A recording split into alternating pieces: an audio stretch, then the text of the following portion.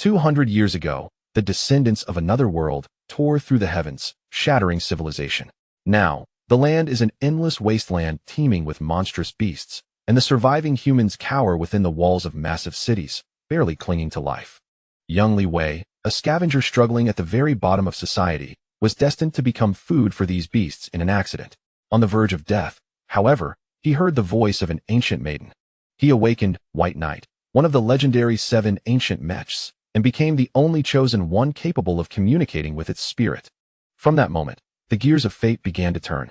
To repair his beloved mech and to uncover the truth of the world, Li Wei embarked on a destiny-bound journey to collect all 7 divine mechs.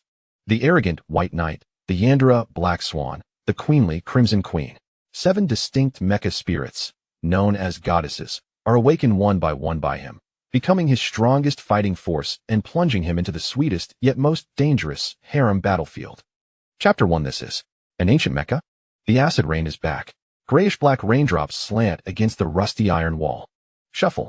Li Wei huddled under a relatively intact shipping container, carefully wrapping his day's haul in an oilcloth. 3 compressed biscuits, half a bottle of murky filtered water, and a small bag of salt he traded for a few parts. That's all he has for today. Footsteps echo in the rain, stepping into puddles, splashing up puddles of dirty water. A tall figure stopped in front of him. Li Wei, what's your share for today? The newcomer was Scorpion, the leader of their scavenger team. His voice, like his person, was cold and damp. Li Wei didn't look up, silently pushing the oilcloth in front of him aside. Scorpion bent down, grabbed the oilcloth, and roughly weighed it in his hand. Is that all? He scoffed, casually taking the largest piece of compressed biscuit and the bag of salt from inside. Then, he threw the rest back in front of Li Wei. Crumbs of the biscuit fell into the sewage. You can only take half the supplies today. If you're not full, figure it out yourself. Li Wei's fist clenched tightly in his sleeve, his nails digging deeply into his palm. But he said nothing. He simply silently gathered the remaining supplies. In the wasteland, the strong set the rules. And he was not yet a strong one. Stop playing dead. You must finish the mission before dark. Scorpion urged impatiently, turning and disappearing into the rain. Li Wei looked up, watching the direction Scorpion had left, his eyes cold. He carefully picked up the last crumb and put it in his mouth. Then he hid the remaining food and water in the innermost part of his body. He stood up. He didn't return to the eastern scrapyard, a place his team frequented. Alone, he turned into the other side of the factory. Scorpion and the others preferred the main roads for safety. But Li Wei knew the real treasures were hidden in the corners no one dared to venture into. He moved through the maze like abandoned factory, his footsteps barely a sound. The air was thick with the strange stench of rusting metal and chemicals. He passed a silent area, where even the chirping of insects had ceased. He stopped and listened intently. Then, without hesitation, he changed direction, vaulting over a rickety beam. Just where he had stopped, several hyena-like beasts covered in bony spikes silently darted past. Li Wei's movements were quiet, making no unnecessary noise. Suddenly, his communicator emitted a crackling electrical noise, then lost signal completely. He stopped. Looking at the unresponsive communicator, a flicker of doubt crossed his eyes.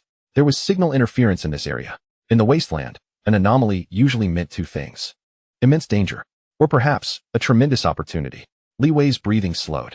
Like a true cheetah, he began to carefully examine the area. His gaze swept over every corner, not missing a single anomaly. Finally, his eyes settled on the floor of a collapsed factory building. The reinforced concrete had caved in, forming a small pit. At the bottom of the pit, instead of soil, was a smooth, dark door with a metallic sheen. A tightly closed alloy gate, belonging to an old era. Li Wei's heart began to pound uncontrollably. A complete, undiscovered underground structure. In the wasteland, this was a gold mine. He crouched at the edge of the pit, observing carefully. The door was covered in a thick layer of dust, with no signs of forced entry. He hesitated for a moment. Should he explore alone, or? Scorpion's greedy face surfaced. The numb or bullying looks in the eyes of the other members of the team followed. He knew very well that even if there was treasure inside, he couldn't take much with him alone. Wealth requires sufficient power to protect. He made his decision. He turned and ran quickly towards the team's camp. When Li Wei, panting, led Scorpion to the collapse site, the entire scavenging team followed. Is this it? Scorpion looked at the pit, his eyes filled with doubt. There's a door down there, a relic from an ancient era, Li Wei said simply. Scorpion didn't go down immediately, but ordered a skinny team member named Old Cat to go down and scout ahead. Old Cat reluctantly slid down into the pit, knocked on the alloy door, and scraped off some dust with a tool. His expression quickly changed. Captain, It's that it's titanium alloy. An intact titanium alloy gate.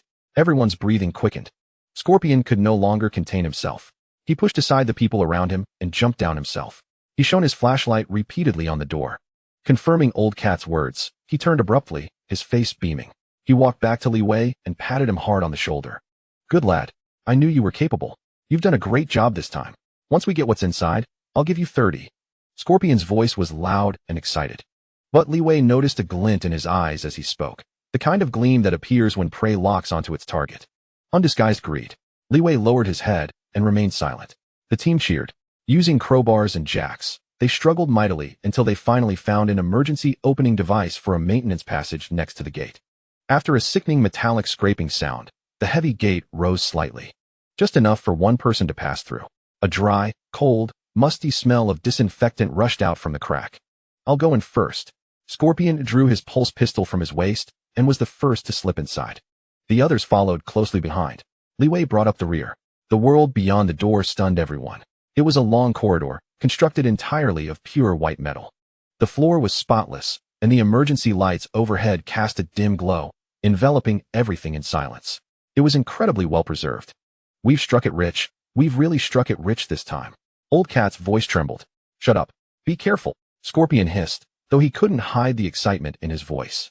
They walked down the corridor, most of the rooms on either side tightly shut. Signs hung above them. Gene editing lab, material analysis department, and so on. This seemed to be a top-tier research institute from a bygone era. After passing through several automatic sensor doors, their vision suddenly opened up. They arrived at an enormous circular hall. The hall's dome was terrifyingly high, surrounded by countless enormous, now extinguished screens and complex control panels. In the very center of the hall, everyone's gaze was drawn to the same thing. Unable to look away, it was a mech. A sleek, elegant white mech.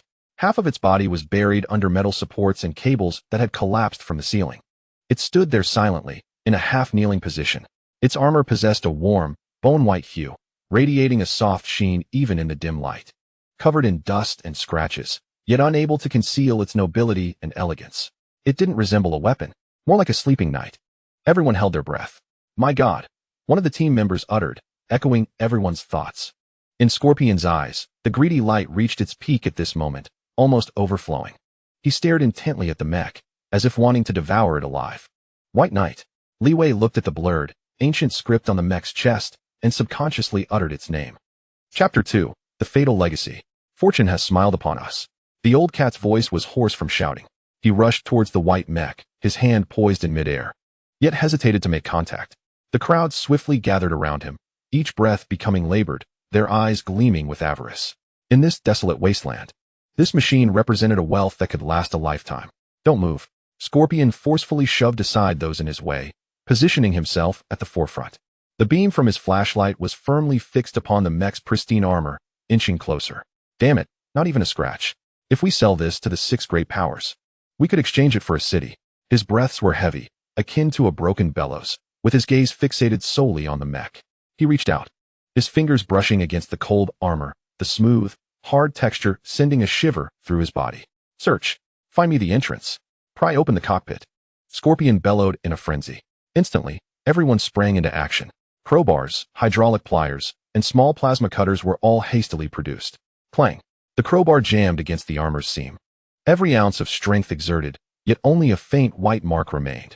Zzz. Blue flames lashed out at the armor, leaving no trace of damage. As the fire subsided, that spot gleamed even brighter. What in the world is this made of? One exhausted team member cursed. The air was thick with disappointment. The treasure lay before them. Yet they couldn't even find the door. Scorpion's expression darkened, elation transforming into agitation. You worthless fools.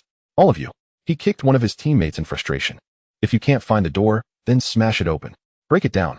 The team members, now aflame with anger, seized their heaviest tools and began a reckless assault on the mech. Bang, bang, bang. The muffled sounds echoed through the hall, but the slumbering knight remained unyielding. Li Wei stood at the periphery of the crowd, refraining from joining the fray. He simply observed, a sense of unease building within him. He felt deep down that this mech did not deserve such treatment. A team member known as Hammer swung a massive alloy hammer at a maintenance hatch on the mech's outer leg, exerting all his strength. Open up. Clang. A resounding crash echoed. The hammer was flung back, shattering Hammer's palm and causing blood to flow. Yet where the hammer struck, the indicator light beside the hatch flickered. Click. A faint sound. The next moment, all the lights in the hall went out. What is happening? Power outage? In the darkness, the team members scrambled to switch on their headlamps. Wailing alarms pierced the air without warning. Blood-red emergency lights flickered to life from above and between the walls, casting a crimson hue over everyone's faces. The earlier excitement evaporated in an instant, replaced by panic and an ominous premonition. Silence. Everyone be quiet. Scorpion roared, raising his pulse pistol, scanning the surroundings with vigilance. Who the hell triggered the alarm? Hammer's face drained of color, his voice silenced. The team formed a tight circle, backs pressed together, anxiously watching the surrounding darkness. They were seasoned survivors of the wasteland. In the ruins of the old world, alarms signaled the activation of lethal defense systems. Drip. A viscous, foul-smelling liquid fell from the high ceiling, splattering onto the old cat's face. He reached up to touch it, bringing it to his nose.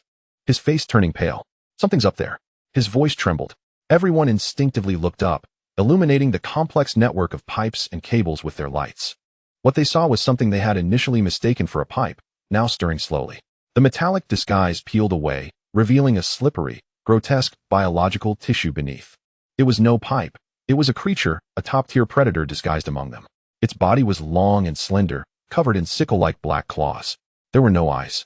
Only a mouth that opened and closed incessantly, filled with rows of razor-sharp teeth. The stalker, Scorpion's voice was filled with despair. This was the monster from the legends of the wasteland. The alarm had awakened the stalker. It shed its disguise, claws unfurling.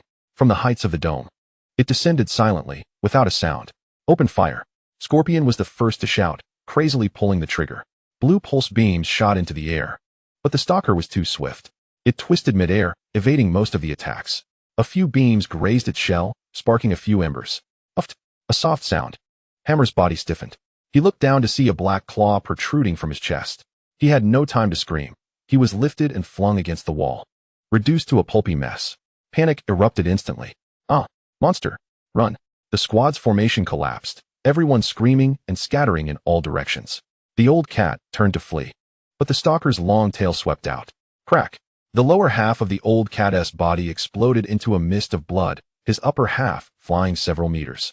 Intestines trailing behind. 2 team members vanished in mere seconds. Scorpion was terrified. As he ran back, he glanced over his shoulder, just in time to see Li Wei not far from the mech. A wicked thought crossed his mind. Li Wei, you're fast. Draw it away. That's an order. He shouted, even turning his gun to fire a few shots at Li Wei's feet. Bang, bang. Bullets exploded, debris striking Li Wei's leg. This successfully drew the stalker's attention.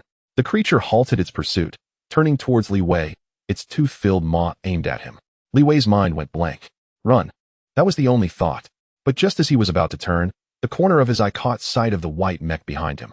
The stalker's next lunge would collide with the mech. An instinctual thought struck him. He couldn't let it touch that mech. This instinct transcended fear and reason. Li Wei made a reckless decision. Instead of retreating, he charged forward 2 steps, picking up a broken rebar from the ground and hurling it with all his might at the stalker. Hey, ugly, look at this. The rebar clanged against the stalker's shell, making a metallic sound, yet it was utterly ineffective. But this act of provocation, accompanied by his loud shout, thoroughly enraged the creature. The stalker emitted a piercing shriek. It moved. Li Wei could only see a shadow lunging towards him. It was too fast. There was no dodging it. He attempted to raise his hand to block, but it was futile. An agonizing pain erupted from his abdomen. He looked down to see a scythe-like black claw piercing through his belly, the tip emerging from his lower back, slick with blood. His body was lifted off the ground by the immense force. Strength drained from him in an instant. His vision began to blur, the alarm fading into the distance. He was suspended by the stalker's claw, which seemed in no rush to consume him, merely lifting him into the air to relish the sight of life ebbing away from its prey. Li Wei felt his life slipping rapidly away. The world around him became drenched in crimson. Is this it? With his last ounce of strength, he strained to turn his eyes towards the white mech. It knelt quietly, cold and silent, an indifferent spectator. How utterly ironic. Li Wei's lips curled slightly. His consciousness sank into darkness. Chapter 3 acknowledged that you are my pilot. Blood loss sapped his warmth. Li Wei's temperature ebbed, his body oscillating between weightlessness and a heaviness that rendered him immobile. The excruciating pain in his abdomen had dulled, transforming into a distant ache. He could hear the rhythmic thumping of his heart, each beat slower and fainter, as if it were on the verge of ceasing altogether. The world before him faded into monochrome, leaving only a flickering crimson glow. It was the alarm light of the hall, as well as the blood that flowed from him. He observed that the lurking creature did not immediately devour him. Instead, it suspended him on its claws, seemingly savoring the spectacle of his gradual demise. Its tooth-filled maw opening and closing with a satisfied hiss. In the distance, the scorpion and another surviving comrade had reached the entrance of the passageway. They paused, casting fearful yet greedy glances back. Li Wei knew what they were witnessing. They were gazing at the white mech. Then, the lurker grew weary of waiting. It flung Li Wei from its claws, as one might discard a piece of refuse. His body crashed heavily onto the cold metallic floor, just beside the kneeling form of the white knight. Another wave of pain surged through him, but it mattered little now. His gaze fell for the last time upon the mech that was so close. Its bone-white armor and sleek lines, despite being covered in a thick layer of dust, still exuded an air of nobility. Did I rush out to protect it? This absurd thought flitted through his mind. Sacrificing his worthless life for a hunk of metal. How foolish. He wished to laugh. Yet all that escaped his throat was a rasping sound. Darkness crept from the edges of his vision, poised to engulf the last remnants of his consciousness. It was over. At that moment, a voice, unexpected and sudden, resounded deep within his mind. It was that of a girl, clear and proud, yet tinged with an unmistakable urgency and panic. Hey, do you want to live? Li Wei's consciousness jolted awake. Was it an illusion? Do the dying see such things? Fool, answer quickly. If you don't, we'll both be doomed. The voice echoed again, laced with impatience and anger. Acknowledge that you are my pilot. Now, immediately. Li Wei's muddled brain struggled to comprehend the words. Pilot? What pilot? Summoning his last ounce of strength, he attempted to move his eyes, searching for the source of the voice. Finally, his gaze landed on the enormous white mech beside him. Is it you? Of course it is. The girl's voice nearly roared. Hurry, I'm about to collapse. That hideous creature is coming. Do you want to live or not? The lurker seemed to sense something, abandoning its pursuit of the scorpion at the passageway, turning instead to approach Li Wei and the white mech step by step. Live. The thought instantly dispelled all darkness and chaos in Li Wei's mind. He did not wish to die. He had yet to exact revenge on the scorpion. He had not yet escaped this wasteland to see the outside world. He wanted to speak, yet no sound emerged. Use your mind. Your will. Acknowledge your desire to become my pilot. Contract with me. The girl's voice urged urgently. Li Wei summoned every ounce of willpower left in him, and, deep within his soul, he roared a single word. Yes. Boom. Li Wei felt an immense force violently yank his perspective from his dying body. The world spun around him. In the next moment, he found himself in a shattered realm. Before him was a curved viewport, marred with web-like fractures. Beyond the viewport lay the blood-soaked hall, the encroaching lurker, and his own body. Lifeless and motionless in a pool of blood. Warning, biometric signal weak, synchronization rate below 3. Warning, post-vital signs are about to vanish. Forced linkage poses a high risk of brain death. Warning, energy below 5, multiple critical nodes severely damaged. Countless crimson warning boxes and surging data streams flashed before him, inducing a splitting headache. The blaring alarms melded with the girl's furious and anxious voice, nearly tearing his mind apart. The synchronization rate is too low. Damn it. This body is too damaged. Hey, you fool. Stop dawdling. Grab the control stick. Control stick? Li Wei looked down to find his hands hovering over a battered console. His hands were translucent, like ethereal shadows. Beside him, two semi-transparent control sticks crackled with electrical sparks. Instinctively, he reached out and grasped them. The moment he seized the control sticks, a strange sensation coursed through his body. He felt heavy, cold, imbued with power, yet riddled with pain. His left knee was completely jammed, his right arm's drive shaft moved sluggishly, and a massive breach in his back sent waves of numbing agony through him. Is this the sensation of the mech? Have I become this white knight? Focus. That monster is about to attack. The girl's voice pulled him back to reality. Through the fractured viewport, he saw the lurker standing directly before him. It raised its claws, targeting the mech's head, the very cockpit in which he now resided. Left hand. Weapon slot 3. Hurry. Pull it out. The girl's voice became piercingly sharp. Left hand. Weapon slot. Li Wei's mind was a whirlwind of confusion. He couldn't grasp these commands. Yet, his instinct for survival triggered the most direct response. He poured all his will into the concept of his left hand. Move. Move for me. In the real world. The scorpion remained fixated on the center of the hall. It watched as the lurker raised its claws, poised to obliterate the mech. His heart bled. But just as the claws were about to descend, an unexpected turn of events occurred. With a screech, a grating metallic sound erupted. The white mech, which had remained unresponsive until now, suddenly moved its drooping left hand. In the scorpion's incredulous gaze, the massive arm, clad in bone-white armor, slowly and steadily lifted. Its movements were painfully sluggish, joints creaking under the strain. Yet it was undeniably moving. The lurker, too, was taken aback by this sudden change, halting its attack, tilting its head as if trying to discern what had transpired with this hunk of metal. The White Knight's left hand paused momentarily in midair before suddenly lunging downward, grasping the external armor on its left thigh. Click! A crisp, unlocking sound echoed. The armor panel sprang open, revealing a deep slot within.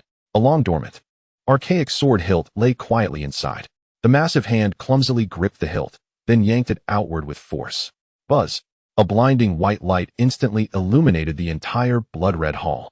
The moment the hilt was drawn, a 10-meter-long pure white energy blade shot forth from its tip.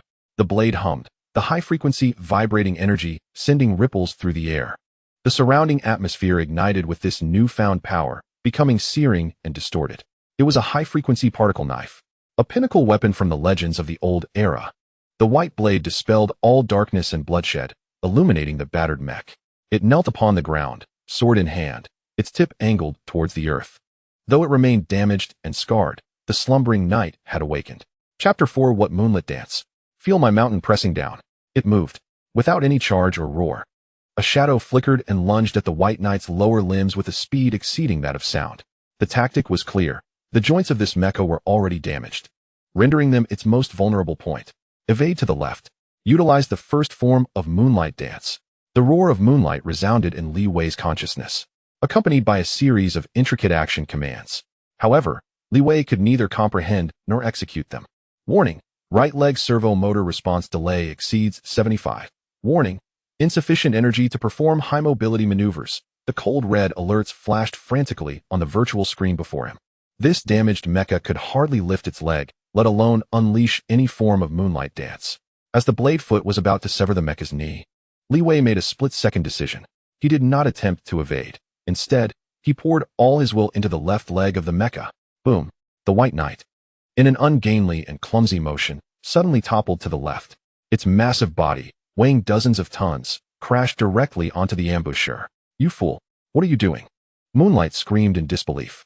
She had never seen such a crude, unrefined, yet surprisingly effective fighting style.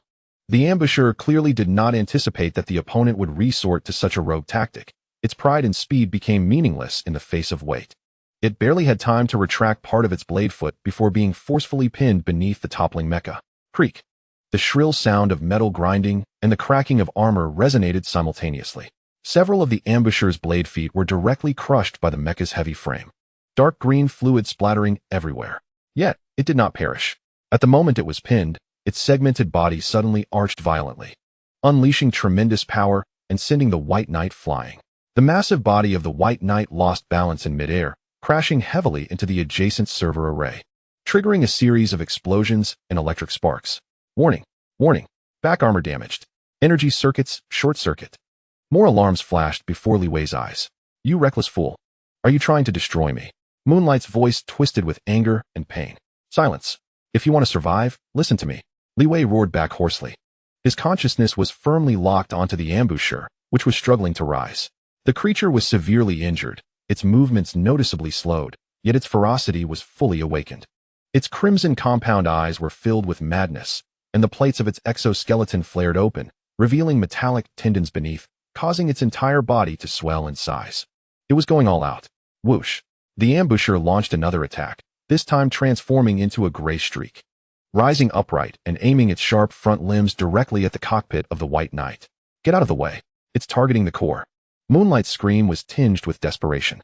Li Wei's eyes were bloodshot, fixated on the approaching shadow. There was no time to evade. The damage to the mecha and the low energy reserves rendered him incapable of even raising his arm to block. However, years of scavenging experience, or countless encounters with beasts pursuing him, had taught him what a predator does when its prey ceases to flee. It lowers its guard. Just as the sharp blade foot was about to pierce the cockpit, Li Wei made a reckless decision. He controlled the mecha's remaining left arm, positioning the particle blade, ablaze with white flames, across his chest. No, this was not a defense. It was a trap. Thud! The ambusher's blade foot forcefully stabbed into the White Knight's chest. Countless components and cables were torn apart, and violent energy surged through the wound into the mecha's interior. The cacophony of alarms in the virtual cockpit merged into a deafening chorus, threatening to shatter Li Wei's consciousness. Warning: chest armor penetrated. Energy core exposed. No. Moonlight let out a mournful cry. Yet, the creature paid a price for its lethal strike. To ensure its penetration, its body was pressed closely against the mecha. Its grotesque head, now exposed and defenseless, was laid bare before the White Knight. Now, die for me. Li Wei infused all his will, resentment, and desire for survival into the mecha's left arm. The particle blade, which had been held as bait across his chest, instantly reversed direction and with a wicked angle, thrust fiercely into the ambusher's gaping maw. Roar! A howl, unlike anything a creature could produce, mixed with the sound of electrical currents, echoed throughout the hall. The high-frequency particle blade penetrated its upper jaw, emerging from the top of its skull. The white flames incinerated its brain matter, dark green blood gushing forth and splattering across the White Knight's battered chest. Has the battle ended? Just as Li Wei sighed in relief, the dying creature unleashed a frenzied counterattack. Its remaining intact blade feet tightened around the cockpit, desperately squeezing inward. Creak! The sound of metal twisting painfully echoed from outside the cockpit, and more cracks appeared on Li Wei's virtual screen, as if it were on the verge of complete collapse. The energy is nearly depleted. Let go. Its body is about to explode. Moonlight's voice rang in Li Wei's mind. Core energy below 1.08. Forced hibernation imminent. Li Wei gritted his teeth, feeling the mecha's strength rapidly ebbing away. His left arm, clutching the lightsaber, began to tremble uncontrollably. Once the energy was exhausted, this mecha would revert to a heap of scrap metal, and he, along with the cockpit, would be reduced to mere pulp. Enough noise. Li Wei, summoning his last ounce of strength, roared at Moonlight within his consciousness. Give me everything you have left. He forcefully pushed the illusory joystick, disregarding all the flashing red warnings, and extracted the last vestige of energy from the core, channeling it into the high-frequency particle blade still embedded in the monster's head. Buzz. The white flame of the particle blade expanded exponentially in an instant, its brightness surpassing that of a star. The furious energy within the ambusher's head became unrestrained, triggering a terrifying chain reaction. There was no earth-shattering roar. A blinding white light erupted violently from the creature's head. That grotesque visage, along with part of its body, was utterly obliterated in the radiance, leaving not a trace of debris. The ambusher's desperate counterattack ceased abruptly, and the blade feet that had gripped the cockpit lost all strength. Drooping limply, the battle was over. Huffing heavily, Li Wei gasped for breath. But the next second, the world before him began to spin uncontrollably. Energy depleted. Mecha entering forced hibernation. As the final cold mechanical voice faded away, the faint blue glow on the White Knight's chest dimmed completely. The massive mecha, devoid of all energy support, could no longer maintain its standing posture. Crash! It collapsed to the ground with a thunderous sound, stirring up clouds of dust. Li Wei's consciousness was violently ejected from the virtual cockpit by a tremendous force. The last image he saw was that of the battered white mecha, kneeling before his bloodied body. Then, darkness consumed him. His body went limp, collapsing onto the cold ground, and he fell into a deep unconsciousness. Chapter 5. The greed of humanity. Dust gradually settled. Under the flickering red alarm lights, the entire hall lay in disarray. The walls were marred with claw marks and scorch marks, the destroyed server array still crackling with electric sparks, and the air was thick with a noxious blend of ozone, burnt flesh, and overheated metal. In the midst of this hellish scene, the battered white mecha knelt on one knee, quietly guarding the bloodied boy before it. Its chest armor was pierced, the left arm hung limply, and the once radiant particle blade in its hand had lost all its brilliance. It stood like a guardian statue, having exhausted all its strength, tragic and silent. After an indeterminate passage of time, a cautious head emerged from the slightly ajar, circular alloy door. It was Scorpion, who had not ventured far. After fleeing the hall, his avarice for the ancient mech ultimately eclipsed his fear of the lurking threat. He concealed himself in a safe corridor, akin to a snipe waiting for a fisherman, silently anticipating the outcome of the struggle within. He perceived the final explosion followed by an eerie silence, deducing that the battle had concluded, yet he remained oblivious to the identity of the victor. Cradling a pulse pistol, Scorpion crouched low and gradually infiltrated the hall. Upon witnessing the scene before him, he froze in disbelief. The formidable lurker, which had instilled such dread that he could scarcely entertain the notion of resistance, had vanished. No, More precisely, only a charred, smoking remnant remained. Meanwhile, the mech that should have been rendered scrap lay prostrate, as if bowed in defeat. That boy, Li Wei, the very one he had deemed a useless burden, had survived? No, not only had he survived, but he had also slain the beast? How could this be? Scorpion's mind went blank. The tableau before him transcended the understanding he had cultivated over 20 years in the wasteland. Fear surged once more, crashing over him like a tidal wave. It was an instinctive terror of an incomprehensible, unknown force. A trembling voice broke through from behind him. The team leader, another survivor, whom we shall call Thin Monkey, emerged from the shadows, his face ashen as he surveyed the unfolding scene, his teeth chattering. That boy, he is not human. Thin Monkey stammered, his grip on the steel pipe quaking as if sifting grain. Scorpion paid him no heed, his gaze fixated on the fallen mech and the motionless form of Li Wei. Following his initial fear, a more fervent and frenzied emotion began to take root in his heart. Greed, he understood now. The issue lay not with Li Wei, but with the mech. Within that machine, there must be some earth-shattering secret. A secret that enabled a dying person to command a discarded body and turn the tide against elite beasts. This secret was worth more than the mech itself, more valuable than all the wealth he had ever encountered combined. If he could seize the secret, not only would he surpass the 6 major factions, but he could even ascend to become the leader of a 7th. With this thought, Scorpion's breath became labored, and a fierce, malevolent glimmer ignited in his eyes. Fear? What was fear? In the face of wealth capable of altering one's destiny, fear was merely an appetizer. He cast a glance at the still form of Li Wei, and a singular thought crystallized in his mind. To kill, to silence, to seize treasure. This secret must not be known to a third party. He turned to Thin Monkey, still trembling beside him, a flicker of murderous intent flashing in his eyes. Yet, he quickly reconsidered. He needed an accomplice, as well as a witness. Captain, we should leave, Thin Monkey implored, his voice quaking with dread. This place is too sinister. That boy is a monster. Leave? Scorpion scoffed, yanking Thin Monkey by the collar and pulling him close. You fool, do you not see? Wealth is right before us. Do you wish to spend your life as a scavenger, perpetually hungry? But, Thin Monkey stuttered, terror-stricken by the madness in Scorpion's gaze. That boy can control the mech. He will kill us. Huh. Scorpion spat disdainfully. Look at him now, like a dead dog. He is spent. Noticing Thin Monkey's lingering hesitation and fear, Scorpion's eyes glinted with cunning as he adopted a more persuasive, yet chilling tone. He lowered his voice, as if a devil were whispering in his ear. Think. How could a dying man possibly command a discarded mech? That is not his power. What then? Thin Monkey asked instinctively. Possession. Did you not see?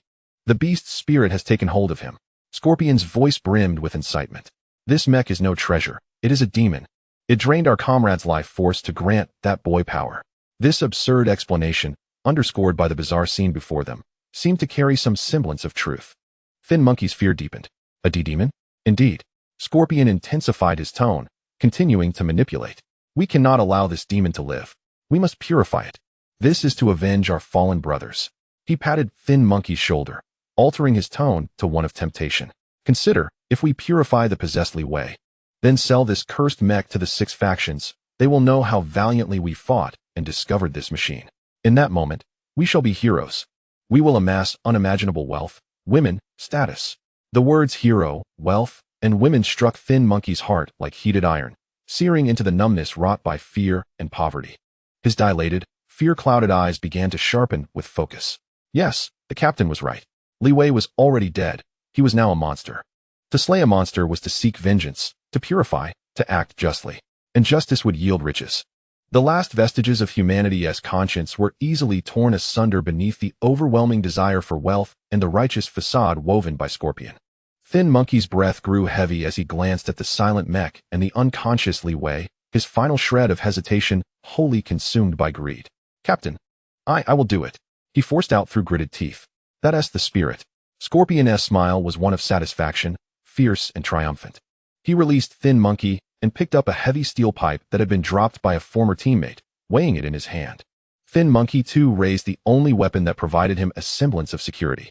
The two, one leading the other, tread upon the debris and bloodstains, their hearts brimming with murderous intent and greed, as they advanced toward the defenseless boy who had expended everything to protect them. The flickering red light elongated their shadows, resembling 2 demons clawing their way from the depths of hell. Chapter 6. The arrogant, alarmed darkness enveloped Li Wei once more. Yet this time, it was no longer cold and viscous. This darkness was warm, akin to returning to the womb, where all pain, fatigue, and resentment were soothed and gradually dissolved. His consciousness floated like a speck of dust in the boundless cosmos, on the verge of fading into oblivion. This was liberation. On the other end of the mental link, Mutant felt this tranquility but was plunged into an icy abyss. She sensed that Li Wei's life force was flickering out, not due to his injuries, but because his will had chosen to surrender after enduring a battle that surpassed all limits and experiencing cruel betrayal. He was weary beyond measure. "Hey, you fool, wake up." Mutant summoned every ounce of her strength to call out, but her voice could not stir even the slightest ripple in the serene ocean of Li Wei's consciousness. Devoid of energy, her mental link was as fragile as a candle flickering in the wind, ready to extinguish at any moment. She observed the unfolding scene outside. Those two despicable humans, Scorpion and another called Thin Monkey, brandished their weapons, inching closer to Li Wei's unsuspecting form. The greed and malice etched on their faces were stark and grotesque. "This cannot conclude this way. I am the White Knight, the brightest star from the battlefields of yore. I have slumbered for centuries, waiting for a pilot capable of communion, even if he is a clumsy fool, as frail as a weed. I shall not allow myself to be reduced to a mere trophy, divided among these wretches, in the most humiliating manner. I shall not allow my driver to be slain by these insignificant insects, unworthy even to polish my armor." A surge of profound pride erupted from the depths of my soul, transforming into a fierce and unyielding rage. I have not yet conceded to your demise. With the final remnants of her mental strength, along with that burning pride and defiance, Tsukiyomi condensed it into an invisible, razor-sharp spear. She then directed it toward Li Wei's dormant consciousness, striking fiercely and mercilessly. "Wake up, you fool." Li Wei, immersed in the warm darkness, suddenly felt a jolt in his mind. An indescribable agony, as if his very soul were being torn asunder, erupted within the core of his consciousness. This was not mere physical pain, but an ultimate sting emanating from the realm of the mind, transcending all senses. The warm darkness was instantaneously dispelled, and all his faculties were forcibly yanked back into reality. The frigid air, the pungent scent of blood, the excruciating pain from his abdomen, and the howling wind above him. Li Wei violently opened his eyes. Before him loomed the grotesquely contorted face of Scorpion, driven by greed, and the heavy steel pipe he wielded, poised to descend upon him with devastating force. The shadow of death loomed once more. There was no time to ponder, no time for anger, nor even for fear. Li Wei's body reacted swifter than his mind. This instinct for survival had been etched into his very marrow through countless brushes with death in the wasteland. With a last burst of energy, he rolled out of the way in a clumsy, grotesque manner. The motion re-aggravated his abdominal wound, causing blood to instantly saturate the makeshift bandage, the pain nearly rendering him unconscious. But he evaded it. Boom! The lethal steel pipe narrowly missed his nose, crashing down onto the ground where he had just lain. The hard metal floor was dented with a clear impression, and the sparks that erupted under the impact flickered like despairing flowers in the crimson glow. What? Scorpion and the Thin Monkey were momentarily stunned. They could not fathom how this seemingly unconscious boy had managed to evade such a fatal blow. In that fleeting moment, without casting a glance back, Li Wei used all four limbs to drag his bleeding body, like a wounded wolf, towards the depths of the dark passageway on the other side of the hall. Crawling frantically, he understood that he was gravely injured and unarmed, facing a certain death if he remained. The only chance for survival lay in escape. Escape into the labyrinthine depths of the research facility. Damn it, he is not dead. Don't let him get away. Scorpion was the first to regain his composure, letting out a furious roar as he discarded the heavy steel pipe and drew his pulse pistol, aiming at Li Wei's retreating figure and pulling the trigger. Whoosh! A blue energy beam whizzed past Li Wei's feet, leaving a searing hole in the ground. Li Wei felt a chill run down his spine. He could not afford to feel the pain, scrambling forward with all his might, quickly vanishing into the dark passage. Pursue. Follow him. He won't get far. Scorpion and the Thin Monkey rushed after him into the corridor. He is gravely injured. He can't run for long. Capture him. Break his arms and legs. Scorpion's voice echoed with malice in the narrow passage. Captain, it's pitch dark here. Could there be danger? The Thin Monkey's voice trembled with uncertainty. Danger, my foot. That monster is dead. The greatest peril now is letting that kid escape. Hurry, pursue him. Hearing the footsteps and curses drawing nearer, Li Wei clenched his teeth. The wound in his abdomen bled profusely, Each movement felt like being seared by a red-hot iron. His vision began to blur, and his stamina was rapidly depleting. "Are you all right?" Tsukiyomi's weak voice echoed in his mind, laced with an uncharacteristic concern. The mental shock she had just unleashed had nearly exhausted her reserves.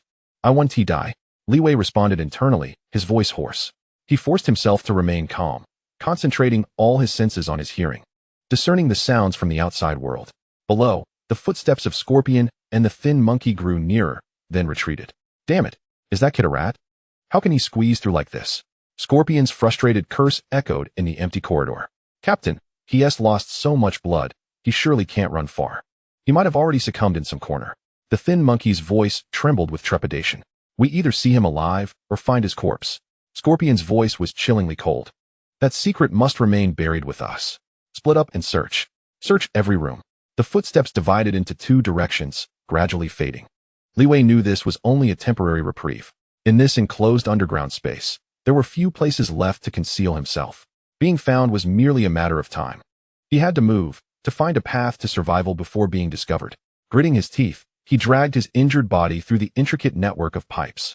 As a scavenger, he possessed an innate familiarity with the structure of such abandoned buildings. He knew precisely where the load-bearing walls were, where the ventilation shafts lay, and where hidden compartments might exist. He maneuvered like a true gecko, sometimes crawling, sometimes leaping perilously from one pipe to another. Each movement accompanied by the tearing pain of his wounds and a significant loss of strength. Several times, he nearly toppled from his perch due to dizziness. The beams of Scorpion and the thin monkey's flashlights swept across the places he had just traversed, like the eyes of demons. Once, Scorpion seemed to sense something. Abruptly lifting his head, aiming his pulse pistol at the pipe where Li Wei was concealed. A blue energy beam grazed the edge of the pipe, heating the metal to a bright red. The scorching wave of heat rushed towards Li Wei, singeing his eyebrows. He was drenched in cold sweat, no longer daring to pause even for a moment, frantically crawling forward with all his might. This tense game of cat and mouse persisted for an indeterminate duration until Li Wei's stamina finally reached its limit. Darkness clouded his vision, and his limbs felt as heavy as lead. Before a vertical ventilation shaft, he could no longer support himself. His hand slipped, and he plummeted nearly 10 meters down the shaft. Bang! Following the heavy sensation of falling, a violent impact jolted his back. He felt as if his bones might shatter. A sweet taste flooded his throat, and blood surged forth. Struggling to rise, he realized he had fallen into an unfamiliar room. It was a vast, circular chamber, its walls adorned with intricate wiring and extinguished indicator lights. This appeared to be a core area of the research institute. However, despair gripped Li Wei as he discovered that this room was a dead end. Aside from the ventilation shaft he had fallen from, there were no other doors or passages. Above him, the mocking laughter of Scorpion and Thin Monkey echoed ominously. "Huh, found you, you damned little mouse," Scorpion exclaimed excitedly. Instead of descending through the ventilation shaft, he and Thin Monkey entered through a door at the end of a passage they had just traversed. That door was the only exit from this room. They blocked Li Wei's last escape route, their faces adorned with the cruel, mocking smiles of cats that had caught their prey. "Run. Why aren't you running?" Scorpion advanced step by step, the pulse pistol in his hand glowing dangerously blue. "I admit, you are quite capable, more so than I had imagined. But this is where it ends." Thin Monkey brandished a steel pipe, greed overshadowing his fear. Despair engulfed Li Wei in an instant. Leaning against the cold wall, he gasped for breath. Severely injured, utterly exhausted, and unarmed, all hope seemed extinguished in this dead-end trap. Was he to die? To be cowardly slain by these two scoundrels he once called companions? No. In that ultimate despair, a flicker of mad flame ignited in Li Wei's eyes. He scanned the room for any semblance of possibility. Then, his gaze settled upon the very center of the room. There stood a massive cylindrical container made of glass and metal. Inside, a pulsating sphere radiating a ghostly blue light floated, reminiscent of a heartbeat. The glass of the container was riddled with cracks, and wisps of electrical arcs escaped from the fissures, crackling in the air. This was the backup energy core. An extremely unstable backup energy core that could explode at any moment. A flash of inspiration struck. A reckless notion of mutual destruction formed in his mind. "Fool, detonate it." Almost simultaneously, the weak yet immensely proud voice of Yue screamed in his head, filled with resolute determination. "Dying together is better than being killed by this rabble. My pilot, even in death, will drag the enemy to hell with me." Yue roar was like a shot of adrenaline, clarifying and solidifying Li Wei's frenzied thought. Death, perhaps, But not now, not here, and certainly not in this state of utter helplessness. His gaze pierced through Scorpion and Fin Monkey, directed toward the deeper darkness beyond the door. Toward the central hall. There lay her broken body, the dust-covered lightsaber, and the high-purity core of the infiltrator. That was not a legacy. It was his future. It was the hope of his survival. It was the leverage he needed to exact vengeance on this damned world. A cold, resolute glimmer flashed in Li Wei's eyes. He looked at the encroaching Scorpion, and instead of fear, a strange smile slowly crept across his face. He understood what he must do. Before detonating this place, he had to return and retrieve the most important items. Chapter 8. Take you away. Li Wei smiled. Leaning against the cold wall in that hellish energy room illuminated by unstable arcs of electricity, facing the advancing Scorpion and Fin Monkey, his face slowly twisting into a bizarre, maniacal grin. Has this boy gone mad? Fin Monkey thought, feeling a chill run down his spine as he tightened his grip on the steel pipe. Scorpion halted, a flicker of confusion and wariness crossing his eyes. He had witnessed the desperate curses of those near death, their terrified wails, but he had never seen such a smile. There was no fear in that smile, only a reckless madness that wagered everything on a do-or-die gamble. Stop the theatrics. Scorpion quickly suppressed his unease. To him, this was merely Li Wei's last act of bravado. He raised his pulse pistol, the blue light of the muzzle appearing particularly lethal in the darkness. Kid, I admit you have some skill, but this is where it ends. Leave your secrets, along with your life, here. My secrets? Li Wei's smile blossomed even further. My secrets are your burial gifts. Before his words faded, he moved. He did not charge at Scorpion or Fin Monkey, but instead, with an astounding speed, turned and lunged toward the center of the room where the energy core flickered with arcs. What is he doing? Scorpion and Fin Monkey were dumbfounded by his suicidal action. Li Wei wasted no time. He drew the weathered scavenger's dagger from his boot, a companion for many years, and thrust it with all his strength into the thick, cracked cooling pipe of the energy core. The tip of the dagger screeched against the metal, producing a piercing sound.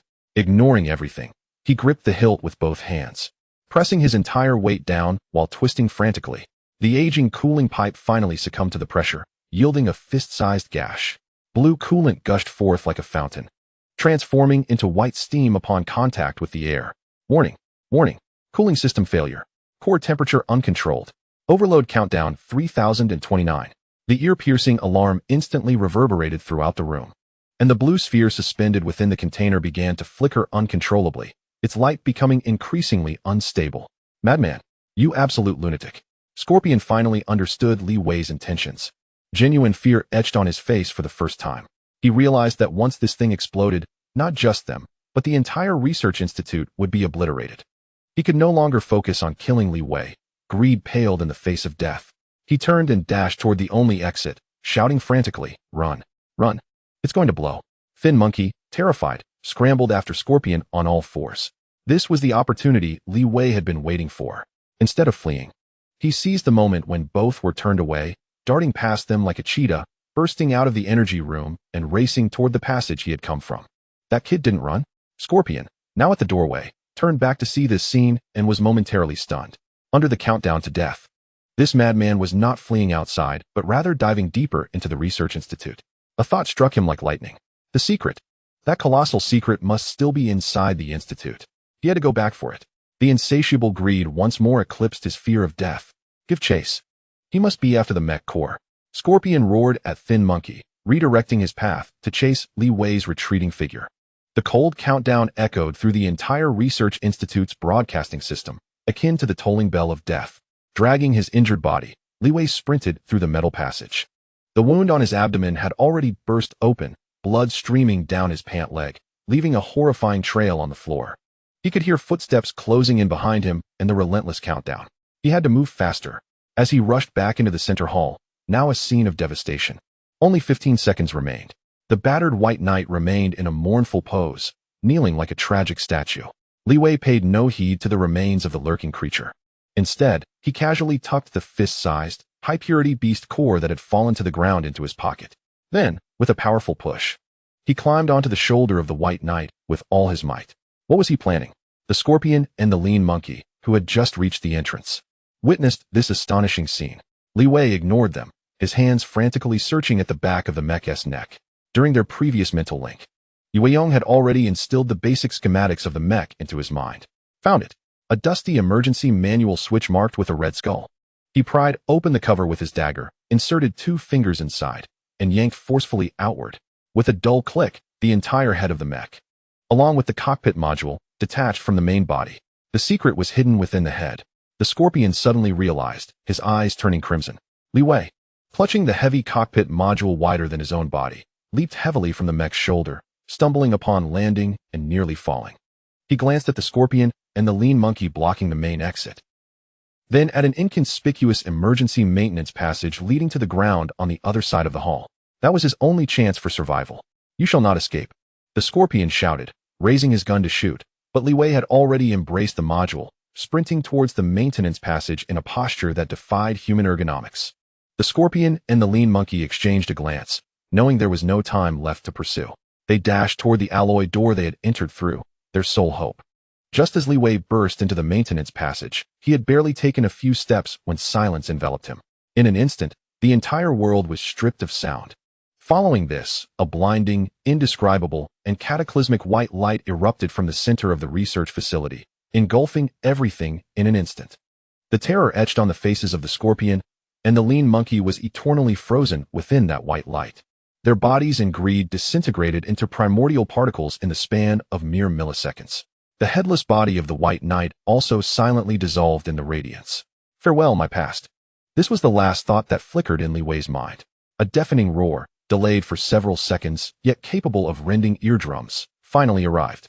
A cataclysmic shockwave, brimming with light and heat, surged violently from the rear of the maintenance passage. Li Wei was like a leaf in a tsunami. Along with the cockpit module he clutched tightly, hurled into the sky by the furious gust. He felt his body tumbling through the air, bones crying out in anguish. Consciousness rapidly drifting away. Time lost meaning as he crashed heavily onto soft sand, the brutal impact forcing a mouthful of blood from him, plunging him into unconsciousness. In his arms, he clung to the cold and heavy cockpit module and the warm beast core, guarding them with his life. The sky remained a lifeless gray. A drizzling acid rain began to fall, striking his youthful, pale face. On the distant horizon, a colossal mushroom cloud slowly ascended. The ground portion of the research facility having entirely collapsed, forming a bottomless pit still releasing black smoke. He had become the sole survivor, a severely injured fugitive, stripped of everything yet bearing a precious treasure. His new life, at that moment, was just beginning. Chapter 9. The ingenious ancient mech drops of acidic rain mixed with the elements jolted Li Wei from his boundless unconsciousness. He gasped sharply, succumbing to a fit of violent coughing, each convulsion sending searing pain through his abdominal wounds. Struggling, he opened his eyes. Not far off, a massive pit billowed thick black smoke. It was the grave he had created with his own hands, burying his past along with the 2 traitors. He had survived. Li Wei looked down to see what he clutched tightly in his arms. A complex, cracked white metal skull, the cockpit module of the White Knight. Alongside it was a fist-sized, still warm dark red crystal, the beast core of the lurker. This was all he had obtained at such a great cost. Hey, you weed, you're still alive? A weak yet haughtily defiant female voice echoed in his mind. Li Wei's temples throbbed. He propped himself up, this simple movement exhausting all his strength. He tore at his blood-soaked shirt, revealing a wound more severe than he had anticipated. The gashes from the claws were festering, having gone untreated. What kind of look is that? You resemble a wild dog tossed aside by its master. Yueyong's voice rang out again, rife with criticism. And your movements, so clumsy. Even bandaging a wound, you do so with such brutality. It's utterly unsightly. Shut up, Li Wei erupted. He shot his head up, glaring at the cockpit module in his arms, his hoarse voice rising in a low growl. The days of fleeing, betrayal, the agony of near death. And the incessant voice in his head ignited the tension in his nerves. What exactly are you? His eyes bloodshot. He resembled a cornered beast. Are you a ghost? Or a curse affixed to me? This outburst momentarily stunned Yueyong's will. Then, a far greater wrath than Li Wei's erupted within his mental realm. You insignificant, feeble weed. How dare you speak to me in such a tone? Yueyong's voice sharpened with fury. Do you think it was not I who pulled you back from the brink of death? Who helped you slay that monster? And who awakened you in your final moments? Without me, you would have long been a puddle of flesh beneath those 2 scoundrels. Then I should thank you, shouldn't I? Li Wei scoffed bitterly, tearing a strip from his clothing to tightly bind his wound, the pain causing his facial muscles to twitch. If it weren't for you, I wouldn't have been targeted by the lurker. If it weren't for you, the Scorpion wouldn't have tried to kill me. I was merely a scavenger, worrying about my next meal, but at least I was alive. But now, I've become a hunted fugitive, with nothing to my name. With nothing to your name? Yueyong laughed derisively at his robber logic. What you possess now is the ancient legacy that everyone dreams of, a power that can change the world. You short-sighted fool. How can you see this as a curse? Power? Change the world? Li Wei found it the most absurd joke he had ever heard. I don't even know where my next meal will come from. I don't even know if I'll survive today. You talk to me about changing the world? You noisy ghost. How dare you call me a ghost? Yueyong's will trembled with indignation. Clearly, the term ghost had struck a nerve. In the desolate wilderness, a fierce argument erupted unexpectedly within their mental realm. One was a realist struggling to survive under the laws of the wasteland, relying solely on his own hands and dagger. The other, an idealist, had slumbered for centuries, possessing unmatched glory and pride, yet detached from reality. Their quarrel resembled a clash of two worlds, intense yet tinged with absurdity. Ultimately, it was Li Wei who ceased first, not because he had lost the argument, but because he had run out of strength. The loss of blood and hunger rendered him lightheaded. If this continued, he might truly faint. Leaning against the cold cockpit module, he gasped for air, disregarding the incessant murmurs of a voice in his mind that was on the verge of exploding with anger. Yueyong gradually fell silent as well. She realized that reasoning with this fool, whose mind was solely occupied with the instinct to survive, was akin to playing a lute to a cow. Calmly, she acknowledged a grim truth. Now, her noble frame was reduced to just a head, and all her hopes rested upon this seemingly insignificant and frail human. If he were to die, her only fate would be to be salvaged by some fortunate scavenger, sold as scrap metal, and ultimately meet her end in a furnace, thus concluding her illustrious yet stifled existence. No, that absolutely cannot happen. After a moment of humiliating silence, Yueyong resolved that she must make this fool truly understand her value. Hey, pay attention, her voice echoed again, still laced with pride, but devoid of the earlier fury. Li Wei ignored her, merely resting his eyes. I said pay attention. Yueyong's tone sharpened with annoyance. Reluctantly, Li Wei opened a slit of an eye to gaze at the cockpit module resting in his arms. He saw the screen, marred by cracks, flicker momentarily before a line of text, composed of countless glowing dots in an ancient and elegant script, gradually emerged. Ancient Mecha G01, White Knight. Li Wei's pupils constricted sharply. Did you see that? That is my name. Yueyong's voice regained its innate pride. I am not a ghost, nor an ominous entity. I am a spirit, the soul bestowed upon the pinnacle of war machines from an ancient era. I embody a higher existence that you mere mortals cannot even begin to comprehend. Spirit, Li Wei murmured the word, still perceiving it as a distant myth. A talking mecha spirit? This was more bizarre than any monster legend circulating in the wasteland. He remained skeptical, or rather, afraid to believe.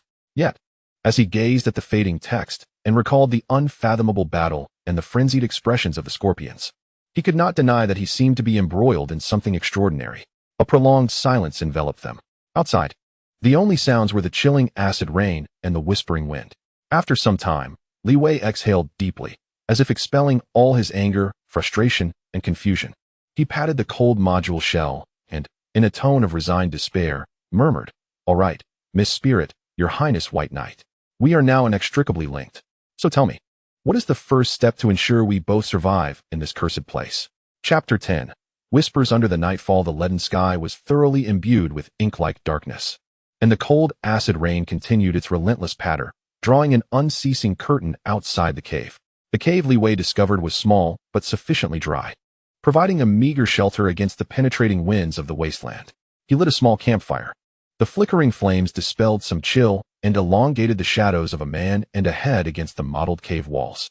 The atmosphere was somewhat awkward. Since their confrontational argument, Yueyong had not uttered a single word. It seemed she was using her silence to convey her noble indignation and disdain. Li Wei, however, relished the quiet. Leaning against the cold cockpit module, he tended to his wounds while closing his eyes to rest. The dizziness from blood loss had yet to fully subside, and the pain in his abdomen still throbbed. But his gratitude for surviving and his plans for the future allowed him to temporarily suppress all physical discomfort. He understood that arguing would resolve nothing.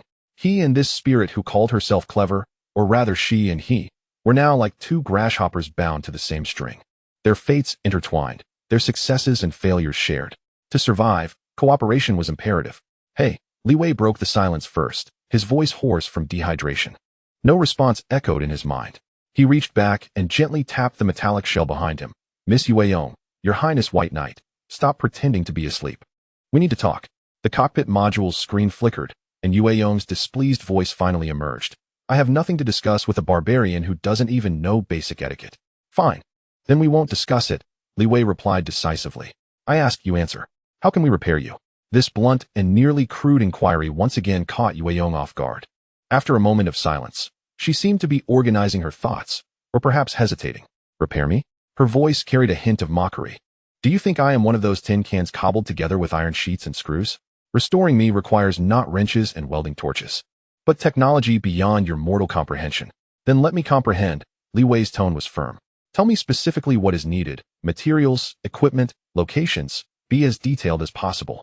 Otherwise, you are merely a talking piece of scrap metal weighing several dozen pounds, a pure burden to me. And I am merely a heavily injured fugitive burdened by you.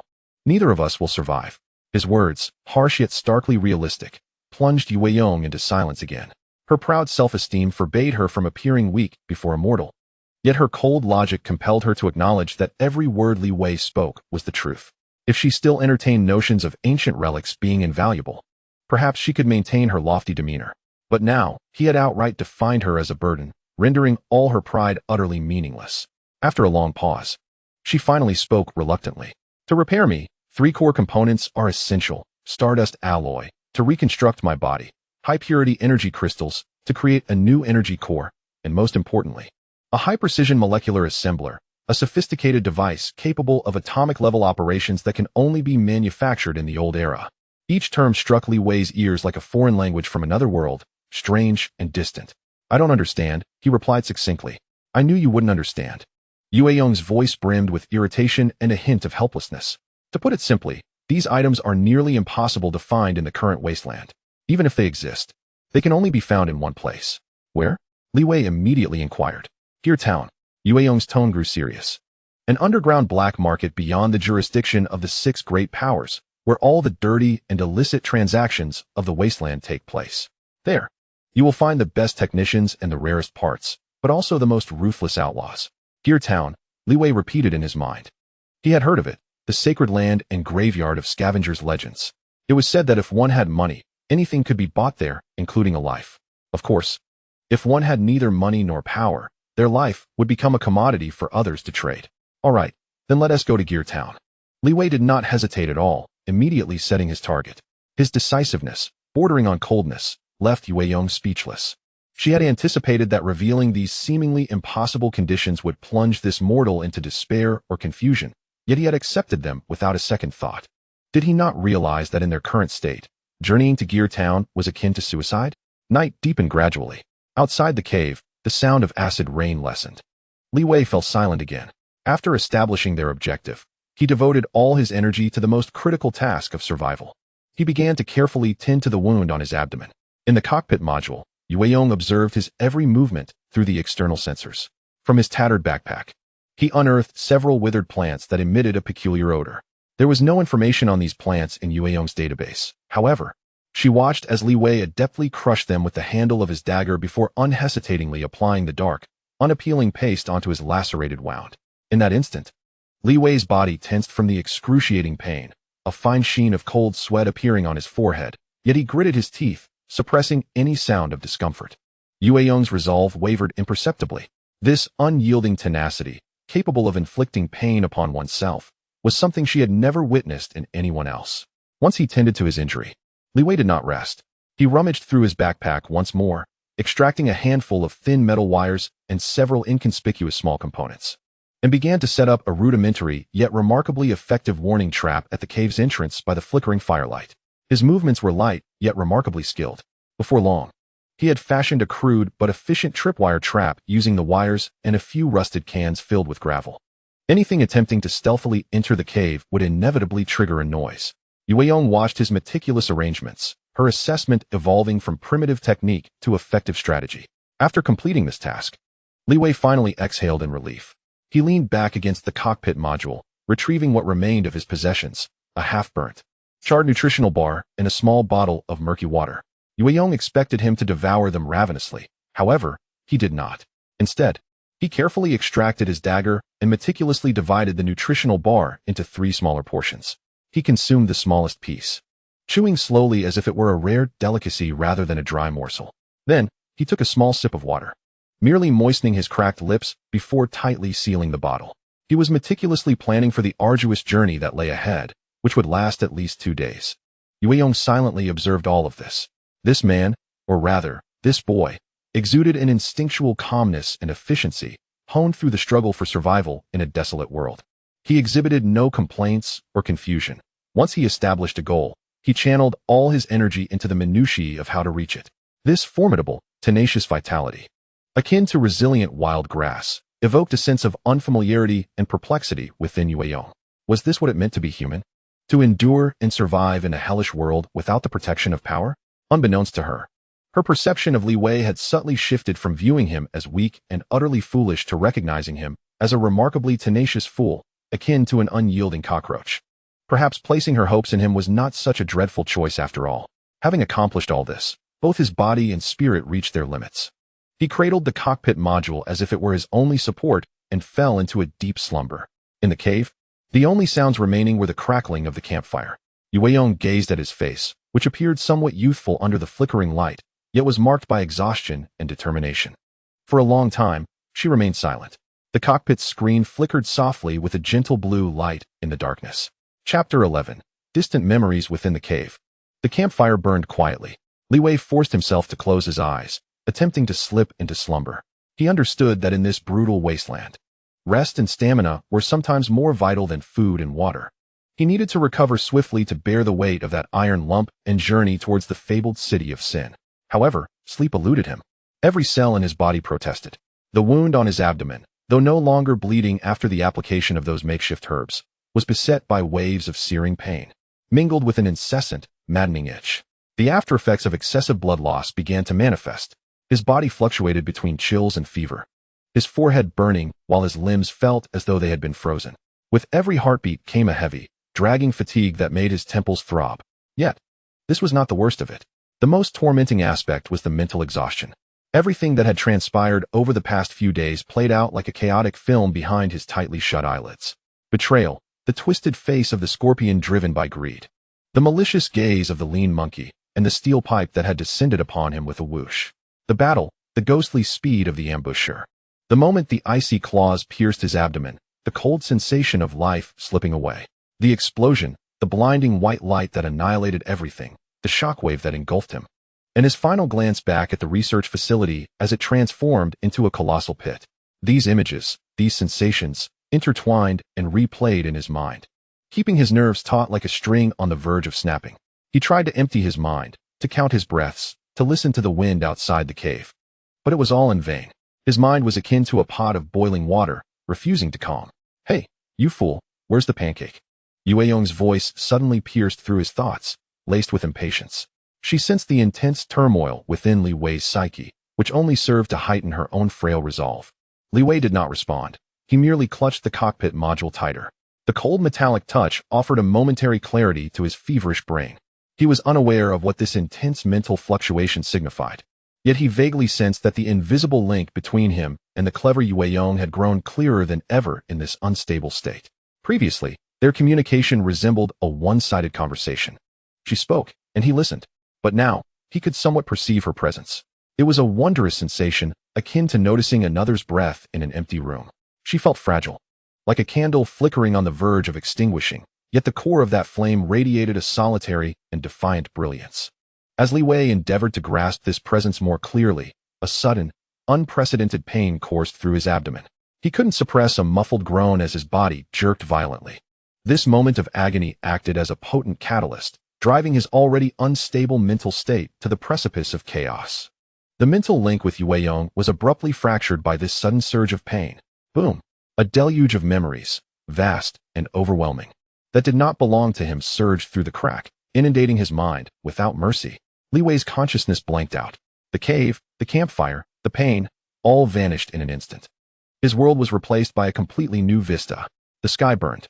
Beneath a dark crimson firmament, countless beams of energy rained down like a torrential storm, tearing through the atmosphere and cleaving deep, unfathomable chasms into the ground. Countless grotesque warships loomed like ominous clouds, casting shadows of despair upon the earth.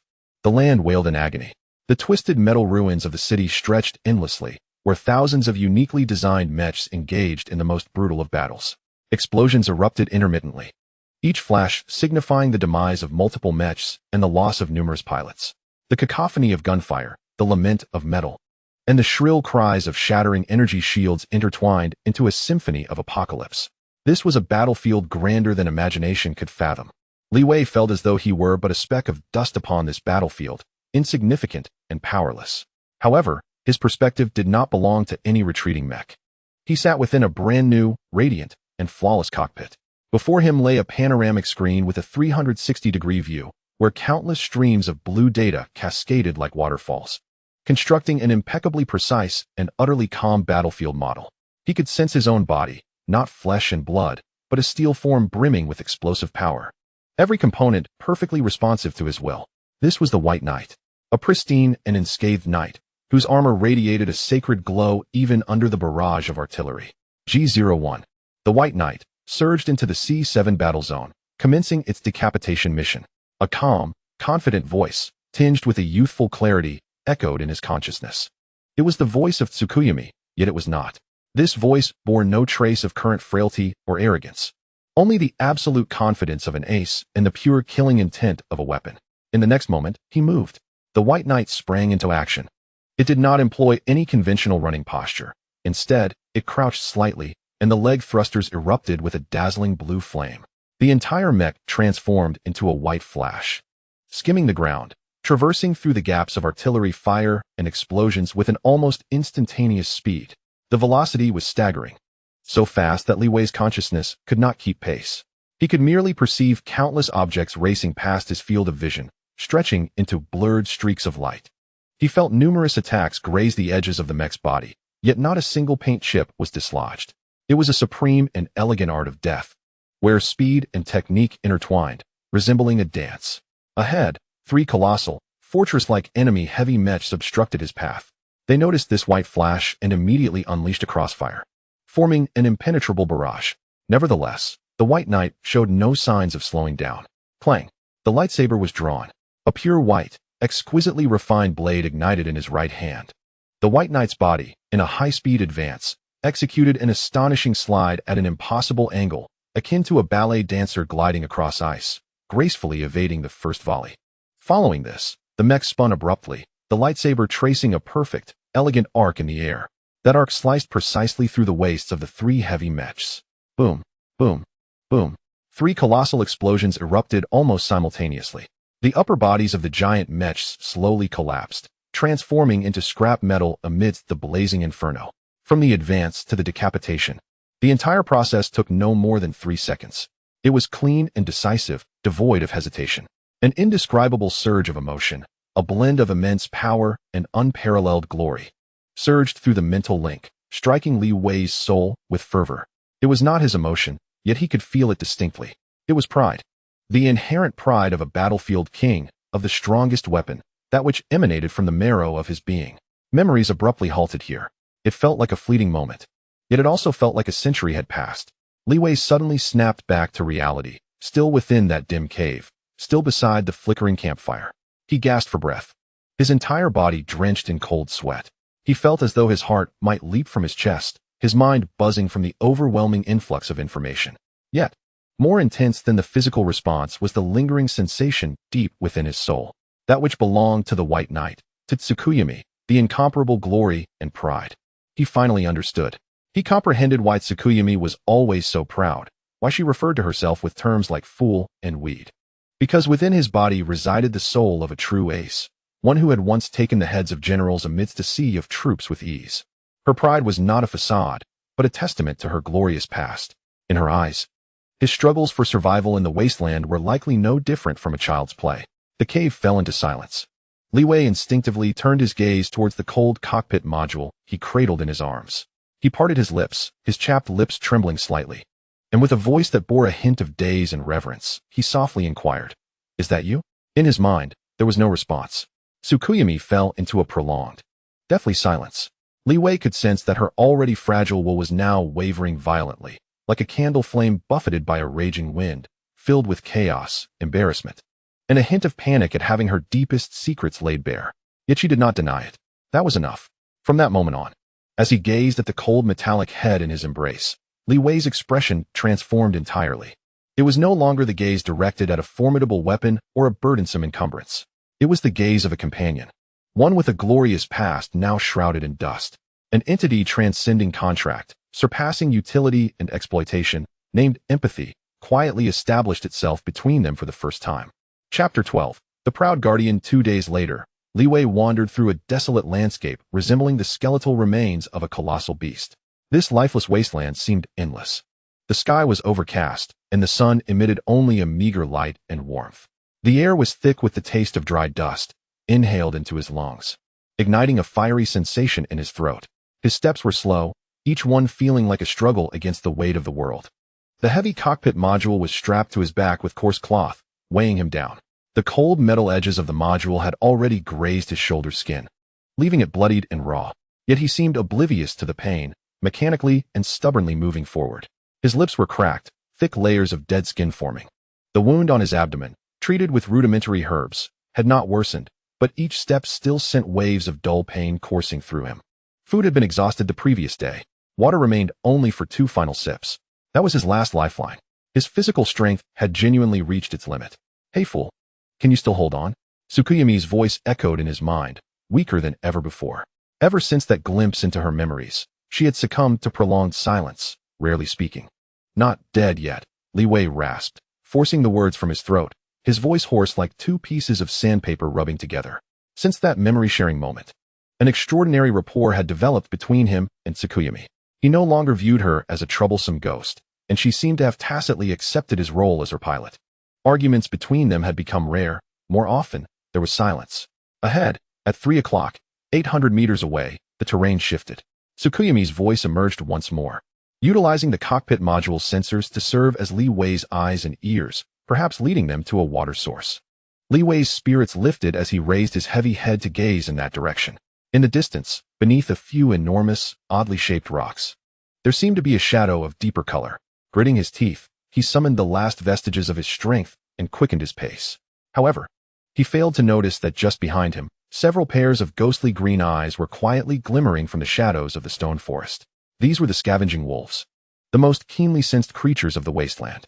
They were gaunt and scruffy, their fur mottled, their bodies an ugly amalgamation of decaying flesh and rusted metal.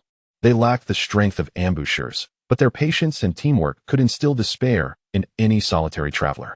The faint scent of blood emanating from Li Wei's poorly healed wound was the most enticing aroma on this barren land for them. As Li Wei finally dragged his weary body to the shadow of the rocks, he was disheartened to discover nothing but a desiccated puddle. Behind him, his escape route had been irrevocably severed. 5 decaying wolves silently emerged from the rocky thicket, encircling him. They did not launch an immediate attack. Instead, they advanced with a menacing gait, continuously tightening their grip. A low, threatening growl emanated from their throats, and yellow saliva dripped from their sharp teeth, leaving dark stains on the arid ground. Li Wei's heart plummeted into despair. He slowly, painstakingly, removed the cockpit module from his back, shielding it in front of him. Then, he drew forth the scavenger's dagger that had been his companion for many years. His hand trembled slightly, not from fear, but from exhaustion. He was acutely aware of his current state. Even against a single wolf, he stood no chance. He was destined to perish here. Behind him, the will of Yueyong trembled violently in response to this sudden peril. How infuriating that she chose this moment to curse in weakness. The scant energy she had just regained from the beast core was utterly insufficient to support any effective offensive measures. The wolves seemed to sense their prey's frailty. Halting their advance, the largest among them threw back its head and released a short, sharp howl, signaling the attack. In the next instant, 5 gray shadows lunged toward the boy, who had been cornered into a desperate situation from 5 different directions. Li Wei's pupils constricted sharply as he crossed the dagger over his chest, assuming a final, feeble defensive posture.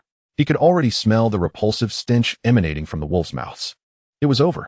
Just as the situation seemed most dire, a silent but piercing high-frequency sound wave erupted from the cockpit module before him. To Li Wei, it merely caused a momentary dizziness and ringing in his ears. However, to the wolves, whose hearing was hundreds of times more sensitive than that of a human, it was akin to a cataclysm. The 5 wolves, poised to attack, were struck as if by an invisible hammer, losing their balance mid-air and emitting wretched cries of despair. They crashed heavily to the ground, frantically clawing at their ears, some rolling in agony, blood seeping from their mouths and noses. The once fearsome predators now resembled frightened rabbits, scrambling chaotically in all directions, quickly vanishing into the shadows of the stone forest, leaving behind a scene of chaos and an air thick with lingering terror. Li Wei stood frozen, maintaining his defensive stance, his mind blank.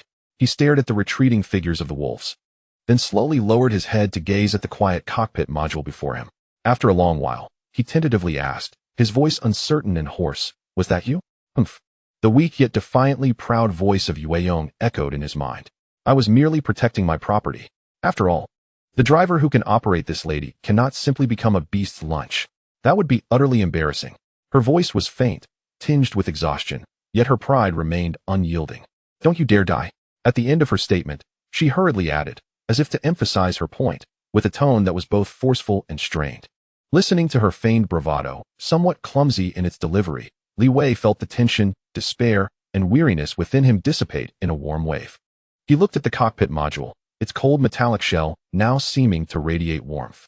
This proud, sharp-tongued spirit had chosen to expend her limited energy to protect him at the most critical moment.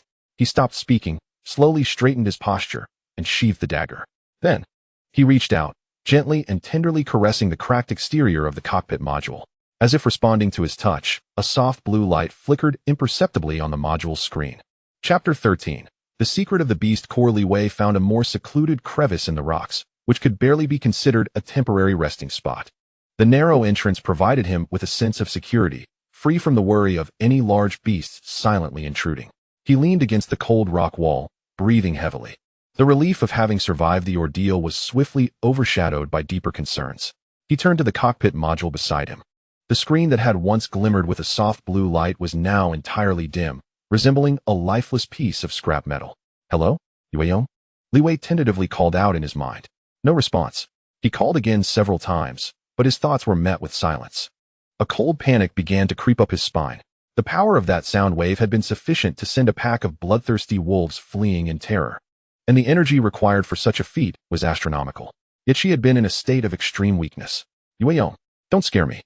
Li Wei felt a rising tide of anxiety. He reached out, gently tapping the module's exterior, which felt cold to the touch and unresponsive. He didn't know if this clever spirit could truly perish, but he understood that if anything happened to her, he would never escape this wasteland in his current condition. Their fates were irrevocably intertwined. What was that just now? He spoke to the module, more to himself than anything else. That couldn't have been an ordinary mech's capability. Could it?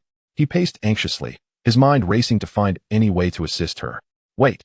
His hand instinctively reached into his pocket, brushing against a hard, warm object.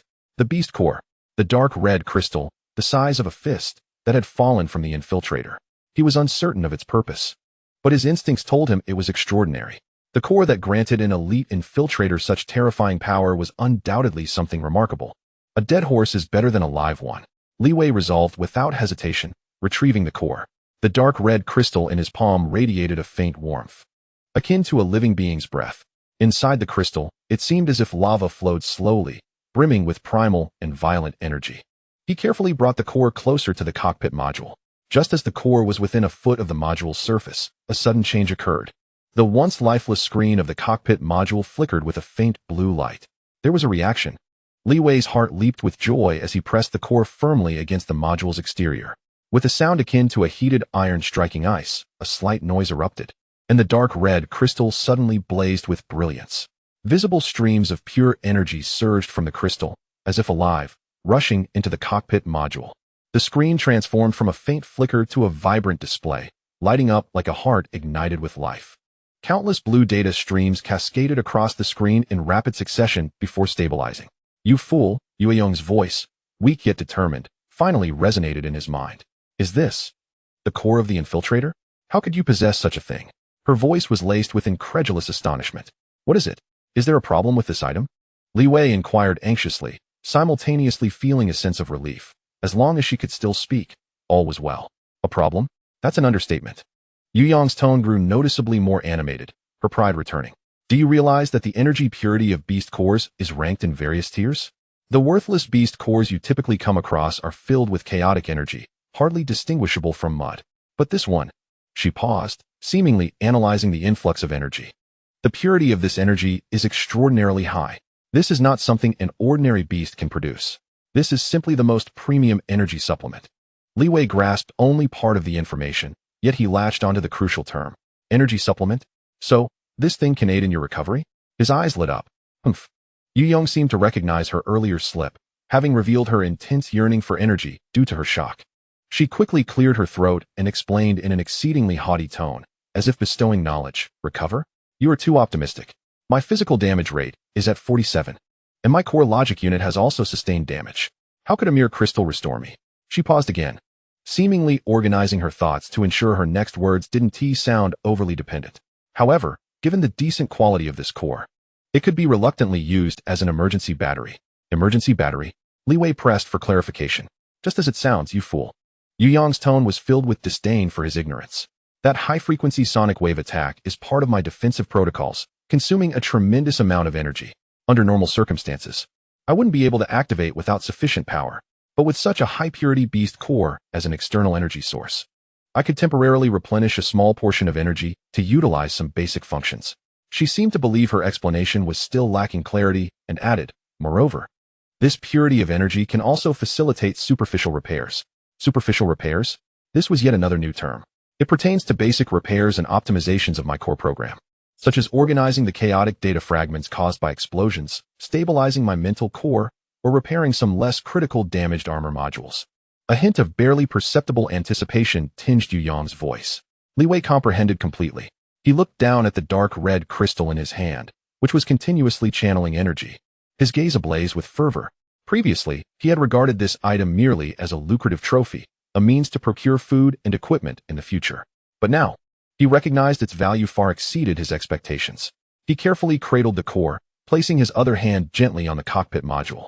He could feel a familiar, vibrant will gradually awakening beneath the cold exterior, becoming increasingly clear and powerful. Hey, you idiot. Yu Yong's voice suddenly interrupted his thoughts. What is it? Thank you, she said softly, as if carried by the wind, imbued with a reluctant tone. Li Wei was momentarily taken aback before he smiled. He understood that her gratitude wasn't for the core he had provided, but for his refusal to abandon her during her weakest moment, for his relentless efforts to save her. We are partners, are we not? He murmured. In his mind, Yu Yong did not respond, but emitted a barely audible, seemingly annoyed hum. Yet Li Wei sensed that the mental link between them had grown unprecedentedly resilient and warm in that moment. Chapter 14. The first feeding. The flickering glow of the campfire bathed the rock wall in a warm orange hue. Li Wei sat beside the fire, cradling the dark red beast core. After a period of rest, he had regained some stamina, no longer feeling the effort of breathing as he had before. Are you ready? He silently asked. His tone was calm, imbued with a seriousness he was unaware of. This was not merely a replenishment of energy. It marked the first step on their new journey, the beginning of a promise made to his seemingly contradictory partner. You're Silverbose. Yu Yong's voice retained its familiar arrogance, but beneath it lay a subtle hint of anxiety. Do you really need to ask if I'm prepared for such a trivial matter? Just do as I say, and don't mess it up. Li Wei chose not to argue, knowing that this proud and clever lady was merely masking her true emotions. You speak, I shall act, he responded succinctly. Do you see that square groove covered in dust on the side of the module? It should be marked with AG07. Yu Yong began issuing commands. Use your dagger to pry it open. Li Wei complied, bending down to search carefully along the cracked exterior of the module. Soon, he discovered the inconspicuous groove. He cautiously inserted the tip of his dagger into the gap and gently pried it open, revealing a precisely structured circular interface gleaming with metallic luster. At the center of the interface lay a deep hole, surrounded by delicate golden circuits that resembled strands of hair, embodying the intricate and precise beauty characteristic of ancient technology. This is the external energy interface, Yu Yong explained. Now, press the energy candy you hold against it. Li Wei took a deep breath, feeling his heartbeat quicken. He extended his other hand, cradling the beast core, and slowly yet firmly pressed it against the circular interface. With a soft click, the core seamlessly integrated with the interface. In the next instant, a dramatic transformation occurred. The dark red crystal erupted in a dazzling light, as if the tumultuous energy within had finally found an outlet. Streams of pure energy, resembling liquid light, were forcefully extracted from the crystal by the powerful suction at the interface. transforming into countless gentle tendrils of light that gradually but irresistibly flowed into the module through its cracks. The sight was resplendent and surreal, as if a machine that had slumbered for centuries was awakening its long-dormant soul. On the cockpit module screen, the red data stream that had been flickering and emitting harsh alarms due to insufficient energy began extinguishing one by one. Warning, mental core energy below critical threshold extinguished. Warning, sensor array partially offline extinguished. Warning, logic unit experiencing data redundancy extinguished. Rows of red warnings vanished, replaced by lines of green characters indicating stability and normalcy. The screen's glow shifted from the previous flickering weakness to a stable and bright state. It worked. Li Wei finally wore a relieved smile. At that moment, an unusual wave surged through the mental link with Yu Yong. How to describe it? It felt akin to a parched soul in a desert suddenly quenching its thirst with a cool spring, or like a freezing individual in winter plunging into warm waters. An indescribable sensation of comfort flowed through the mental connection, vague yet profound. Following that, a faint sound, laced with a hint of languor and satisfaction, much like a cat basking in the sun, echoed from the depths of his mind. The sound was subtle yet remarkably clear, causing Li Wei's smile to freeze instantly. He blinked, doubting his own hearing. Had the proud and often scornful Miss Tsukuyami just displayed a moment of affection? Almost simultaneously with this thought, Tsukuyami became acutely aware of her own indiscretion. A wave of embarrassment and fury, akin to a volcanic eruption, exploded in their mental link. Hey, did you just hear what I said? Tsukuyami's voice shot up an octave, sharp enough to pierce Li Wei's eardrums, filled with panic and indignation. No, nothing happened. You didn't hear anything, did you? She raged incoherently, attempting to cloak her earlier, involuntary sound of delight with her loud protestations. Li Wei stood dumbfounded. He gazed at the cockpit module, still absorbing energy, while Tsukuyami's frantic cries echoed in his mind. An unusually vivid image formed in his imagination, a fluffy white kitten, fur standing on end, arched its back and huffed at him in a fierce attempt to mask its own embarrassment at inadvertently exposing its belly. Unable to contain himself, Li Wei burst into laughter. This ignited a powder keg. You dare laugh. You scoundrel. Fool. Shameless weed. Tsukuyami's voice twisted in extreme shame and anger. You are forbidden to laugh. I command you not to laugh. Do you hear me? Her furious tirade lacked any real intimidation. Instead, it seemed to only amplify her embarrassment. Ha ha ha. Li Wei could no longer hold back, leaning against the rock wall, his laughter ringing out. It was the first time he had laughed so heartily since his betrayal and subsequent flight. The oppressive gloom, fatigue, and pain that had weighed heavily on his heart seemed to dissipate with each peal of laughter. For the first time, he recognized that this seemingly aloof and clever lady had a truly endearing side. You keep laughing. I'll. Tsukuyami was so enraged she struggled to complete her sentences. After a moment of fruitless contemplation, she could only let out a frustrated scream. I will kill you. All right, I won't laugh anymore. Li Wei finally managed to compose himself, wiping away the tears of mirth from his eyes, and spoke in a surprisingly gentle tone laced with amusement. I'm sorry. It wasn't intentional. In his mind, Tsukuyami offered no further retort, only sending waves of displeasure punctuated by a whiny hum, clearly sulking in a corner. Li Wei shook his head, but the smile on his face remained unyielding. He turned his gaze back to the core of the beast. Under continuous energy output, the core's color gradually faded from a dark red to a lighter hue, until with a crisp crack, it disintegrated into a pile of useless white powder that slipped away from the interface. Energy replenished. The cockpit module's screen displayed green indicators dominating the majority. The system's status transitioning from a state of extreme danger to minor damage. This awkward yet amusing feeding session had come to an end. However, Li Wei understood that something fundamental had shifted between them. If their previous relationship had been an unstable alliance rooted in survival needs, then from this moment forth, a genuine emotional bond, a thread of companionship, had been woven into the fabric of their pact. He was no longer merely a pilot. She was no longer just a machine. They were, in truth, companions. Chapter 15. Former teammates Li Wei's condition had improved remarkably. Though the wound on his abdomen had yet to heal, the fiery pain had diminished considerably. His steps had regained their lightness and steadiness. Carrying the heavy cockpit module, he traversed the remnants of a desolate highway. This was once the artery of transportation from a bygone era. Bridges lay broken, suspended in midair, with massive concrete blocks revealing rusted rebar within.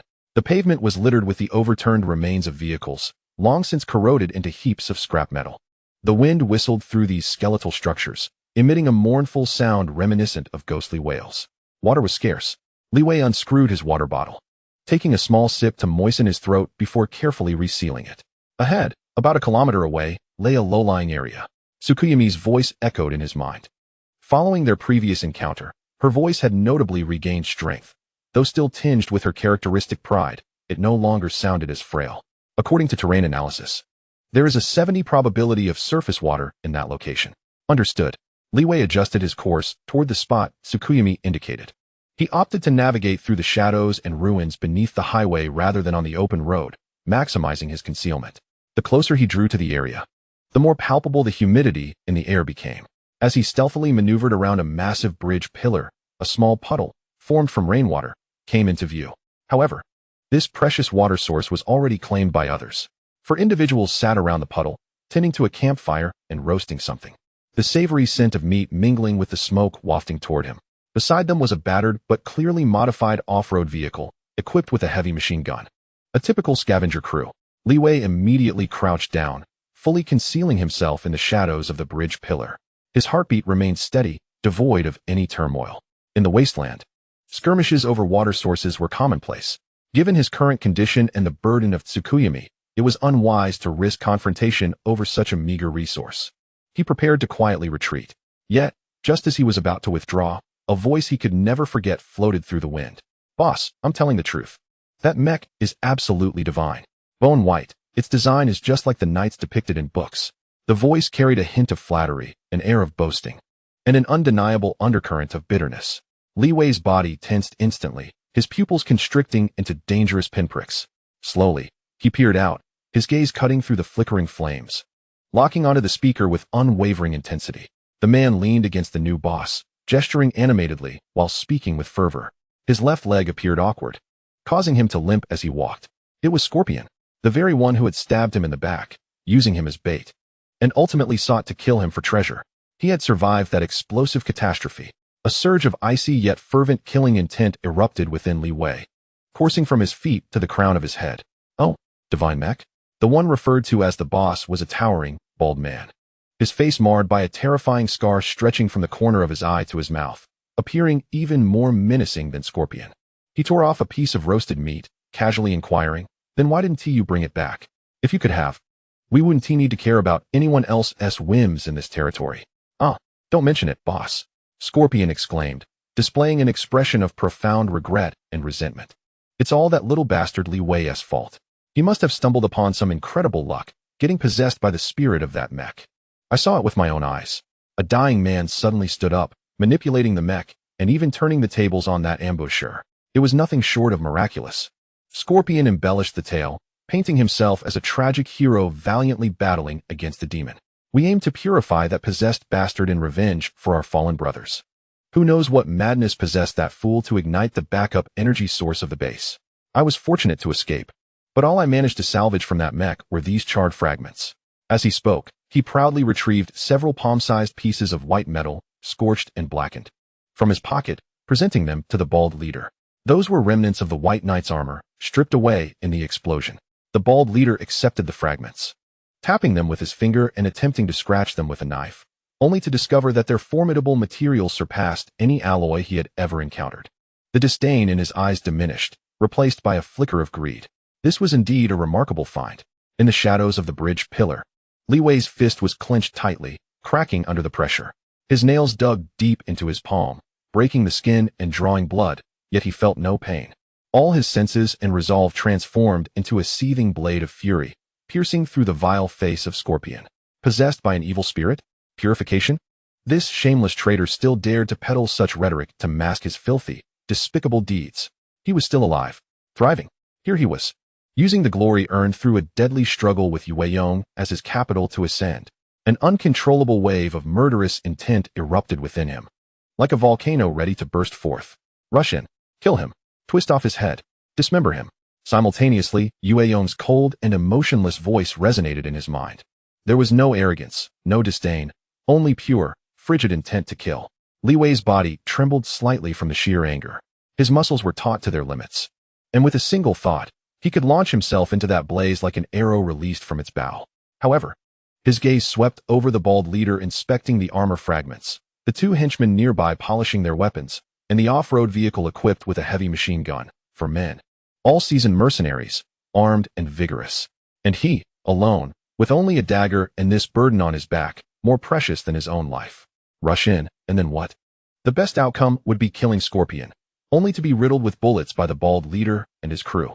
The worst would be never even touching Scorpion's hem, getting torn to pieces by that heavy machine gun. Then, the cockpit module would fall into the hands of these ruthless scoundrels, more greedy and cruel than Scorpion. No, this cannot happen. The bloodshot eyes of Li Wei gradually regained their icy composure. The boiling intent to kill did not vanish. It was forcibly suppressed by a more potent will, known as restraint, inch by inch, back down to the deepest recesses of his heart, solidifying into an unmelting block of ice. He cast a deep, lingering glance at Scorpion's bragging visage, as if to etch that face into his very soul forever. Then, he released his already bloodied fist and slowly, silently, retreated. His movements were as light as a feather, making not a sound. Soon, his figure melded back into the endless, dense darkness beneath the highway, as if he had never existed. In his mind, Yue seemed to sense his resolve and fell silent. Li Wei did not take another step. He merely leaned against a cold concrete ruin, utterly still. He understood that the time for revenge had not yet come, but it would not be long. Scorpion, live well. Wait for me. Wait for me to take your life. Chapter 16. The growth of the lone wolf in the dark. Li Wei leaned against a massive, rusted billboard wreckage. Motionless, his chest heaved violently, each breath reminiscent of a creaking bellows. The monstrous rage that threatened to consume his sanity had not subsided. It had merely been forced deep within his being. Scorpion was alive, not just surviving, but thriving. Through his betrayal and lies, he had secured a new ally and was living a more lavish life than before. And what about Li Wei? Like a stray dog, he struggled to survive in this endless wasteland, burdened by a secret that could bring about his demise at any moment, where even a clean sip of water had become a luxury. Why? Li Wei's teeth ground together audibly, his nails digging violently into the flesh of his palm. Why not act? Yue voice suddenly pierced through his thoughts, cold and devoid of emotion. In that moment, she, like Li Wei, was filled with pure murderous intent. Your hesitation is an insult to both me and yourself. That scoundrel deserves to die. Her words struck Li Wei's taut nerves like a hammer. He did not respond immediately. Slowly, he loosened his clenched fist, allowing the blood from his palm to drip onto the dry, sandy earth. He lifted his gaze, piercing through the dilapidated road toward the distant flickering flames, his expression terrifyingly calm. Russian, his voice was low and flat, as if stating a fact unrelated to himself. And then kill that scoundrel Scorpion. Yue voice brimmed with confusion and irritation at his indecision. Did this require questioning? Kill him, without a doubt. Li Wei's tone remained unwavering. Alone, he had a 70% chance against Scorpion. But his new boss, that bald man, appeared far more troublesome than Scorpion. And the two henchmen, both mercenaries, for men in total. You forget about that. Li Wei's gaze fell upon the indistinct outline of the off-road vehicle in the distance, equipped with a heavy machine gun. In this open terrain, if that thing locked onto us, we wouldn't last a second. He extended his hand to gently pat the heavy cockpit module on his back. Most importantly, I carry you, this precious treasure that the world covets. My death would be inconsequential, but you must not fall into their hands. A gentleman's revenge is best served cold. Li Wei articulated each word deliberately. The phrase, drawn from ancient texts, emerged from his lips with a chilling realism. What I desire is not an impulsive mutual destruction. I want all those who betrayed me, who sought to gain from my downfall, to pay the most excruciating price. I will drag them into hell at their peak of arrogance. Yue fell silent. A profound silence. She was a weapon, a war machine born for victory and glory. In her logic, there was only destruction and conquest. The act of suppressing boiling murderous intent and humiliation for a longer-term goal was a realm she had never comprehended. This was not cowardice. It was a terrifying calmness and patience belonging to a top predator, more daunting than a reckless charge into battle. For the first time, she perceived a sense of terrifying restraint and depth in this human she had regarded as mere weeds and fools. Her perception of him was utterly transformed in that moment. This man was not merely a resilient survivor. Within him lay a lone wolf capable of understanding how to wait and deliver a fatal strike. Waiting is not my style. After a long pause, Li Wei's voice broke through Yue's thoughts. He had risen from the ground, his fury now transformed into a cold, urgent drive. This encounter with Scorpion was merely the beginning. In this wasteland, danger lurked everywhere. I must grow stronger at the fastest pace possible. Only by possessing absolute power can I seize my own destiny, rather than enduring a state of helplessness where even vengeance hinges solely on patience. His gaze sharpened, as if capable of penetrating the barriers of reality. Yueyong. For the first time, he called her name with such solemnity. Aside from repairing your body and restoring your strength, is there any other method to instantly enhance my combat prowess? This inquiry caused Yueyong's resolve to momentarily falter. She sensed Li Wei's overwhelming desire for strength, an almost palpable yearning born from the harsh realities of threat, a pure manifesto of action. He did not lose his rationality to hatred. Rather, he transformed that hatred into the finest fuel for growth. A worthy investment. This thought flickered through Yueyong's mind. You foolish one at last. You've had a moment of clarity. Her voice regained a hint of haughtiness, yet the previously lofty disdain quietly diminished. Since you are so eager to grow stronger, to avoid embarrassing me in the future, I shall graciously reveal a secret. Our mental link is not merely a trivial communication channel. It can construct an entirely independent virtual space.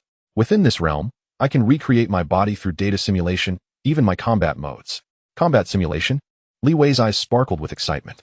You may interpret it that way. Yueyong's tone bore a trace of pride. In that space, your consciousness can engage in combat with the simulated data images I create. Although your physical body may not gain any training, your combat skills, reflexes, and battle experience can rapidly enhance through repeated encounters with death. Most importantly, this simulation consumes almost none of my energy and will not inflict any substantial harm on your body. You can utilize every fragment of time, such as now or even while you sleep, to enter this space for training. There, you can unreservedly learn my combat style, the moonlight dance, a sword technique that you, as a mere mortal, could never master in a lifetime. Li Wei's heart raced with fervor. He felt as though a door leading to a new world was slowly opening before him.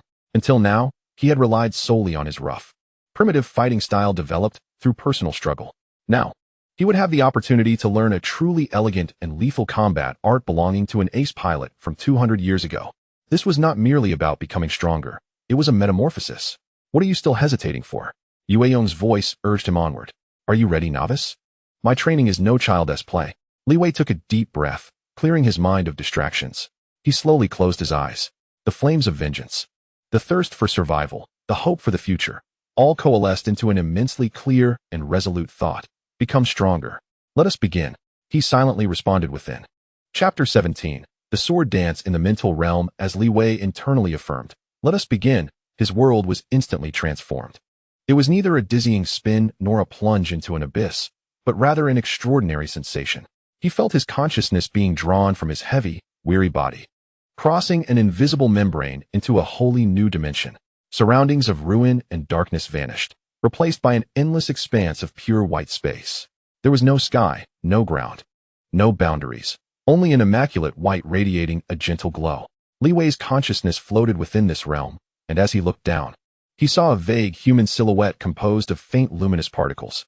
He attempted to clench a fist, though he felt no tactile sensation. He could distinctly sense the presence of power. A surge of novelty flooded his mind. Welcome to my training ground, novice. Yueyong's voice resonated within the pristine space, exuding an air of divine authority, as if a deity were overseeing mere mortals. Here, the flow of time differs from the outside world. You can train for hours here while only mere minutes pass in reality. Moreover, all injuries are merely data. You will feel death, but will not truly die. Are you prepared to undergo my rigorous training? Before her words concluded, countless particles of light converged before Li Wei.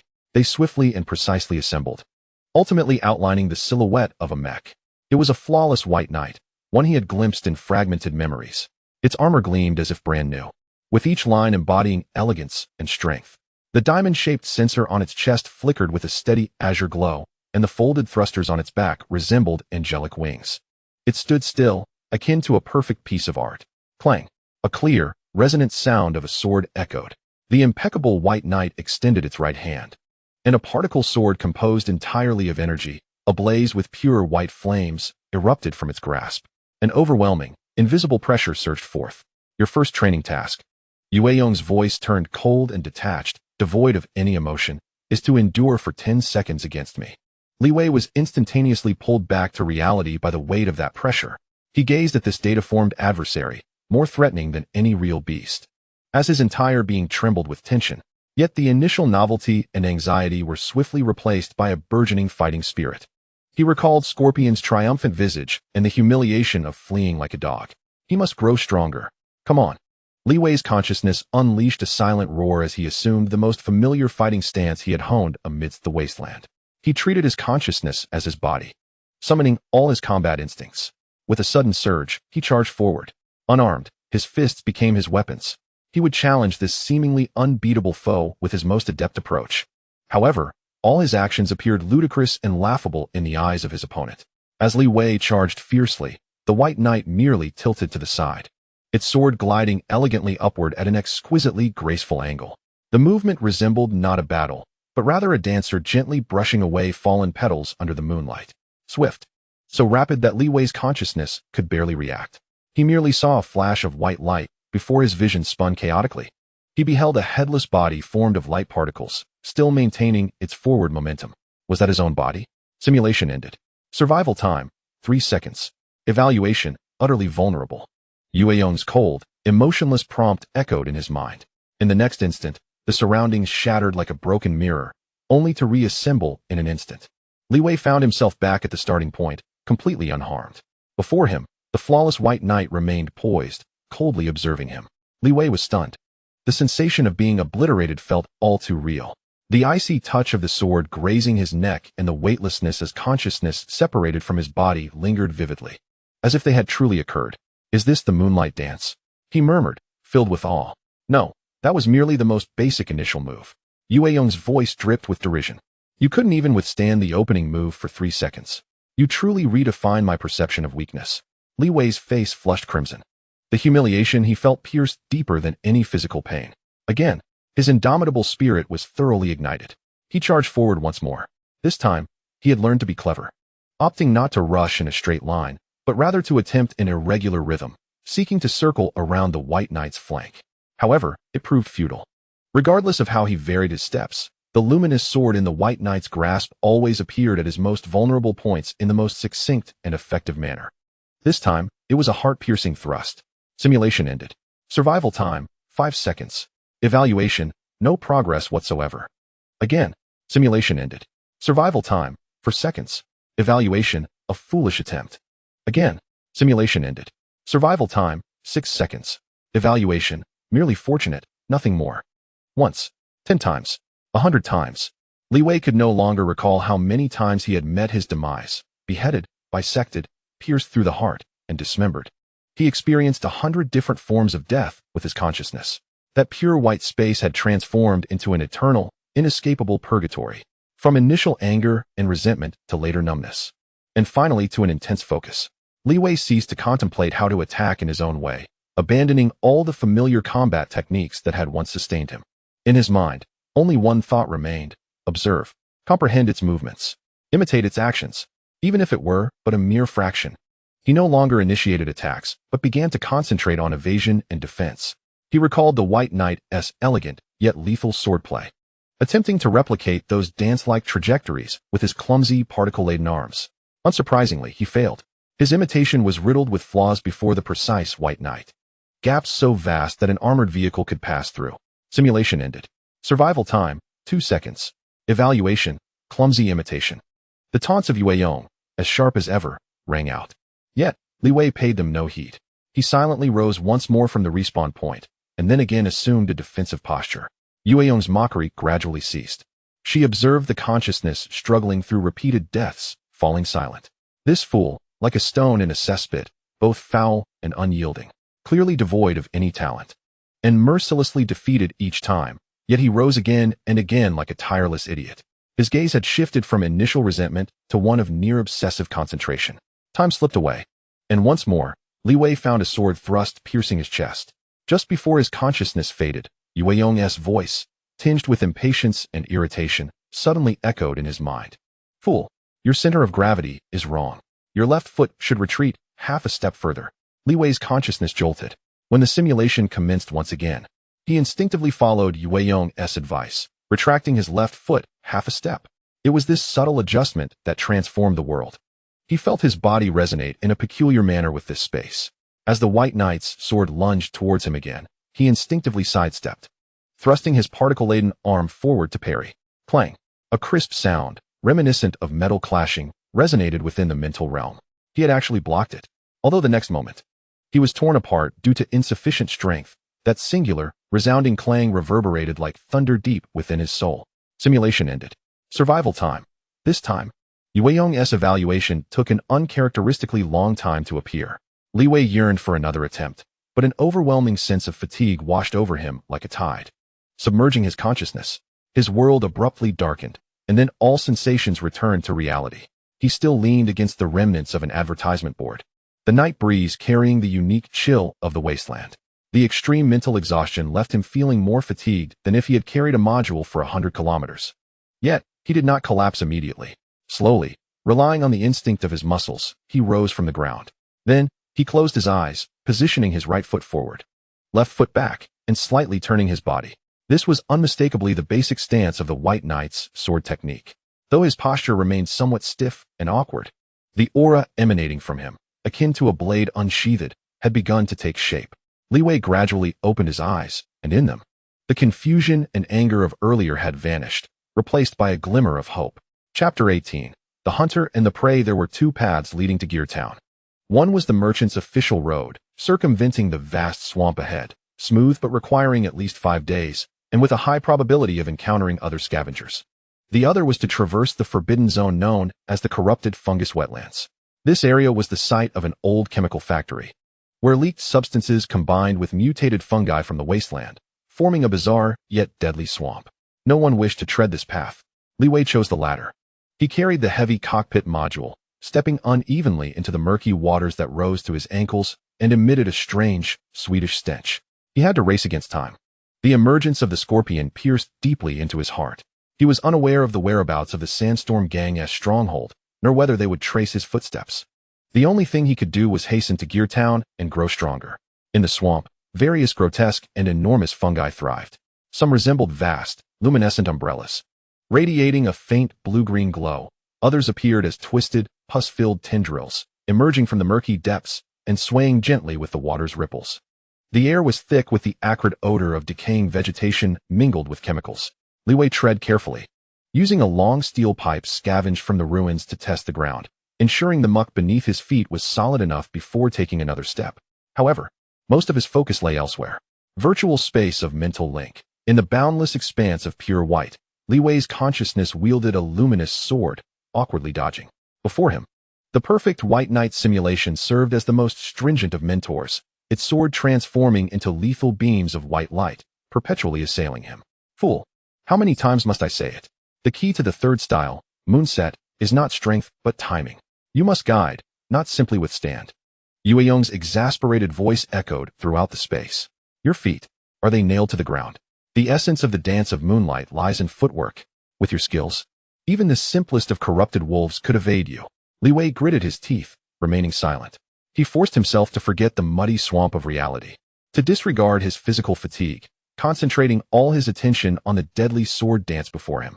He was engaged in an extreme training regimen, multitasking across two perilous realms, the treacherous swamp of reality and the virtual battlefield of relentless death and rebirth.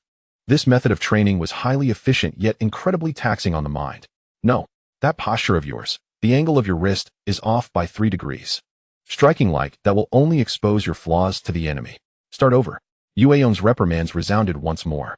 Li Wei's consciousness instinctively adjusted the angle of his wrist, attempting to replicate that flawless sword technique. In that fleeting moment of distraction, as he traversed the reality of the swamp, his probing steel pipe struck what appeared to be solid ground, but his body, dulled by intense concentration, deviated slightly from the intended landing point. Plop! He stepped into nothingness. That seemingly solid surface was, in fact, a muddy pit cloaked in duckweed and moss. The frigid, viscous mud surged up to his knees in an instant, a tremendous suction pulling him downward with relentless force. Damn it! Li Wei's expression shifted dramatically as his mental link abruptly severed. He immediately discarded the module strapped to his back, bracing his hands against the edge of the mire, attempting to extricate his legs.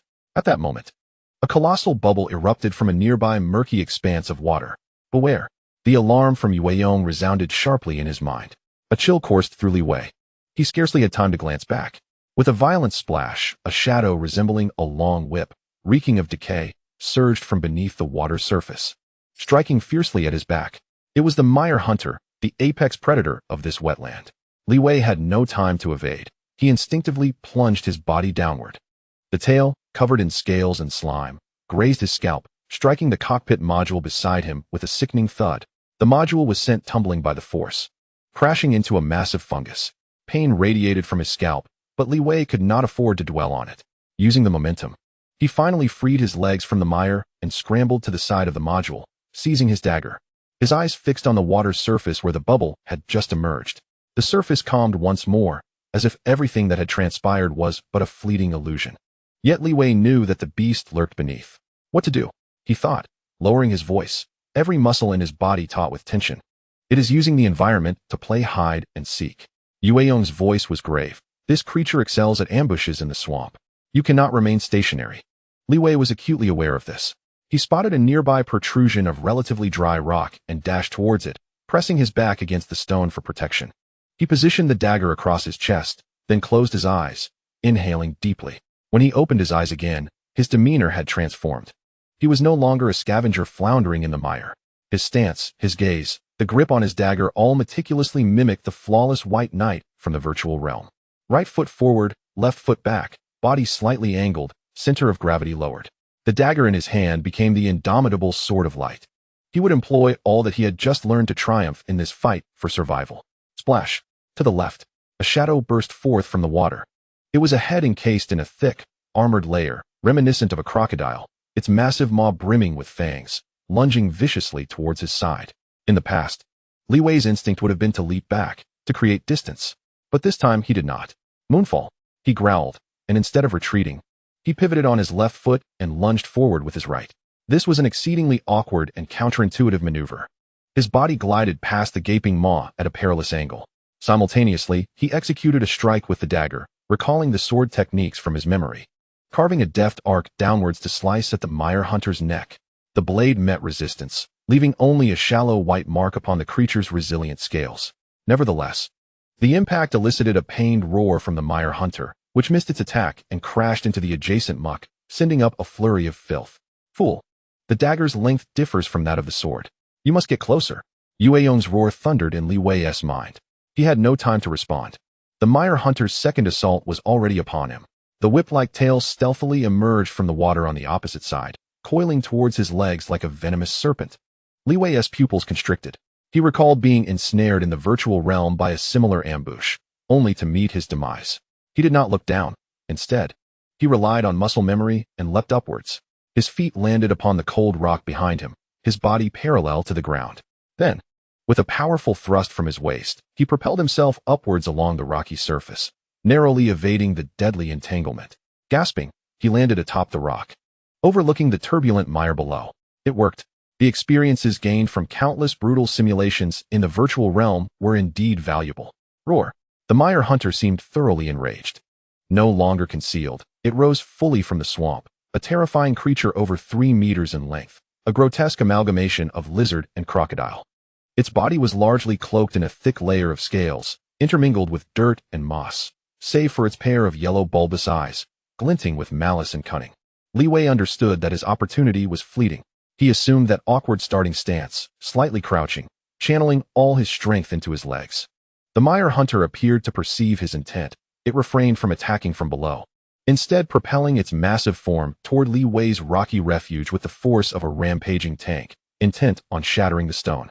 Yet, in the split second before impact, Li Wei sprang from the rock, charging towards the beast. Are you insane? Yue Yong's incredulous scream echoed in his mind. But within Li Wei's consciousness, the figure of the White Knight was vividly clear. He understood that this was the essence of the Moonlight Dance's most profound technique, Starfall, to become the sword, to embrace death for the sake of life. In midair, Li Wei twisted his body at an improbable angle, forcing his core to convert the downward momentum into rotational energy. He spun like a high-velocity drill, rapidly enlarging in the mire hunter's yellow gaze. Time seemed to slow in that moment. The creature's massive eyes revealed an emotion it had never shown before, sheer terror. It sought to halt, to evade, but its colossal form could not react in time. It could only watch helplessly as the diminutive human aimed the small dagger at its most vulnerable point. Thud! The sound of steel piercing flesh echoed. Li Wei's dagger sank completely into the mire hunter's left eye. A deafening roar, filled with agony and despair, reverberated throughout the swamp. The colossal beast thrashed its head in a frenzy, attempting to dislodge the wretched parasite. Yet, Li Wei clung to the hilt, enduring the tumultuous tossing, refusing to let go. Ultimately, after several frantic rolls, the mire hunter's massive body crashed to the ground, convulsing a few times before falling silent. Its one intact eye lingering with endless fear and frustration. Li Wei slid off the creature's carcass, crashing heavily into the mud. He lay in the cold sludge, gasping for breath, his body marred by countless scratches, his abdominal wound gaping, mingling blood and muck. Yet he smiled. He raised his trembling hand, still quivering from exertion, staring at his empty palm. He knew that from this moment forth, the seemingly unattainable moonlight dance had truly begun to integrate into his very being. Chapter 19. The crisis of resources in the treacherous marsh, where survival was a narrow escape, Li Wei found no respite. After traversing the fetid wetlands, he was greeted by an expanse of desolate wasteland, even more vast and despairing. The sun hung in the sky like a pallid disk, its heat searing through the air, which filled his lungs with a parching intensity. Each breath hastened his body's loss of moisture. Beneath his feet lay cracked earth, glistening with a white crust of salt and alkali. Li Wei trudged forward mechanically, his lips chapped and bleeding, the droplets evaporating before they could fall. His vision began to blur, the distant landscape shimmering like a mirage in the distorted heat waves. The heavy cockpit module on his back felt like a mountain, relentlessly pressing down upon him. The cold metal edges had long since worn his shoulder skin to a raw state, the sticky blood mingling with the coarse fabric of the harness, every step a tearing agony. Food had been consumed 2 days prior, and he had taken his last sip of water just yesterday. Now, he relied solely on a stubborn will to resist collapse, driving his body, which was on the brink of its limits. "Hey, you fool," the voice of Yue echoed weakly in his mind, his frailty transmitted through their mental link. Leaving her spirit enervated, flickering like a candle flame swaying in the wind, ready to extinguish at any moment. "There's nothing ahead, stop and rest." For the first time, her voice lacked its usual pride, replaced by pure concern. "I can't stop." Li Wei forced the words from his cracked throat, his voice gravelly as sandpaper. "If I stop, I want to get up again." He understood better than anyone that in such dire straits, any lapse in resolve could summon death at once. He dragged his legs forward for another dozen meters, only to stumble and nearly collapse. The world around him began to spin. "I can't go on." Yueyong's voice hinted at despair. "You're on the verge of dehydration. If this continues, we're both finished." After a moment of silence, as if she had steeled herself, she urged, "Take out that core. Use that beast core." Her tone shifted to urgency. "Even a small absorption of energy might allow my sensors to regain some power. I could scan farther. The chances of finding a water source would increase." Li Wei shook his heavy head, struggling to maintain his composure. He instinctively reached for the hard, still warm core nestled within his clothing. It was the core of a swamp hunter, their last hope, and the lifeline he had prepared for Yue. Yet, he shook his head again. "No." His response was simple yet resolute. "What did you say?" Yueyong's voice rose incredulously. "Have you lost your mind under the sun?" "This is the only way." "I said no," Li Wei repeated stubbornly, panting heavily. "This core is meant to repair you. It cannot be wasted." "Wasted?" Yueyong was nearly driven mad by his logic. "You're about to die? If you die, how can I be repaired? My only fate would be to become a pile of incomprehensible scrap metal, tossed into a furnace. Do you understand? I promise to fix you." Li Wei raised his gaze, his bloodshot eyes fixed on the void ahead, as if staring at an absent figure. "This is my vow to you. I will not squander this money." In the wasteland, promises held no value. It was precisely for this reason that when he chose to make a vow, he would adhere to it with his life. He did not wish to become the second Scorpion. "You stubborn fool. A head of stone." Yueyong's voice faltered with exasperation. "What does it matter now? You still cling to those ridiculous principles. Surviving is the most important thing. You absolute dolt. My principles are all I have left." Li Wei felt his own anger ignite as he dragged his legs forward, his hoarse voice rising in a rasping shout. "Without them, what differentiates me from scum like the Scorpion? The difference is he's alive and you're about to perish in this godforsaken place." Yueyong mercilessly struck at his sore spot. "That's better than being a faithless wretch." "Better," he retorted. "If you die, there's nothing left. What then of revenge? What future awaits?" "Shut up. No, you shut up. You hopeless idiot." In the silence of the wasteland, The most intense and feeble argument erupted between them. Li Wei, fueled by anger and emotion, found his already strained body further burdened. His focus was consumed by their quarrel, rendering him oblivious to the path beneath his feet. His foot struck a loose stone, and he felt an undeniable tilt. Oh no! He attempted to steady himself, but his legs had long ceased to obey. His entire being, along with the heavy cockpit module, tumbled uncontrollably down a steep sandy slope. In an instant, heaven and earth inverted.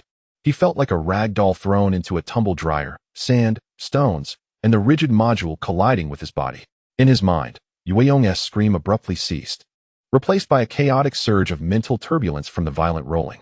Li Wei's consciousness blurred, and he could no longer feel pain. Time lost meaning as the torment continued until, with a dull thud, it finally ceased. Bang! His back collided heavily with something hard, yet slightly yielding. It was not rock.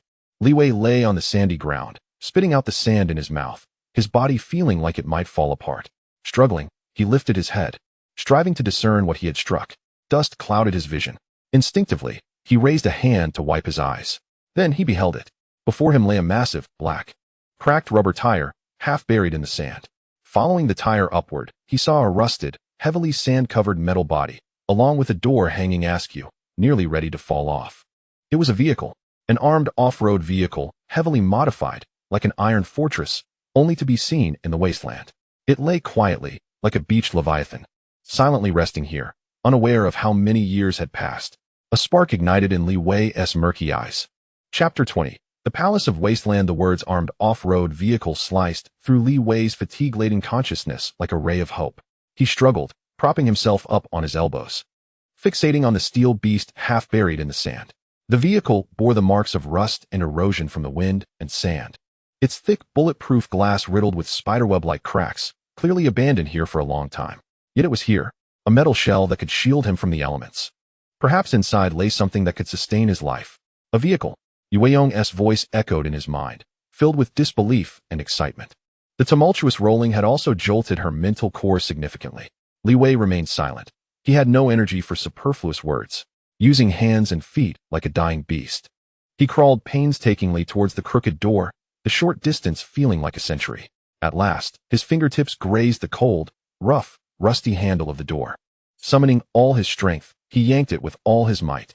With a creaking sound that sent chills through his teeth, the car door remained stubbornly shut, wedged tightly by dirt and its own deformation. A wave of icy despair surged from the depths of Li Wei's heart. A near-maniacal obsession erupted in his eyes. He had already glimpsed hope. How could he perish here? He drew a jagged dagger from his boot and forcefully wedged the blade into the crevice of the door. With all his weight pressing down, he used the knife as a lever, exerting every last ounce of strength to pry it open. Open for me. He spat through clenched teeth, his facial muscles contorting with effort, a fresh wave of agony ripping through his abdomen, but he paid it no mind. With a resounding crack, a hinge connecting the door finally succumbed to the strain and shattered. The door yielded, creating a gap wide enough for him to slip through. Li Wei could no longer hold himself up, his body slumped, and he rolled into the vehicle, landing heavily on the dust-coated driver's seat. A long-forgotten scent of leather mingled with machine oil assaulted his senses. Inside the car, he noticed the skeletal remains of its former owner slumped awkwardly in the driver's seat. But Li Wei paid no heed. His singular focus was on finding water and food. His gaze darted frantically around the interior. Nothing. There was nothing. The glove compartment was ajar, utterly empty. The back seat held only a few scattered, decayed scraps of fabric. Had this place been ransacked long ago? Li Wei's heart sank further. Check the trunk, Yueyong weakly reminded him. Yes, the trunk. Grasping at this last lifeline, he struggled to crawl to the back seat. Locating the internal switch for the trunk, with trembling hands, he pressed it. A soft pop echoed. Eagerly, he turned to look. The trunk contained a disordered pile of spare tires and repair tools. Amidst the clutter lay several military-grade metal boxes, their dark green exteriors marked with official insignia. Quietly resting there, Li Wei's breath hitched in his throat. He scrambled over, hands shaking as he pried open one of the boxes. A crisp snap resounded as the lid sprang open, revealing neatly wrapped military ration bars, perfectly aligned in rows. He could hardly believe his eyes and nervously opened another slightly smaller box. Inside were 6 bottles of purified water, neatly arranged, with a hint of dust on their surfaces. Water. Food. Li Wei felt his eyes welling with heat. He seized a bottle, struggling to twist off the cap, then unceremoniously tilted it to his mouth. gulping down the cool, slightly sweet liquid. It cascaded down his parched throat, flooding his scorched insides with a sensation beyond description, an ecstasy akin to rebirth. Coughing violently, he realized he had drunk too quickly. Yet, a mad, euphoric grin spread across his face, a joyful expression of survival. "Slow down, you fool. Do you wish to choke?" Yong's voice echoed in his mind, tinged with a sense of relief and an unrecognized tenderness. Li Wei ignored her, downing half the bottle. Feeling the heat within him finally subside, he then tore open a ration bar, biting into it with fervor. Though it was hard and gritty, the pure, starchy sweetness exploded on his taste buds, transforming into the most unadulterated energy coursing through his limbs. He was alive. This time, he truly lived. As his most fundamental survival needs were met, an overwhelming fatigue washed over him like a tidal wave. He leaned against the trunk's corner, clutching the remaining half bottle of water, too exhausted to eat another bite, and succumbed to a deep slumber.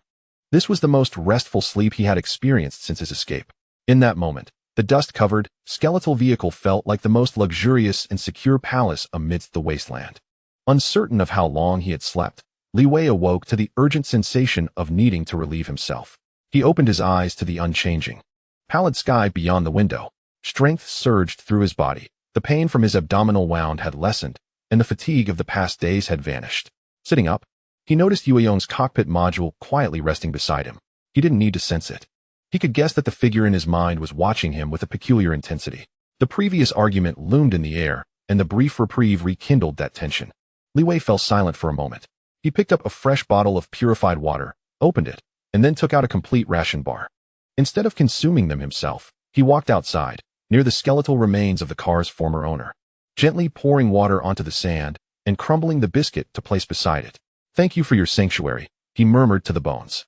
This was an unspoken code among scavengers in the wasteland. A favor granted must be repaid, even to the deceased. Having completed this act, he returned to the vehicle. Leaning back in the seat, he gazed out at the endless expanse of the desert, and after a long while, finally spoke. "Yong, what?" Her voice immediately responded, laced with caution. "I'm sorry." Li Wei's voice was low and calm. "I was too stubborn before. I nearly jeopardized both our lives." He offered no excuses. A mistake was a mistake.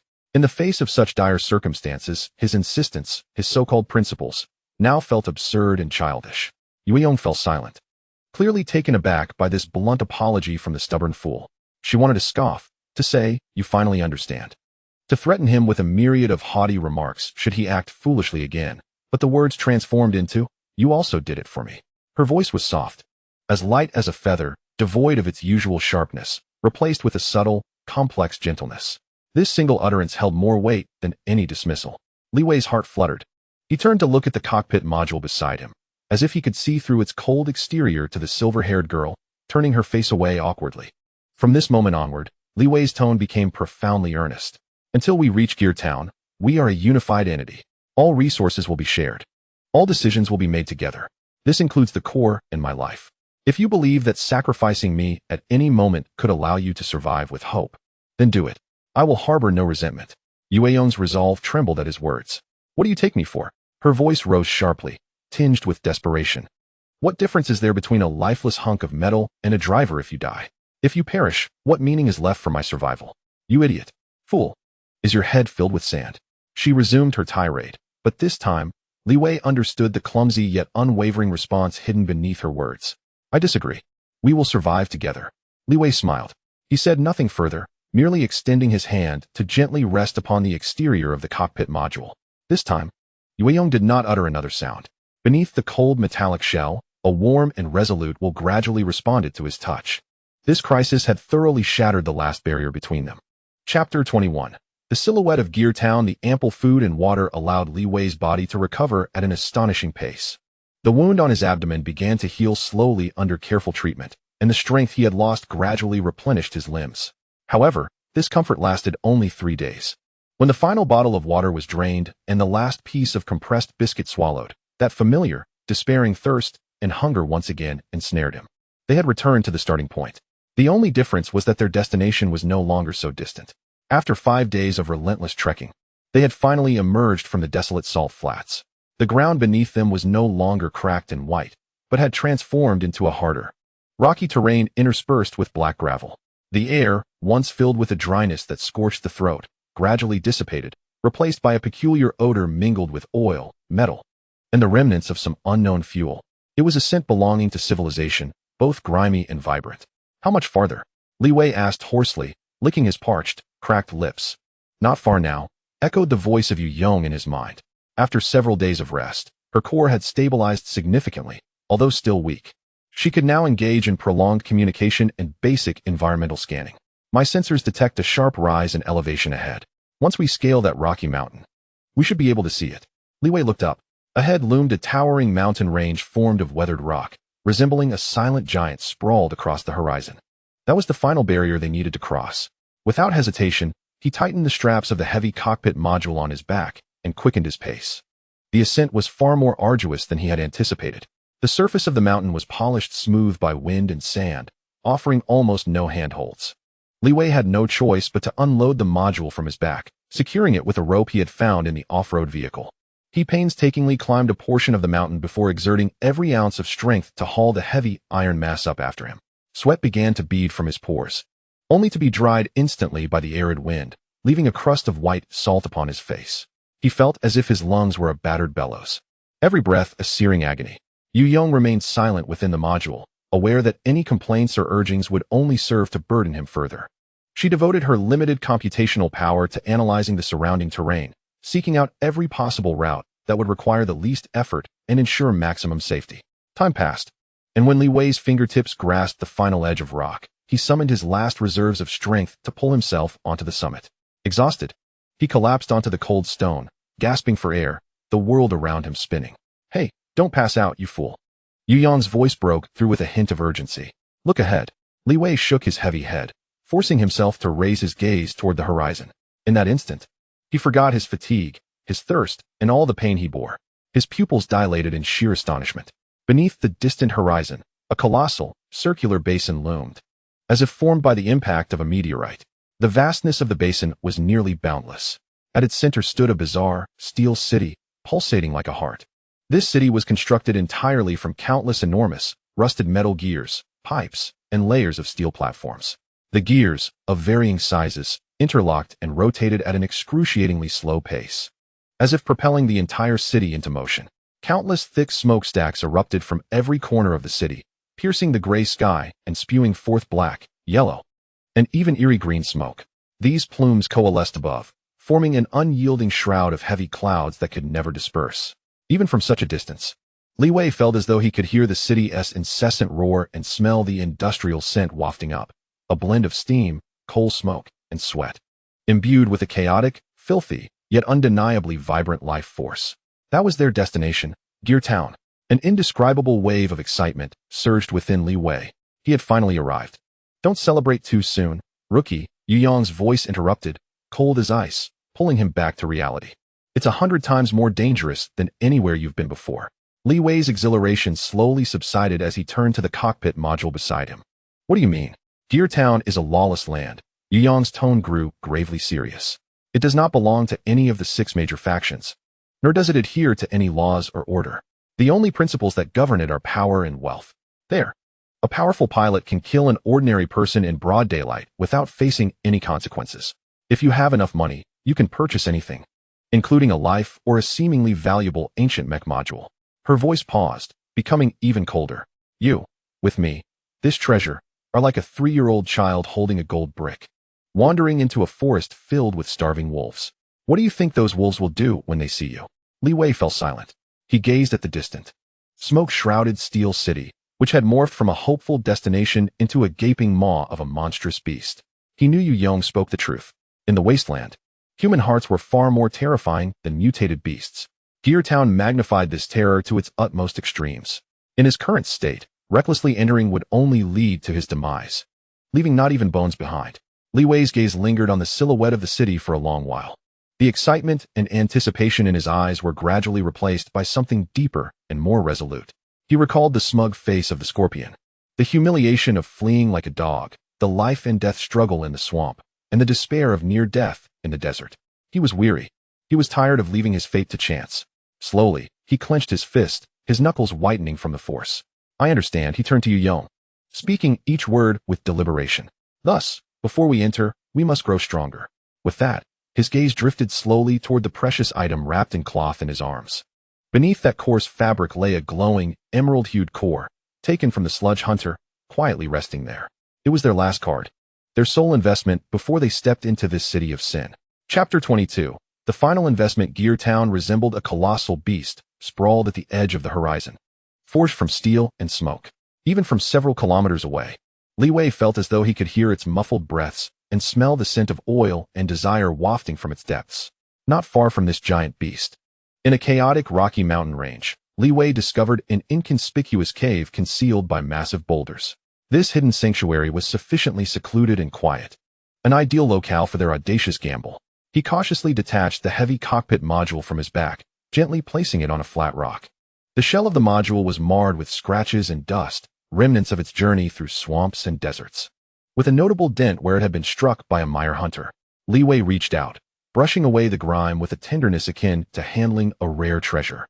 "Let us begin," he murmured, his tone calm, yet imbued with undeniable resolve. In his mind, Yueyong fell unusually silent. After a long pause, her voice, tinged with gravity, finally broke the stillness. "Are you certain you wish to proceed? Li Wei, I must caution you once more, this is not the simple feeding we experienced last time. A superficial repair merely replenishes energy and rectifies minor surface data fragments. What you are about to undertake is a deep repair, which entails utilizing all the energy within this beast core to impact and reorganize my most severely damaged core logic unit." Her tone grew increasingly serious, devoid of her usual arrogance, replaced instead by the cold, logical analysis befitting an ancient weapon. This process was a complete gamble. Once initiated, it could not be halted. The core's energy would be instantaneously drained. Regardless of success, it would reduce to a pile of worthless dust. Should we fail, two outcomes await us. First, if the energy impact falters, my core logic unit will utterly collapse, plunging me into a slumber deeper than before, potentially eternal. Second, if the energy guidance spirals out of control, a chain explosion will erupt within my core, and we shall both be obliterated in this small cave, reduced to the most brilliant of fireworks. Li Wei, this core is our final card. It serves as our emergency battery for survival when we encounter peril in Gear Town, and it is our sole bargaining chip when negotiating with those eminent figures. Should we expend it now, failure would leave us with nothing. She fell silent again, awaiting Li Wei's response. In the cave, only the crackling of the fire broke the stillness. Li Wei listened intently to her every warning, his expression remaining unchanged. He lifted his gaze, peering through the cave's mouth toward the steel city shrouded in ominous clouds. "Bargaining chip," he softly echoed, a self-deprecating smile gracing his lips. "Do we truly have the luxury to discuss bargaining chips?" He turned back, his eyes landing on the cold cockpit module, his gaze sharpening like a blade. "What are we now? A wounded scavenger barely able to fight, and a rusted hunk with a 47 damage rate, incapable of even materializing. Together, we resemble a limping sheep clutching a gold ingot. Do you honestly believe that this gold will preserve our lives as we walk into the slaughterhouse that is Gear Town? No, it will only hasten our demise and deepen our suffering, rather than entering a guaranteed losing gamble with a broken ace. I would prefer to wager that ace alongside our lives before the game even commences. If we win, we earn the right to sit at the table. If we lose, it is far better than being devoured alive by others." His voice, though not loud, resonated with an unwavering determination and reckless fervor, each word seemingly struck from his chest. This declaration rendered Yueyong utterly speechless. As a weapon, her logic was rooted in data and probability. Yet, at this moment, she sensed something transcending mere data analysis emanating from this mortal, a spirit of audacity. "You madman." After a lengthy pause, she finally managed to utter those words, her voice laced with complex emotions, resignation, admiration, and a hint of trust that even she had not recognized. "To stake everything each time, you are a complete gambler." "Very well," she sighed. "Since my pilot has made his decision, let us commence. Should we fail, do not shed tears." The term "my pilot" warmed Li Wei's heart. He understood she had acquiesced. "What must I do?" Li Wei inquired immediately. "Calm yourself." Yueyong's tone regained its steadiness. "This energy guidance will be more perilous than any prior attempt. Although the Mire Hunter's core is not as pure as the Infiltrator's, it still embodies a high-energy essence, infused with the beast's wrath and resentment at its demise. I require your mental strength to act as a filter and stabilizer between the energy torrent and my core. You must enter the deepest meditative state, synchronizing your consciousness with my will entirely. During the repair process, Whatever you perceive or experience, you must remain steadfast. The slightest wavering in your spirit will unleash uncontrollable energy, tearing us both apart. Understood. Li Wei asked no further questions. He settled cross-legged, placing the cockpit module directly in front of him, his hands resting lightly on his knees. He slowly closed his eyes. The sounds of the wind outside, the crackling fire, and the distant rumble of the city faded rapidly away. His world gradually sank into an endless expanse of pure darkness and tranquility. He emptied his mind of all distractions, the fury of revenge, the thirst for survival, the yearning for the future. Everything was submerged deep within his consciousness. His heart resembled a still lake, unperturbed as he sensed Yueyong's frail yet resilient will, akin to a serene star, suspended at the center of his mental realm. The spiritual connection between them became unprecedentedly clear and solid at that moment. He could even perceive the delicate rhythms of her core program, operating like a finely tuned clock. They had never been so close. I am ready, Li Wei thought. Yueyong softly acknowledged. Li Wei opened his eyes, his gaze deep and tranquil. From his pocket, he retrieved the beast core, glowing with an ethereal green luminescence, which he had acquired from the mire hunter. The crystalline core resembled a meticulously carved emerald, its depths swirling with a mysterious aura. Li Wei extended his trembling yet steady hand, aligning this last investment, which represented their entire future, with the familiar external energy interface on the cockpit module. Then, gently, he pressed it in. Click. The core and interface fit together perfectly. Contrary to expectations, there was no blinding light, no deafening sound. In that instant, the entire cave seemed to fall into an absolute stillness. Moments later, an unimaginably vast torrent of primal energy surged through the small interface into the cockpit module, as if an ancient beast had broken free from its shackles. Buzz. The module's screen illuminated to its fullest extent in an instant. Countless streams of green, blue, and even golden data cascaded like a waterfall, rushing past so rapidly that they were barely discernible. Ultimately, all colors and data lost their significance. The entire screen transformed into a dazzling, pure, and all-consuming white light. Chapter 23. The girl in the light. That brilliant, pure white light lasted less than a second, yet for Li Wei, it stretched on like a century. In that fleeting moment, his consciousness was violently tugged and torn apart, then forcibly bound to another, larger, and more chaotic will. If the previous spiritual link resembled a rugged country road, at this juncture, that path had been ruthlessly widened into a channel capable of containing a tsunami. A roar, one not belonging to humanity, filled with primal savagery and endless resentment, exploded deep within his soul. It was the culmination of the mire hunter's despair and madness at the moment of its demise. A torrent of vast and tainted spiritual remnants surged forth, propelled by the energy of the beast's core, seeking to corrupt and devour all that it encountered. The agonizing scream of Yueyong echoed in his mind. Her will akin to a fragile boat amidst a tempest, at any moment susceptible to being torn asunder by the onslaught of vile energy. Warning! Warning! High-intensity psychic contamination detected. The core logic unit is under siege. Self-diagnostic error. Data chain disrupted. Error. Error. The cockpit module's display, once a blinding white, gradually faded, replaced by a myriad of frenzied, blood-red garbled text, signaling imminent peril. Damn it! Li Wei instantly comprehended his predicament. He was not merely a spectator, under Yueyong's guidance. He had actively transformed his mental energy into a filter and stabilizer. Now, the foul torrent sought to breach his fragile dam. Intent on obliterating the field known as Yueyong behind him. Retreat was not an option. One step back would lead to an abyss. Hold firm, grinding his teeth.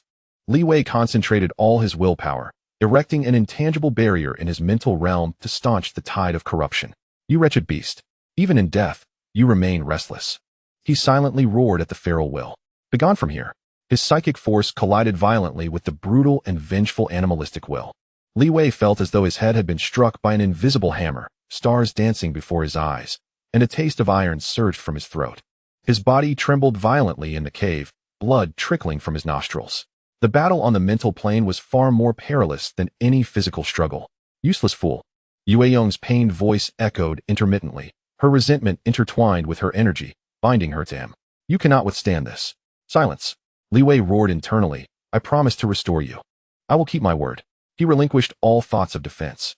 His will transformed into the sharpest of blades, forged from his deepest frustrations and obsessions, and he lunged forward, recklessly against the torrent of filth. His intent was not to filter, but to rend, to utterly shatter, crush, and erase every mark of the Meyer hunter embedded within that energy. This was a primal and savage confrontation of wills. Li Wei's consciousness rapidly waned, feeling akin to a candle burning in a tempest, yet the light in his eyes grew brighter and more fervent. Time became an abstraction as the feral will seemed to sense the desperation within his human soul, beginning to waver, to fear. Now, seizing the fleeting moment, Li Wei channeled his remaining willpower into a final, decisive strike. A sound akin to something being pierced echoed. The roar filled with brutality and resentment abruptly ceased, dissipating like a phantom. The overwhelming torrent of energy, liberated from its animalistic constraints, transformed into the purest essence of life, flowing gently and tenderly into Yueyong's parched spiritual core. The crisis was averted. The cockpit module's screen, once rife with blood-red garbles, instantly cleared, replaced by streams of green data symbolizing repair and rebirth. Core logic unit reassembly complete. Data link restoration complete. Spiritual core energy replenished to 35. System status, minor damage. Repair program concluded. As the final line of green characters manifested, the cockpit module's display radiated an unprecedented clarity and stability, emanating a soft azure glow. Gasping for breath, Li Wei felt utterly drained, his spirit exhausted.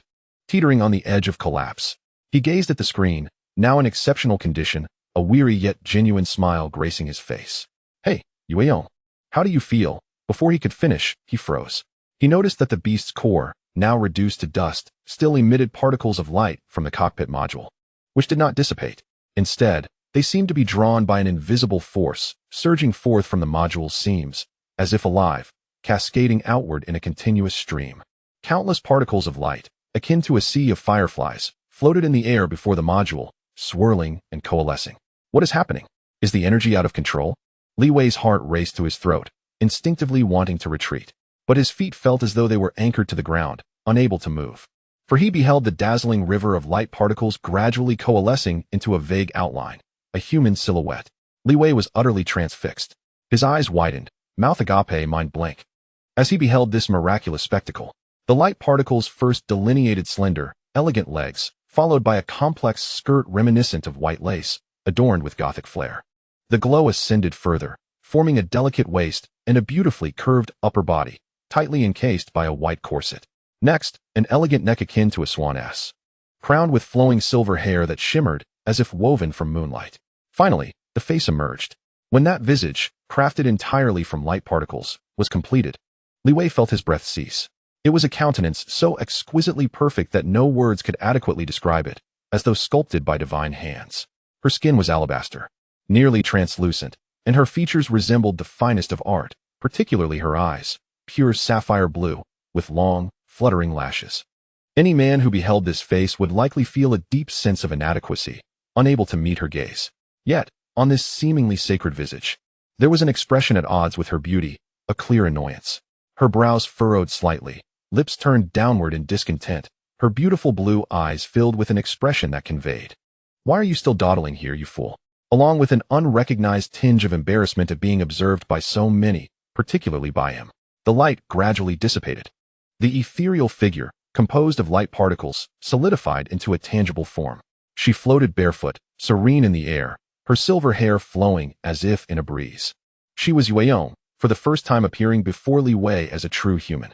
Humph. The girl's lips moved delicately, producing a voice that was both familiar and startlingly strange at this moment. "Have you seen enough, idiot?" Chapter 24. Our first intimate encounter. She adorned herself in an intricately designed, layered white Gothic gown, where every fold resembled a delicate work of art. Yet, despite her divine and flawless figure, as if she had stepped out from a myth, her face bore a familiar expression of disdain and displeasure, particularly in her sapphire blue eyes. As pure as the finest gemstones, there was an unmistakable disdain directed at him, a reflection of her contempt for his naivety. This visage, this expression, this tone of voice, Li Wei's mind, caught in a tumultuous storm, struggled to reconcile these two starkly different images. The haughty voice that incessantly berated him as a fool and a weed echoed in his mind, juxtaposed with the breathtakingly beautiful, yet proudly aloof silver-haired girl before him. Were they truly the same person? This realization struck him with a force more profound and absurd than any near-death experience he had ever encountered. Instinctively, he made an unexpectedly foolish gesture, extending his right hand, his index finger slightly bent, as if to poke a beautiful soap bubble, cautiously reaching toward her flawless cheek. He merely wished to confirm whether this vivid scene was a product of his overtaxed psyche, a hyper-realistic illusion. However, before his fingertip could make contact with her velvety skin, a crisp but gentle sound interrupted the moment. The girl, suspended in the air, raised her hand with a speed that left an afterimage, swiftly striking his outstretched hand. "Fool! Do not touch." Her perfect face flushed crimson in an instant, a mix of offended anger and the acute embarrassment of being touched by an unfamiliar male. This sharp rebuke shattered any lingering doubt within Li Wei. Indeed, this was the flavor he recognized, the familiar, blustering bravado that masked an overwhelming shyness. It truly was her. This realization twisted Li Wei's expression into a peculiar amalgamation of shock, confusion, and an awkward urge to laugh, all intertwined. He had not been accompanied by a cold, unfeeling object, but rather a stunning girl. For the first time, he truly saw her. "What are you staring at? If you keep looking at me with that disgusting gaze, I'll gouge out your eyes." Yu Yong felt exceedingly uncomfortable under his penetrating, curious gaze. She threatened him with bravado, yet instinctively drifted half a meter back, attempting to create distance. However, at that very moment, her body flickered as if plagued by a poor signal, becoming somewhat translucent. Ugh! Yu Yong's brow furrowed sharply, a fleeting expression of pain and weakness crossing her face. A hint of panic flashed through her beautiful blue eyes. The act of materializing was consuming energy beyond her expectations. The intense emotional upheaval and swift movement had accelerated her energy depletion. "Hey, what is wrong with you?" Li Wei immediately sensed something was amiss. "And nothing," Yu Yong stubbornly insisted, attempting to uphold her lofty demeanor. Yet her body, becoming intermittent and flickering like a weak signal, betrayed her. Light particles began to escape from her edges, her form rapidly oscillating between transparency and solidity, as if on the verge of collapse. She could no longer maintain her levitating state. Her body softened and began to fall toward the ground. "Be careful." Li Wei had no time to ponder. He dashed forward, arms outstretched, and caught her securely in his embrace. This marked their first physical contact. The sensation in his arms was soft and delicate, accompanied by a gentle warmth emanating from her energy core after a moment of coolness. Silken strands of hair brushed against his cheek, carrying an indescribable scent reminiscent of moonlit floral dew. Li Wei froze, acutely aware that as soon as their bodies made contact, the girl within his arms became rigid. Yu Yong's cheeks flushed, nearly crimson. Her mind was blank. Centuries of combat data and logical programming dissolved into meaningless gibberish. She wished to push him away, to shout at him to remove his filthy hands, to cloak her current turmoil in the most venomous language. Yet, she lacked the strength. The familiar, reassuring scent belonging to this foolish driver enveloped her, providing a long-lost warmth and sense of reliance to her trembling, cold body. Ultimately, she did not push him away. Instead, she buried her face in his chest, quickly whispering in a voice so faint that only they could hear. This materialization consumes immense energy. With my current recovery, I can only sustain it for a brief moment. So don't misunderstand, I am not." Her words remained unfinished. The soft form in his embrace suddenly lost all substance, transforming into countless brilliant particles of light, akin to stardust, flowing from Li Wei's arms, only to return, like a weary bird to its nest, to the cold cockpit module lying silently on the ground. The cave once again fell into silence, as if the breathtaking and ambiguous scene had never transpired. Li Wei remained frozen in his embrace, rigidly standing still for what felt like an eternity. The lingering sensation of her softness and residual warmth remained in his memory. The faint scent of moonlit floral dew still lingered at his nostrils. Slowly, he lowered his head, gazing at his empty arms, then turned to the now silent cockpit module. His heart raced with unprecedented intensity.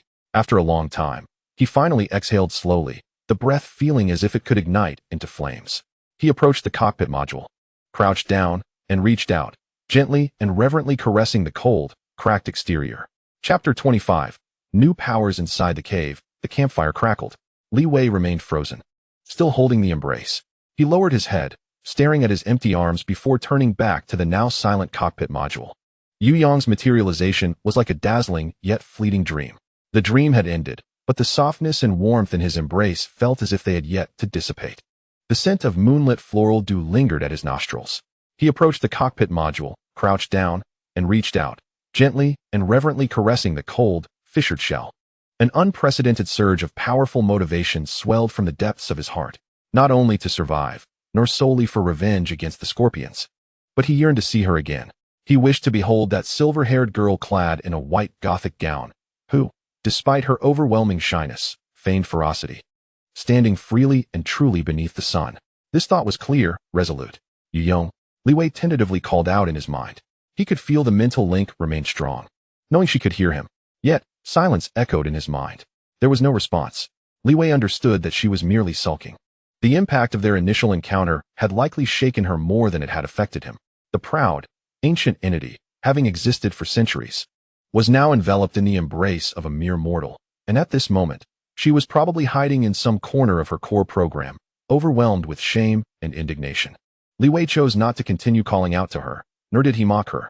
He simply gazed at the cockpit module before him, speaking in a tone of utmost solemnity, as if making a sacred vow. Mutant, I shall restore you completely, not merely to regain your powers, but to restore your form to its original state. I wish for you to always possess your own body, to wander freely wherever your heart desires, to behold any landscape you wish, to stand freely beneath the sun. His voice was low, yet each word resonated with undeniable resolve.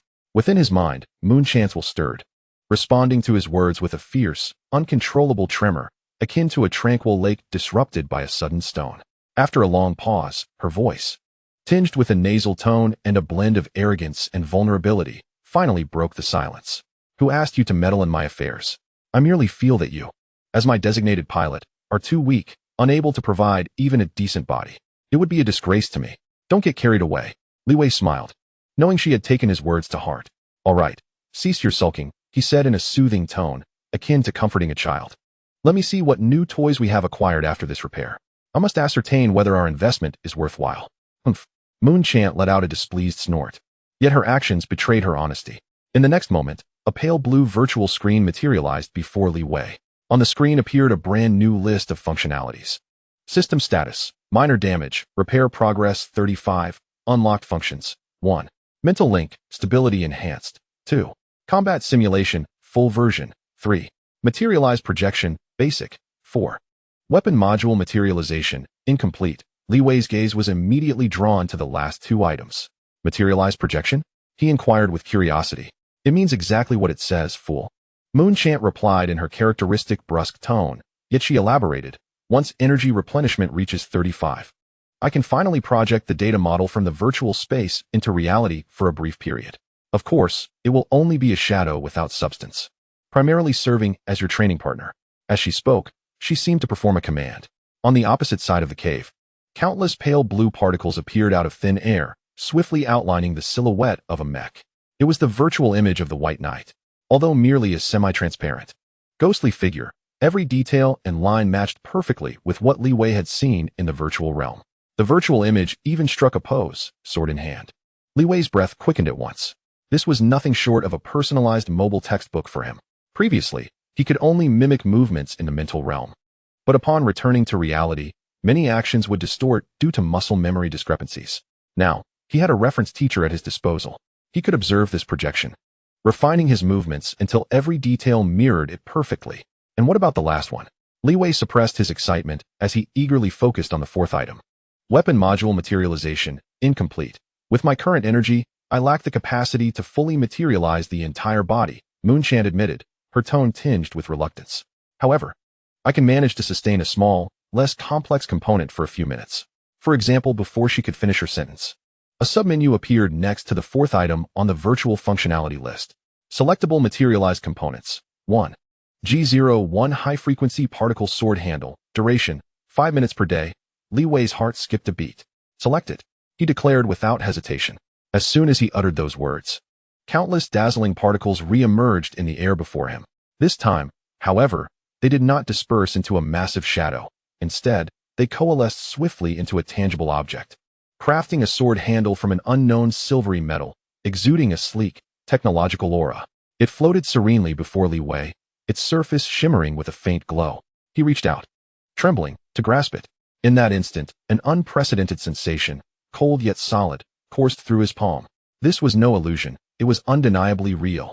The weight of the sword handle felt just right, as if custom-made for his hand. He could even distinctly feel the intricate patterns designed to enhance grip.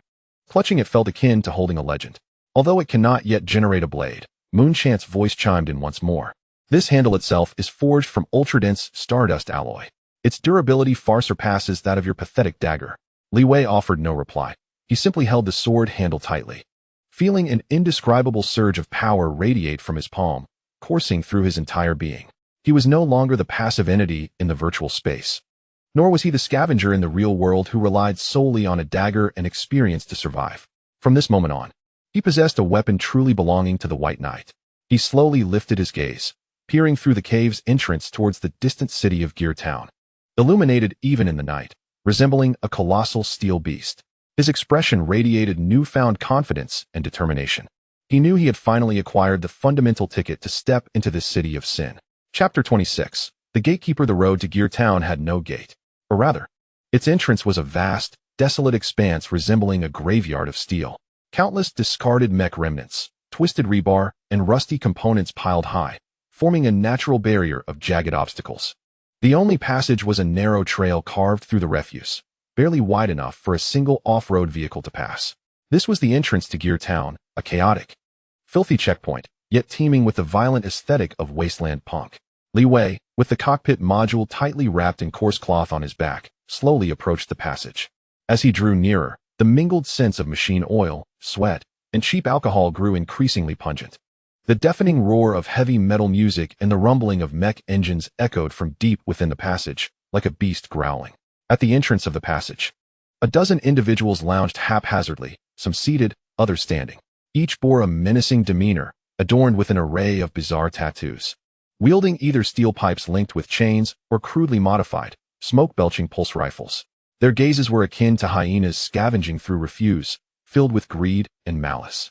Behind them, a massive steel plate, carelessly spray-painted with graffiti, depicted a grotesque skull formed from wrenches and gears. The Iron Rubbish Gang, the lowest vermin in the food chain of Gear Town. A group of local thugs thriving on extorting entry fees and engaging in intimidation. Li Wei maintained a stoic expression, his gaze fixed ahead as he walked forward. Attempting to appear as an ordinary scavenger seeking a livelihood, hoping to blend in unnoticed. However, his aspirations were destined to be thwarted from the very beginning. As he stepped into the territory claimed by the Scrap Iron Gang, the gaze of every hyena fixated upon him. More precisely, their attention was drawn to the cockpit module behind him, wrapped in cloth, yet still revealing its intricate contours and extraordinary value. Halt! A burly man, his face laden with fat and a bone from an unknown beast clenched in his teeth, stumbled to his feet, pointing a steel pipe at Li Wei with an air of undeniable authority. Newcomer, do you understand the rules? Li Wei paused, refraining from uttering a word. Entry fee, 100 standard credit points, or equivalent parts. The hulking man impatiently rubbed his fingers, his other hand outstretched. The surrounding gang members closed in with playful grins, forming an implicit circle that severed all avenues of retreat for him. I don't have any credit points, Li Wei replied flatly, and I don't possess any parts either. He sought to avoid trouble, yet would not allow himself to be slaughtered. None. The brute erupted into laughter, as if he had heard the most amusing joke. He exaggeratedly cleaned his ears, his beady eyes fixed on the module behind Li Wei. Do you take me for a fool? That shiny iron coffin on your back looks worth far more than 100 credit points. The other gang members echoed his sentiments with malicious laughter, their gazes akin to tangible hooks, scraping over Li Wei's wrap. Boss, why waste your breath on him? A scrawny fellow screeched. That kid looks soft, he's no tough nut. Just strip him down, and that treasure will be ours. Indeed. Strip him. Leave the iron coffin. The crowd began to stir, the atmosphere growing increasingly perilous. Did you hear that, kid? The hulking leader grinned menacingly, advancing step by step towards Li Wei, clearly the ringleader of the group. I'll give you two choices. First, leave the thing on your back, and I'll let you roll unscathed. Second, he elongated his voice deliberately, his smile becoming increasingly sinister, we'll help you take it off. And while we're at it, we'll dismantle the other parts on you too. Li Wei regarded him quietly, his gaze devoid of fear, imbued only with an unfathomable chill. What? Are you stunned? The ringleader leaned over Li Wei, his overpowering odor of sweat and alcohol assaulting the senses. I've changed my mind. I want that thing on your back. He reached out with his greasy hand towards the module behind Li Wei. I intend to buy it. Before his words were fully uttered, Li Wei moved. Without warning or unnecessary dialogue, at the very moment the man's hand was about to make contact with the wrap, he acted. Swiftly. In an instant. His form seemed to leave an afterimage, sidestepping at an impossible angle to evade the reaching hand. Simultaneously, his right hand clasped the hilt of a sword fashioned from an unknown silvery metal that hung at his waist. A low hum resonated, akin to an ethereal activation of energy.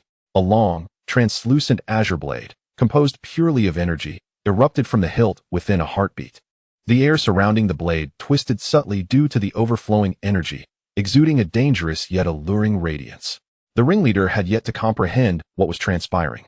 He merely perceived a flash before an icy sensation pressed against his neck. He stiffened, lowering his head. The semi-transparent blade, glowing with a ghostly blue light, hovered ominously before his throat, just a mere inch away from severing his windpipe. Tom appeared to freeze at that moment.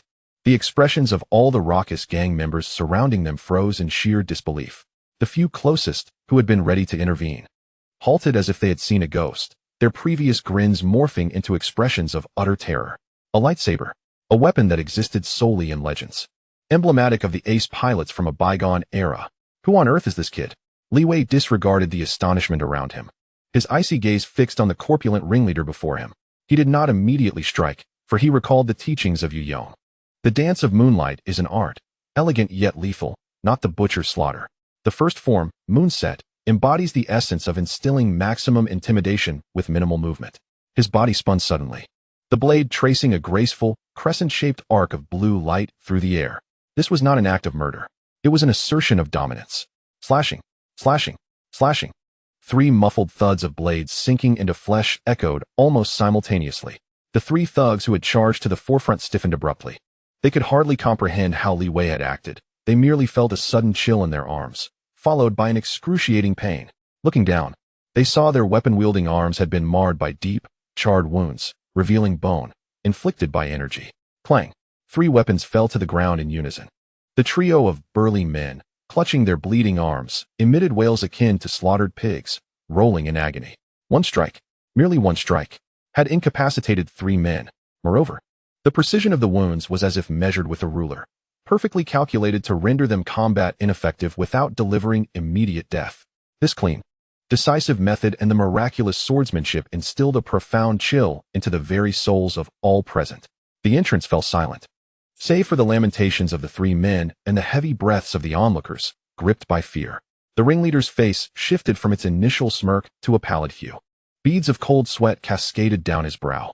He was no fool. He finally realized that today he had unwittingly kicked a hidden, scorching iron plate disguised as a wooden board. Chapter 27. The entrance fee time seemed to freeze at that moment, held captive by the translucent blue energy blade. The entrance lay in dead silence. Only the anguished cries of the 3 thugs, writhing on the ground and clutching their arms, served as a reminder to everyone that what had just transpired was no mere illusion. The youth, belittled as soft and delicate, had effortlessly incapacitated their 3 comrades in an instant. Swift, precise, merciless.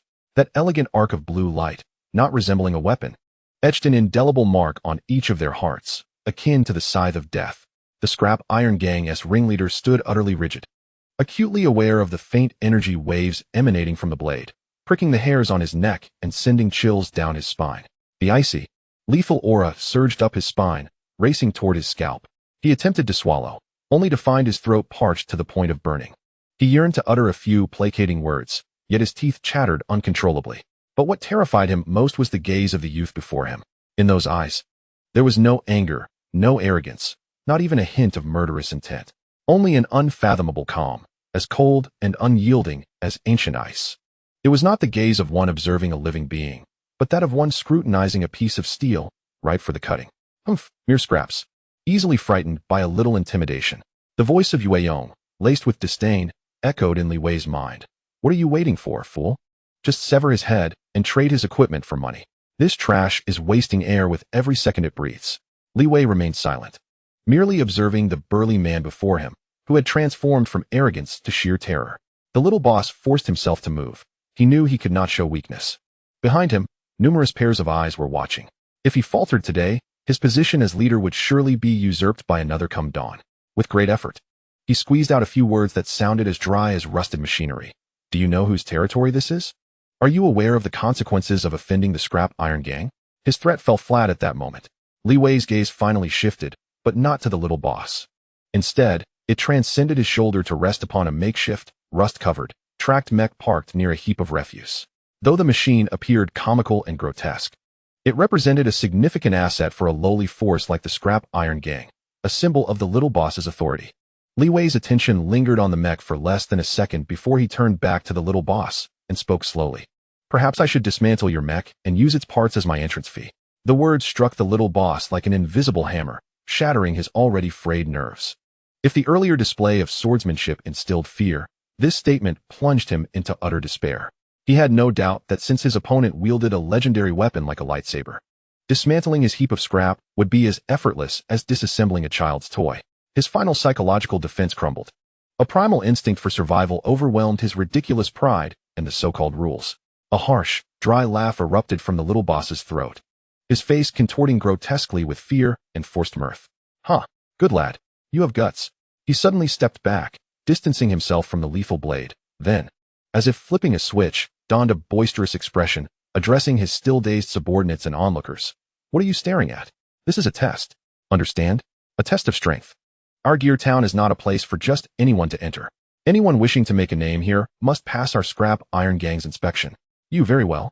He extended his trembling, greasy hand and patted his chest with exaggerated bravado, trying to appear more imposing. You have passed my test. I acknowledge your strength.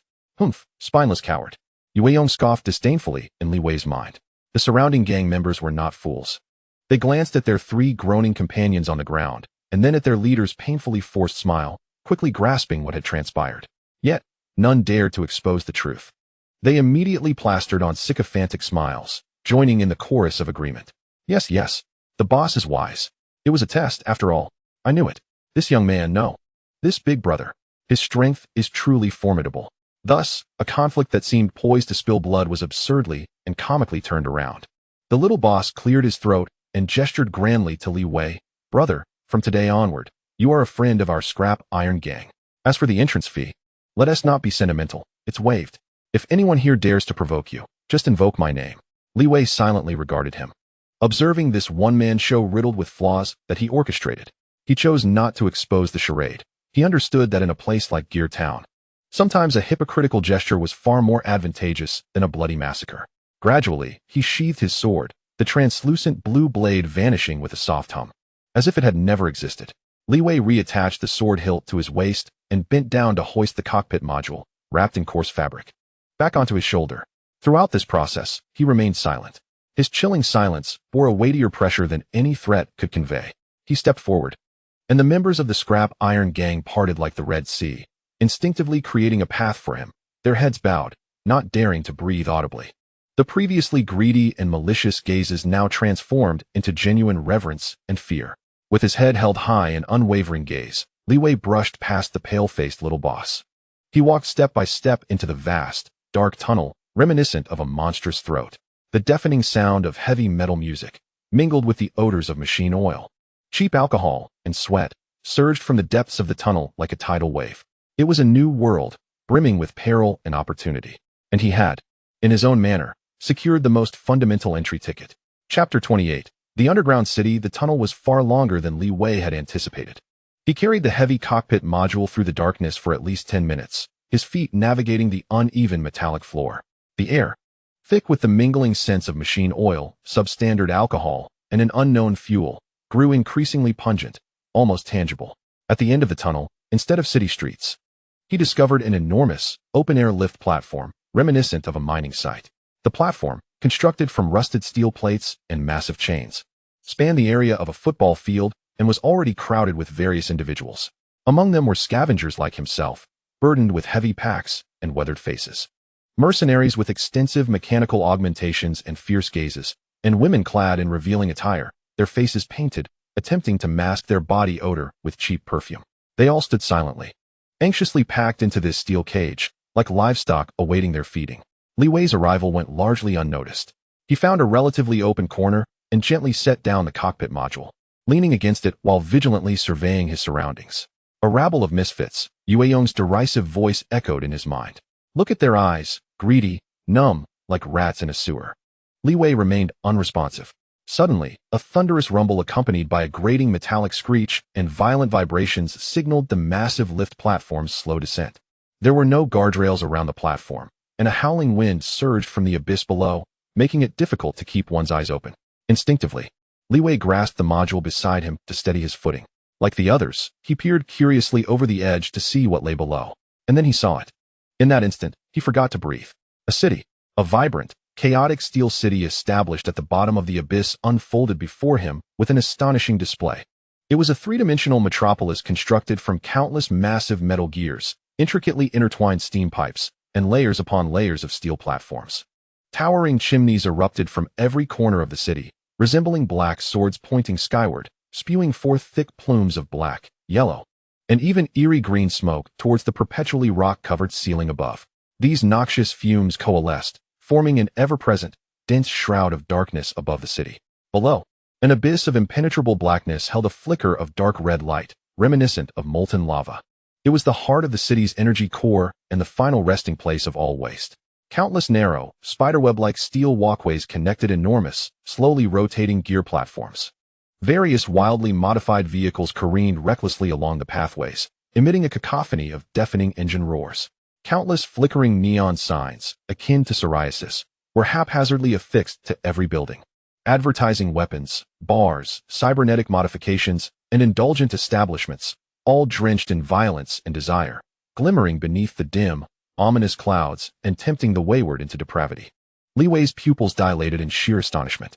He had witnessed the desolation of wastelands, the bleakness of ruins, but he had never encountered such a vivid spectacle. There was no order, no aesthetic beauty. It was chaos, filth, and savagery. Yet, it pulsated with the essence of humanity, a vibrancy long extinct in the wastelands. A sharp, disdainful click of the tongue jolted Li Wei back from his reverie. Vulgar, grotesque, utterly devoid of beauty. Muntant's voice dripped with the condescension of a noblewoman surveying her pigsty. Exposing gears and pipes like this, what era's aesthetics are we witnessing? And those lights? A disarray that is nothing short of an assault on the eyes. This is no city. It is a vulgar tin can party. She paused, seemingly in search of even more cutting words. No, to call it a party is to elevate it. It is merely a vast, rusted dumpster.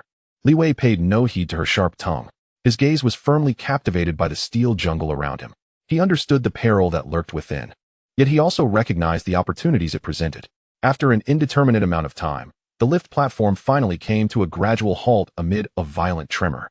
With a loud clang, the enormous iron gates slid open, unleashing a wave of more intense, acrid heat, mingled with the thunderous strains of heavy metal music. The crowd on the platform surged forth like livestock released from a pen. Li Wei did not rush to join them. He waited until most had departed before hoisting the heavy cockpit module back onto his shoulder, merging into the tail end of the throng as he stepped off the lift platform. Beneath his feet lay a solid ground, coated in black grease. At last, he had set foot on the land of Gear Town. In an instant, a multitude of predatory gazes, akin to sticky tendrils, latched onto him and the extraordinary treasure wrapped in coarse fabric upon his shoulder.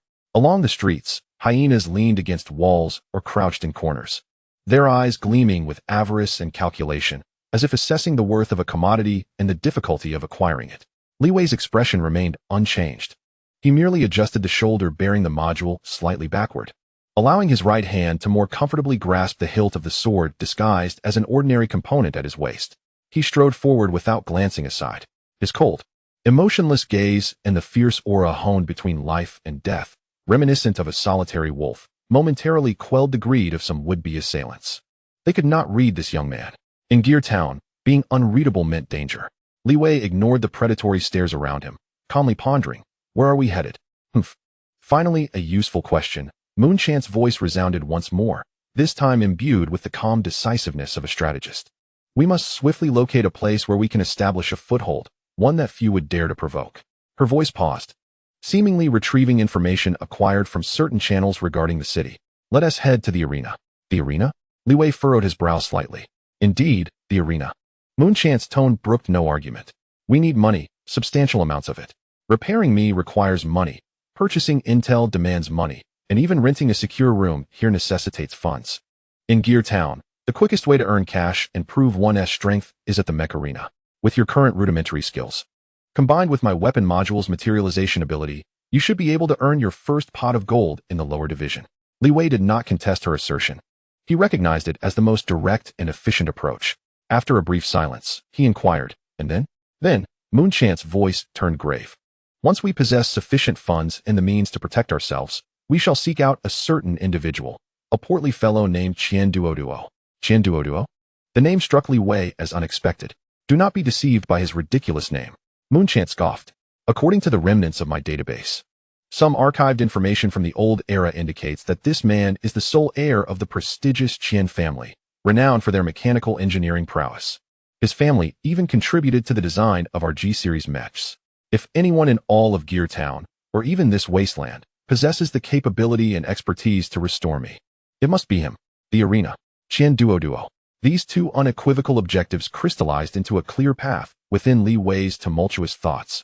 The uncertainty that had clouded his gaze upon first encountering this underground city now transformed into unwavering resolve and sharp focus.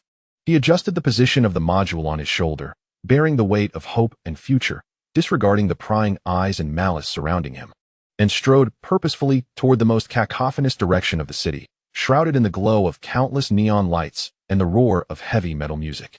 Chapter 29. The first mention of Qian Duoduo Gear Town knows no daylight. A heavy, murky cloud, mingled with various industrial fumes, envelopes the city like a massive lid, trapping it at the bottom of an abyss. The city's illumination derives from the incessant furnaces, flickering neon lights, and the blinding arcs produced during welding, which are omnipresent. Li Wei navigated through a relatively secluded street known as Rustbone Alley, carrying his heavy treasure. This area served as the civilian district of Gear Town, though the so-called civilians were merely a group of slightly more respectable outlaws. On either side of the street stood 4- or 5-story structures haphazardly constructed from shipping containers and discarded metal sheets.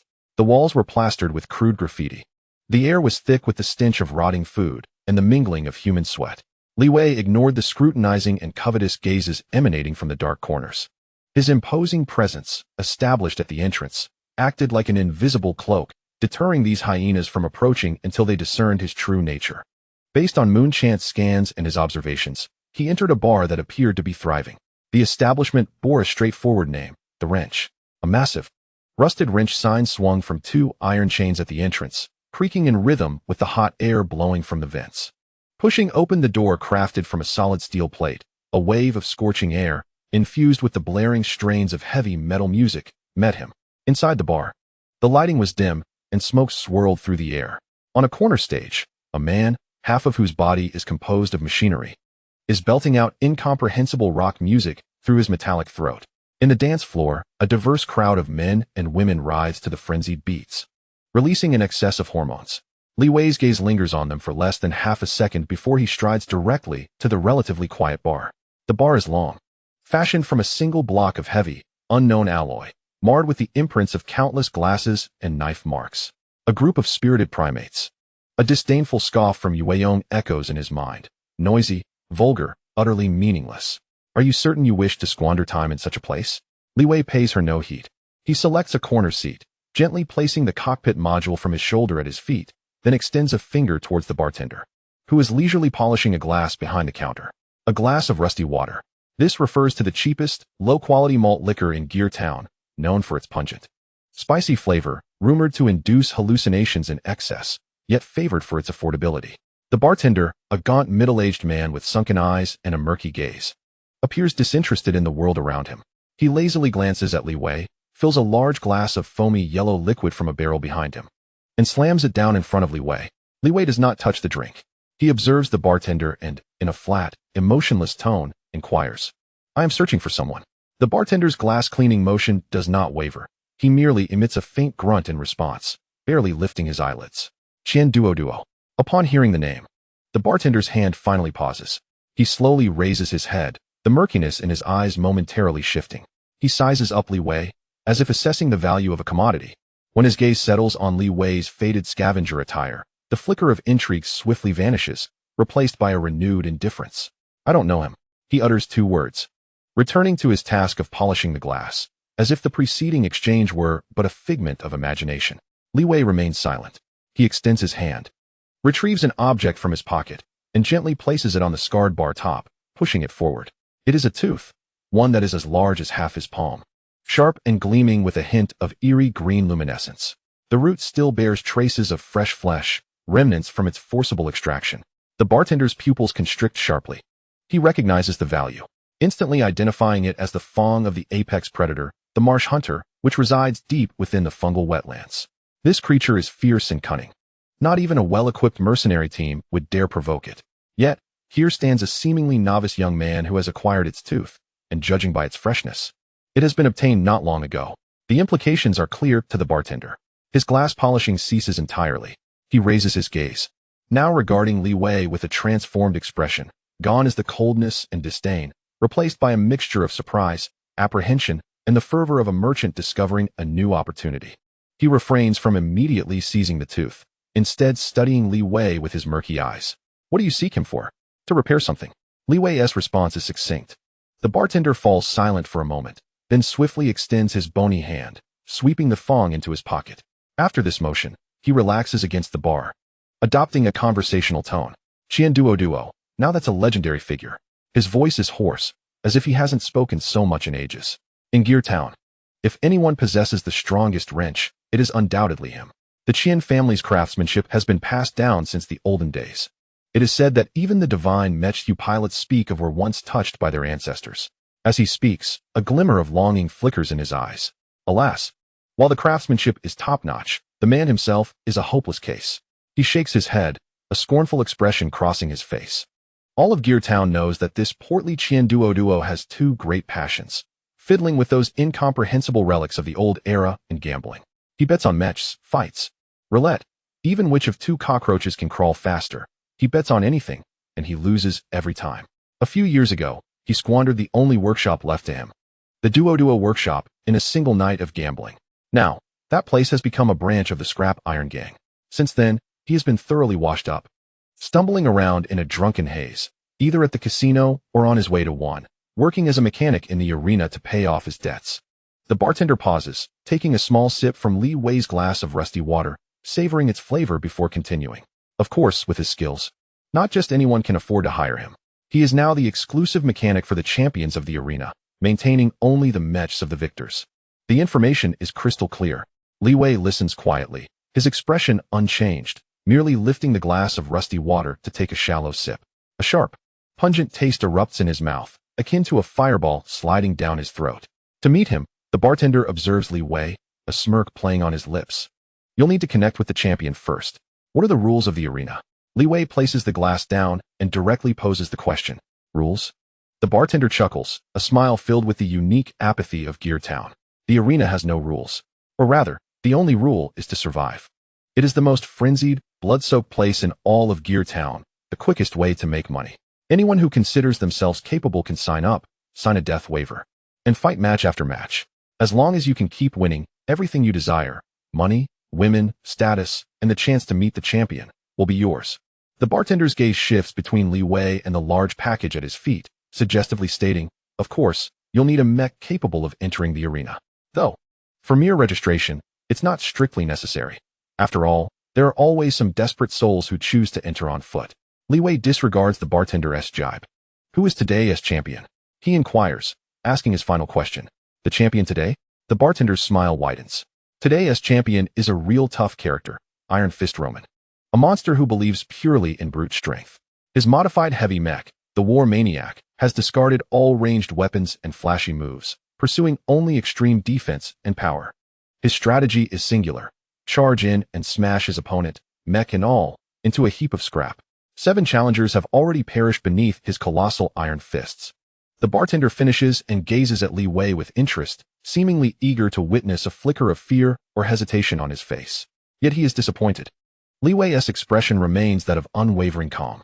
He slowly drains the glass of spicy, rusty water and, from his pocket, retrieves several low-value metallic coins, placing them on the bar as payment for his drink. He rises, hoisting the heavy cockpit module back onto his shoulder, and turns, wordlessly departing the bar. As he walks away, the bartender's smile gradually fades, and a complex light flickers in his murky eyes. Another fearless soul, yet there is something intriguing about his gaze. He murmured to himself, then lowered his head and began to leisurely clean the wine glass in his hand. Meanwhile, Li Wei, having exited the bar, had firmly established his direction. Iron Fist? War Maniac? The voice of Yueyong echoed in his mind, rife with disdain, sounding akin to a simple-minded brute. Li Wei, Do not disappoint me. If you are defeated by such a lowly creature, I shall have no face to show to anyone. I will not lose.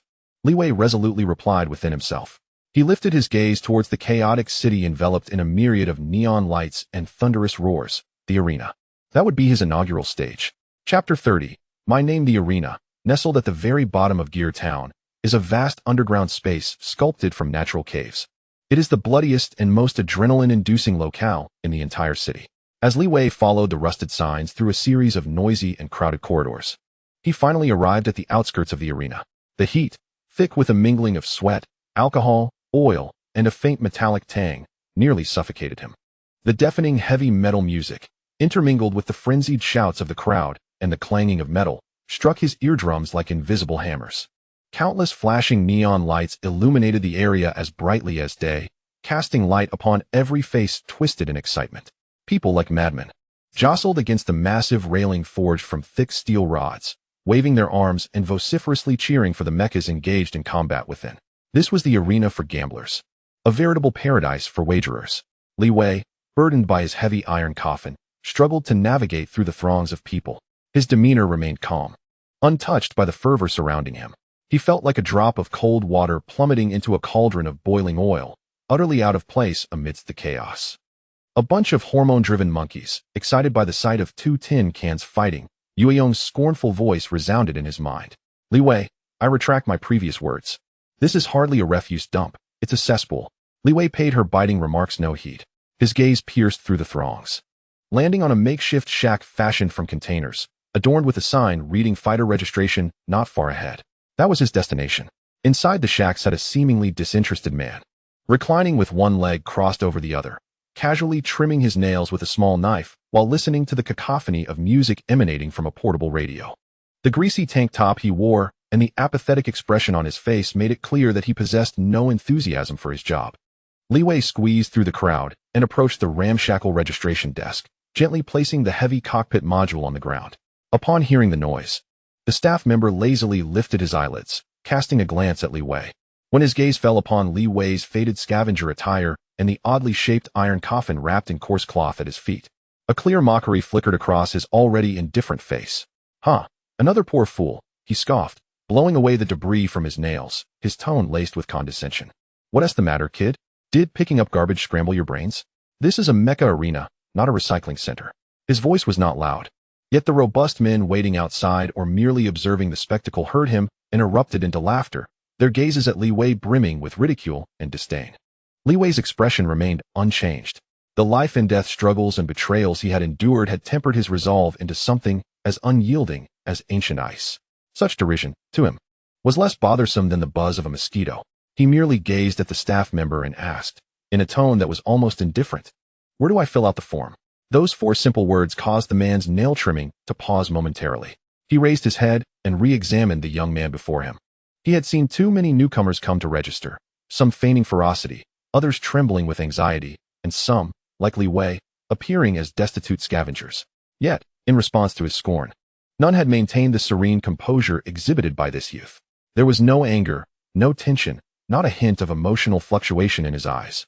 Instead, there lay a pure, unwavering calm, as if coming to register was as routine as stopping by a roadside stall for a skewer of grilled meat. This extraordinary tranquility left the staff member feeling slightly taken aback and uncomfortable. TCH, he scoffed, rifling through a disheveled stack of documents to retrieve a grease-stained form and a nearly dry pen, tossing them onto the table with irritation. Here, fill it out yourself. Name, mecha name, and sign this. He pointed with the tip of his knife to the bottom of the form, where a stark line printed in blood-red letters read, Death waiver. I voluntarily participate in the mecha arena, and regardless of life or death, the arena bears no responsibility. Li Wei did not look at that line. He picked up the pen, his gaze settling on the two blank fields on the form. Pilot name. Mecha name. So simple. Yet his pen hovered in the air. What should he be called? What name should he bestow upon it? Instinctively, he glanced down at the cockpit module lying quietly at his feet, marred with scratches. Ancient Mecha G01 White Knight. That elegant and ancient inscription seemed to resurface in his mind. It was its name, a testament to its former glory. Write whatever you like. Yueyong's voice chimed in his head, laced with her trademark pride and a soft heart. Just don't choose an overly pedestrian name. Li Wei's lips curled into the faintest of smiles. He lowered his head, letting the pen descend. In the mecha name field, he carefully inscribed 3 characters, White Knight. From this day forth, he would make this tarnished name shine anew upon the desolate land. Then, his pen moved to the pilot name field. It paused. He could adopt a code name, like Lone Wolf, Shadow, or any name that sounded cool and mysterious. Akin to most fighters in this arena who concealed their pasts beneath masks and aliases. But why hide? He recalled the face of Scorpion, the traitor, and the humiliation of fleeing like a dog. Li Wei had once been synonymous with a numb scavenger struggling for survival at the bottom of the wasteland. But from today onwards, that would change. He would equate this name with strength and victory. He would ensure that Scorpion and all those who had looked down upon him or caused him harm would one day, upon hearing this name again, feel not disdain, but a profound fear emanating from the depths of their souls. Li Wei's gaze hardened with determination. He inhaled deeply, and the pen fell once more. Without a shred of hesitation, he inscribed the final character, Li Wei, having completed the last letter. He set the pen down and slid the thin sheet of paper, carrying the weight of his entire past, forward. It's filled out. The staff member glanced at the form, and upon seeing the somewhat retro name of White Knight, he disdainfully curled his lip. However, upon seeing Li Wei's unremarkable and somewhat rustic real name, the mockery in his eyes intensified. Entering the arena using one's true name? Truly a naive rookie unaware of the dangers that lie ahead. He could not be bothered to say more, casually tossing the form into an already overflowing drawer. Then, from beneath the table, he retrieved a rusted metal tag. Tossing it to Li Wei. 9527, wait over there. When your turn comes, someone will call your number. Li Wei accepted the tag without casting him another glance. He bent down to lift the cockpit module of the White Knight back onto his shoulder and turned, walking toward the deeper, darker passage that led to the true battlefield. From this day forth, a new legend would begin to unfold in this underground city known as Gear Town. Li Wei held his head high, his gaze piercing through the dark corridor toward the stage shrouded in flames and thunderous cheers, a stage of blood and sand. He had arrived. Chapter 31. The most expensive trash. The dark passageway to the battlefield was shorter than Li Wei had imagined. At its end stood a massive iron gate. Behind it, the distant roar of cheers and the clashing of metal echoed like a tsunami. A staff member dressed in referee attire, clearly impatient, blocked his path, gesturing toward another narrow underground passage. Newcomer, head to the B7 maintenance area. Wait for your number to be called, then ascend from the lift over there. With that, he turned his attention away from Li Wei, drawn in by the fierce combat on the main battlefield. Li Wei, bearing the cockpit module, silently stepped into the passage leading to the maintenance area. Here lay the true essence of the gladiatorial arena. The air was thick with the acrid scent of mixed oil, coolant, and sweat. Dozens of rudimentary repair stations, separated by barbed wire, resembled filthy animal pens, crammed with various mechs and their pilots. Some were anxiously inspecting weapon systems, others cursing unresponsive hydraulic joints, while some leaned against their mechs, eyes closed in meditation, waiting for their turn. Li Wei's arrival did not attract much attention. Here, everyone was a potential adversary. No one cared for a newcomer yet to step into the fray. He found his designated maintenance station, number 9527, a cramped space of less than 10 square meters, littered with oil stains. Li Wei gently set down his prized possession. Then, he stood still, surveying his surroundings. The repair stations housed the most inferior mechs, at best basic industrial models equipped with heavy machine guns or rocket launchers. And he had only a cockpit. So what? The king of gladiators?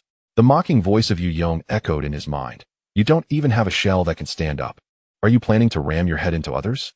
Li Wei ignored her taunts. He turned and exited the maintenance area. Hey, fool, where are you going? Buy a body. Li Wei calmly replied in his mind. The scrapyard market of Gear Town was a place far more chaotic and filthy than the gladiatorial arena, known as the Sea of Rust. Countless discarded, dismantled, and abandoned mech parts towered like small mountains. The air was perpetually filled with the harsh noises of metal cutting and the acrid smell of welding. Li Wei moved through this steel graveyard like a true scavenger.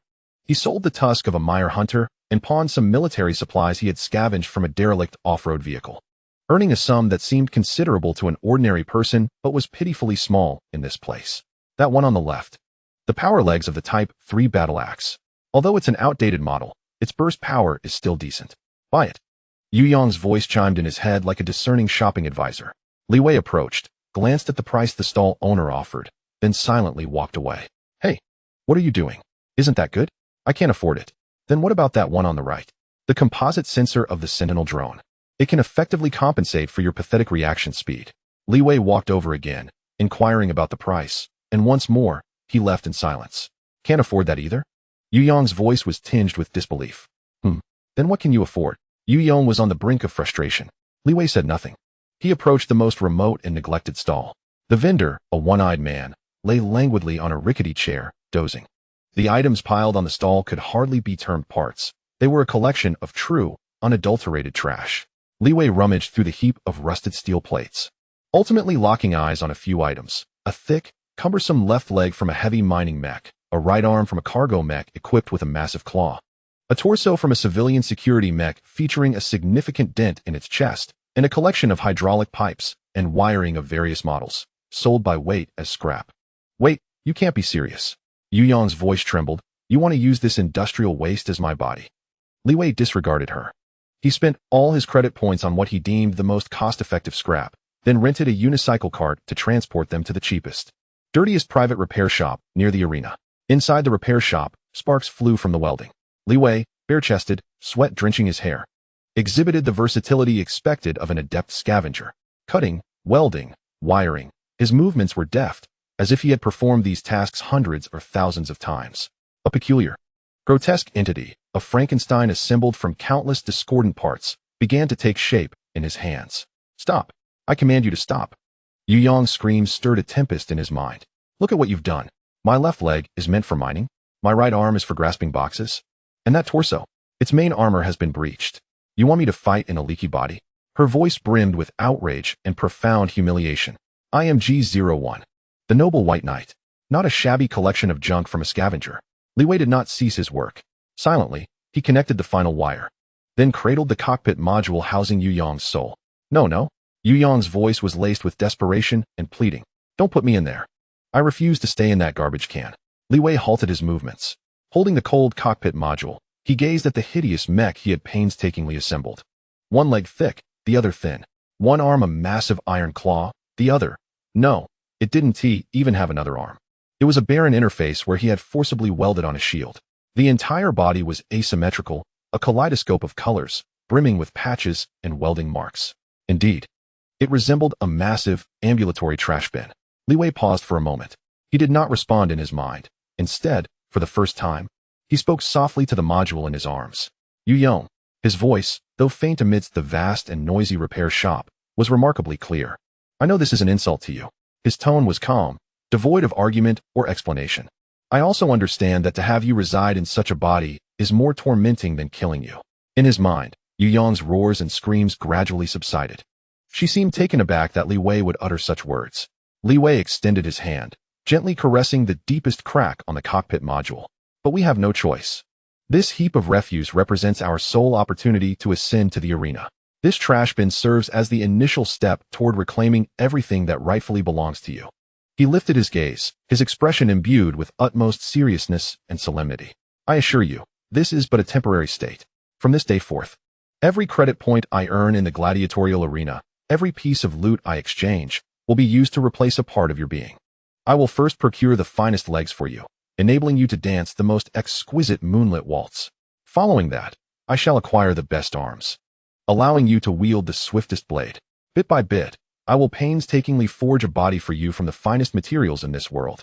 A body that surpasses your former glory, until the day arrives when I can restore you to the vibrant being you once were, no longer a frigid construct of steel, but a true human, free to bask in the sunlight.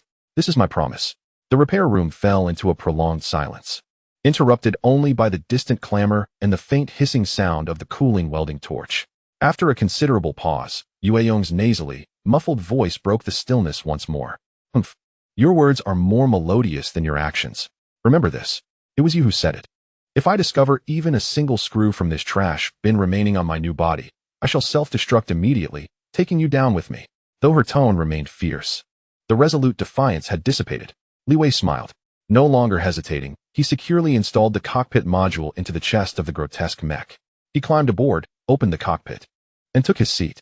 As he donned the sensory helmet, a torrent of data flooded into his mind upon the connection with the machine. Body identification in progress, torso, model unknown, severely damaged, left leg, T2 mining mech digging leg, subpar performance. Right arm. Type 5 cargo handling mechanical arm, outdated structure. System assessment. Assembly body. Comprehensive performance evaluation, trash. Silence. Yueyong's furious shout directly altered the system's assessment. System assessment. White Knight preliminary assembly verification model number 1. Li Wei chuckled at this new, self-deceptive designation. He tightened his grip on the control stick. With a jarring metallic screech and the labored groaning of the hydraulic system. The 8-meter-tall, refuse-constructed trash bin wobbled unsteadily as it rose from the repair room. Li Wei maneuvered it step by step toward the lift platform leading to the novice arena. The enormous iron gate slowly creaked open. Outside, blinding searchlights and a cacophony of fervent cheers awaited, eager to welcome a new slaughter or jest. His first battle was about to commence. Chapter 32. The scavenger's swordplay as the lift platform ascended with a grating metallic sound. The blinding beams of the spotlight illuminated the White Knight preliminary assembly verification model No. 1 for the first time, revealing it in its entirety to the eyes of thousands of spectators. A brief silence fell over the tumultuous arena, soon to be shattered by a volcanic eruption of unabashed laughter and jeers. What is that abomination? Even my household garbage compactor looks more appealing. A mining leg and a transport arm? Is this some avant-garde performance art from a junkyard? Numbered 9527? Huh. It seems like a rookie too lazy to even come up with a proper code name. Is he here to deliver himself to death? Hey, I bet he won't last 30 seconds. The announcer's exaggerated and mocking tone echoed through the arena's speakers. Oh, look what we have here. A rookie fighter numbered 9527, along with his, steed. This is the most postmodern deconstructionist mech I've ever witnessed.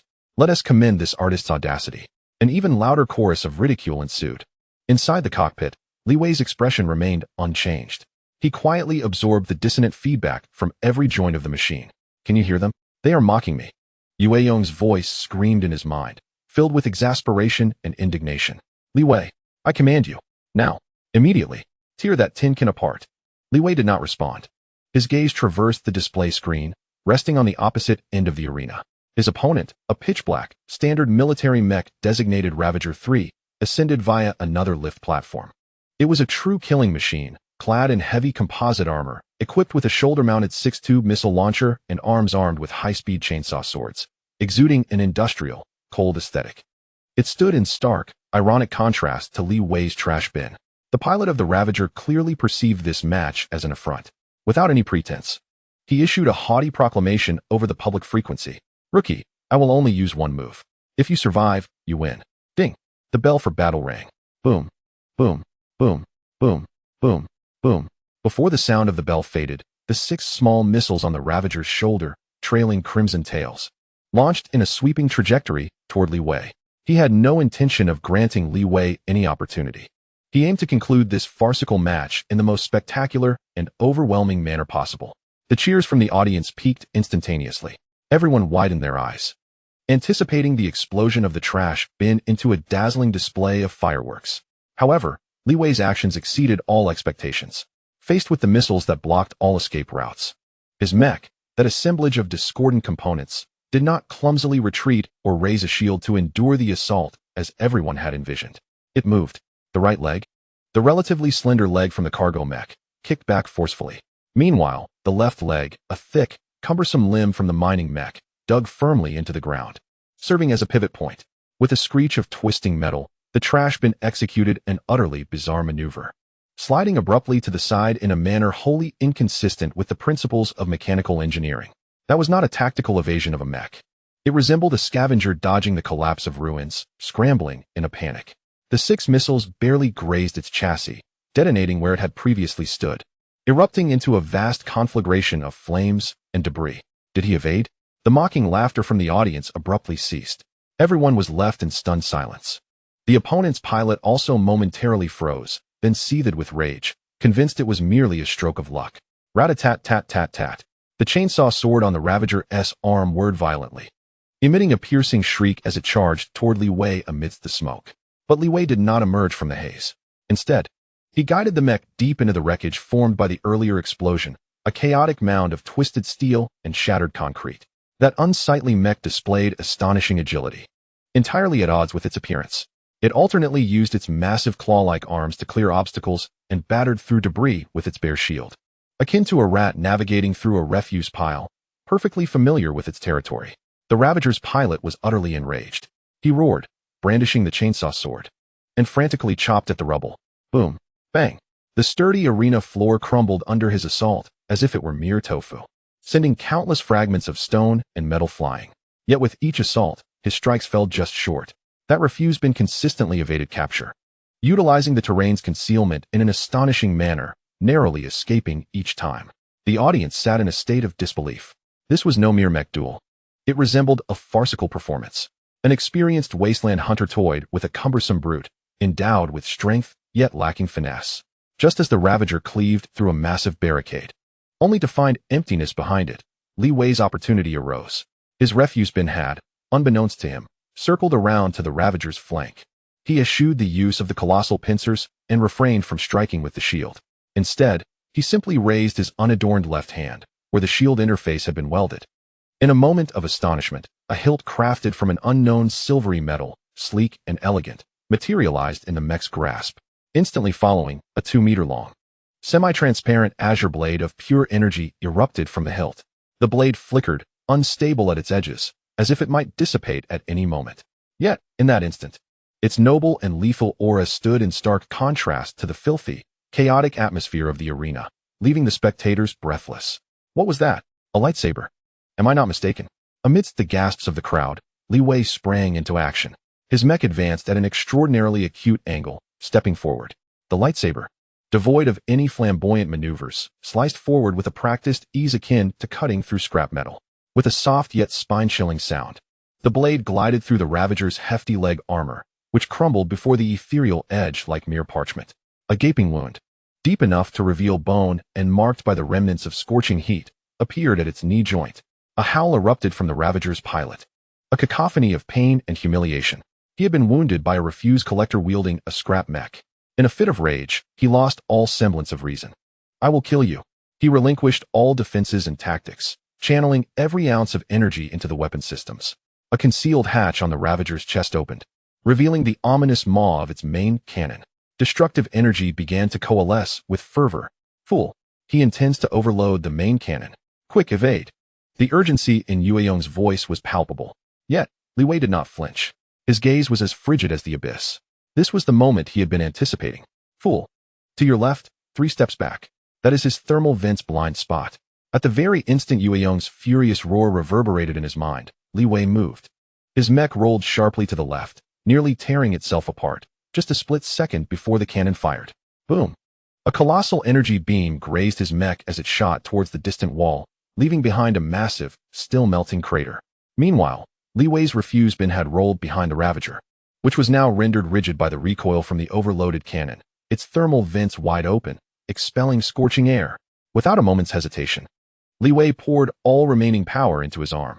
The semi-transparent lightsaber, infused with Li Wei's frigid intent, was thrust violently from above into the largest thermal vent. With a hiss, the lightsaber penetrated effortlessly.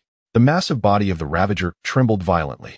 Its main cannon's muzzle flickered ominously, while the chainsaw blade on its arm continued to spin feebly. Yet, in the next heartbeat, all lights and sounds emanating from it extinguished in an instant. The overheated energy core had been pierced. This finely outfitted killing machine was reduced to a mere heap of immobile scrap metal. Silence enveloped the arena. Tens of thousands of spectators, from the destitute gamblers to the opulent elites in their boxes, were rendered mute, as if a hand had closed around their throats. They stared blankly at the stage, where the battered, unsightly refuse bin stood, one hand supporting the lightsaber radiating a ghostly blue glow, slowly rising from behind its incapacitated opponent. Time passed unmeasured. Boom! An uproarious cheer erupted, more fervent and frenzied than any prior, mingled with countless curses from those who had lost their bets. Igniting the Colosseum. He won. That refuse bin triumphed. My heavens! What have I witnessed? That is a lightsaber. A genuine lightsaber. In a lavish box at the top tier, a middle-aged man clad in a black suit, responsible for the underground betting, abruptly rose from his seat. His eyes fixated on the screen displaying the silhouette wielding a lightsaber from the refuse bin, his voice quivering with excitement. Check. Immediately. Find out who this Li Wei. Number 9527 truly is. Chapter 33. The winning machine. As Li Wei piloted the battered refuse bin back to the maintenance area, he was met not with derision or indifference. Along the corridor, Those who had previously dismissed him cast complex glances his way. There was astonishment, trepidation, but more so, an air of scrutiny. They were examining an anomaly that shattered their preconceived notions. Li Wei disregarded their stares. He parked the mech in the cramped repair bay and awaited silently. Soon, a staff member clad in a casino uniform approached briskly, carrying a tray filled with credit chips. His demeanor stood in stark contrast to the nonchalant man during registration, now imbued with a hint of professional respect. Mr. 9527, this is your prize for the first match, along with the winnings from your official bet on your victory, totaling 3,700 credits. Please take a look. Li Wei gazed at the colorful pile of chips on the tray, his brow furrowing slightly. Just this much? Yue Yong's voice echoed in his mind, laced with dissatisfaction. Li Wei remained silent, merely sweeping the chips into a bag. He understood that for a rookie match, this sum was not insignificant. However, it was hardly sufficient for repairing a mech as exquisite as Yue Yong. Let us go, Li Wei stated, not pausing for a moment. Shouldering the bag of coins and exiting the maintenance area. Where to? The money hasn't even warmed up, Yue Yong queried, perplexed. To spend, Li Wei replied, straightforward and blunt. He returned to the rust sea. This time, the vendors at the parts stalls regarded him with a different gaze. Clearly, news of the Colosseum's events traveled faster here than anywhere else. This money must be spent wisely. Yue Yong's tone grew exceptionally serious. She was no longer the haughty princess, but rather a meticulous overseer. We must prioritize addressing the mobility issue. Your refuse bin's legs are an affront to my moonlit dance. She directed Li Wei to stop at what appeared to be the most professional black market parts shop. Did you see that? Her voice brimmed with excitement. The 6th-generation light prism servo motors. Military grade. With this, your mech's neural reflex speed can be enhanced by at least 30%. Li Wei walked over, glanced at the price tag, and silently shook his head. 12,000 credits. They could not even afford a fraction of it. I knew it. Yue Yong seemed to merely indulge in fleeting desires before directing his attention to another corner. The Cheetah 3 military drive module. Although it is an outdated model, it still adheres to military standards, far superior to that pitiful mining rig of yours. Li Wei glanced at the price, 3,500 credit points. Weighing his purse, he turned to the glistening shopkeeper and declared, 3,000, and I will take it. The shopkeeper paused momentarily, then chuckled, young man. You are the rising star of the arena, why haggle with me? Li Wei remained silent, his gaze fixed on the man, cold and piercing, as though he were merely observing a pile of scrap metal. The shopkeeper's smile faltered, recalling the rumors about this newcomer who had paralyzed a formidable contender with a single strike. Fine, 3,000 it is. Let us be friends. Half an hour later, in the maintenance room, Li Wei personally replaced his garbage can's leg with a brand new one. While still asymmetrical, the military prosthesis exuded a sense of power and metallic allure, enhancing the entire mech's demeanor with a sharper edge. That afternoon, Li Wei's second match commenced. His opponent was a lightweight reconnaissance mech known for its agility. The moment the starting bell rang, the mech transformed into a blur, attempting to flank Li Wei. Too slow. The thought flashed through Li Wei's mind. He merely sidestepped, his movement more than twice as swift as before. The mech felt unnaturally light. The pilot's pupils dilated in shock. He had never anticipated such explosive speed from what appeared to be a cumbersome machine. Before he could reposition, Li Wei's mech closed the distance with an eerie grace, the semi-transparent lightsaber teasingly resting on his cockpit. I concede. The cold electronic voice declared the match concluded. Time, 15 seconds. The audience erupted in astonishment. If the first match was a stroke of luck and a miracle, this one was an unadulterated display of overwhelming strength. Ignoring the uproar outside, Li Wei collected his doubled prize money and rushed back to the parts market without hesitation. Arms. I must replace the arms this time. Yue Yong insisted with unwavering conviction. That dreadful claw severely hampers my striking angle. An hour later, the clumsy cargo claw on Li Wei's garbage can right arm was removed, replaced by a pair of more agile, high-efficiency combat mechanical arms. Then came his third match. Victory. Fourth match. Victory. Fifth match. Victory. Li Wei entered a frenzied competition mode, functioning like an unflagging battle machine, competing in 3, sometimes 4 matches a day. After each victory, he would immediately rush into the black market, clutching the still warm prize chips. Inspired by Yue Yong's elite shopping theories, each upgrade he made was precise and efficient. His garbage can was undergoing an astonishing transformation at an observable pace. On the first day, it replaced its mismatched legs with agile military prosthetics. On the second day, it swapped its cumbersome arms for mechanical hands capable of intricate combat maneuvers. On the third day, the dented, Tattered armor on its chest was removed and replaced with a single piece of bioweapon armor polished from the shells of exotic beasts, shimmering with an ethereal glow. The audience in the arena went wild. They had never witnessed such a bizarre spectacle. A newcomer piloting a mech that evolved daily, employing an unheard of, elegant yet deadly sword technique, effortlessly defeating every opponent. Look, that garbage can has transformed again. His left arm has changed too. Good heavens, that mech looks better every day. This was no longer just a garbage can. It was a monster clad in a disguise of refuse. Li Wei's betting odds became the hottest topic in the entire casino.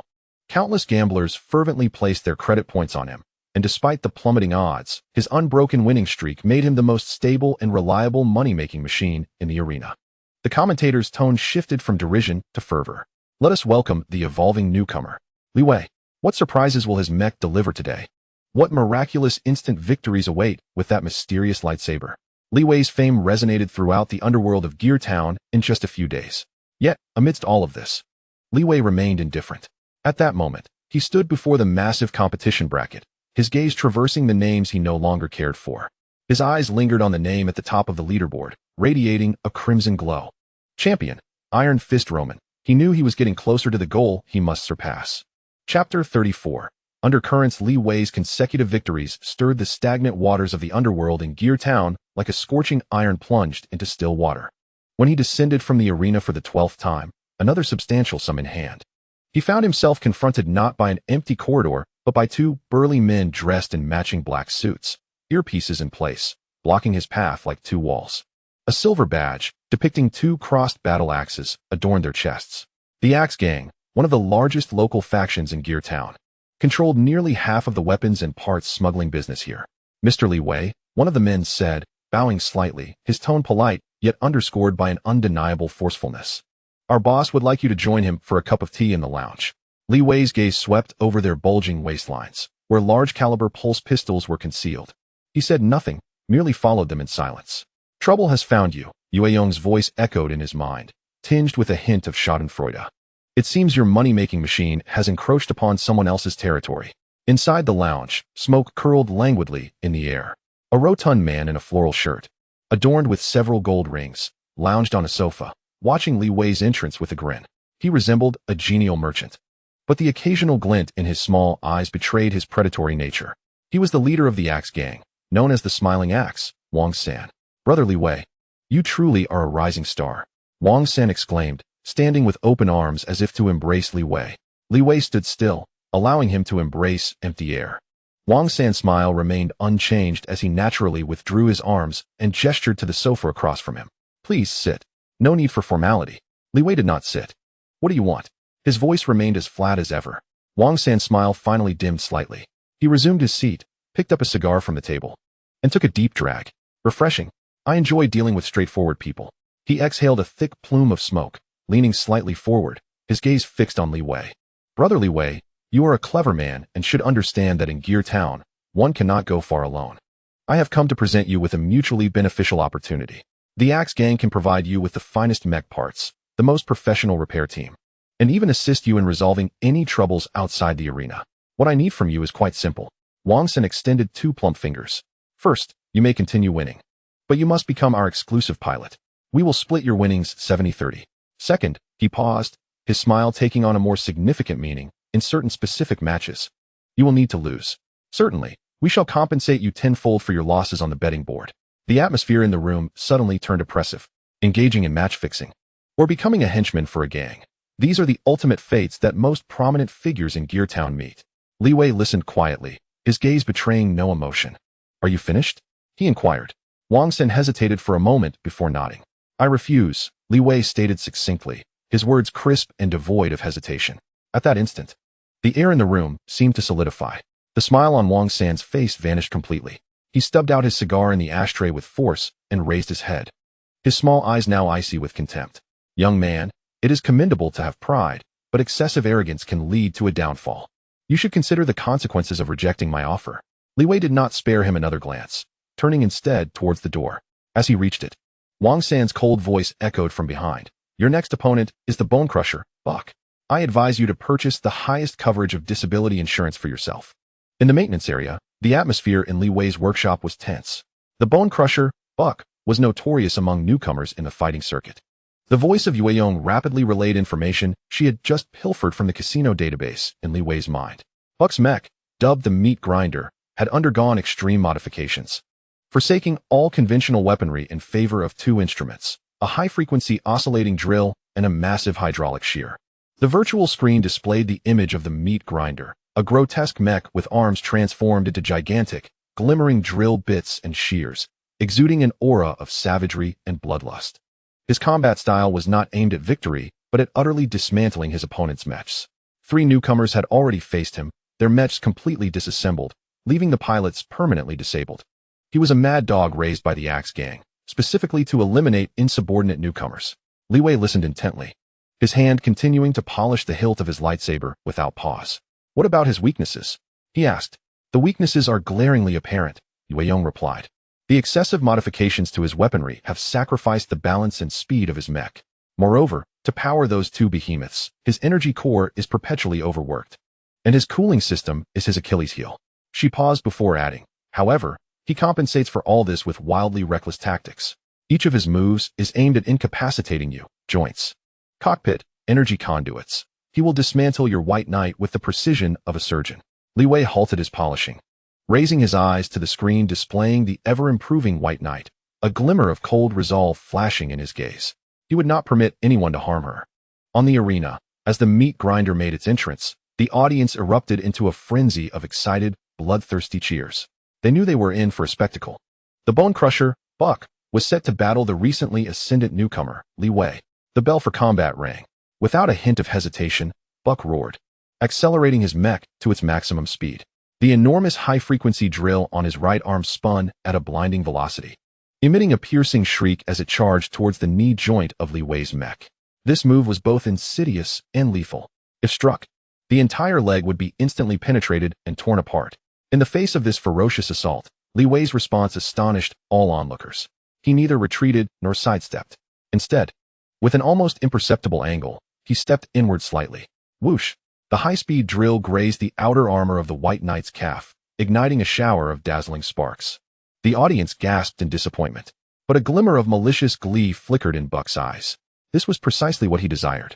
His other hand, wielding the massive hydraulic shear, had been poised to strike. In the instant he passed Li Wei, the shear snapped open like the fangs of a venomous serpent, hurtling towards the ankle of Li Wei's mech with deadly intent. This was a series of underhanded tricks, denying his opponent any chance to breathe.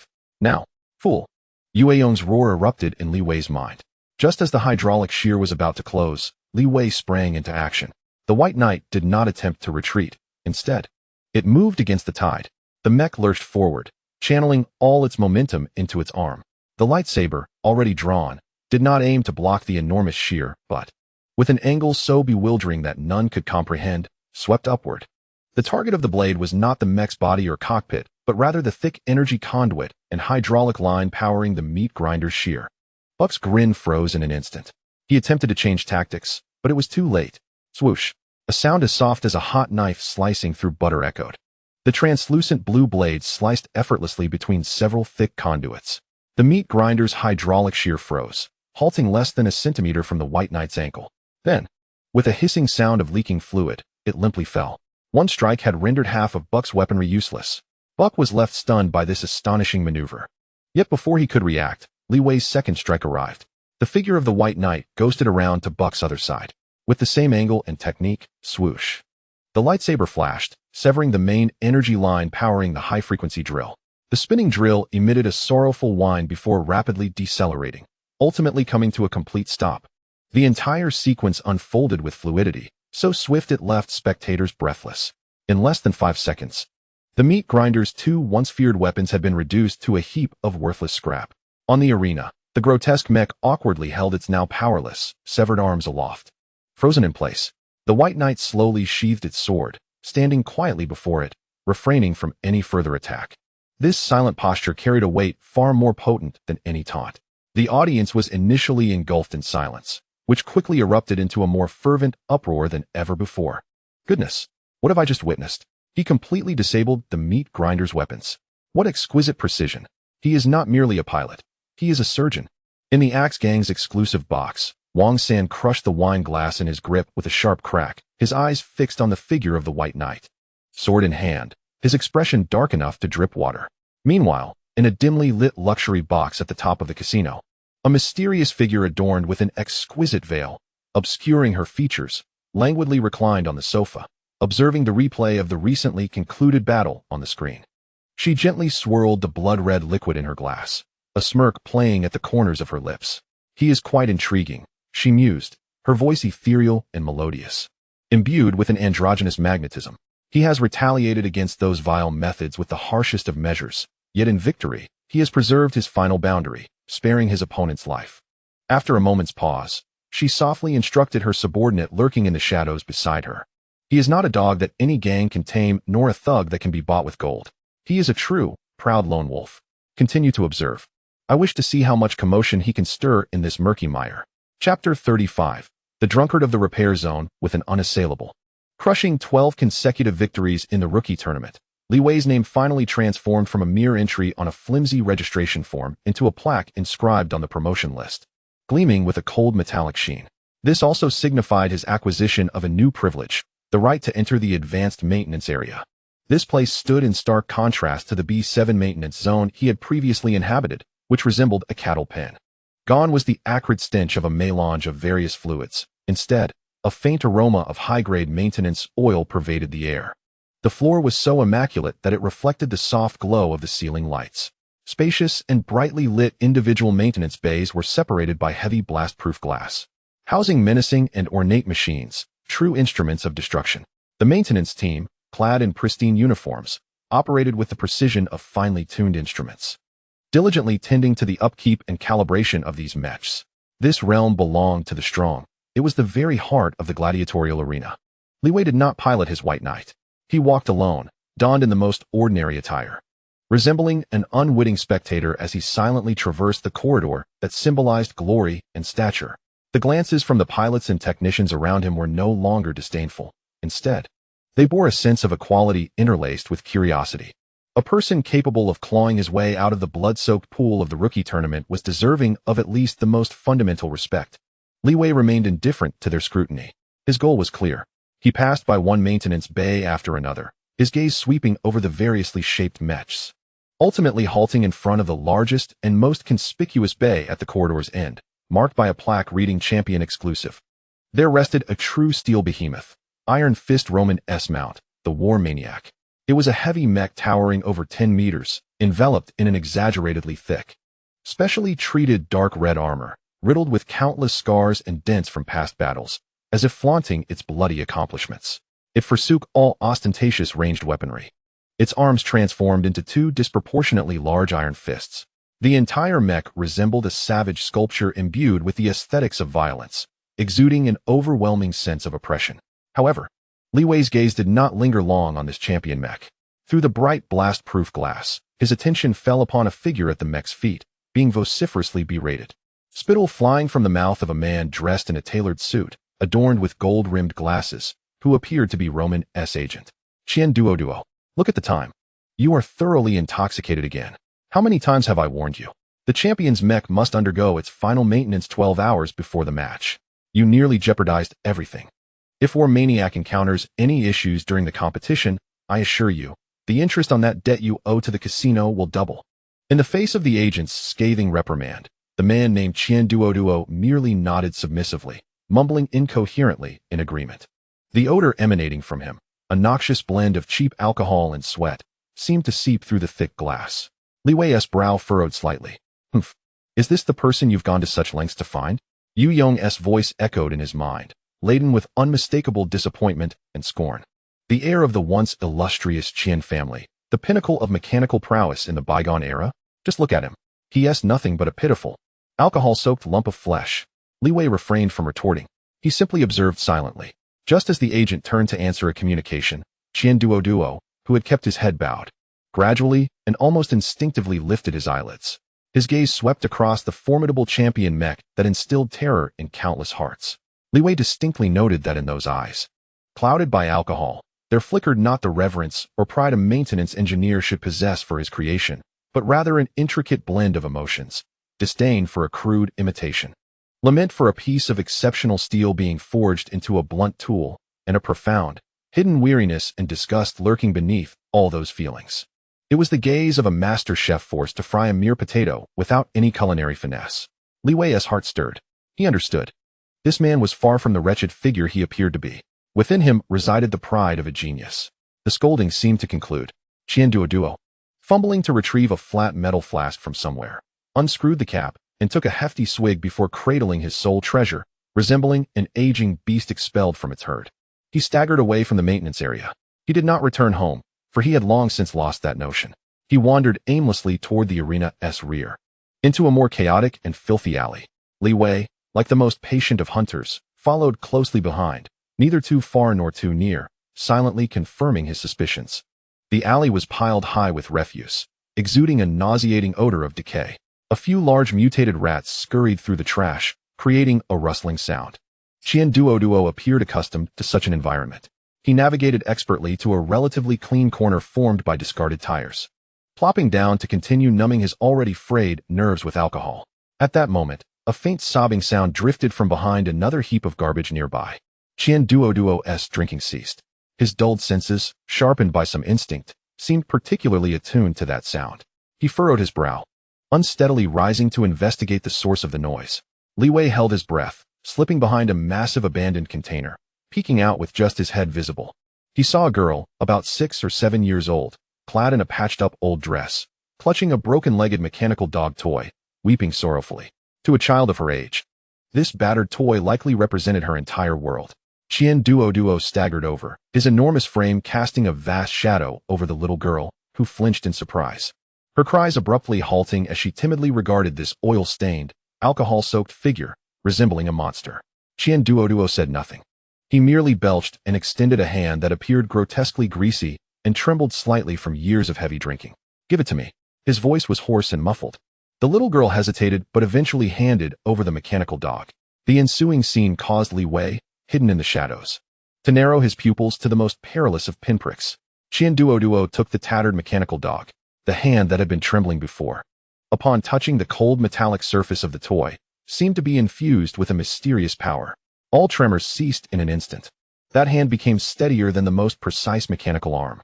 He released his grip on the wine jug, which he had been cradling in his left hand, and from the pocket of his greasy work uniform, he retrieved a similarly soiled, scratched multifunctional tool. His fingers, which appeared plump and clumsy, suddenly came alive. With dazzling speed, they danced over the small tool, producing an array of bizarre miniature implements, some of which Li Wei could scarcely name. Ignoring the broken mechanical leg, he deftly pried open the battery cover of the mechanical dog with a miniature screwdriver. A fleeting glance at the dusty, rudimentary circuit board within led him directly to the root of the problem. A capacitor, the size of a grain of rice, had burned black from a short circuit. He turned around and rummaged through the heap of electronic refuse, casually extracting a discarded green circuit board, its origin unknown. With a gentle flick of his fingers, he dislodged a nearly identical capacitor, which landed perfectly in his palm. Then, Li Wei witnessed a scene that would be etched in his memory forever. From Qian's tool, a self-modified soldering iron sprang forth. He dipped the tip into his dubious quality alcohol, and by some mysterious principle, the tip ignited instantaneously, emitting a blue flame of intense heat. Soldering, removing, and resoldering. The entire process flowed seamlessly, as if orchestrated by the most precise and costly gyroscopic stabilization system known to man. In mere moments, he replaced the battery cover and snapped the broken mechanical leg back into its slot. With a soft click, the once sparking mechanical dog fell silent. Almost immediately, its LED eyes reignited with a warm yellow glow. It shook its head, and the severed leg began to move smoothly and powerfully. It leaped from Qian's hands to the ground, affectionately rubbing against his pant leg while emitting a cheerful simulated bark. It was fixed, using parts from the junk pile and a tool that appeared more decrepit than the refuse itself. The little girl's face blossomed into the brightest smile. She joyfully lifted her companion, turning to Qian to chirp, "Thank you, uncle," before skipping away. Qian watched her retreating figure, his expression inscrutable.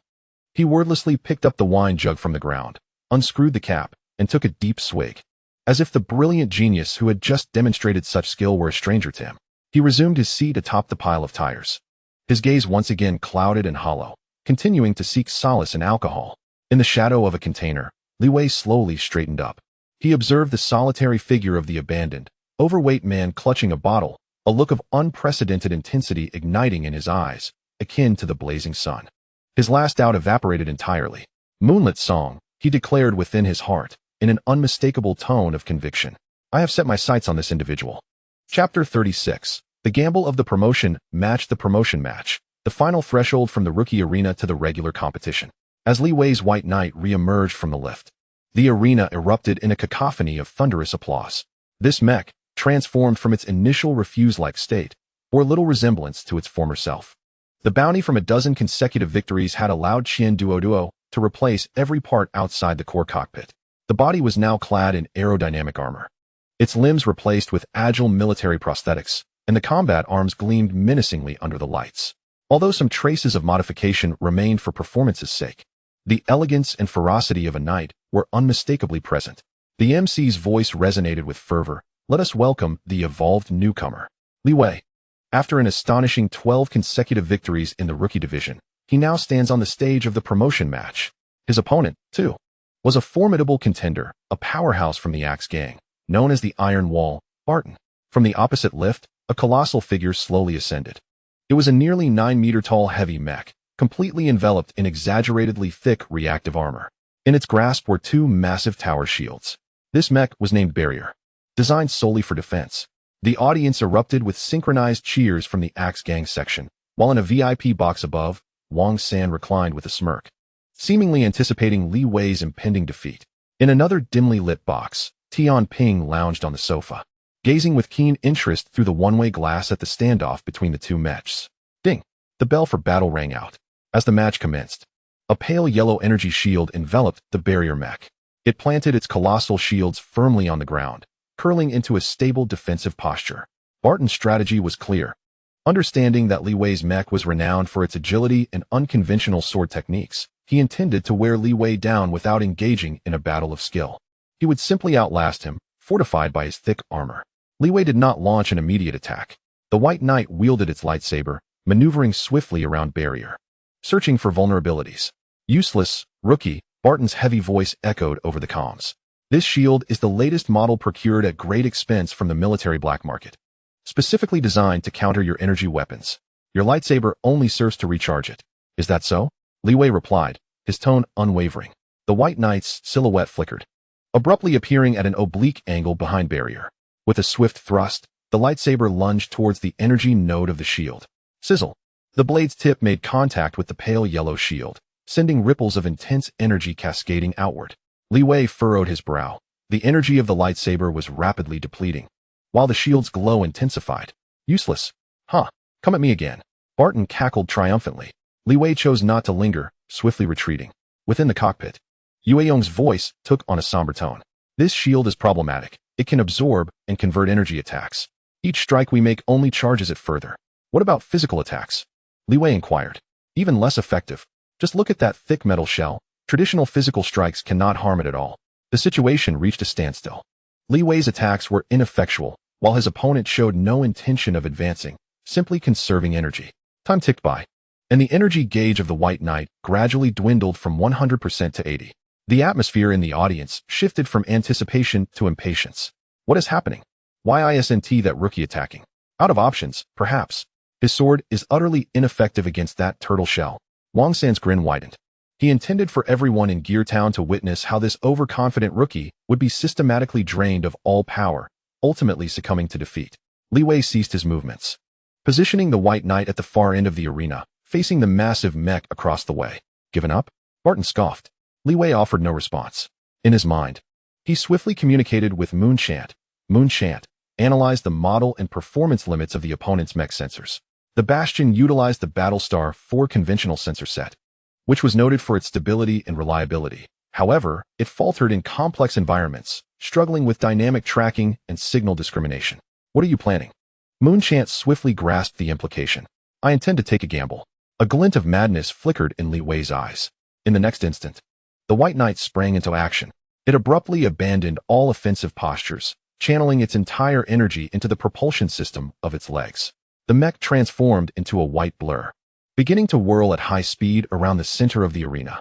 With each landing, The mech stirred up clouds of dust and shards of metal. Soon, the entire arena was enveloped in thick dust, rapidly diminishing visibility. What is he trying to accomplish? Creating a smoke screen? Too naive. My thermal sensing system. Before Barton could finish his thought, a piercing alarm blared from his radar screen. A high-energy response signal was hurtling towards him at an alarming speed from his left flank. An attempt to flank him? A death wish. With no time to contemplate further, Barton seized his only opportunity. He immediately redirected all energy from his defensive shields to his weapon systems. He aimed to obliterate this audacious newcomer with a single devastating strike. The hefty bastion pivoted sharply to the left, its size belied by its speed. Its chest armor slid open, revealing a gaping main cannon. Power surged wildly at the barrel's mouth. Die, rookie. Boom. A massive plasma beam erupted, piercing through the empty dust cloud. Yet, the anticipated explosion and sound of metal shattering never came. It seemed as though the shot had struck nothingness. What just happened? Barton's mind went blank. The high-energy signal on his radar screen vanished into thin air. Just then, a chilling voice emerged from behind him. Farewell. Barton's pupils constricted to pinpricks. He attempted to turn, but it was already too late. The mech, having expended all its energy on that last desperate shot, lacked even the strength to pivot. The energy shield he had so proudly relied upon had long since dissipated. He could only watch through the rearview mirror as a glowing blue lightsaber silently sliced through the back of his mech's neck. With a swift motion, it severed all connections between the cockpit and the body of the mech. The enormous bastion froze momentarily, and then all its lights dimmed as it collapsed to the ground. The dust began to settle. The White Knight, wielding the lightsaber, stood quietly behind the incapacitated bastion, completely unscathed. Silence enveloped the arena. No one comprehended what had just transpired. Only in the VIP box, a soft, appreciative chuckle emanated from the scales of judgment. With a piece of armored debris kicked aside, he had simulated a high-speed moving physical signal. Then, in the same instant, he released a false weapon energy reading from the same direction. He deceived the mech's sensors and the foolish pilot as well. The figure of judgment raised the cup of red tea before him, savoring a sip. The corners of his lips curling into a pleased arc beneath his veil. He triumphed not through brute strength, but through intellect. The man named Li Wei was far more intriguing than I had anticipated. Chapter 37. The downfall of a genius. Li Wei departed from the raucous arena of the advancement tournament. He did not collect his prize nor return to the Dawn Factory. Instead, he ventured into a chaotic and dimly lit alley in Gear Town. The air was thick with the acrid scent of rust, cheap alcohol, and vomit. His singular objective was money duo. Intelligence from judgment indicated that the gambling-addicted glutton had lost his last credit point. Yet he had not returned to his cluttered workshop piled high with empty bottles. He had vanished. Navigating through the labyrinthine alleyways, Li Wei moved with light footsteps, careful not to disturb the wild dogs gnawing at mutated rats in the shadows. Since signing the soul contract with Moon Chant, his senses had sharpened significantly. He detected muffled arguments and dull thuds from a distance. Following the sounds, he stealthily approached. Behind a wall of discarded shipping containers, he paused, peering out. His gaze turned cold at the sight before him. Money Duo lay curled on the ground, battered and motionless. Surrounding him were 4 thugs, all adorned with the emblem of bloodied dice, the enforcers of the town's bloody roulette casino. Stupid fat man, don't play dead for me. A scar-faced man delivered a brutal kick to Money Duo's abdomen. He groaned softly, curling up tighter, yet he did not plead for mercy. I'll ask you one last time. Will you repay the 300,000 credit points you owe the casino? The scar-faced man crouched down, gripping Money Duo's hair and lifting his oil-stained, bloodied face. Money Duo's murky eyes reflected a void of emotion. He opened his mouth, spitting out a mouthful of blood. If I have no money, then kill me. Kill you? That would be too merciful, sneered the tall, gaunt thug beside him. He stepped forward, placing his foot firmly on Money Duo's thick and nimble right hand. Fatty, these hands of yours are quite the treasure. I've heard you can fix those intricate devices from the old era. Money Duo's body trembled violently, yet he remained silent, teeth clenched. Our boss has offered you a way out. The scar-faced man released his grip, allowing Money Duo's head to crash back to the ground. Still no money? Simple. Come with us to the Black Workshop and work. With those hands, you will be our lifelong slave.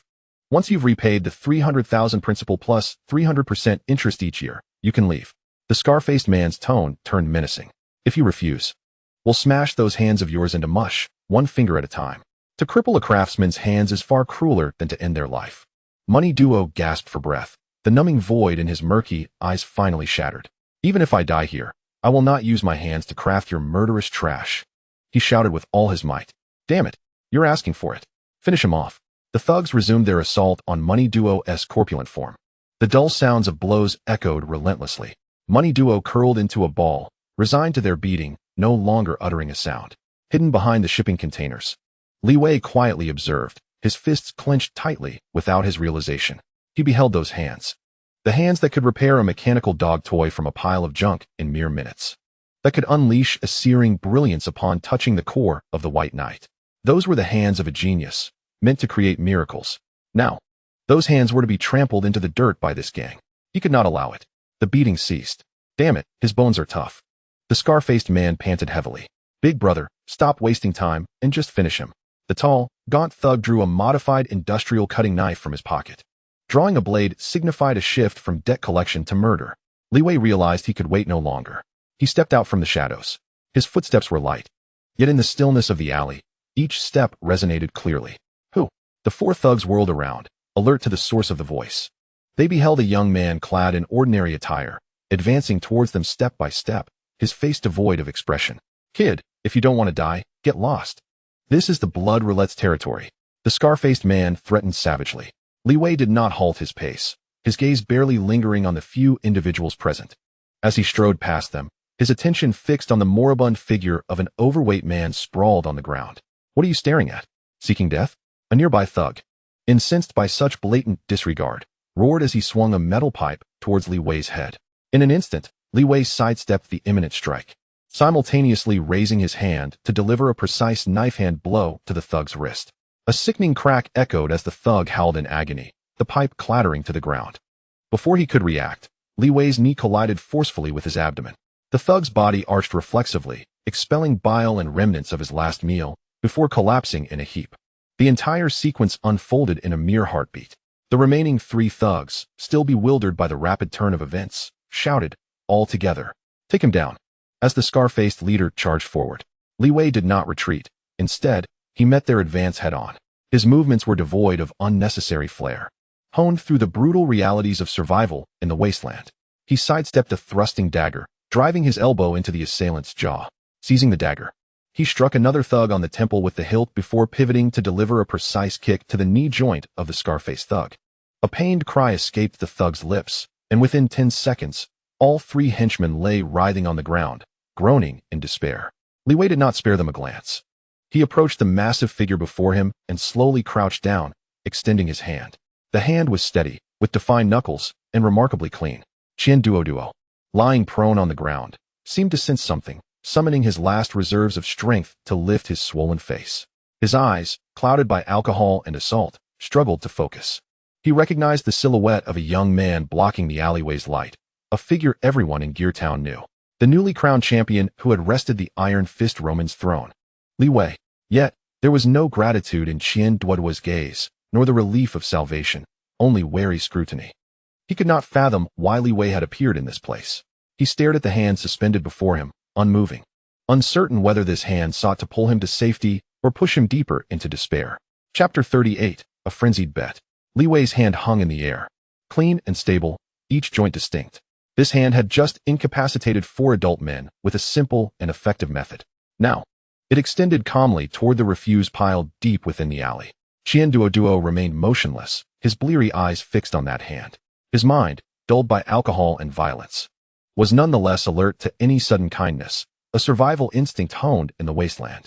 In Geartown, no one offered goodwill without ulterior motives. Every act of assistance came with a price. He gasped for breath, the metallic tang of blood-filled air searing his lungs. What do you want? His voice was hoarse, laced with a self-deprecating numbness. My fat, worthless, or perhaps my repair shop with no door? It holds nothing but empty bottles. A grimace twisted his features as he attempted to smile, pain etching a more sorrowful expression. Or do you want me to serve you as a beast of burden? He slowly raised his swollen, bruised right hand, the last vestige of value he possessed, the source of all his suffering. Li Wei regarded him quietly, retracting his hand. He uttered no words, merely turning to the alley's entrance to retrieve a large, cylindrical metal object wrapped in heavy canvas. He set it down with a thud upon the oil-stained ground. It was the core cockpit module of the White Knight, brought along to persuade Qian Duo. Confusion clouded Qian Duoduo's eyes as he beheld this unexpected item, unsure of Li Wei's intentions. Crouching down, Li Wei untied the canvas. He probed the scratched metal surface for a moment before pressing a hidden switch. A soft click echoed. A palm-sized, high-strength crystal observation window slid open, revealing a glimmer of platinum light that dispelled the alley's darkness and stench. The light flowed, seemingly alive, illuminating a sphere composed of countless hair-thin fibers, pulsating with an enigmatic rhythm. Each pulse released a myriad of energy particles that danced and vanished. The structure before him surpassed his comprehension, its operation defying the known laws of physics. This was not machinery, it was a miracle, a living heart of a deity encased in steel. Qian Duoduo's eyes widened in disbelief. The numbness, vigilance, and pain etched on his face solidified and then crumbled in that moment. The inebriation evaporated from his mind.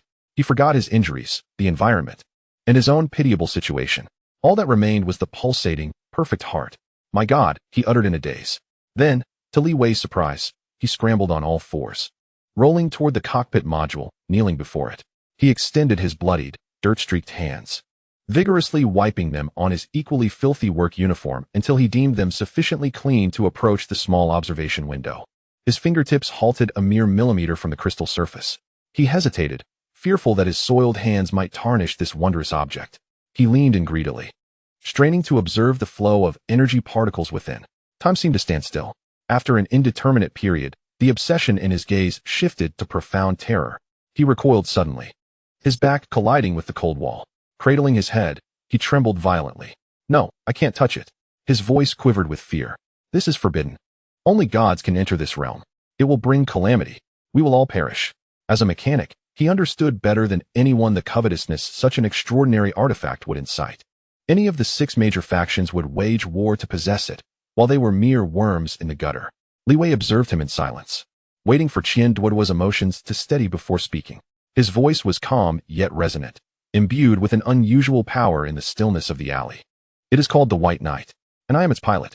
He produced a credit chip from his pocket, tossing it before Qian Duoduo. This contains all the winnings I earned before advancing, a total of 76,000 credits. He gestured toward the radiant cockpit module on the ground. Now, I present this money, along with this heart, to you. Qian Duoduo lifted his gaze, bewildered. In that moment, Li Wei's eyes sharpened, piercing through to the depths of his soul. I implore you to craft for me a championship-winning mech using your expertise. Qian Duoduo was taken aback, his mouth opening as if to utter something. Yet Li Wei offered him no opportunity. With a voice deepened by a fervent allure, Li Wei proposed an irresistible wager that no mechanic could refuse. If victorious, I shall absolve you of all your debts. From this moment forth, you shall be my chief mechanic. I will introduce you to a realm of divine wonders that you never dared to dream of. However, should you lose? Li Wei paused, a chilling grin curling at the corners of his mouth that sent shivers through Qian Duoduo. The price of your heart shall be mine. This declaration struck Qian Duoduo like a thunderclap, rendering him immobile. His disbelief was palpable as he regarded Li Wei, as if he were a madman. To wager a divine heart on the outcome of an underground gladiatorial contest? Such audacity was unfathomable. Yet, Qian Duoduo's breath quickened. His once-numb heart began to throb uncontrollably. An impulse long buried within him surged forth from the depths of his soul. He, Qian Duoduo, a craftsman who revered machinery as his life's creed, finally glimpsed the core that could fulfill all his dreams. Clearing debts? Becoming the chief technician? Such trivial matters paled in comparison. The crux was that he would have the opportunity to forge a body worthy of that heart with his own hands, even if it meant wagering his life. He was willing. Qian Duoduo laughed, a low chuckle that blossomed into a full-throated guffaw, tears streaming down his face, mingling with his wounds. Blood and tears creating a disheveled, yet vibrantly alive visage. You are truly a madman. He struggled to rise from the ground, ignoring his nearly severed leg and the wounds still bleeding. Approaching Li Wei, he extended his swollen, dirt-stained right hand. In his eyes, the previous haze and numbness had vanished, replaced by an intensity capable of melting steel. It is a deal, he bellowed with all his might. Li Wei looked upon him and smiled, grasping that filthy yet steadfast hand firmly. Chapter 39. Dawn Factory. As dawn broke, a murky gray light seeped into the alley from the summit of a garbage heap, illuminating Qian Duoduo's hungover visage. He jolted awake, glancing around, believing he had returned to the familiar haze of a drunken morning. Yet, he soon spotted Li Wei nearby. Leaning against a container with his eyes closed, a cockpit module quietly resting at his feet, emanating a faint glow. This was reality. Qianduoduo's heart skipped a beat. Struggling to his feet, he disregarded the pain coursing through his body and unsteadily approached Li Wei. I know of a place, he rasped, his murky eyes shimmering with vigor. A large and hidden locale. It was once an underground smelting factory owned by the Hammer Gang, but after their leader lost a bet, he mortgaged the factory to the casino, which deemed the site unlucky and left it abandoned. Li Wei opened his eyes. Take me there. His response was succinct. Half an hour later, Qianduoduo led him to the edge of Gear Town, before a massive metal gate. The area was nearly buried under debris and refuse. Situated in the city's most remote corner, even scavengers deemed it unworthy of their attention. Qianduoduo unearthed a rusty key from somewhere, fiddling with a dusty keypad. With a grating metallic sound, the enormous gate, large enough to admit heavy trucks, slowly began to rise. A wave of metallic dust and the stench of rancid oil assaulted their senses. The sight beyond the door surprised even Li Wei. It was a vast underground expanse. With towering ceilings adorned with cranes and intricate tracks, the ground littered with cooling metal ingots and discarded molds. A colossal smelting furnace loomed silently at the factory's end, ample enough to accommodate a small mech squadron. The rent is quite affordable, Qianduoduo said, a hint of embarrassment in his voice. I told the casino manager it would be used as a warehouse for scrap. I paid for a month in advance, costing 2,000 credit points. Li Wei said nothing, retrieving a credit chip containing his entire fortune and handing it to Qianduoduo. Inside, there are 758,000. From this moment forth, this money is under your purview. I require the finest equipment and materials. Should funds fall short, I shall earn more in the arena. Qianduoduo's hands trembled as he gazed at the small chip, feeling its weighty significance. A trust he had long forgotten, a sensation of being unreservedly entrusted with another's fate. He raised his eyes to meet Li Wei's calm visage and nodded resolutely. Very well. He spoke but a word, yet it resonated with unwavering conviction.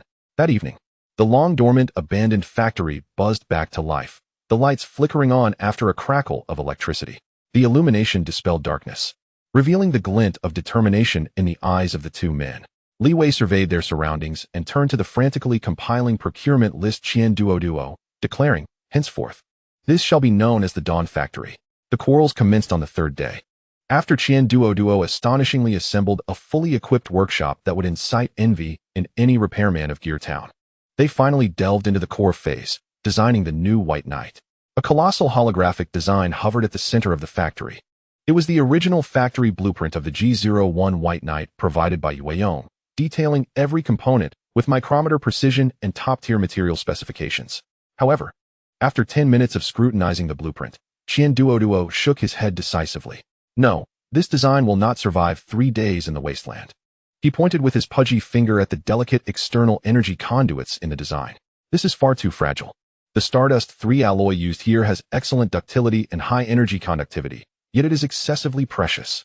A mere brush with a pulse cannon or even a high-pressure water jet could inflict structural damage. He waved his hand, pulling up another blueprint.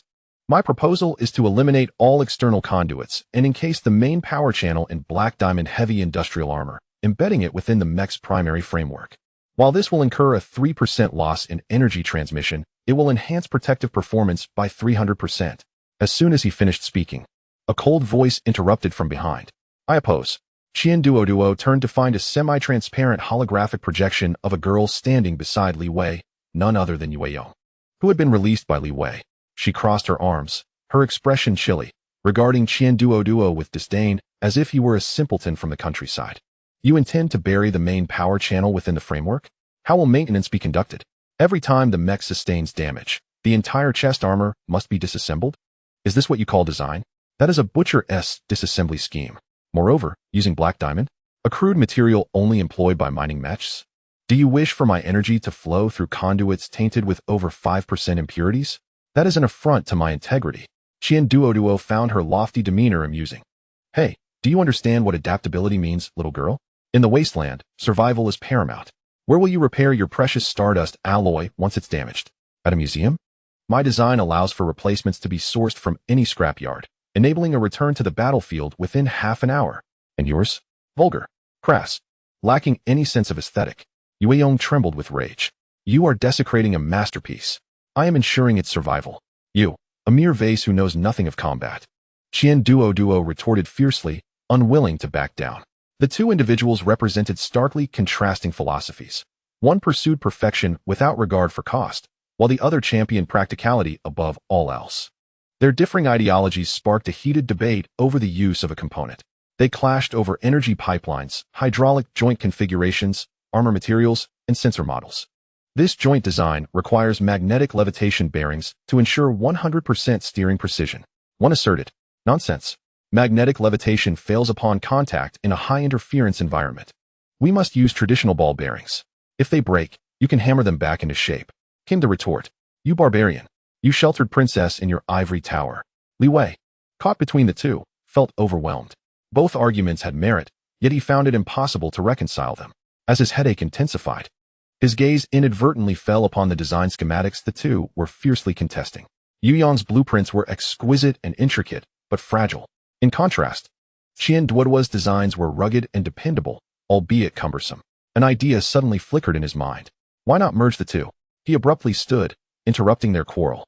"Yu Yang," he addressed the still fuming girl, "your proposal aims to maximize performance, correct?"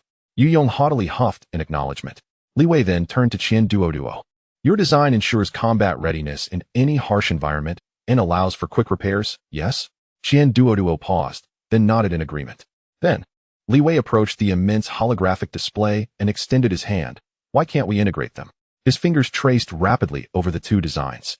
"We can adopt Duo's plan to embed the main energy conduit, fortified with robust armor. This will be our core channel, which must remain impervious to damage. Next, we can follow Yu Yang's approach to lay out a parallel system of backup energy conduits using stardust alloy. This system will prioritize peak performance, allowing the White Knight to unleash its utmost power when needed. Under normal circumstances, we will rely solely on the internal main conduit. The external conduits will only activate during critical battles, serving as a backup system that can be deployed or discarded at will. This way, we ensure survivability while retaining explosive potential. If it malfunctions, we can dispose of it without regret and replace it when funds allow." His words left both disputants momentarily stunned. They gazed at the innovative dual-circuit energy system he had sketched, a blend of their extreme philosophies, their eyes reflecting disbelief. The proposal was crude, simple, even somewhat illogical. Yet, astonishingly, it was feasible. Moreover, it resolved the core conflict neither could persuade the other to concede. Duo gaped, his expression oddly contemplative. Yu Yang's icy blue eyes, for the first time, expressed admiration for Li Wei. Silence ensued. After a prolonged stillness, Yu Yang finally remarked, albeit begrudgingly, "Well, that's not entirely foolish." "Damn genius," Duo exclaimed, thumping his thigh, his face alight with excitement. "Why didn't I think of that? Dual circuits. This is a design born for the wasteland." What had almost become a schism within the team was resolved by Li Wei in an unexpectedly brilliant manner. Yet, this was merely the beginning. In the ensuing days, the lights of the Dawn factory remained ablaze for 72 hours uninterrupted. The air was thick with the scent of metal subjected to repeated heating and cooling, mingled with the persistent odor of Duo's low-quality alcohol. The new White Knight stood silently at the center of the factory, its main framework completed. Streamlined armor covering 80% of its body. Though some areas still displayed intricate tubing and temporary supports, the lethal aura reminiscent of ancient weaponry was beginning to emerge. Li Wei had just concluded an intense round of virtual training, emerging from the cockpit drenched in sweat. "Not quite there yet," he muttered, his agitation visible as he tugged at his tousled hair while scrutinizing the data stream on the virtual screen. "The core energy output exceeds my calculations by 12%. Our current cooling system cannot withstand more than 5 minutes of high-intensity operation. Before the finals, we must procure a military-grade liquid nitrogen cooling system. However, such items are scarce on the black market, priced at 760,000 credit points. It sounds substantial, but in the face of such a money-burning behemoth, our funds have nearly run dry. Thus, winning tomorrow's semifinals is imperative." Wiping sweat from his brow, Li Wei spoke calmly. The upcoming semifinal represented his sole opportunity to secure additional time and funding for modifications to the new machine. At that moment, his personal terminal on the workbench emitted a barely perceptible beep. An anonymous message had arrived via an encrypted channel, set to self-destruct upon reading. Li Wei's expression shifted to one of intense focus as he approached the terminal and opened the message. On the screen, a single line of terse text appeared. "Someone tampered with your machine. It was the Iron Fist Romans people." The message vanished within 3 seconds. dissolving into a jumble of characters. Li Wei's countenance darkened. It was Tianping, no one but that enigmatic ruler, who controlled the underground intelligence network of Gear Town, could convey such a message with precision. What's wrong? Qian Duoduo noticed Li Wei's change in demeanor. There's been an incident, Li Wei replied tersely, issuing commands. Yu Yong, initiate a top-level self-check of the machine's underlying code immediately. Qian Duoduo, inspect all components we procured from the black market, especially the energy systems. What? Qian Duoduo blinked, momentarily taken aback. Someone has tampered with our mecha. Li Wei's words extinguished any remnants of Qian Duoduo's inebriation and fatigue, his expression shifting to one of grave seriousness. Without hesitation, he called up all records of parts purchases and installation logs, beginning a meticulous review. Yu Yong's self-check program was also running at full speed, a torrent of data flashing across Li Wei's retina. No backdoors or viruses were found at the code level. Yu Yong's voice was laced with confusion. All systems appear normal. Run another check. Found it. Suddenly, Qian Duoduo's voice rang out, tinged with noticeable tremors.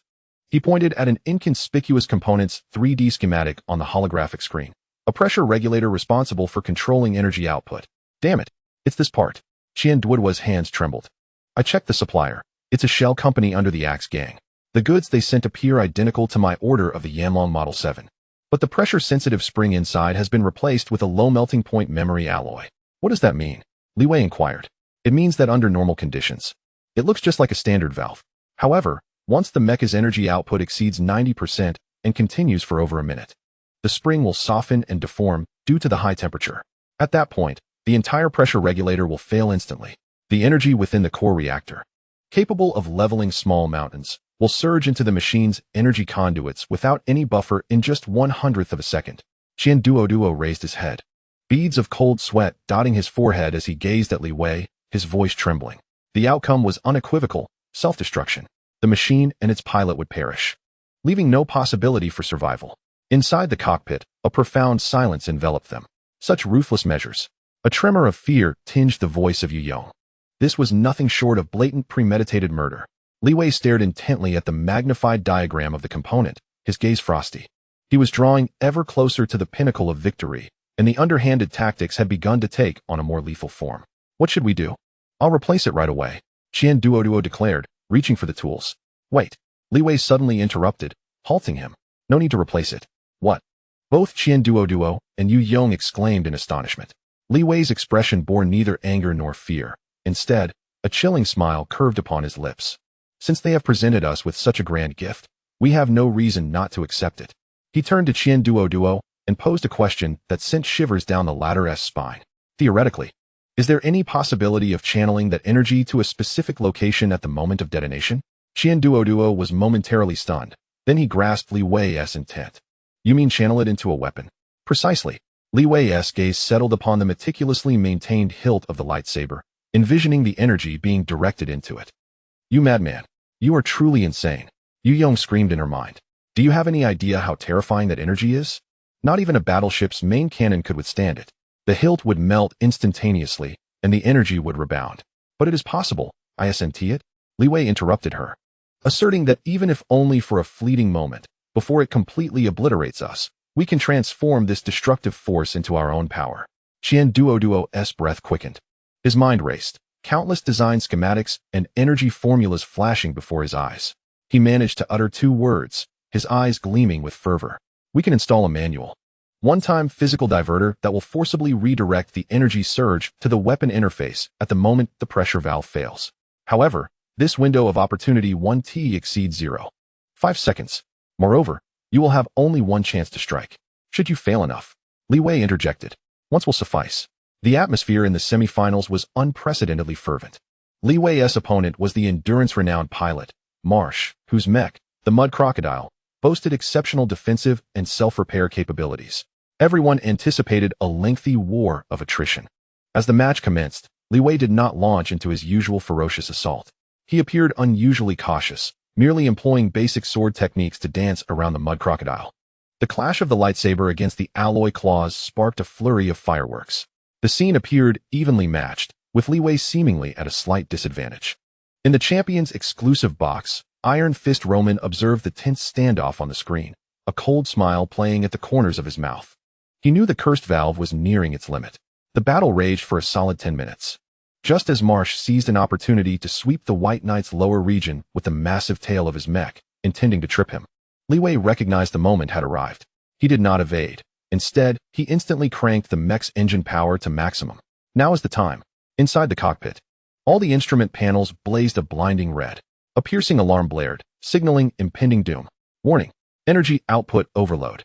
Pressure valve failure. Warning. Core reactor malfunction. Expected self-detonation in 15 seconds. The White Knight's body began to tremble violently, electrical sparks erupting from the seams of its armor. To the outside world, it appeared as though the mech was spiraling out of control due to a violent impact. Ha! Die! Marsh's pilot cackled, believing his moment had come. The audience stood in terror, expecting to witness a catastrophic explosion. In Roman's box, he raised his glass, ready to celebrate victory. However, in the next instant, the expressions of all present froze. The White Knight, which was shaking violently as if on the brink of disintegration, did not explode. It merely lifted its lightsaber slowly. Buzz. The once 2-meter-long blue blade surged to nearly 20 meters in an instant. The color shifted from a pure blue to a dazzling, radiant white. The entire arena was illuminated by this impossible brilliance. The air distorted violently. The ground of the arena began to melt without any contact. What is this? Marsh's pilot's maniacal laughter froze, his eyes widening in fear. Overload slash.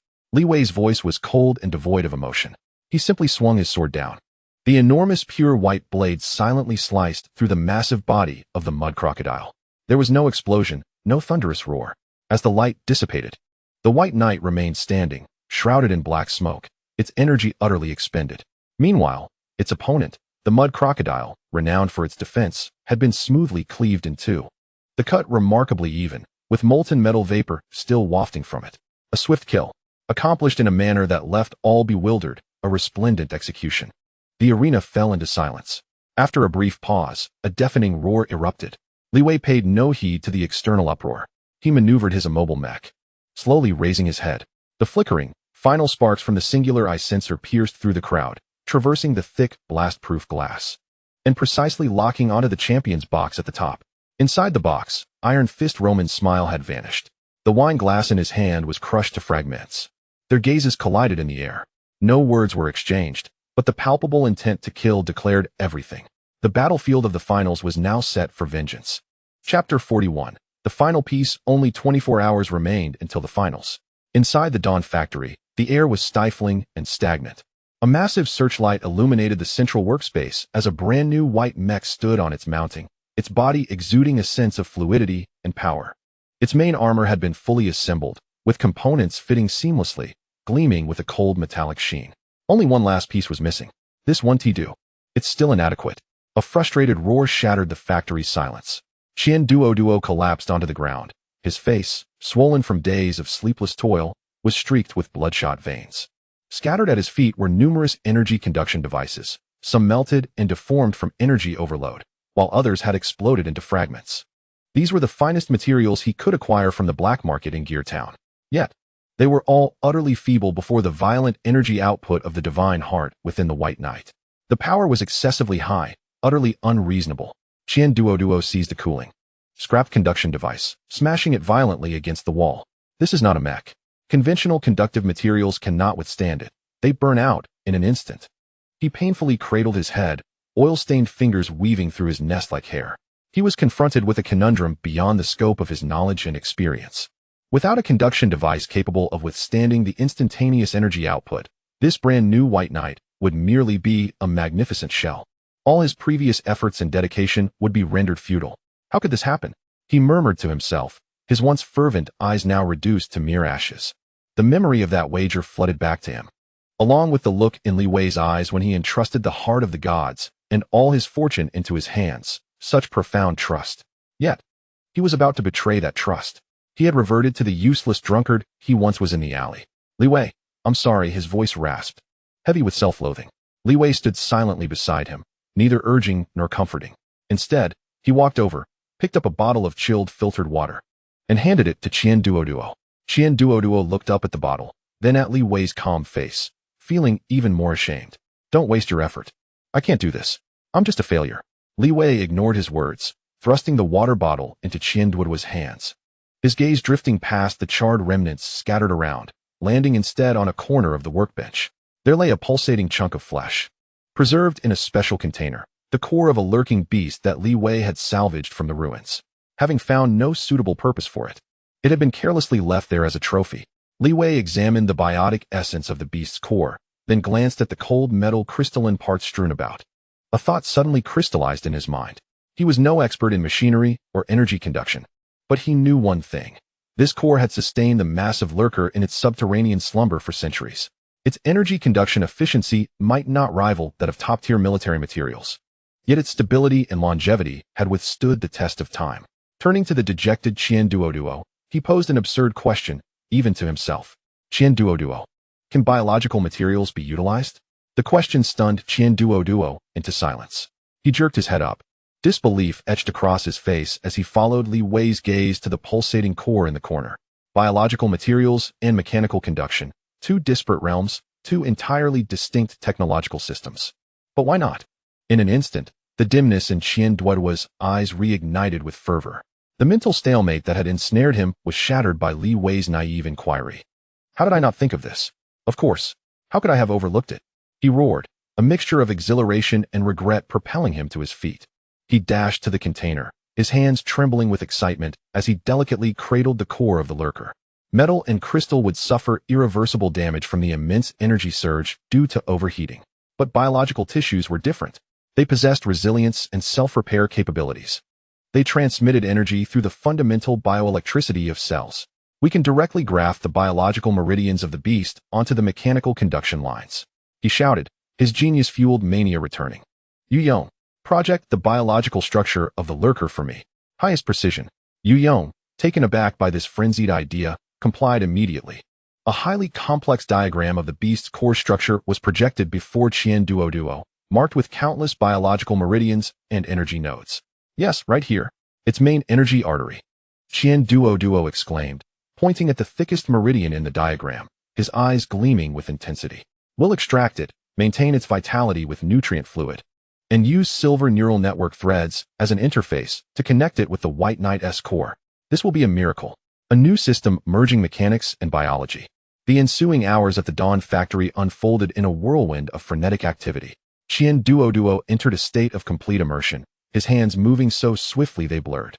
Cutting, extracting, soaking in nutrient solutions, grafting neural network threads. Yong provided precise data support, her normally icy electronic voice tinged with excitement. Meanwhile, Li Wei stood quietly by, guarding the experiment. Finally, as the first beams of artificial dawn light streamed through the factory's ventilation, a uniquely shaped, translucent cylindrical device was successfully created. Its body was a robust alloy frame, but inside were no longer cold metal circuits. Instead, there were pulsating, ethereal blue biological meridians, with countless tiny energy particles flowing smoothly and swiftly within. It possessed both the precision of machinery and the essence of a living core. Breathing heavily, Duoduo gazed at his masterpiece, a crazed yet satisfied smile spreading across his face. It's completed. He carefully installed this new biomechanical hybrid energy system into the final void of the White Knight's chest. With a click, the last piece of the puzzle fell into place. In that moment, this white mech, a culmination of countless efforts and madness, finally possessed its complete and new power core. Chapter 42, White Knight, Reboot.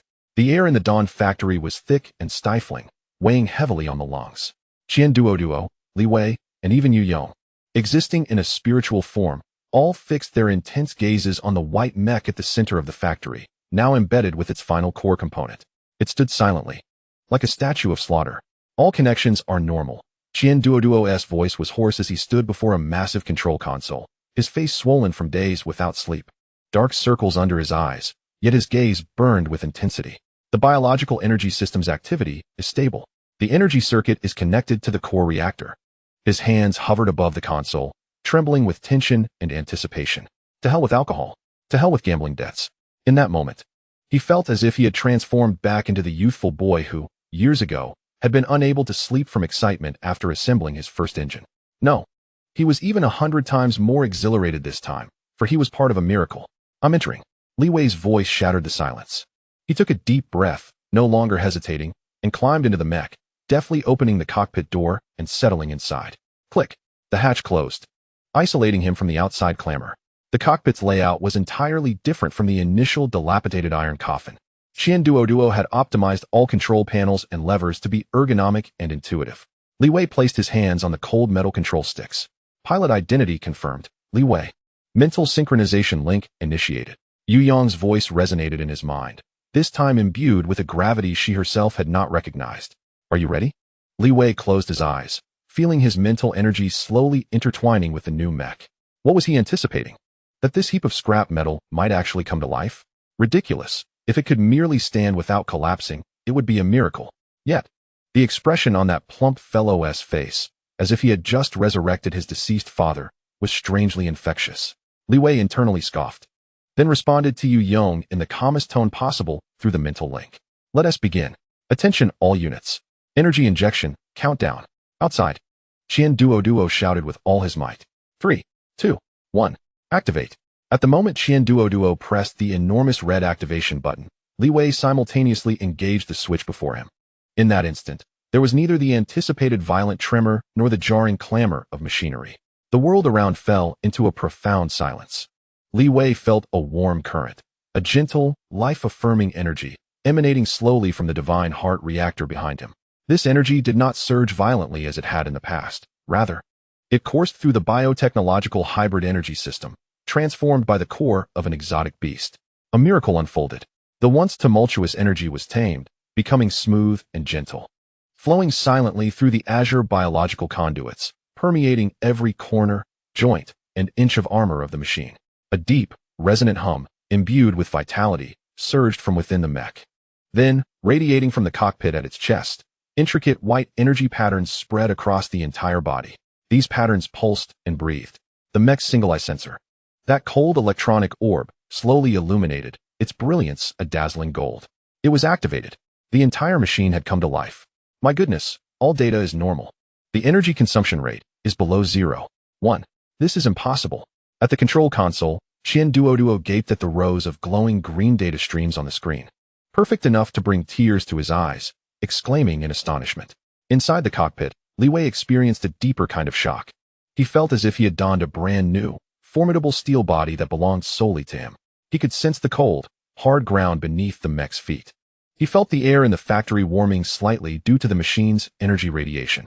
He could even perceive Qian Duo's heavy breaths, thickened with excitement. This was synchronization, a resonance. It was an unprecedented, nearly perfect fusion between pilot and machine, harmonized by the new biological core. Is this the true White Knight? A thrill coursed through Li Wei. He attempted to convey a thought to the machine.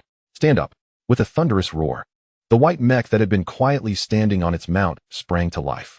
Its knees bent slowly, its waist straightened gradually. The movements exuded strength, flowing with grace, devoid of any mechanical awkwardness. Under Qian Duo's stunned gaze, and accompanied by Yu Yong's gentle, nostalgic murmurs, the sleek, streamlined white mech, grasping the hilt of a tangible lightsaber, slowly stood upright. Towering at 8 meters, it cast a colossal, oppressive shadow beneath the factory lights. Though remnants of rough patches remained from the pursuit of performance, the sharp, fierce aura could no longer be concealed. Just then, a faint blue holographic screen gradually materialized before Li Wei. System self-check complete. Mech name, G01 White Knight, Dawn modification. Core synchronization rate, 52. Energy system, biomechanical hybrid dual circulation system, status, perfect. Skeleton integrity, 91. Armor coverage, 87. Comprehensive repair assessment, 60. 60%. Upon seeing this number, Li Wei's heart raced. This indicated that Yu Yong's power had been restored to 60% of her prime. This sensation, this surge of strength. I've returned. I have truly returned. Yu Yong's voice whispered in his mind, imbued with a hint of joyful tremor. It worked. I can't believe it actually worked. On the other side of the factory, the man everyone deemed a waste, a drunkard, could no longer hold himself together upon witnessing the perfectly standing mech. His legs buckled, and he collapsed into a chair, his greasy, plump hands covering his face. Hot, murky liquid streamed between his fingers, a testament to his joy. Tears shed to prove himself, to cleanse the humiliation of a genius unwilling to sink into obscurity. Li Wei did not glance at him. His gaze traversed the cockpit's display screen, landing upon the factory's scarred alloy walls. The walls vaguely reflected the silhouette of the White Knight in that moment. He gripped the control sticks tightly, feeling a powerful force, as if it could tear everything asunder, surging from every corner of the machine into his body and soul. A cold smile curled at the corner of his lips. Iron Fist Roman. I am coming for the finals. Chapter 43. The night's secret. The lights of the Dawn Factory illuminated the flawless, streamlined armor of the newly reborn White Knight. Qian Duo had long since fallen into a deep slumber amidst a pile of discarded parts in the corner, mumbling incoherently about dual circulation.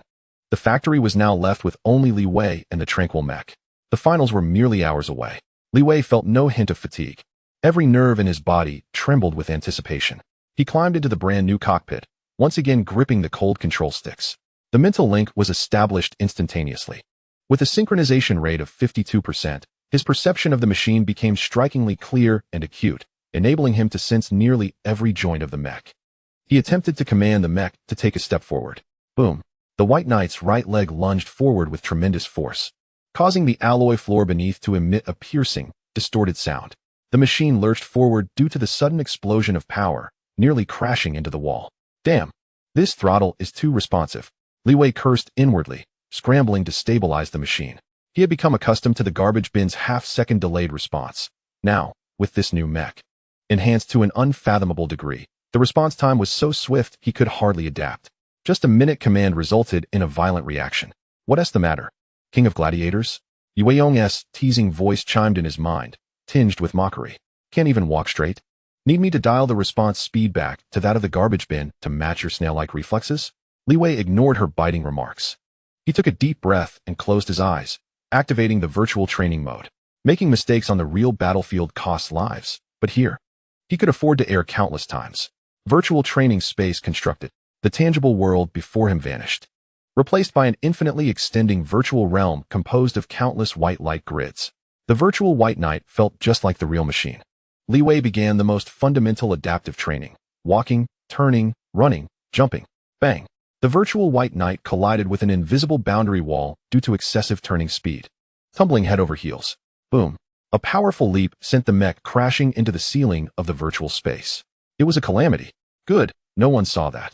Even if I wanted to pick my nose, Yueyong wouldn't know. Li Wei silently reassured himself, then tirelessly repeated those basic actions, falling, rising, and falling again. His learning ability was remarkable, honed by countless struggles on the brink of death in the wastelands. An hour later, he could manage to control the virtual mech, executing fluid running and evasion maneuvers. Humph, finally not so clumsy. Yueyong's voice echoed again, this time lacking mockery and infused with seriousness. Since you have managed to exert a semblance of control over this body, it is time for you to witness the true essence of combat. Loading Advanced Training Program. Program name: Knightly Fundamental Sword Techniques. As the words fell, a figure resembling a pure data stream coalesced before Li Wei, taking the form of a White Knight, identical to him in every way. Within the cockpit of that mech, a translucent moon song, clad in ancient knightly attire, stood with her arms crossed, gazing coldly at him. Watch closely, you fool, the virtual moon song declared, and the mech she piloted sprang into motion. It executed a simple side slide, followed by a sweeping slash. Yet, Li Wei was entranced. He had never witnessed such an elegant, yet lethal maneuver. Each movement of the mech resonated with a peculiar rhythm.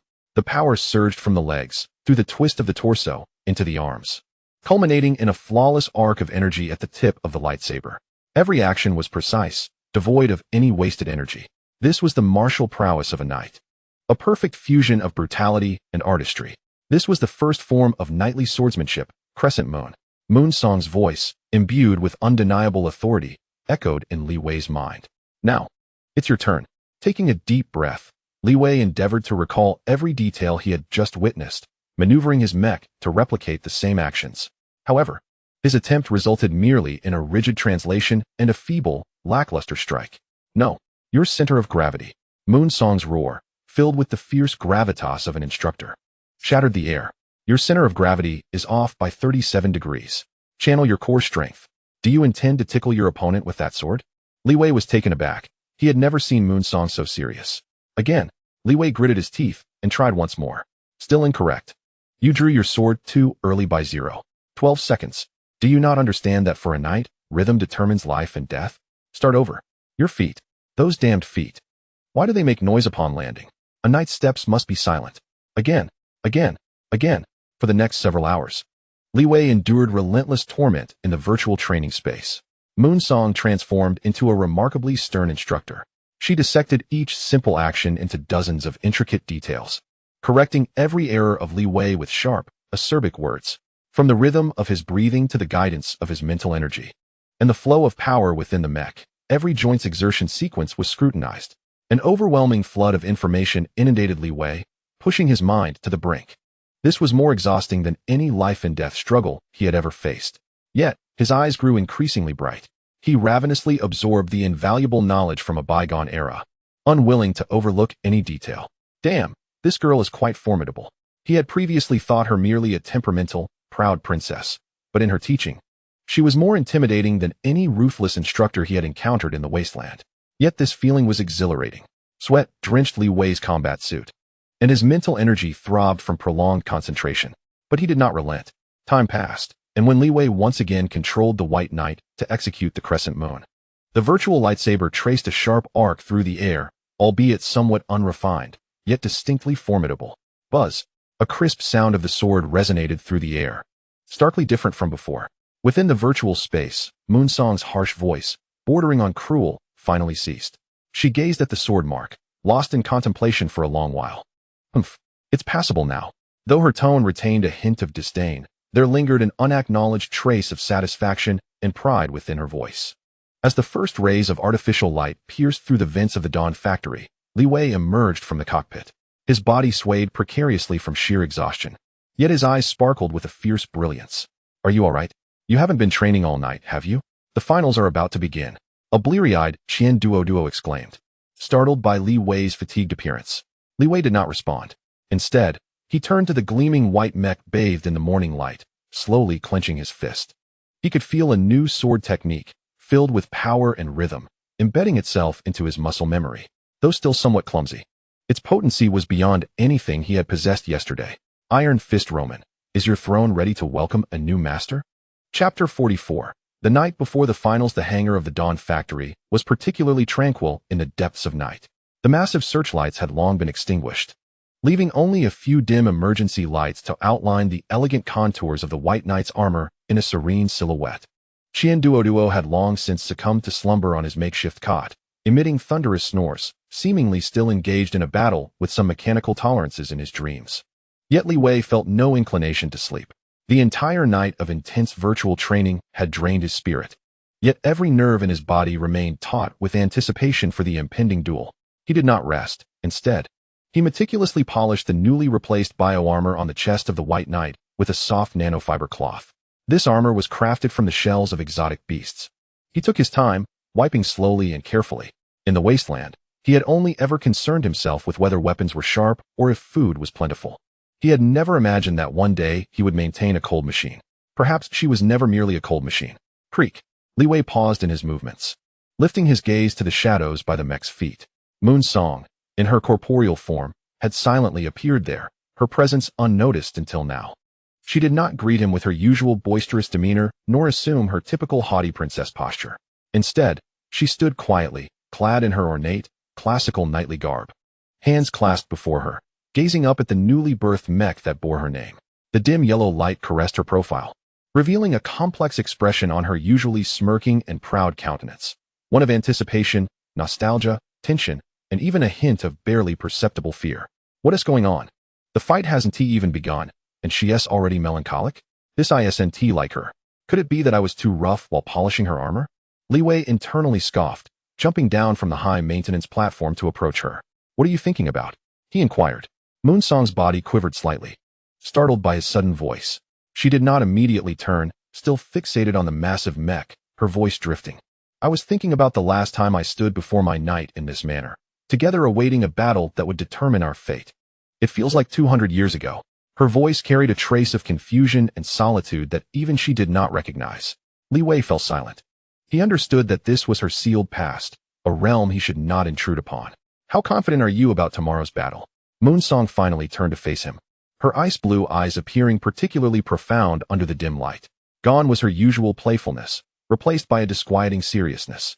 10 out of 10. Li Wei responded without a hint of hesitation.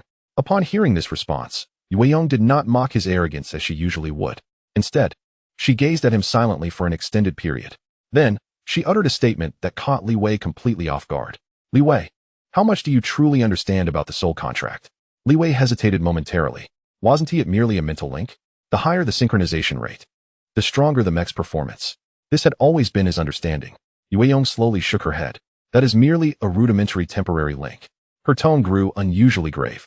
The true soul contract is the ultimate constraint established by the G-series mechs to fully unleash their performance.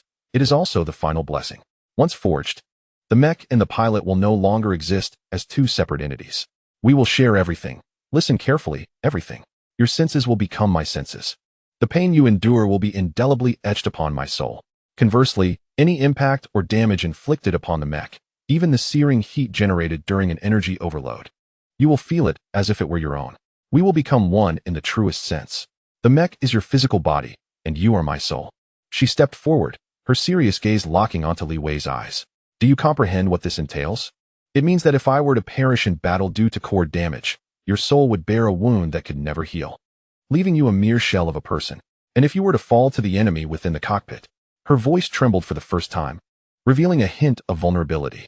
I, Yueyong, along with this white knight, would be utterly erased from this world, leaving not a trace behind.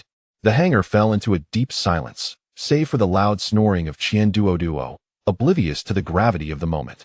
Li Wei's heart tightened. Sharing senses, sharing pain, sharing life. He finally understood why Yueyong had been so resistant to entering that trash heap.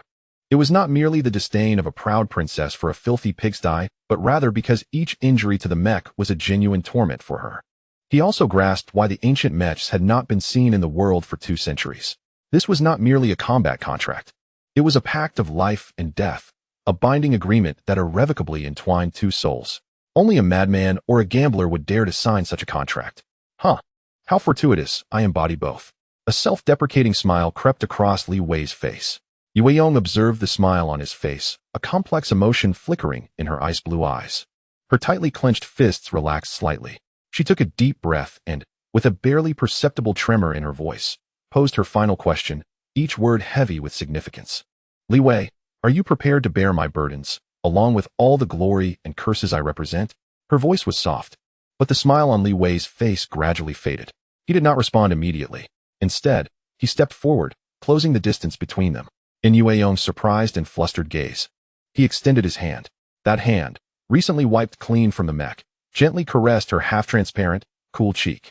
His touch was light, tender, locking eyes with her. He replied earnestly and solemnly, "From the moment I pulled you from that ruin, your fate has been intertwined with mine." Boom. This declaration struck at the very core of Yueyong's soul. All her facades, crafted to shield her weakness and fear, shattered in that instant. In her ice-blue eyes, which had strived to maintain an air of seriousness and pride, a wave of uncontrollable mist welled up. Crystal-like tears, reminiscent of data streams, cascaded down her cheeks uncontrollably. She abruptly turned her head away, unable to meet Li Wei's gaze, summoning all her strength to regain her familiar, haughty tone. Then that settled. You must not lose in tomorrow's battle. Absolutely not. Did you hear me? Chapter 45. Kings Meet Kings. The arena was ablaze with excitement. The air was thick with the mingling scents of sweat, cheap alcohol, and roasted meat. Tens of thousands of spectators roared in frenzy, their shouts coalescing into a wave of sound that threatened to lift the very roof of the venue. Countless searchlights illuminated the massive steel arena, scarred and charred from previous battles. Ladies and gentlemen, and to those gamblers lurking in the shadows, the hoarse, impassioned voice of the host resonated through the colossal loudspeakers. Welcome to the final night that will determine the champion of Geartown this year. First, let us give a rousing cheer for our eternal king, the 3-time reigning champion. Iron Fist. Roman. Accompanied by a jarring metallic screech, a massive lift platform rose slowly from one side of the arena. A heavy mech, towering over 10 meters and clad in thick, dark red armor, emerged into view. The War Millstone. It had forsaken all extravagant ranged weaponry, transforming its arms into 2 disproportionately large iron fists. The shoulders and outer arms of the mech were densely peppered with ominous gun barrels and missile launch nests. It stood there, exuding an overwhelming aura of oppression. Roar. The audience erupted with deafening cheers for Roman. Now, let us meet his challenger. The host's tone turned mocking. A disruptor who miraculously crawled out of the rookie tournament. He pilots a mech that evolves daily, creating a dark horse legend this season. He is the ever-evolving newcomer, Li Wei.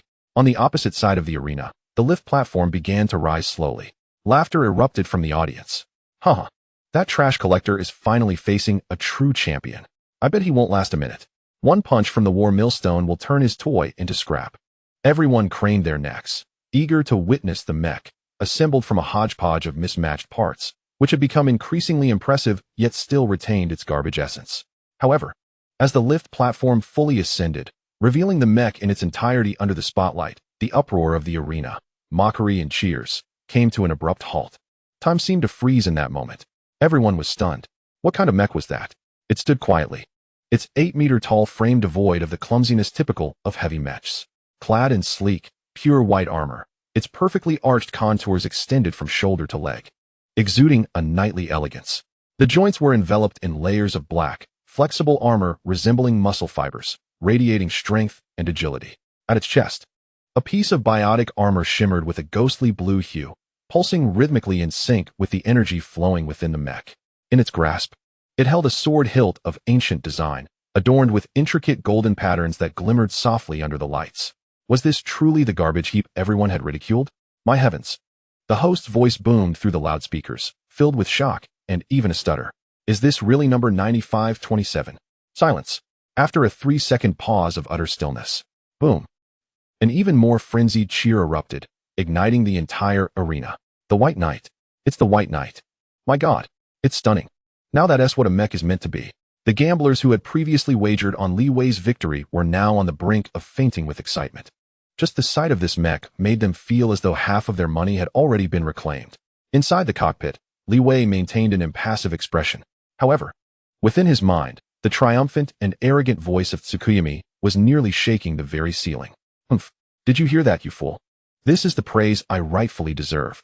Look at those country bumpkins, their jaws nearly hitting the floor. And this is only at 60% restoration. If I were to return to my prime, I fear they would kneel before me, worshipping me as a deity. All right, I understand, you are the greatest. Li Wei silently replied in his mind. He could distinctly feel the connection with this new mech. Every command was transmitted without delay throughout the machine, as if it were a part of his own body. On the opposite end of the arena, in Roman's cockpit, the sneer that once adorned his face due to overconfidence had vanished, replaced by a brooding expression. The white mech before him instilled an unprecedented, instinctual sense of threat. What a farce! His contemptuous voice echoed through the public channel. Little insect, your luck has run out. Don't think that a pretty new shell can change your worthless nature. Today, I will crush you and your shiny iron coffin into scrap. Oh, he's panicking now. Tsukuyami chuckled maliciously in his mind. A fool who relies solely on brute force, witnessing a more favored presence, has succumbed to impotent rage. Li Wei, give him a thorough beating. Show him what a true knight is. Li Wei offered no response. In the face of Roman's provocation, he merely raised the hilt of his sword slowly. His focus sharpened on the hilt. With a resonant hum, a clear note of the sword rang out, instantly overpowering the din of the arena. A 3-meter-long, exquisitely condensed azure energy blade shot forth from the hilt's tip. As the blade materialized, an icy and fierce battle intent swept across the entire arena. All spectators instinctively felt a chill run down their spines. Roman's pupils dilated sharply. That was not the gaze of a novice. It was the stare of one who had emerged from mountains of corpses and seas of blood, born solely for slaughter. Clang. The referee, sensing the intensity of both combatants, could no longer delay and frantically rang the bell to signal the start of battle. As the sound faded, the audience erupted into cheers that reached a fever pitch. Roman offered Li Wei no opportunity. He aimed to obliterate this unsettling challenger with overwhelming force. Die! He roared, redirecting all the mech's energy to the weapon systems. Ka! Ka! Ka! Ka! All the cannons and missile launchers on the massive war machine slid open their armored covers in an instant. Dozens of ominous barrel openings exuded a miasma of death, precisely locking onto the white mech. In the very first moment of the match, a devastating barrage surged toward the White Knight. Chapter 46. Iron Fist and Blade. The signal for battle rang out. In an instant, dozens of missiles and countless high-explosive armor-piercing rounds wove a web of steel and flame, enveloping the brand-new White Knight. In the stands, everyone instinctively held their breath. This was a pure saturation attack of power and firepower. Faced with such a dense barrage, any technique seemed futile. The White Knight was finished. This thought echoed in the minds of all present. Inside the cockpit, Li Wei's gaze was icy. 3 steps to the left, crescent slash to intercept the 3 rockets on the right. Then overload the thrusters by 20% and shift backward 7 meters. Tsukuyami's urgent and precise commands flooded his mind. Li Wei's body reacted almost instinctively. Just as the barrage was about to engulf him, the White Knight sprang into action. Instead of retreating, it took a defiant step forward, wielding the azure sword to carve a sharp arc through the air. Swoosh, swoosh, swoosh. The 3 fastest rockets were cleaved in half by the energy blade, their explosive flames erupting beside the White Knight as the mech deftly evaded. Immediately afterward, the thrusters at the mech's back unleashed blue flames, propelling the massive body like a specter, narrowly avoiding the subsequent barrage. Boom! The spot where the White Knight had stood was completely submerged in firepower. Explosions kicked up clouds of dust, sending twisted metal fragments scattering. He dodged it. He cut the missiles with his sword. Gasps erupted from the audience. In the cockpit of the war machine, a flicker of astonishment crossed Roman's face, quickly replaced by a sinister grin. Interesting, but how long can you keep this up? He offered Li Wei no respite. The rapid-fire artillery on the mech's shoulders unleashed twin tongues of flame, chasing after the White Knight and shrouding the entire arena in a rain of bullets. Roll to the right. Use that blown-off armor plate as cover. Tsukuyami's voice rang out once more. Li Wei glanced around and immediately spotted a truck-sized piece of armor, dislodged and tilted from the explosion. An action familiar to any scavenger was executed fluidly by the elegant knight mech. The White Knight performed a hasty roll and took refuge behind the armor plate. Clang, clang, clang, clang. A relentless barrage hammered against the armor plate, sparking a flurry of sparks. This was no longer a mech duel. It was the most primal battle for survival on the wasteland. Utilizing every piece of terrain available and evading all possible attacks, Li Wei merged his deeply ingrained scavenger instincts with Tsukuyami's precise tactical analysis. Damn it! This fat guy's mech is like a tortoise shell, yet its firepower is so fierce, Li Wei muttered inwardly. He could feel multiple non-vital areas of the mech being struck by stray bullets, and warning lights in the cockpit began to flash. The shared sensations made him acutely aware of the pain as the armor was torn apart. P.S. Predicting your movement trajectory. Tsukuyami's voice carried a note of urgency. His fire control system is learning your evasion habits. We can't drag this out any longer. We must close the distance. Li Wei understood this as well. He took a deep breath, and at the very moment the armor plate was about to be obliterated, he suddenly cranked the thruster power to maximum. Boom! The white mech burst forth from its cover, charging straight toward the massive crimson mech. Come on! Roman roared with excitement. This was the moment he had been waiting for.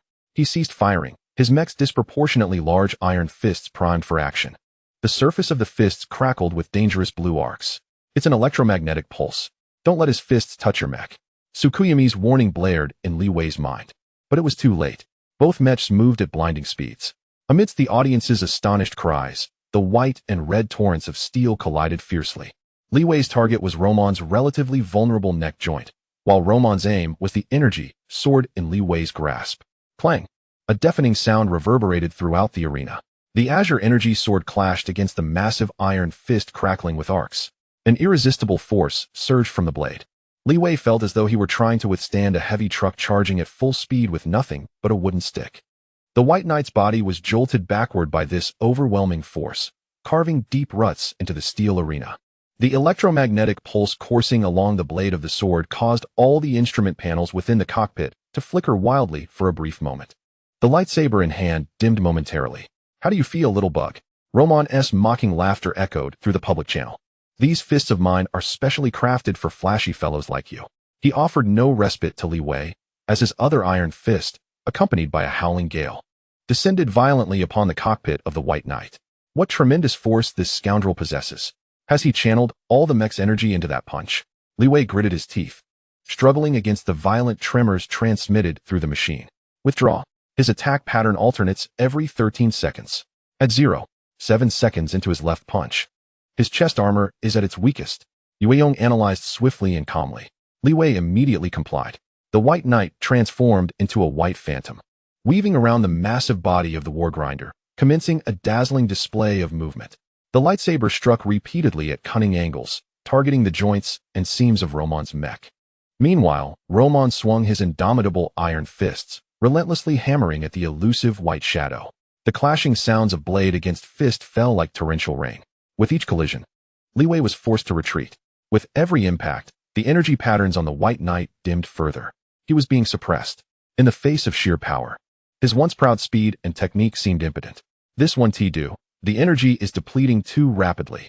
A hint of urgency crept into Yue Yong's voice. If this continues, before he can shatter us, our energy will be exhausted first. Beads of sweat formed on Li Wei's forehead. He realized that he must alter his strategy. He had to take a gamble. At the moment he was pushed back once more, a glint of resolve flashed in Li Wei's eyes. He discerned an opportunity, a fleeting opening exposed by Roman's relentless assault. Now, Li Wei advanced instead of retreating, channeling the majority of the remaining energy of the mech into the lightsaber. Buzz! The cerulean blade surged dramatically, aimed directly at Roman's exposed chest. However, a sinister smile crept across Roman's face. It was a trap. His left fist, once swung, suddenly retracted at an impossible angle, aiming at the path Li Wei had taken. His poised right fist, imbued with the force of a thunderclap, targeted not Li Wei's cockpit, but his sword-bearing right arm. No, it's a trap. Retreat. Yue Yong screamed in panic, but it was too late. All Li Wei could see was the rapidly enlarging iron fist, crackling with blue arcs of electricity. Instinctively, he crossed his mech's arm over his chest. Crack! A sickening sound of metal snapping reverberated throughout the arena. The White Knight's right arm was crushed and deformed beneath the massive iron fist. Countless parts and wires exploded from the fractured joint, sparking dangerously. A sharp pain pierced through Li Wei's consciousness via the neural link, eliciting a muffled groan. Yue Yong let out a chilling scream. My hand. The White Knight's body was sent hurtling backward, crashing heavily against the edge of the arena. Its sword-bearing right arm twisted at an unnatural angle, completely incapacitated.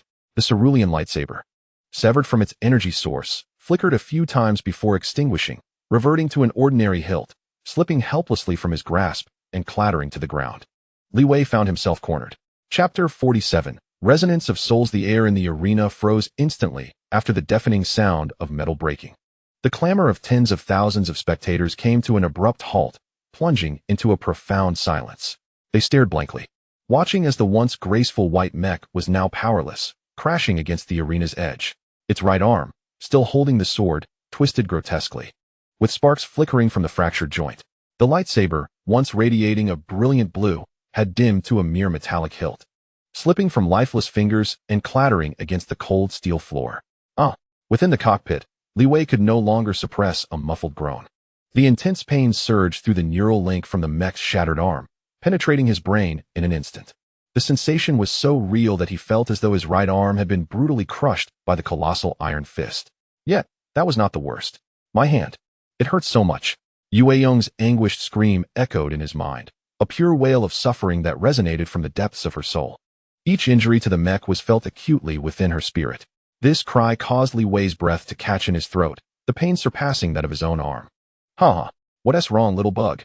Roman's savage laughter boomed through the public channel, reverberating across the arena. Where's your sword? That lovely little toothpick of yours. He advanced slowly towards the fallen White Knight, each step causing the entire arena to tremble. Get up. Don't you want to be the champion? Stand up, so I can break your other hand. He sneered, reveling in the torment of his opponent. Li Wei, run. Yue Yong's voice resonated weakly in his mind, weakened by the pain. Run? Li Wei gritted his teeth, using his unscathed left hand to support the control panel, forcing the battered mech to rise from the ground. He lifted his head, his bloodshot eyes locking fiercely onto the approaching massive crimson mech. I cannot lose. In that damned alley, I promised that fat man I would claim the championship. I vowed to myself that the name Li Wei would become a nightmare for all enemies. More importantly, I promised her. I promised that noisy, proud, yet utterly dependent foolish woman that I would not lose this battle. A fierce will erupted from the depths of Li Wei's heart, burning with determination. He was not fighting for victory. He was fighting to protect, to guard that fragile soul who had entrusted everything to him. Buzz. As Yue Yong endured the excruciating pain, she suddenly felt a warm current, a steadfast and fervent spiritual force, imbued with the essence of protection, surged from the depths of Li Wei's soul, enveloping her trembling. Wounded spirit. This power dispelled the pain, allowing her to experience a sense of being cherished. She was taken aback, clearly sensing Li Wei's intent. He was not afraid of losing the match. He feared further harm to her. The facade of icy pride and arrogance in Yue Yong's azure eyes shattered. No longer hesitating, she made a decision she had lacked the courage to take for the past 2 centuries, to completely open her soul to this man. Li Wei. A transcendent call resounded deep within Li Wei's spiritual sea. The reality before him instantly faded into monochrome. The arena, the spectators, and Roman's grotesque face, all transformed into fragmented shadows, retreating rapidly behind him. Li Wei found himself in a pure white, infinitely extending space. Here, it was his spiritual sea. Before him stood a translucent girl clad in classical knightly attire. It was Yueyong. At this moment, she was unlike any time before. The haughtiness that kept others at bay had vanished, as had the pretense of calmness she once wore. A hint of pallor graced her face. Her ice blue eyes, typically glimmering with mischievous light, now regarded him with earnestness, revealing a trace of vulnerability. Her right arm exhibited an abnormal, translucent state, marred by cracks, a direct manifestation of her wounded soul. You see, she spoke softly, yet with a solemnity that conveyed the gravity of the situation. This is the price. Sharing sensations, sharing pain, sharing life. I did not deceive you. Even so, are you still willing? She looked at him, posing the same question she had asked on the eve of the final battle. Are you willing to forge that last covenant that binds us irrevocably together? In that fleeting moment of their dialogue, time in the real world slowed to an excruciating crawl. In his perception, he could see the war machine, Roman, raising its colossal iron fist, poised to deliver a final blow. He understood that while his own body might endure the impact, her soul would surely suffer irreparable damage. He could not allow her to be harmed again. Absolutely not. Li Wei did not answer her question. Instead, he gazed deeply into her eyes, a tenderness and determination surfacing within him that he himself was unaware of. Then, he made a shocking decision that even Yueyong found astounding. In the real world, at the very moment the iron fist was about to descend, he forcefully pressed the crimson button in the cockpit, the symbol of their last chance for escape. Emergency ejection sequence initiated. He intended to use himself as bait. He would expose himself beneath Roman's iron fist, drawing its attention entirely upon him. This way, perhaps, he could afford the damaged white knight a moment to breathe, granting Yueyong a fleeting chance to evade annihilation. Within the sea of consciousness, Yueyong perceived Li Wei's resolve. She witnessed his choice of this near-suicidal act to spare her further suffering. This fool, this utterly foolish fool, did he not realize that if he perished, she would not survive either? Yet, why did her heart ache so painfully yet warmly? Tears, crystalline and uncontrolled, streamed down her translucent cheeks. She extended her trembling left hand. Intact, reaching out. Come back, she wept, grasping Li Wei's equally translucent hand. Come back, my knight. As their hands clasped, Li Wei's self-sacrificial determination resonated perfectly with Yueyong's open-hearted guardianship. Their souls harmonized, achieving a perfect resonance. The compatibility of their souls reached 100%. The final covenant was sealed. Boom. In the real world, at the very moment the White Knight's cockpit module was about to be ejected, a brilliant column of pure white light erupted from it, soaring skyward. The radiance instantly devoured everything. Roman's iron fist, the gasps of the audience. The entirety of the arena faded into obscurity before this blinding light. Chapter 48. The White Knight, fully liberated. The cockpit module exploded with a towering column of pure white light, engulfing the entire arena. In the cockpit of the war machine, Roman's enormous iron fist, poised to strike, halted midair. Blinded by the sudden brilliance, he instinctively shielded his eyes with his arm. What the hell is this? He roared, expecting the opponent to self-destruct. Yet, there were no signs of an explosion. Instead, a pressure that tightened the heart emanated from the light. Tens of thousands of spectators found themselves ensnared in an eerie silence within this pure white glow. They could see nothing, hear nothing. The world was reduced to this singular beam of light. And at the very heart of the radiance, deep within the sea of consciousness, Li Wei felt a warm power merging with his soul, reshaping his perceptions. The hand he held with Yueyong was slowly melding into one. No longer were they distinct. He could distinctly feel the 2 centuries of solitude, pride, and the unguarded trust and dependence that lay beneath Yueyong's pride. Similarly, Yueyong sensed within Li Wei's soul the resilience forged in blood and fire, and the unwavering resolve to protect that which he would burn everything for. Then, a torrent of information flooded into Li Wei's mind. It was the combat data accumulated over centuries by Yueyong, the G01 unit. It included battle footage from various planetary environments, sword techniques tailored for diverse foes, and invaluable insights on timing and rhythm gleaned from countless life and death encounters. Those once awkward foundational, knightly sword techniques now became instinctual. The angles for sidesteps, the timing for strikes, the application of force. All of it was indelibly imprinted upon his soul. He no longer needed to ponder. His will became the trajectory of the sword. In the real world, the soaring column of light began to gradually retract. The brilliance flowed back towards the half-damaged white mech at its center. The spectator's vision finally cleared, revealing an unforgettable spectacle. The White Knight was undergoing a transformation. Its broken right arm, once shattered, was visibly reconstituting in the white light. The fractured structure realigned, broken parts melted and coalesced, new armor sprouted forth. In the blink of an eye, a brand new arm had taken shape. Upon the mech, the fissures and damages from prior battles swiftly smoothed out in the white light. Brilliant golden energy patterns spread from the mech's chest, enveloping its entire frame, filling every seam of armor, rendering it a seamless entity with no trace of its former patchwork. Finally, the cold, single-eyed sensor, once dim red, was now replaced by a dazzling golden hue. The golden light radiated authority, casting a solemn atmosphere over the once rusted and blood-stained arena.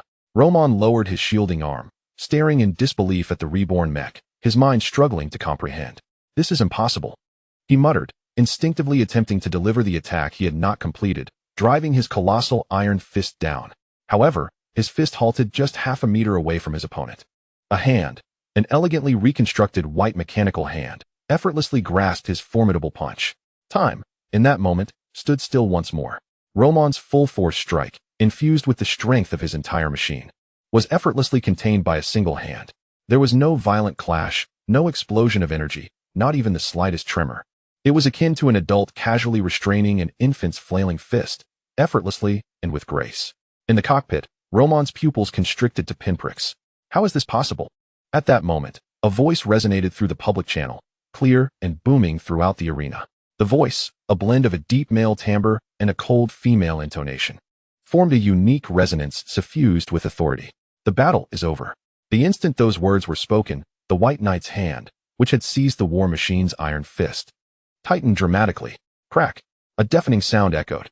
Roman's colossal iron fist, forged from a special alloy, along with its internal framework and mechanical apparatus, was mercilessly crushed into a contorted heap of scrap metal.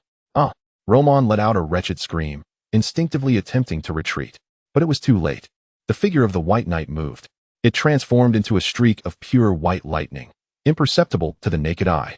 The spectators could merely witness golden trails of light and azure sword flashes wildly flickering around the massive, cumbersome dark red mech, intertwining in a frenzied display.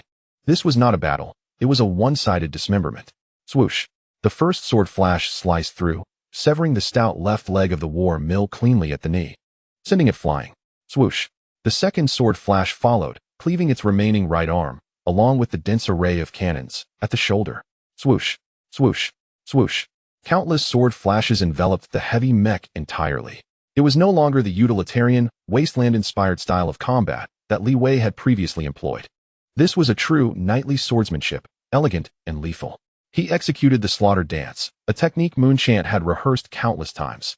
Dance of the moonlight, new moon, full moon, starlight. In Li Wei's hands, the power of this sword technique was fully realized. In the stunned gaze of the audience, the war mill was dismantled in less than 3 seconds. Its limbs, its weaponry, its thick outer armor, everything was reduced to uniformly sized fragments, clattering to the ground. At last, only a bare cockpit remained, stripped of all ability to resist, standing forlornly in the center of the arena. The white lightning ceased. The figure of the White Knight reappeared in the sight of all, holding the luminous sword still radiating azure brilliance, its tip angled towards the ground. The golden singular eye coldly regarded the now shapeless heap of scrap metal before it. Boom! The dismembered cockpit finally lost its last balance and helplessly toppled to one side. The outcome was clear. The arena fell into a profound silence. Tens of thousands of spectators, including the esteemed figures in the boxes, stood frozen, motionless. After an indeterminate time, a heart-wrenching scream erupted from a corner. "The king! A new king has been born!" This voice ignited the entire venue. Boom! The fervent cheers echoed throughout the Colosseum. Li Wei, White Knight, king of the gladiators. Countless gamblers were moved to tears, casting their bottles, garments, and anything throwable into the air. This heralded a new era, an era belonging to the White Knight. Li Wei paid no heed to the deafening revelry outside. He merely sheathed his luminous sword with a slow grace.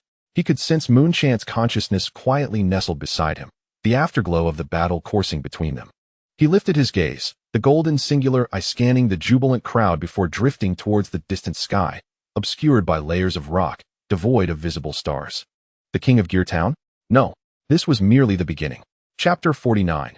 The birth of the new king above the arena. The sound waves coalesced into something almost tangible. Countless ribbons and debris cascaded down from the stands. The spotlight pursued the sword-wielding white mech, its body reflecting blinding brilliance. Li Wei, White Knight, king of the gladiators. The roars of tens of thousands converged into a single name, resonating deep within this underground city, echoing endlessly. Within the cockpit, Li Wei's senses began to detach from the resonant state with Muntant's soul.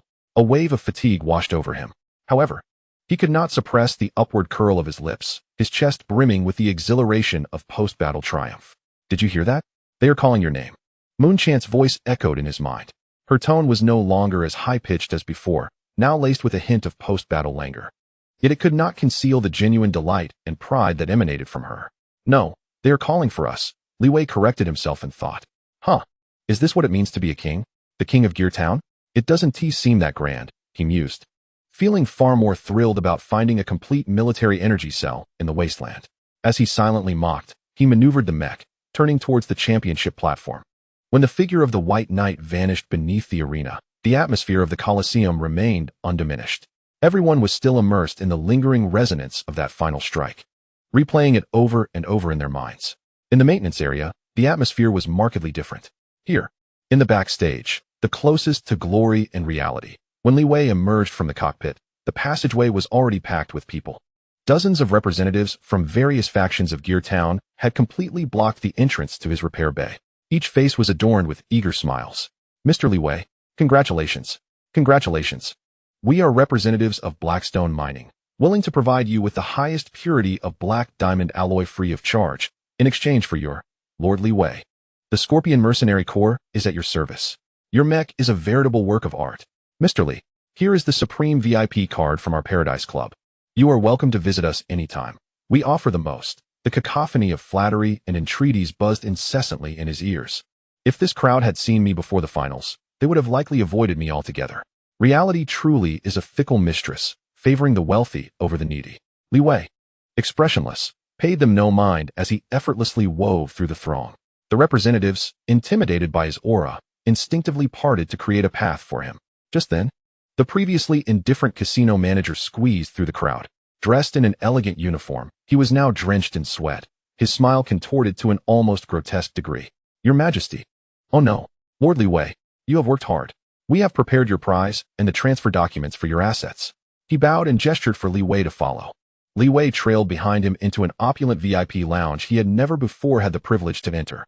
Inside the lounge, a massive obsidian table was meticulously arranged with stacks of high-value credit chips, gleaming in a spectrum of colors.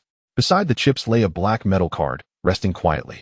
The manager picked up the card with both hands, presenting it with reverence to Li Wei. Lord Li Wei, this constitutes your total prize for the competition, along with the entirety of the winnings from your bet on victory, totaling 12,300,000 credit points.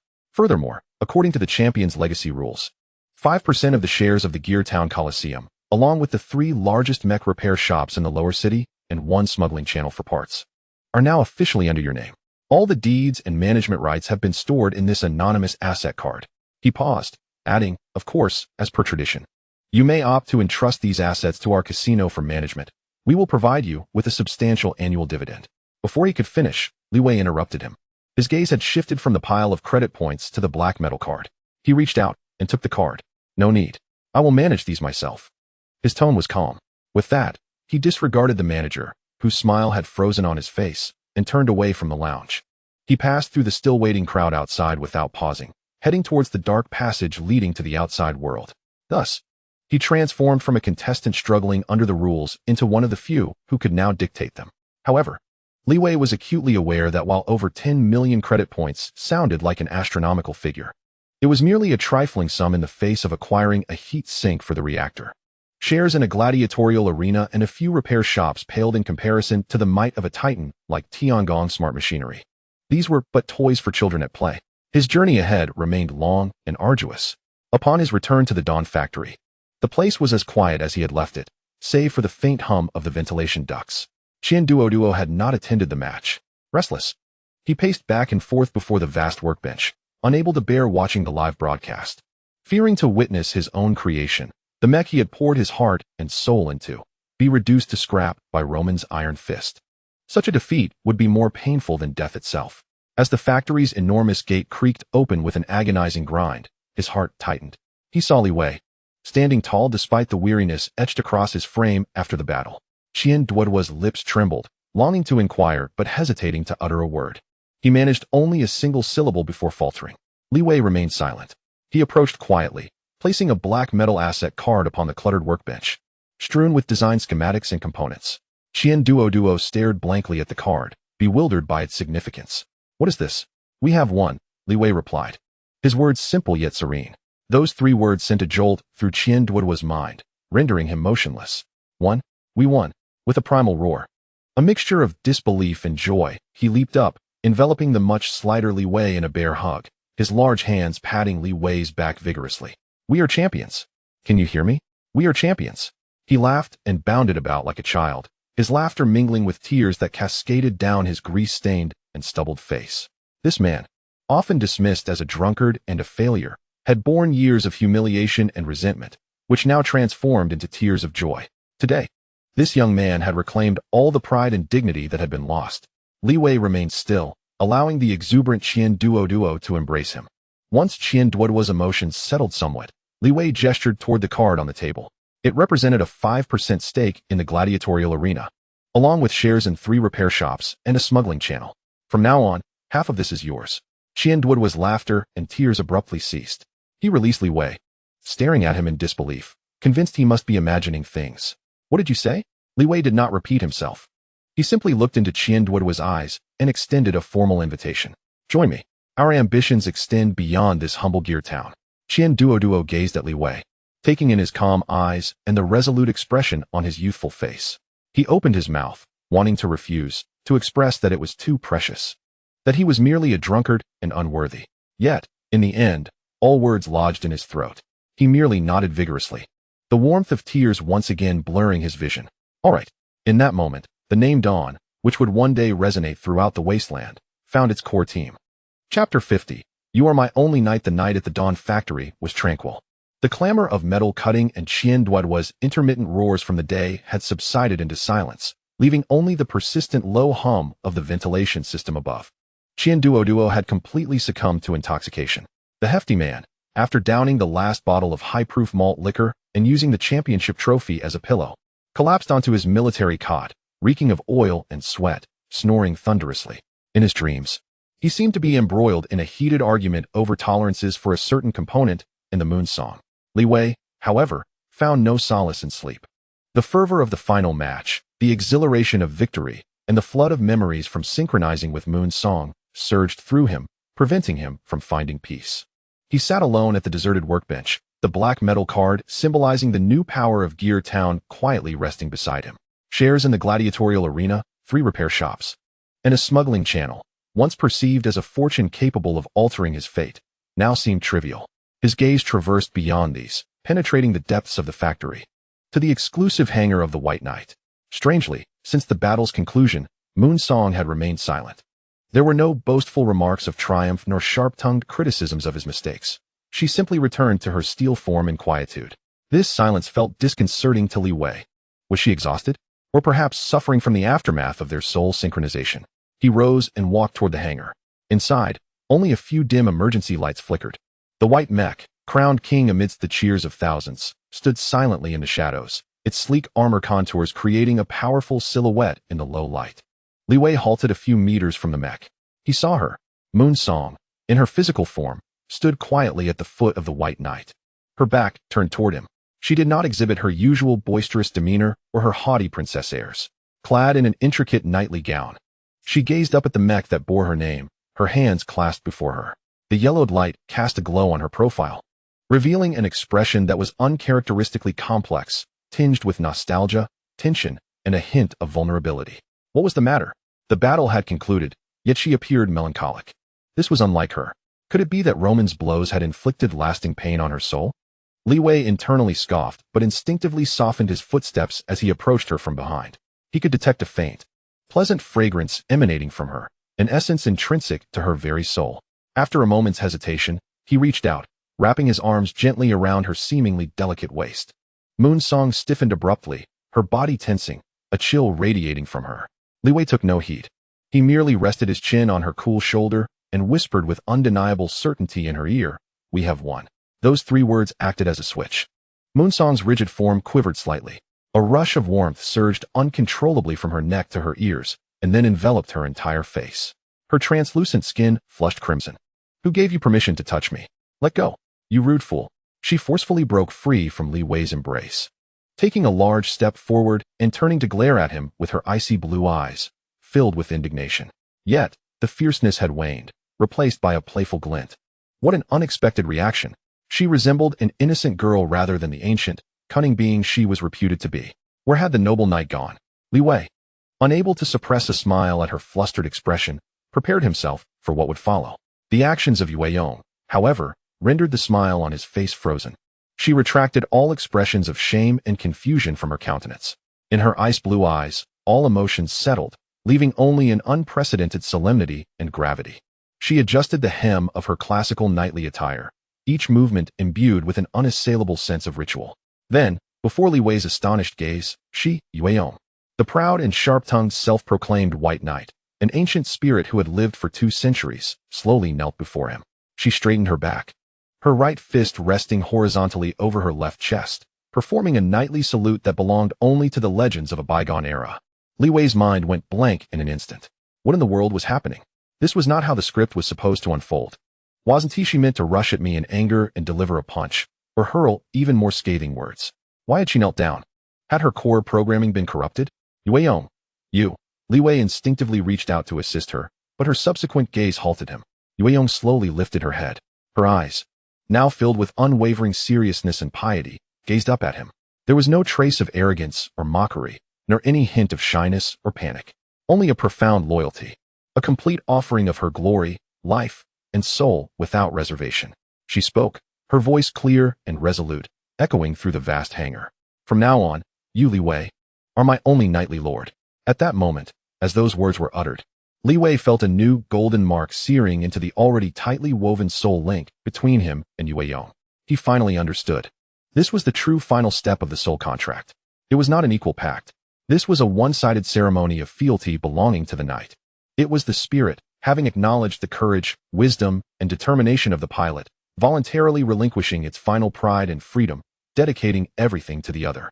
From this moment forth, they would become soulmates, united in life and death, intertwined in honor and disgrace. Li Wei's heart raced fiercely, a wave of intense emotion surging within him. He gazed at the girl kneeling before him, observing the trust and reliance reflected in her eyes. He suddenly felt an additional weight upon his shoulders, heavier than the entirety of Gear Town, indeed, heavier than the whole world. It was her life, her future, her everything. He remained silent for a long while. Then, he smiled. It was a smile that emanated from the depths of his being, relaxed yet resolute. He stepped forward, not to assist her, but rather, to kneel before her in a mirrored gesture, meeting her gaze at eye level. He extended his hand, gently grasping her fist that rested against her chest. Tense and firm with anxiety, looking into her eyes, he spoke with equal seriousness, yet laced with a rugged directness and dominance characteristic of the wasteland. You've got it wrong. Yue Yong was taken aback. I am not your knightly lord. Li Wei's thumb lightly caressed the back of her hand. You belong to me. Chapter 51. The sisters' clue. The hangar was enveloped in silence.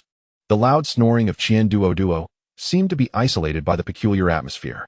For a moment, only the hearts of 2 souls beat in synchrony through their link. Yue Yong still knelt on one knee. She tilted her head back, her ice-blue eyes trembling with turmoil at Li Wei's declaration of possession. Her eyes widened, cheeks flushing. Yet deep within, a hint of joy stirred, unbeknownst to her. This foolish idiot, this unromantic scoundrel. How dare he? Li Wei did not afford her much time for wild thoughts. He tightened his grip on her fist, gently pulling her up from the cold ground. Yue Yong's body was light, and she stumbled into Li Wei's embrace. He instinctively wrapped his arms around her waist to steady her. What is this nightly ritual? I don't understand it, nor do I care for it. His voice was low, tinged with the fatigue of battle and an undeniable authority. I do not like others kneeling before me, especially not you. He released her, stepping back half a pace, maintaining a delicate distance. This action shattered the earlier ceremonial atmosphere, drawing their relationship back into the familiar banter. Yueyong's flushed cheeks finally began to cool. She opened her mouth, intending to retaliate with her characteristic sharp tongue to regain some dignity. But just then, an unforeseen event occurred. A faint hum resonated unexpectedly from the deepest recesses of her soul. Yueyong's body trembled violently, the color draining from her face, rendering her pale. In her ice-blue eyes, a torrent of golden data streams surged, her pupils rapidly constricting and expanding, seemingly processing some colossal information. Yueyong? Li Wei sensed her distress and stepped forward to support her wavering, translucent form. Hey, what's wrong? Don't scare me. Did I hit you too hard and break something in your head? Yueyong did not answer. She abruptly raised her hand, clutching Li Wei's arm. Her fingers were icy but gripped tightly, as if holding on to her only lifeline. The formal establishment of the soul contract not only bound their lives and sufferings together, but it also unlocked the lower layers of her memory database, revealing a sealed agreement from 2 centuries past. Countless fragmented pieces of information surged forth from her soul's core. These were the secrets behind the creation of the G-series mechs. They were the vague final coordinates of the other 6 sisters. They unveiled the truths surrounding the cataclysmic arrival of an alternate world that led to the collapse of civilization. Most of this information had become obscured due to the passage of time and data corruption. However, one stream of information stood out with exceptional clarity. It was a faint yet highly recognizable wave of energy resonance. This wave was cold and solitary, imbued with an aggressive nature. Yet no matter how frigid or perilous that resonance was, Yueyong felt an undeniable familiarity, for it was the essence of her sister. Yueyong's lips quivered slightly as she slowly raised her gaze to Li Wei, her eyes, now regaining clarity, filled with disbelief, mingled with surprise and concern. I sensed. Her voice was dry and ethereal. I sensed the presence of one of my sisters. Sister? Li Wei was taken aback. He stared at Yueyong's face, etched with shock, momentarily at a loss for words. He knew there were 7 G-series mechs in total, and that Yueyong referred to the other mechs as sisters. But this was the first time he heard her mention their existence so definitively. Are you saying there's another ancient mech? Li Wei's voice turned serious. Where is it? Is it far? This was significant intelligence. If he could locate another mech of the same caliber as the White Knight, his future circumstances would greatly improve. However, Yueyong's reaction was unexpected. There was no joy on her face. Instead, a deeper worry emerged, her eyes even betraying a hint of fear. Don't get too excited too soon. Yueyong took a deep breath, seemingly trying to calm herself. Each G-series mech, upon production, was endowed with distinct personalities and functions. G01 White Knight represent protection and balance, acting as the ranger and arbiter on the battlefield. She paused, her tone growing heavier. The child I sensed, G02, is codenamed Black Swan. Black Swan. Li Wei repeated the name, a chill creeping down his spine. The very name was unsettling. She embodies secrecy and extremity. Yueyong's voice dropped even lower. Among my sisters, she is a solitary soul, shunning interpersonal interactions. Her mental state has perpetually been unstable. Is she dangerous? Li Wei grasped the crux of the issue. It is not merely danger. A bittersweet smile flickered across Yueyong's face. To put it succinctly, my combat style is one of direct confrontation. While hers is the silent approach, she materializes behind you and swiftly slits your throat with a dagger, leaving you unaware of her presence. Her body possesses cutting-edge optical camouflage and energy absorption capabilities, marking her as a born assassin. During the war 2 centuries ago, the enemies who perished at her hands outnumbered those who fell to me. Li Wei felt a heavy weight in his heart. More formidable than Yueyong? A master of assassination? The issue at hand transcended mere combat prowess. She is a sentient, top-tier assassination weapon. The troubling part is that Yueyong's brow furrowed, suggesting her psyche has been severely wounded since the cataclysm of 2 centuries past. The aura I sensed earlier was one of ferocity, chaos, and exclusion. I am uncertain if she still recognizes me as her sister. Li Wei hesitated. An ancient mech with unstable mental faculties, coupled with elite assassination skills, sounded more like a liability than a trustworthy ally. We must locate her. Yueyong's tone suddenly grew resolute. She is my sister. I cannot leave her out there alone. Moreover, only by gathering 7 mechs can we unravel all the mysteries and discover the ultimate truth. Observing her determined gaze, Li Wei understood that there was no room for negotiation.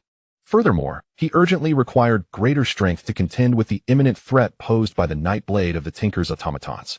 Very well. He nodded. Where is she?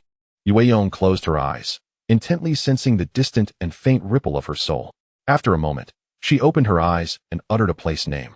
A distant city called Storm City, a neutral metropolis. Storm City. Wei mentally noted this name. This intelligence pointed toward a path fraught with uncertainty and peril in their unclear future. Chapter 52. The ruler of Gear Town. The news of the new king's birth sent Gear Town into a frenzy for 3 consecutive days. The name Wei, alongside his formidable white mech, became the hottest topic of conversation in every tavern and casino. However, this excitement bore no relation to the Dawn Factory. Ever since the celebratory feast that evening, Duo had immersed himself in work. He swiftly consolidated the majority of the industries and funds that Wei had reclaimed, while simultaneously procuring various rare materials and devising plans for the subsequent upgrades of the White Knight. Meanwhile, Wei secluded himself in the hangar. He needed to rapidly adapt to the newly synchronized combat mode with Yueyong's soul and prepare adequately for the impending journey to Storm City. The title of King of Gear Town held little significance for him, bringing more trouble than anything else, along with increasingly dangerous scrutiny from the shadows. That afternoon, having concluded a session of intense virtual training, Wei emerged from the cockpit. A young boy, hired temporarily by Duo, approached him. Appearing to be only 12 or 13 years old, slight in stature, and somewhat timid.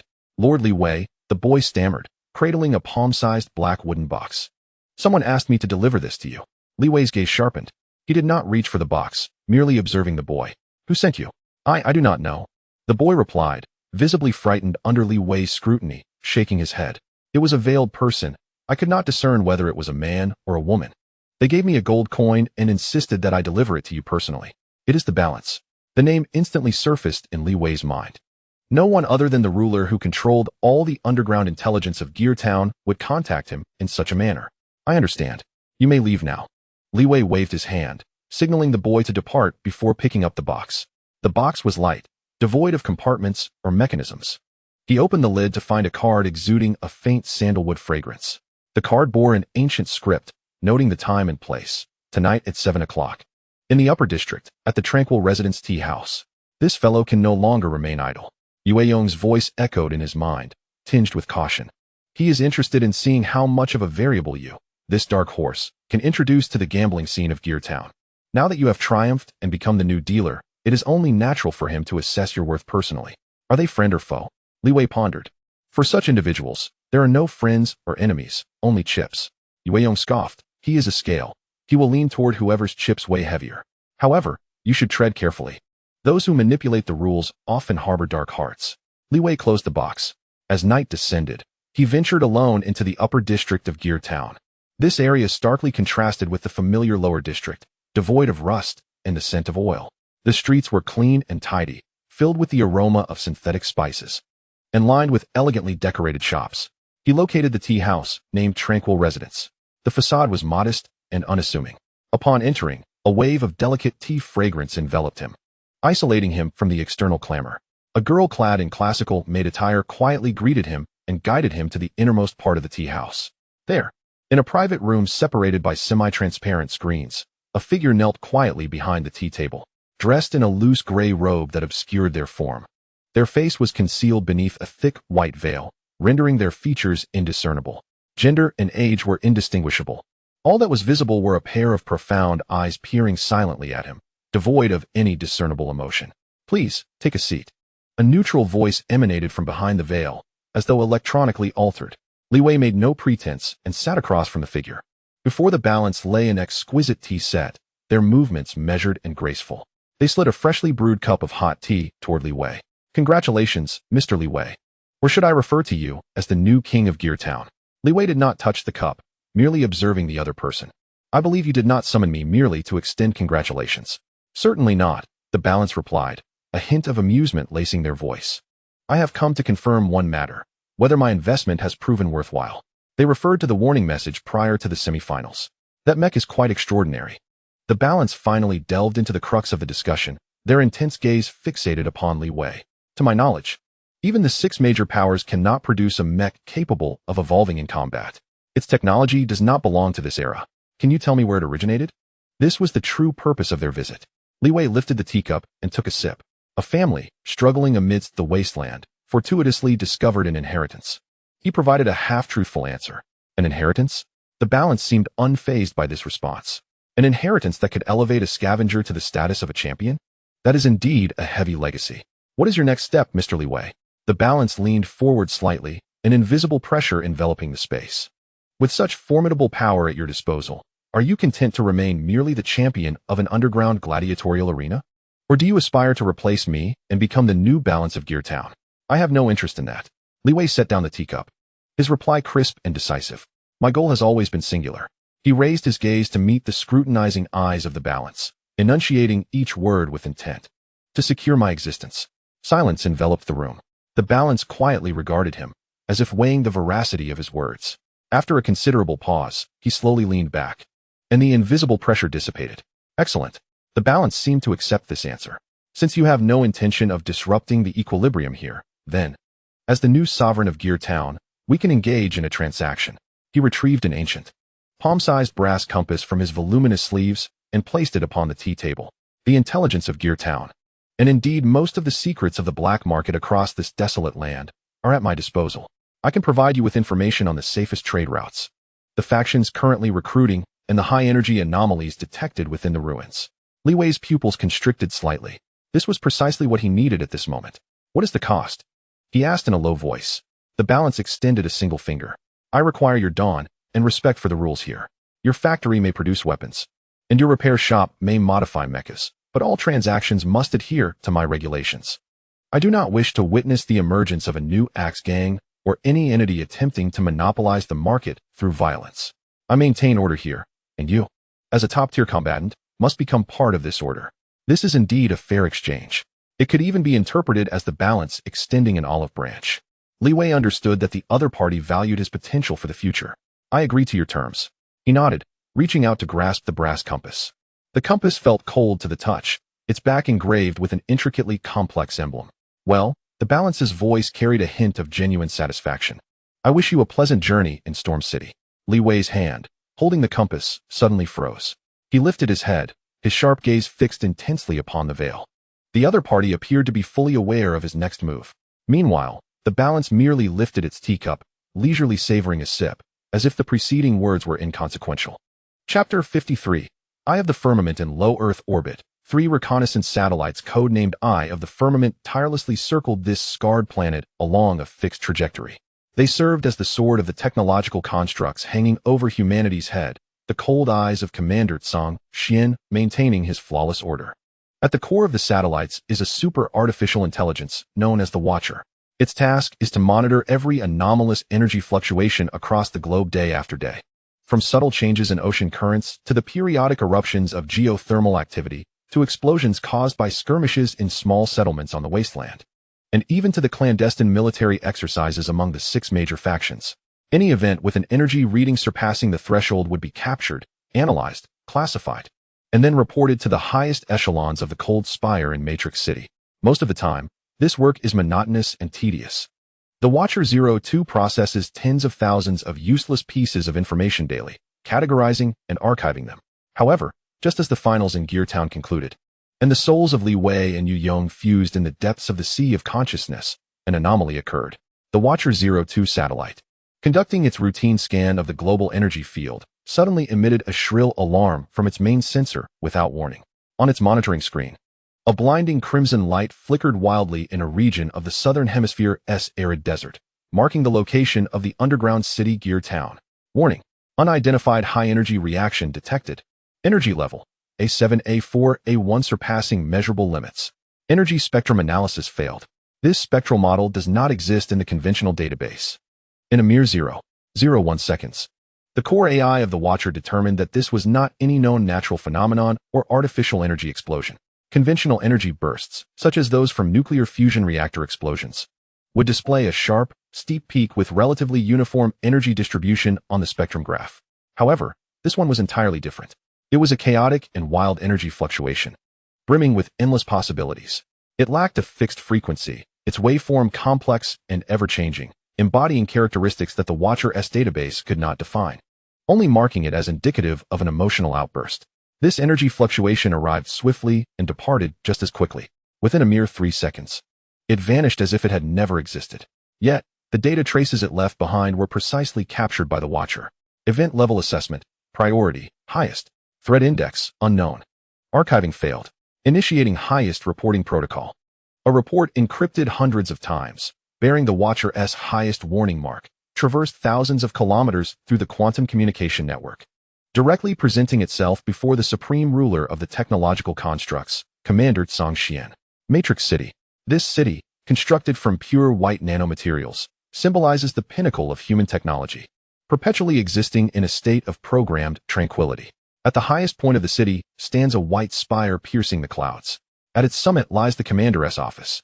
Here, there are no superfluous decorations, only an expanse of boundless white. The walls, floors, and ceiling are all composed of the same intelligent material capable of altering its form. In the center of the room rests a desk carved from black crystal and a simply designed chair. Song-Xian occupies this chair. Adorned in a pristine white uniform devoid of any embellishments, his short black hair meticulously arranged. His visage is strikingly beautiful, almost unreal, yet devoid of any human emotion. Calm, cold, like a statue sculpted from marble. At this moment, he was intently gazing at a floating holographic image before him. It was a miniature, functioning model of a city. In this model, countless points of light represented the city's inhabitants, moving along efficient, perfect trajectories without unnecessary intersections or collisions. This was his vision of an ideal world, a society constructed purely from reason and logic, devoid of the inefficiencies and chaos of emotion. Ding! A barely perceptible alert tone interrupted his reverie. On the smooth surface of the desk, a small, blinking red warning icon materialized, indicating a report of the highest priority from the eye of the firmament. Song-Xian's face remained impassive. He slowly raised his hand, his fingertip gently tapping the air. The flawless city model vanished, replaced by the familiar, chaotic, and disorderly energy spectrum graph that intrigued him. His gaze fell upon the graph, and for the first time, a subtle ripple flickered within his cold, deep-set eyes. He said nothing but extended his long fingers, manipulating the spectrum graph, zooming in, disassembling, and analyzing it. He swiftly pinpointed a unique core resonance pattern hidden beneath the myriad of chaotic frequencies. This was the energy's fingerprint, its essence. Retrieval. He uttered a cold bite. Range, arc level encrypted archive. Authorization code, Song-Xian 001 Genesis. Before him, the air materialized a complex, rotating golden key design. After passing through multiple levels of high-security verification, an archive marked as absolutely forbidden was slowly opened. This archive contained not technical data nor historical documents, but rather samples deemed threats to absolute order by the technological constructs over the past 2 centuries, all meticulously eradicated. The retrieval commenced. A vast stream of data rushed before Song-Xian's eyes. Moments later, a soft sound echoed, a successful match. A top-secret file, long sealed for 2 centuries and designated as Origin G, was retrieved. The cover of the file bore a single blood-red word, virus. Song-Xian's gaze remained unperturbed as he opened the file. A list appeared on the screen. G01, White Knight. G02, Black Swan. G03, Scarlet Empress. His finger rested on the first line, G01, White Knight. In the next instant, an associated energy spectrum chart materialized beside the spectrum captured from Gear Town. The 2 charts, while differing vastly in energy intensity, shared an identical core resonance pattern. Confirmation achieved. Song-Xian leaned back slowly in his chair. For the first time, amid the eternal coldness of his visage and the absence of emotion in his eyes, a distinct sentiment emerged. Not surprise, nor curiosity, but a blend of revulsion and frigid malice. He gazed at the energy spectrum chart, which had erupted from what he deemed the foolish and laughable emotions of protection and bond. As if it were the dirtiest pollutant imaginable. Emotion. He whispered the word, audible only to himself. This virus, which ought to be eradicated entirely, had reappeared. He gently closed his eyes. The office fell back into a stifling silence. Yet, everyone knew that when this commander opened his eyes again, a campaign to eliminate the virus would soon commence. Chapter 54. Elimination Order in the City of Matrix, within the commander's office. There were no windows to distinguish day from night. The entire space was a pure white, its walls, floors, and ceilings constructed from a singular intelligent material capable of morphing freely, seamless, and smooth. In the center of the room stood a desk hewn from black crystal and a minimalist chair. Song-Xian occupied the chair. clad in a pristine white uniform devoid of any insignia.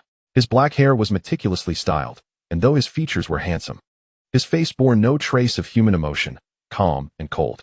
Before him floated a chaotic energy spectrum chart, silently suspended. It depicted an energy eruption captured from Geartown 3 seconds prior. This was not any known energy model. It was wild, chaotic, devoid of fixed frequencies, with complex and irregular waveforms.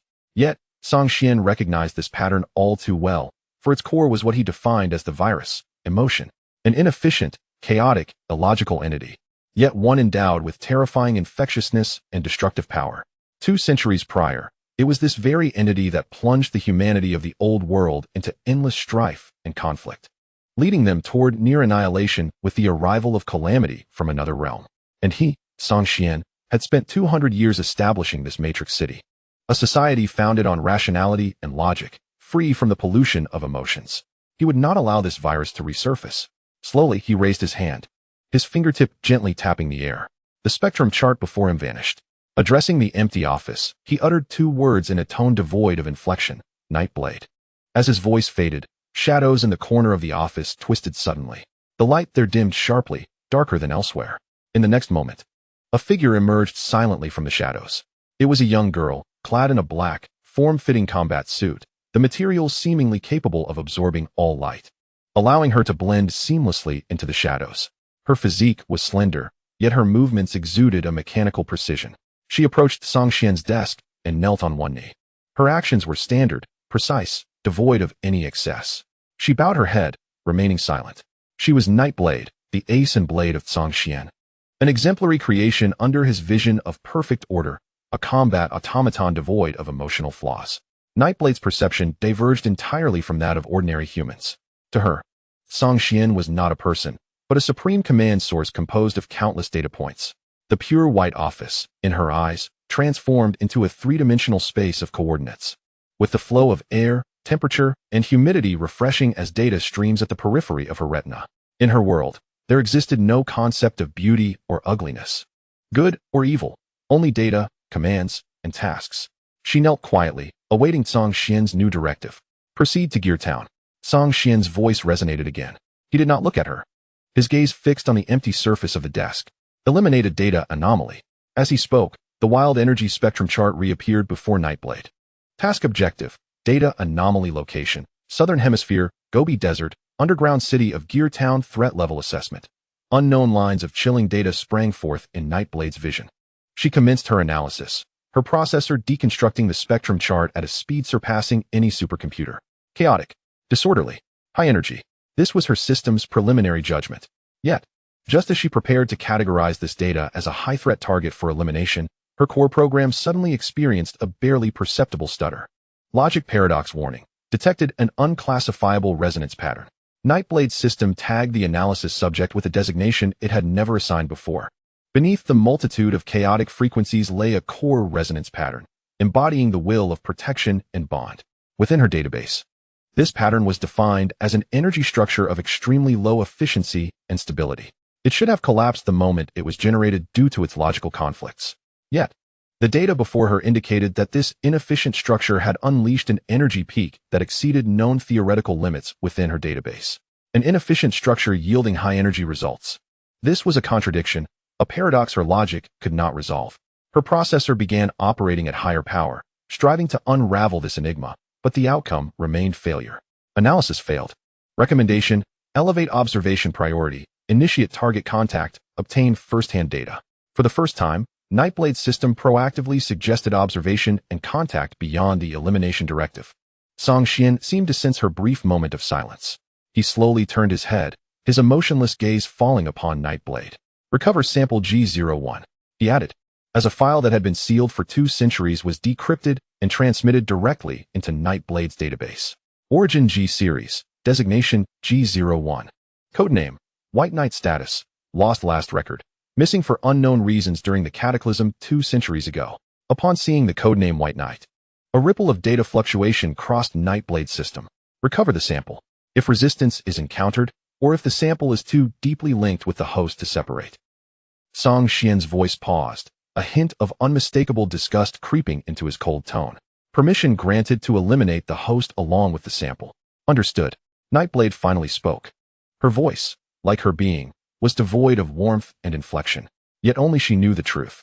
As she answered affirmatively, the inquiry regarding the paradox was discreetly transferred from the task log to her private database.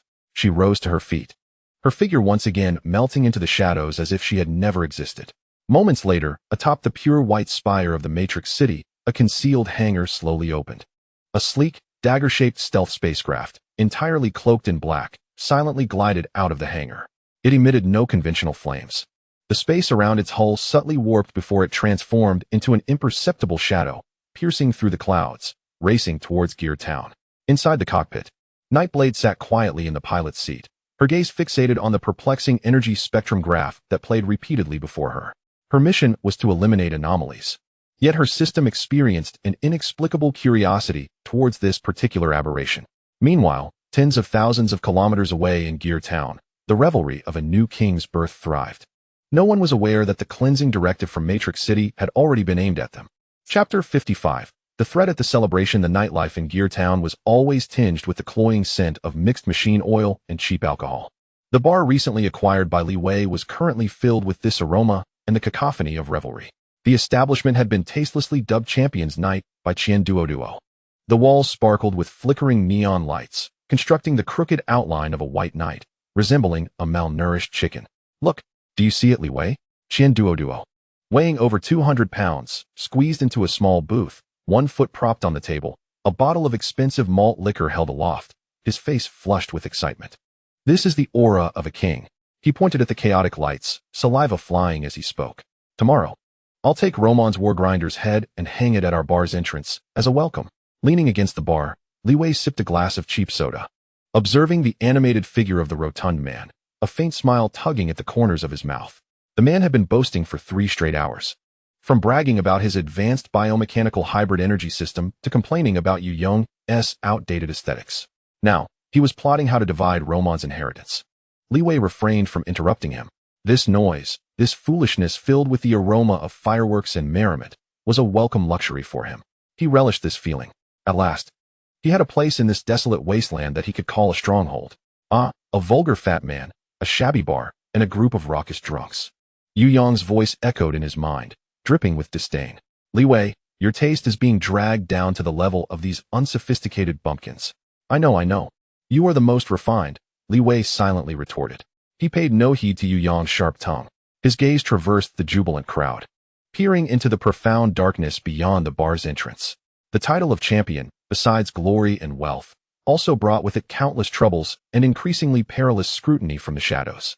He lifted his glass, preparing to take a sip, when suddenly, an unanticipated sting erupted deep within his soul. This was not physical pain. A sharper alarm resonated from the other end of the soul link, laden with danger. Be careful.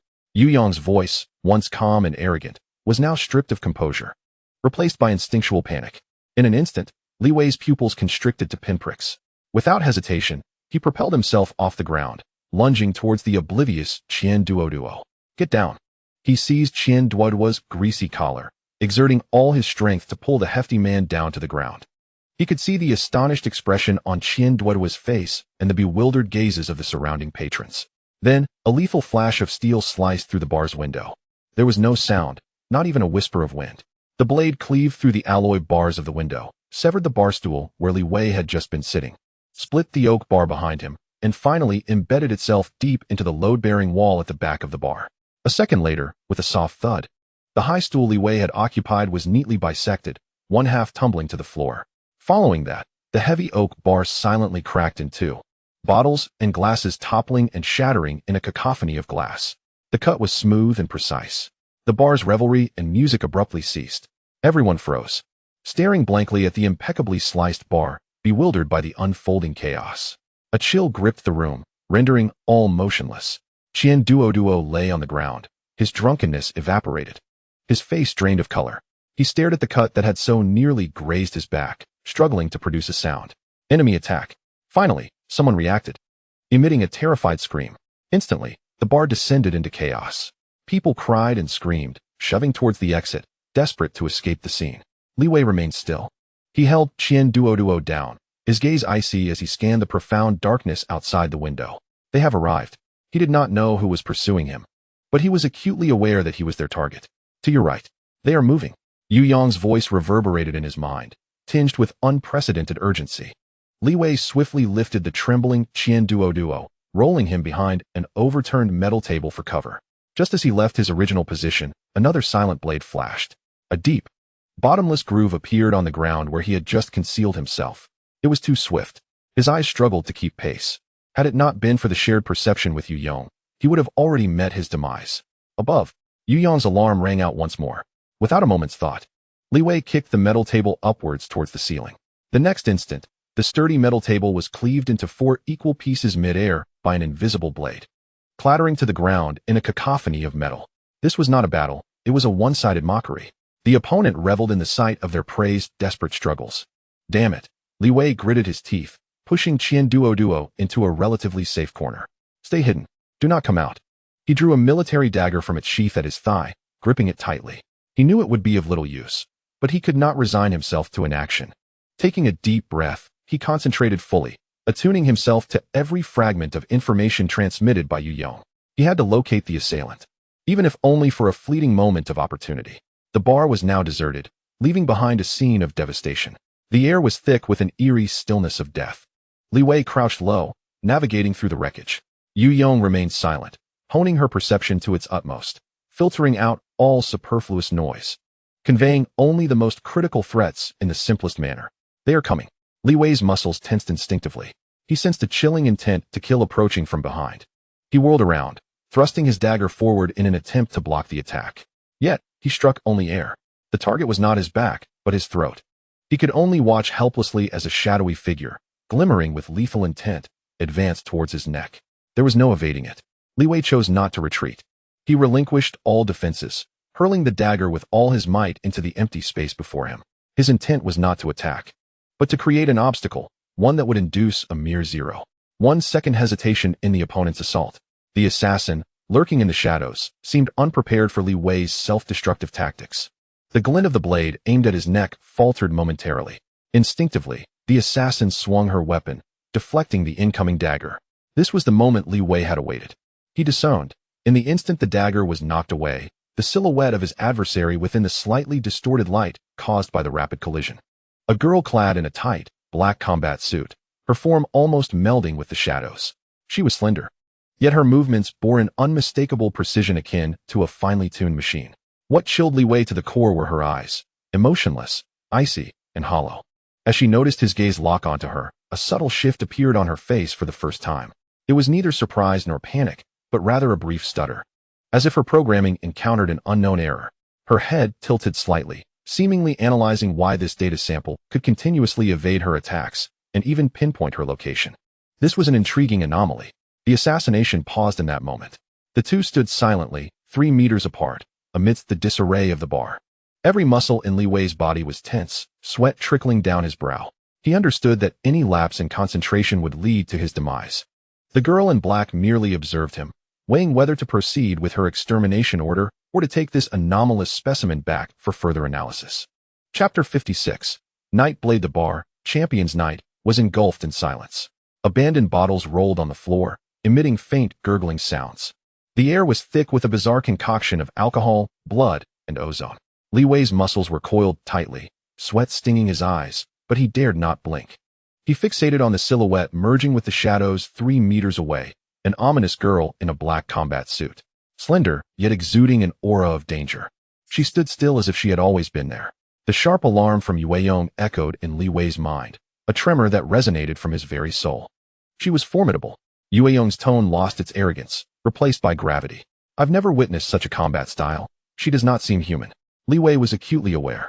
It was impossible for an ordinary person to evade the dagger he hurled with all his strength and then recalibrate with such inhuman speed and angle. Her movements had a quality that only a precision machine could possess. The girl tilted her head slightly.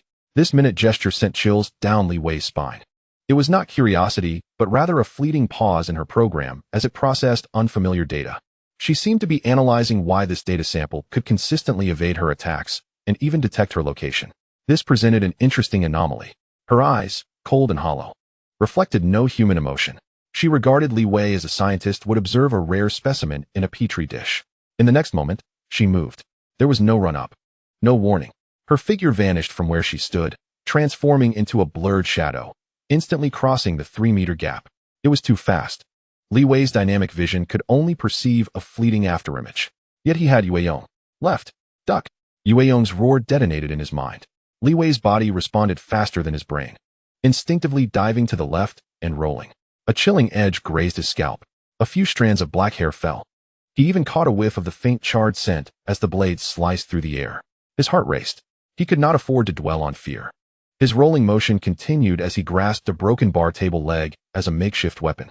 As he steadied himself, Yueyong's alarm blared once more. Behind you. Li Wei spun around fiercely, swinging the table leg forward. Thud. A dull impact resonated as immense force jolted his hands. He beheld the scene. The girl in black effortlessly pinched his powerful strike with just 2 slender fingers, as stable as a mechanical clamp. With a slight flick of her wrist, the solid oak table leg snapped. She released her grip, allowing the fractured piece to fall. Unbeknownst to him, her other hand had already grasped a uniquely designed black dagger, resembling a serpent's fang, aimed at Li Wei's heart. His pupils contracted. He discarded the broken weapon, crossing his arms defensively over his chest, while simultaneously retreating. The dagger struck with precision against his crossed forearms. Slicing through muscle, blood gushed forth. The deep-seated pain elicited a muffled groan, but it afforded him a mere 0.1 seconds to breathe. Utilizing the force of her attack, he propelled himself backward, crashing into a table and creating distance. Leaning against a pillar, he gasped for breath, his left arm bearing 2 deep wounds that quickly stained half his sleeve crimson. Meanwhile, the girl in black simply observed him. She appeared unsatisfied with the outcome, tilting her head once more as if processing new data. Target codename: Li Wei. Physical assessment: D. Reaction speed: C. Combat skills: not recorded, chaotic, unorthodox. Threat level: E. Entity. A. When linked with G01 sample, rows of cold data refreshed on the retina of Nightblade. Her core processor was operating at full capacity. Logical paradox: the target exhibits evasion capabilities inconsistent with assessed levels in a non-piloted state. Preliminary analysis: suspected deep soul level link with G01 sample, capable of sharing certain combat perceptions.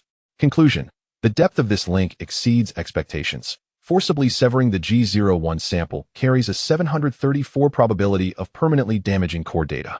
Task plan revision: original plan, eliminate the host, retrieve the sample. New plan: capture the host, return with the sample to Matrix City for analysis. Within 0.3 seconds, Nightblade system made a new decision. The completion of the task took precedence above all else. This anomalous data entity had piqued the faintest flicker of research interest within her impeccably rational program. No longer did she toy with him. Her gaze sharpened, becoming even colder and more focused. She intended to conclude this data collection. Nightblade's form vanished once more. This time, Yueyong's perception network experienced a fleeting blackout. Be cautious. I've lost track. Panic infused Yueyong's voice for the first time. Li Wei's heart plummeted. He sensed no killing intent, felt nothing at all. The shadow of death enveloped him from all directions, leaving him no avenue for escape. He could only gamble. He propelled himself forward, not retreating or dodging, but charging toward the last position where Nightblade had disappeared. This was the sole principle he had gleaned from the brutal skirmishes of the wasteland. When danger is obscured, rush toward the heart of peril. However, after only 2 strides, a cold hand silently settled on the nape of his neck. Li Wei's body froze instantly. A wave of numbness surged from the point of contact, swiftly coursing through him, draining his strength. Drip. In the hands of Nightblade, a small needle protruded from the short blade, containing a potent neurosedative. Once it pierced its target, they would completely lose their capacity for resistance within 3 seconds. She was poised to execute her capture directive. However, at that moment, a piercing alarm blared unexpectedly from outside the bar, erupting from the direction of Dawn Factory. It was the highest level alarm modified by Qian Duo Duo, loud and penetrating enough to be heard throughout half the gear town. Cowering in a corner, Qian Duo Duo, witnessing Li Wei on the verge of being subdued, mustered the greatest courage of his life and pressed the button connected to the factory's entire alarm system. The alarm shattered the silence and disrupted Nightblade's rhythm. Her movements came to a halt. Warning: high decibel sound wave interference detected. Warning: multiple energy signals rapidly approaching the surrounding area. Analysis: risk of mission exposure elevated to 89. Conclusion: continue with the capture mission. Success rate below 15. Highest directive: Complete the mission without exposing oneself. Decision. Mission aborted. Retreat. Nightblade's processor swiftly completed a new assessment. Her hand, which had been resting on Li Wei's nape, released its grip. Li Wei felt the pressure lift, and the numbness in his body began to fade. He abruptly turned around, only to meet her cold, emotionless gaze. Nightblade regarded him intently, as if labeling a precious specimen. Then, in a tone devoid of inflection, akin to an electronic synthesis, she uttered her solitary remark. I have collected your data. With that, her figure receded, merging into the shadows at the entrance of the bar. There was no sound, no trace, as if she had never existed. Leaning against the wall, Li Wei slowly slid to the ground. The overwhelming sensation of having survived and the searing pain from his wounds nearly caused him to faint. He stared at the empty entrance of the bar, the echo of her words resonating in his mind. Data? In the eyes of such a being, was he merely a string of data to be collected and analyzed? At that moment, Qian Duo scrambled from the corner. Li Wei, are you okay? Are you hurt? His face paled at the sight of the gruesome wound on Li Wei's arm. Li Wei remained silent, his mind hoarsely questioning Yueyong. What exactly was that? Chapter 57. Escape from Gear Town. What exactly was that? The question tightened in his chest, sending a chill through him. She was formidable. Yueyong's voice echoed in his mind. Devoid of its usual arrogance, her tone unusually grave. I have never encountered such a combat style. Her movements are not human. Li Wei was acutely aware of this. He recalled every frame of the recent encounter. Each of her strikes was precise, devoid of unnecessary motion, cold, efficient, as if each step had been meticulously calculated. Especially the way she had looked at him in the end. Those cold, hollow eyes, devoid of any emotion. Her gaze felt devoid of humanity, merely scrutinizing, recording. I have collected your data. That phrase reverberated in his mind, inescapable. Data?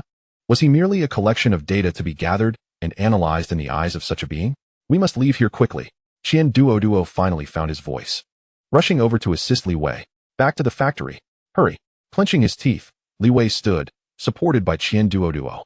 The two dashed out of the bar, only to find the street outside in chaos. The wailing alarm had jolted everyone from their drunken revelry, and panic-stricken crowds and gang members rushed about. No one noticed the two disheveled figures slip into the dark alley leading to the factory district. The heavy doors of Dawn Factory closed behind them, sealing out the tumult from the outside world. Qian Duo frantically rummaged through the medical kit for antiseptic and bandages, his hands trembling so violently that he nearly knocked the bottle over several times. Damn it, he muttered, cursing under his breath while treating Li Wei's wound. Unsure who his ire was directed at, the sting of the antiseptic penetrating the wound jolted Li Wei's awareness. He allowed Qian Duo to bandage him while he closed his eyes, forcing himself to calm down and mentally communicated with Yueyong. Reanalyze. Go through the details of that battle again. Who is she? Where did she come from? Yueyong fell silent. Li Wei sensed her delving into the depths of his soul, swiftly retrieving the memories locked away for 2 centuries due to their soul contract. Time passed slowly. Qian Duo had finished bandaging the wound, pacing anxiously beside him, mumbling about calling the police or seeking out the balance to confront her. Finally, Yueyong's voice resonated again, chillingly cold. Found it. In my database. Only one faction matches her characteristics. Yueyong paused, a hint of hesitation in her tone. The craftsman's machinations. Upon hearing those 4 words, Li Wei felt his heart plummet. Among the 6 great factions, the craftsman's machinations were renowned for their power and enigma, instilling fear in all.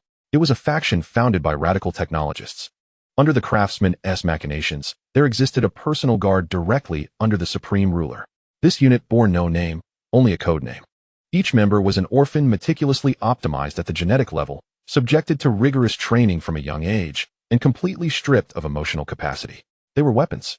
That girl from earlier was an ace in this unit, as well as the direct executor of the Supreme Commander. Her codename. Yueyong's tone turned grave. Nightblade. Li Wei silently mulled over the name, a chill coursing up his spine. How could we have attracted such a monster? Qian Duo nearly cried out. We just wanted to scrape by in Gear Town. We did not provoke her. Li Wei's gaze sharpened as he pieced it together. The soul resonance during the finals. The eye of the firmament and the data she had mentioned, all connected.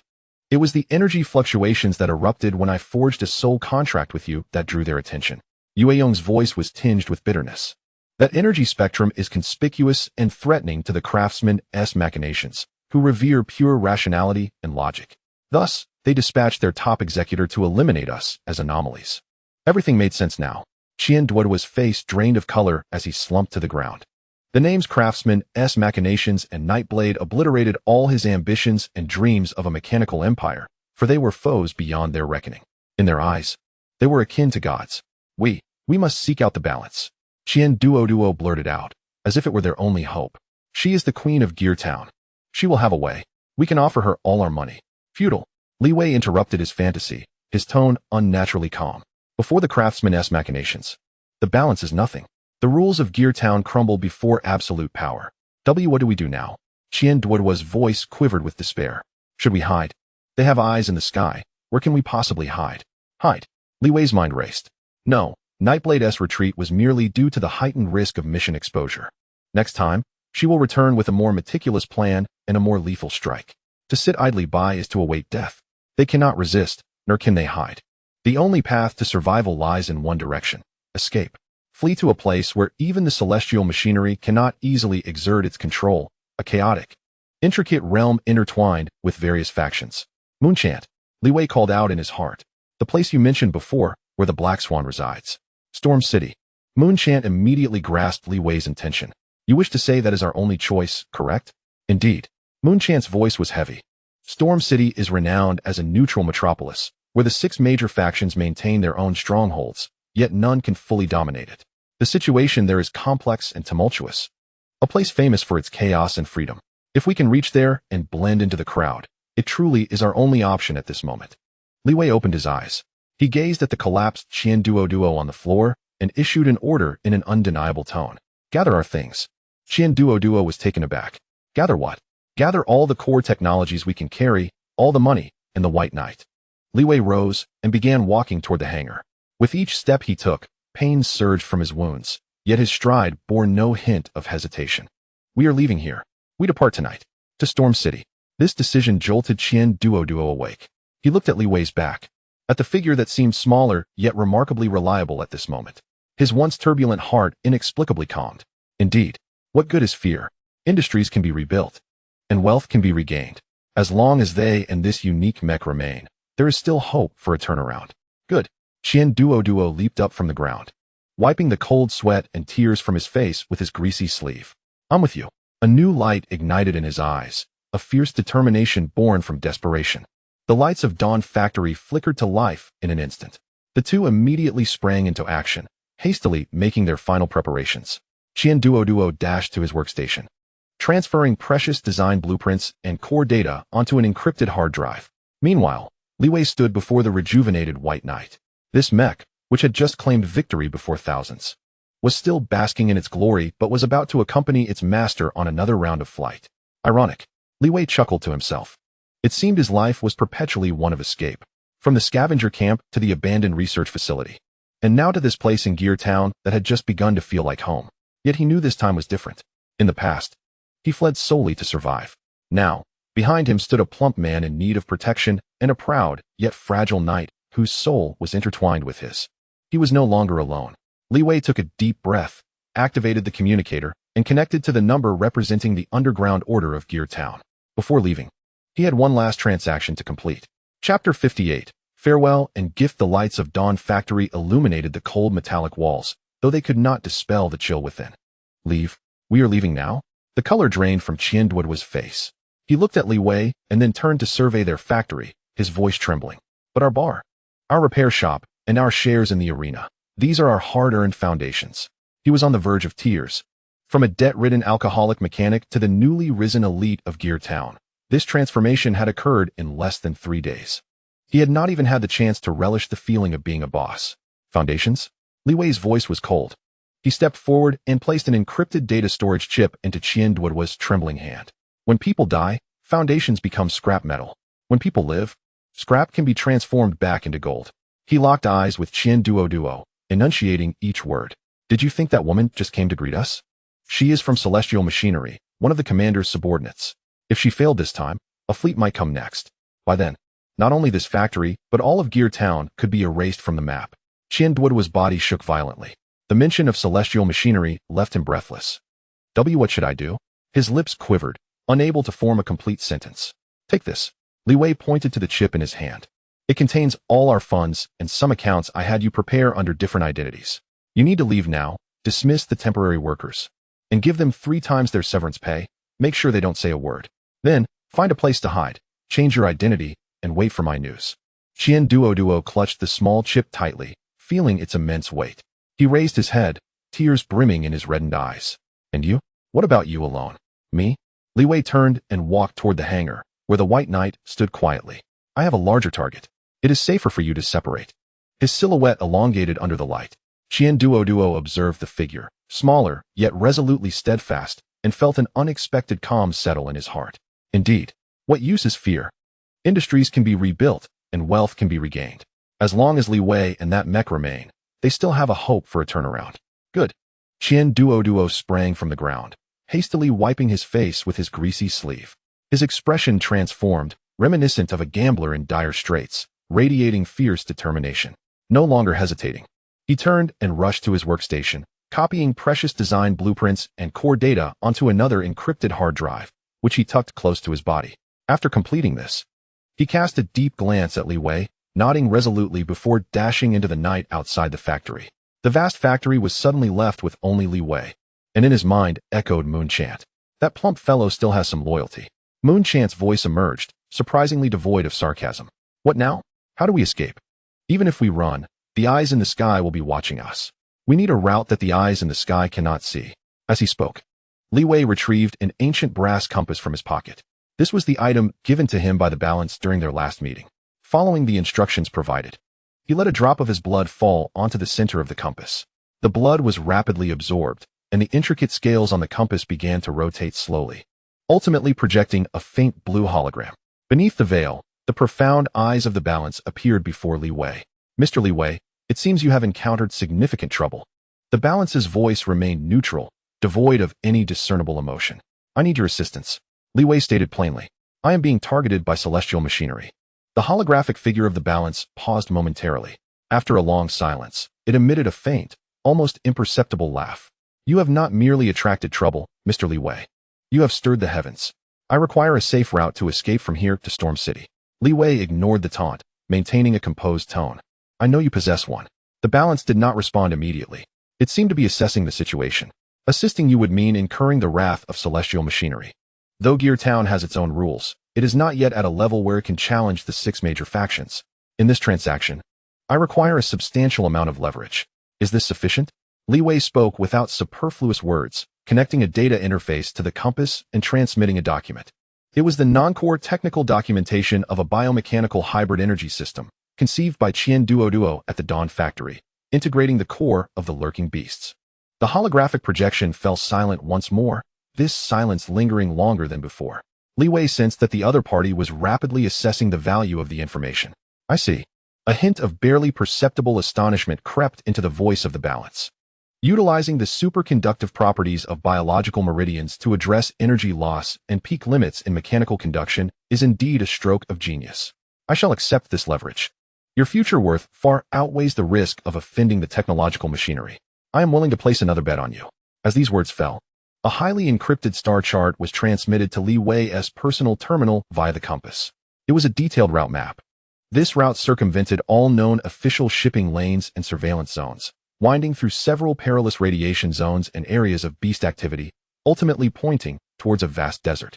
This was the clandestine trade route of the wasteland smugglers, known as the Sea of Sand route. The voice of the balance echoed again. It does not appear on any official map, and the technological machinery satellites would merely classify it as an ordinary beast migration path. Following it allows one to evade the majority of watchful eyes, reaching the outskirts of Storm City directly. Thank you. Li Wei stowed away the compass, preparing to sever communications. Mr. Li Wei, the balance suddenly called to him. Allow me to offer you a piece of advice. Gear Town is a chaotic yet orderly cage, while Storm City is a much larger, more extravagant arena devoid of any rules. The monsters there do not merely wield knives. The communication was cut off. Li Wei stood in the desolate factory, silently digesting the balance's final words. He raised his gaze towards the white mech that belonged to him in the hangar. Regardless of what lay ahead, he had no other choice. He strode purposefully towards the cockpit, leaving behind the factory he would forever abandon and the fleeting legacy he had built. Chapter 59. The Avenger from the Past in the Vast Underground Passage. The only sound was the faint hum emitted by the White Knight as it moved. This was the secret route provided by the balance. an abandoned magnetic rail from a bygone era, long forsaken for over a century. The air was thick with the scent of dust and oxidized metal. Li Wei sat silently in the cockpit. On the screen, the green signal indicating Qian Duoduo's safe extraction had vanished half an hour ago at the opposite end of Gear Town. That rotund figure must have assumed a new identity by now, hiding in some inconspicuous corner, awaiting news from him. As for himself, he had become the prey. Behind him were the pursuing forces of the technological machinery. Ahead lay Storm City. He glanced at the pristine status parameters of the White Knight displayed on the control interface, which showed a repair level of 60%. Qian Duoduo had nearly risked his life to restore this ancient mech in such a short period. He was no longer the scavenger who relied on terrain and luck to prevail. 5 kilometers remained to the end of the passage. The voice of Yueyong resonated in his mind, calm and steady. After achieving complete synchronization of their souls, their communication no longer required deliberate words, but resembled a direct transmission of thoughts. Outside the exit lay a vast expanse of Gobi, facilitating a full-speed escape from pursuit. Understood. Li Wei responded, pushing the joystick. The White Knight accelerated once more, transforming into a white shadow that raced through the dark passage. At the end of the tunnel, a massive circular alloy gate came into view. It was rusted and covered in thick dust, as if it had not been opened for hundreds of years. According to the information provided by the balance, this door was the emergency exit abandoned since the inception of Gear Town. Once he passed through here, he would have completely left behind the city that had briefly crowned him king, only to compel his hasty flight. However, just as the White Knight was 500 meters from the gate, Li Wei's pupils suddenly contracted. He saw a silhouette slowly shifting in the shadow before the enormous gate. It was a colossal, disproportionate figure. Rising from the darkness, it blocked the only path forward. Hostility radiated from it. The voice of Yueyong instantly turned vigilant. Unidentified model. Energy readings extremely unstable. Li Wei halted in his tracks. The single-eye sensor of the White Knight ignited, golden light piercing the darkness to illuminate the unwelcome guest. It was a mech, a monstrous construct assembled from countless scraps of metal. The main body vaguely resembled a war grindstone, but it was haphazardly welded with heavy armor plates and sharp metallic protrusions. Its arms were mismatched in size. One was a massive hydraulic claw, while the other was an antiquated cannon salvaged from some warship. The surface of the mech was riddled with many thick cables flashing with electric sparks, resembling grotesque veins. Most chilling was the disproportionately large head, which bore a solitary, blood-red eye, radiating unbridled madness and hatred. The war grindstone. Li Wei muttered the familiar name. Li Wei. A voice, distorted by electrical static, screeched through the public channel. I have finally waited for you. The cockpit screen projected the image of the opposing pilot, a face both familiar and strange to Li Wei. It was Roman, the former champion, Iron Fist Roman. Yet now, he was devoid of humanity. Half of his face had been replaced with crude metallic implants. One eye transformed into a blood-red cybernetic orb akin to the mech itself. His mouth twisted into a grotesque grin, drool spilling from the corners. Look at me now, Roman bellowed, pounding the cockpit's interior with his intact hand. You destroyed everything I had. My championship, my glory, my money, all gone. I was driven out of Gear Town like a dog, unable to even find a morsel to eat. But I encountered a god, a true god. His voice suddenly turned fervent. It was the lords of the technological machinery who granted me rebirth. They bestowed power upon me, allowing me to once again have the right to converse with you. This monster. The mention of the technological machinery caused Li Wei's gaze to grow icy. So it was. After the Nightblade's operation failed, they initiated a contingency plan, using this hatred-blinded failure to stall him. So now you are their dog? Li Wei's voice, cold through the public frequency, pierced through. This remark struck at Roman's sore spot. Shut up, Roman roared. I am not a dog. I am an avenger. The grotesque mech before him suddenly split its chest armor apart, revealing a glowing reactor within. The reactor had been brutally modified, its safety casing completely removed, and countless unstable energy arcs danced wildly around the core. Do you see? This is not a reactor. This is my resolve. Roman's laughter was grating. I do not care about winning or losing. I do not wish to live. I came here today to drag you down to hell with me. This was a self-destruct mechanism, a massive bomb capable of collapsing the entire underground passage. At that moment, as Roman erupted in maniacal laughter, Yueyong's voice rang in Li Wei's mind with unprecedented urgency. Above, a high-energy signal is rapidly approaching us. It is she. It is Nightblade. The estimated time of arrival is 87 seconds. A tactical map unfurls instantaneously across Li Wei's retina. A colossal red threat emblem, representing Roman, stands adamantly in his path. Meanwhile, at the map's edge, a more lethal black arrow, symbolizing Nightblade, closes in with terrifying speed. He is cornered. In front lies the reckless Roman, and behind, the pursuit of Nightblade. It appears Roman has also gleaned the news of the pursuer through the channels of the technological marvel. He smiles even more triumphantly. Did you hear that, Li Wei? That is the death knell for you. You cannot escape. Join me here, and together, we shall become a dazzling firework. He opens his arms, as if embracing his doom. Li Wei's mind races. Retreat? Impossible. Back into the passage only leads to being trapped by Nightblade, with no way out. Circumvent him? Unthinkable. Roman would detonate himself without hesitation. The shockwave from the explosion could topple the White Knight, or even inflict severe damage. If he merely slows down for a few seconds, he will meet the silent, deadly blade of Nightblade. To fight? Engaging a madman bent on self-destruction is foolish. The opponent would not defend, but would resort to extreme measures to buy time. 75 seconds. The estimated arrival time for Nightblade pulses coldly in the corner of the screen. In this moment, Li Wei's breath becomes astonishingly steady. He no longer glances at the deranged Roman or the relentless countdown to death. He closes his eyes. Within the link of their souls, he conveys a thought to Yu Yong. Analyze his mechanical structure. Identify all connections of the modified components on him, and locate the weak points. Furthermore, find the shortest path from the cockpit to the reactor core. Yu Yong instantly comprehends Li Wei's intent. She neither questions nor hesitates. A massive flow of data surges wildly through their soul link. The White Knight's single-eyed sensor meticulously scans every screw and weld of Roman's patchwork machine from top to bottom.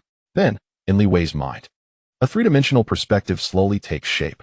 Countless red dots flicker across the diagram. 60 seconds. Yu Yong's voice resonates. Found it. Below the left scapula, the third external armor plate. That is the load-bearing point for his artillery installation. Beneath it lies the original skeleton of the machine, unreinforced. The cockpit is centrally located in the chest, protected by 3 layers of armor. However, his reactor is directly beneath the cockpit. To penetrate, it requires an instantaneous explosion of energy exceeding 3 times the normal capacity. Li Wei opens his eyes. In those dark orbs, a chill prevails. There is no anger, no fear, only calmness. He is no longer the scavenger struggling for survival in the wasteland. He is a king, a fleeting monarch of this underground city. A king must resolve matters as a king would. You wish to perish alongside me? For the first time, Li Wei's voice actively resonates on the public channel. His tone is flat, as if discussing an affair unrelated to himself. Do you even deserve that? Roman's maniacal laughter catches in his throat. You seek death, he roars. Abandoning patience, he drives the cumbersome monstrosity forward, heavy steps charging toward the White Knight. He intends to seize the white mech in his massive hydraulic pincers, and together they shall be reduced to ashes. Yet, Li Wei awaits this very moment. At the instant of Roman's charge, the White Knight moves. It neither retreats nor dodges. It slightly crouches, lowering its center of gravity. Then, the roar of the overloaded engine erupts, unreservedly shattering the silence of the underground space. Beneath the White Knight, the hard alloy floor is dented by the immense force. In the next second, it lunges forward, colliding head-on with the advancing grotesque beast. Chapter 60. Racing towards Storm City. 2 mechs, a streak of white light, and a hulking black iron beast collide thunderously within the narrow underground passage. A frenzied smile adorns Roman's face as he channels all the power of his mech into this crash and those massive pincers. He does not seek victory. He merely desires entanglement. If he can grasp this white mech, even for 3 seconds, he can press the self-destruct button tethered to his own life, turning this man who has taken everything from him into a splendid firework. However, the cataclysmic collision he envisioned fails to materialize. Just as his arms are about to close, that streak of white light slides sideways at an angle that defies the laws of dynamics. It is not the movement of a mech. It is more akin to a ghostly glide. What?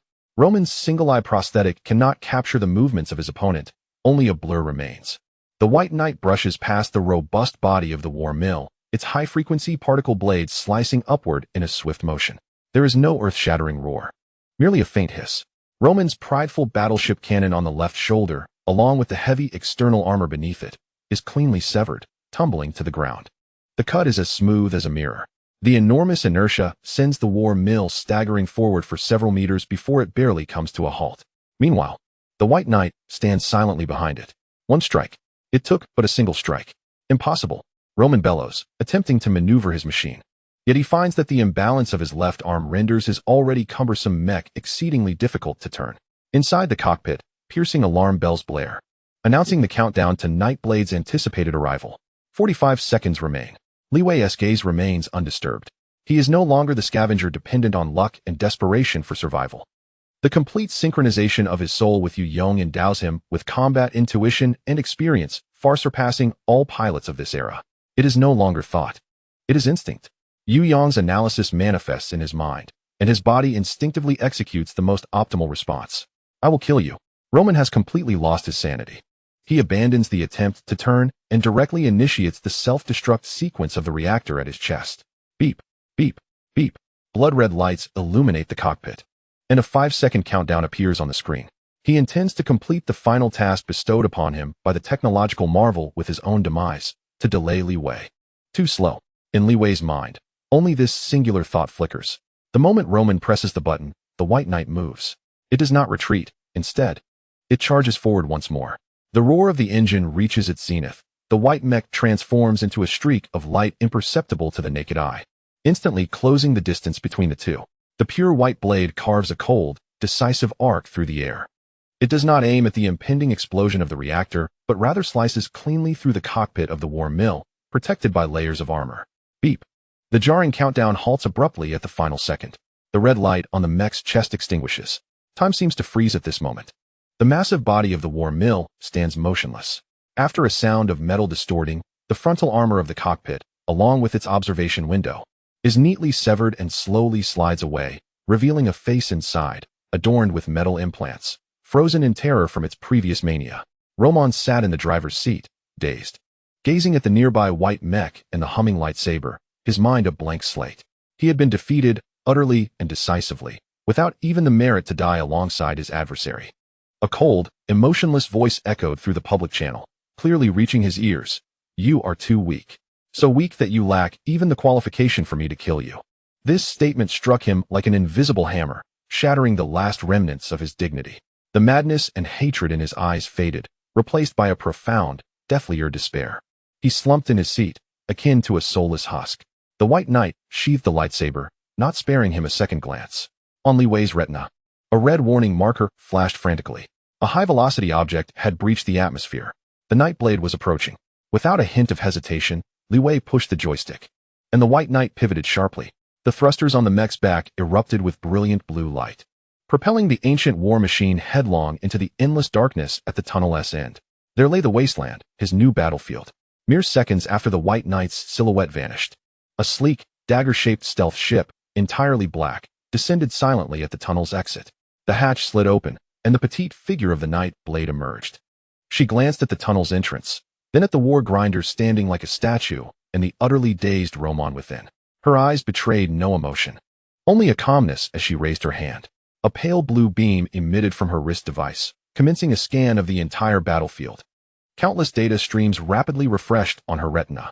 Battle duration, 123 seconds. Enemy mech, war grinder, heavily modified. Our mech, White Knight damage rate, 0.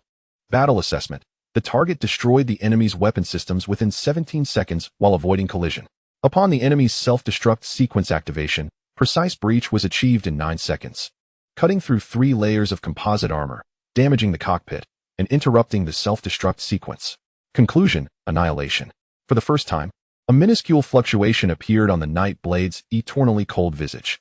It was not surprise, but a curiosity akin to discovering rare research material. She slowly lifted her gaze to the vast wasteland. An intriguing data sample, she murmured, her voice devoid of inflection, resembling an electronic synthesis. Then, she turned back to the ship, and a secure communication link was established with the upper echelons of the Matrix City. Commander, the target has fled towards Storm City. The combat data has been updated, suggesting an elevation in threat level. The Nightblade's tone paused, as if processing a new logical determination. The recovery plan for sample G01 needs reevaluation. There appears to be an unknown mutation in its linkage with the host. Silence reigned on the other end of the communication. Moments later, a cold voice responded, approved. Follow him. I require more data. Understood. The communication was severed, and the black ship ascended noiselessly, transforming into a shadow that vanished into the clouds. In the abandoned tunnel, only Roman and his disassembled mech remained, like a forgotten tombstone standing in the darkness. Meanwhile, on the distant horizon, a streak of white light surged towards the legendary city where chaos and freedom coexisted, marking the commencement of Li Wei's escape. Chapter 61. Welcome to Storm City. The White Knight burst from the lengthy underground passage, halting amidst a swirling cloud of dust. Before him lay a vast expanse, and Li Wei promptly disabled the external sound capture, allowing the harsh howl of the wind to dissipate within the cockpit. He found himself on a sprawling desert, with the secret exit of the Sand Sea trade route behind him, and ahead, a city beyond description, Storm City. Unlike Gear Town, which lay sprawled underground, this was a city where all buildings grew wildly upward. Li Wei had never witnessed such a colossal creation. If Gear Town was a mere town, Storm City was a chaotic assemblage of 10 gear towns, piled, compressed, and welded together into a metallic conglomerate. Countless bizarre structures jutted upward, piercing the polluted clouds. Some were clad in shimmering, ghostly blue alloys, while others were pieced together from the wreckage of numerous warships, with barrels and armor plates interlocking in a chaotic dance. Higher still, some edifices defied gravity, suspended midair, secured by massive chains and anti-gravity engines, connected by rudimentary steel bridges. Numerous anti-gravity vehicles and aircraft darted erratically between the buildings, occasionally colliding and exploding into fireballs that plummeted, indifferent to the chaos. Enormous holographic billboards flickered at every corner of the city, broadcasting advertisements for casinos, mercenary groups, and weapon shops, though most were aged and covered in static, casting distorted shadows upon the metallic structures, adding to the surreal atmosphere. The entire city was divided into distinctly defined areas.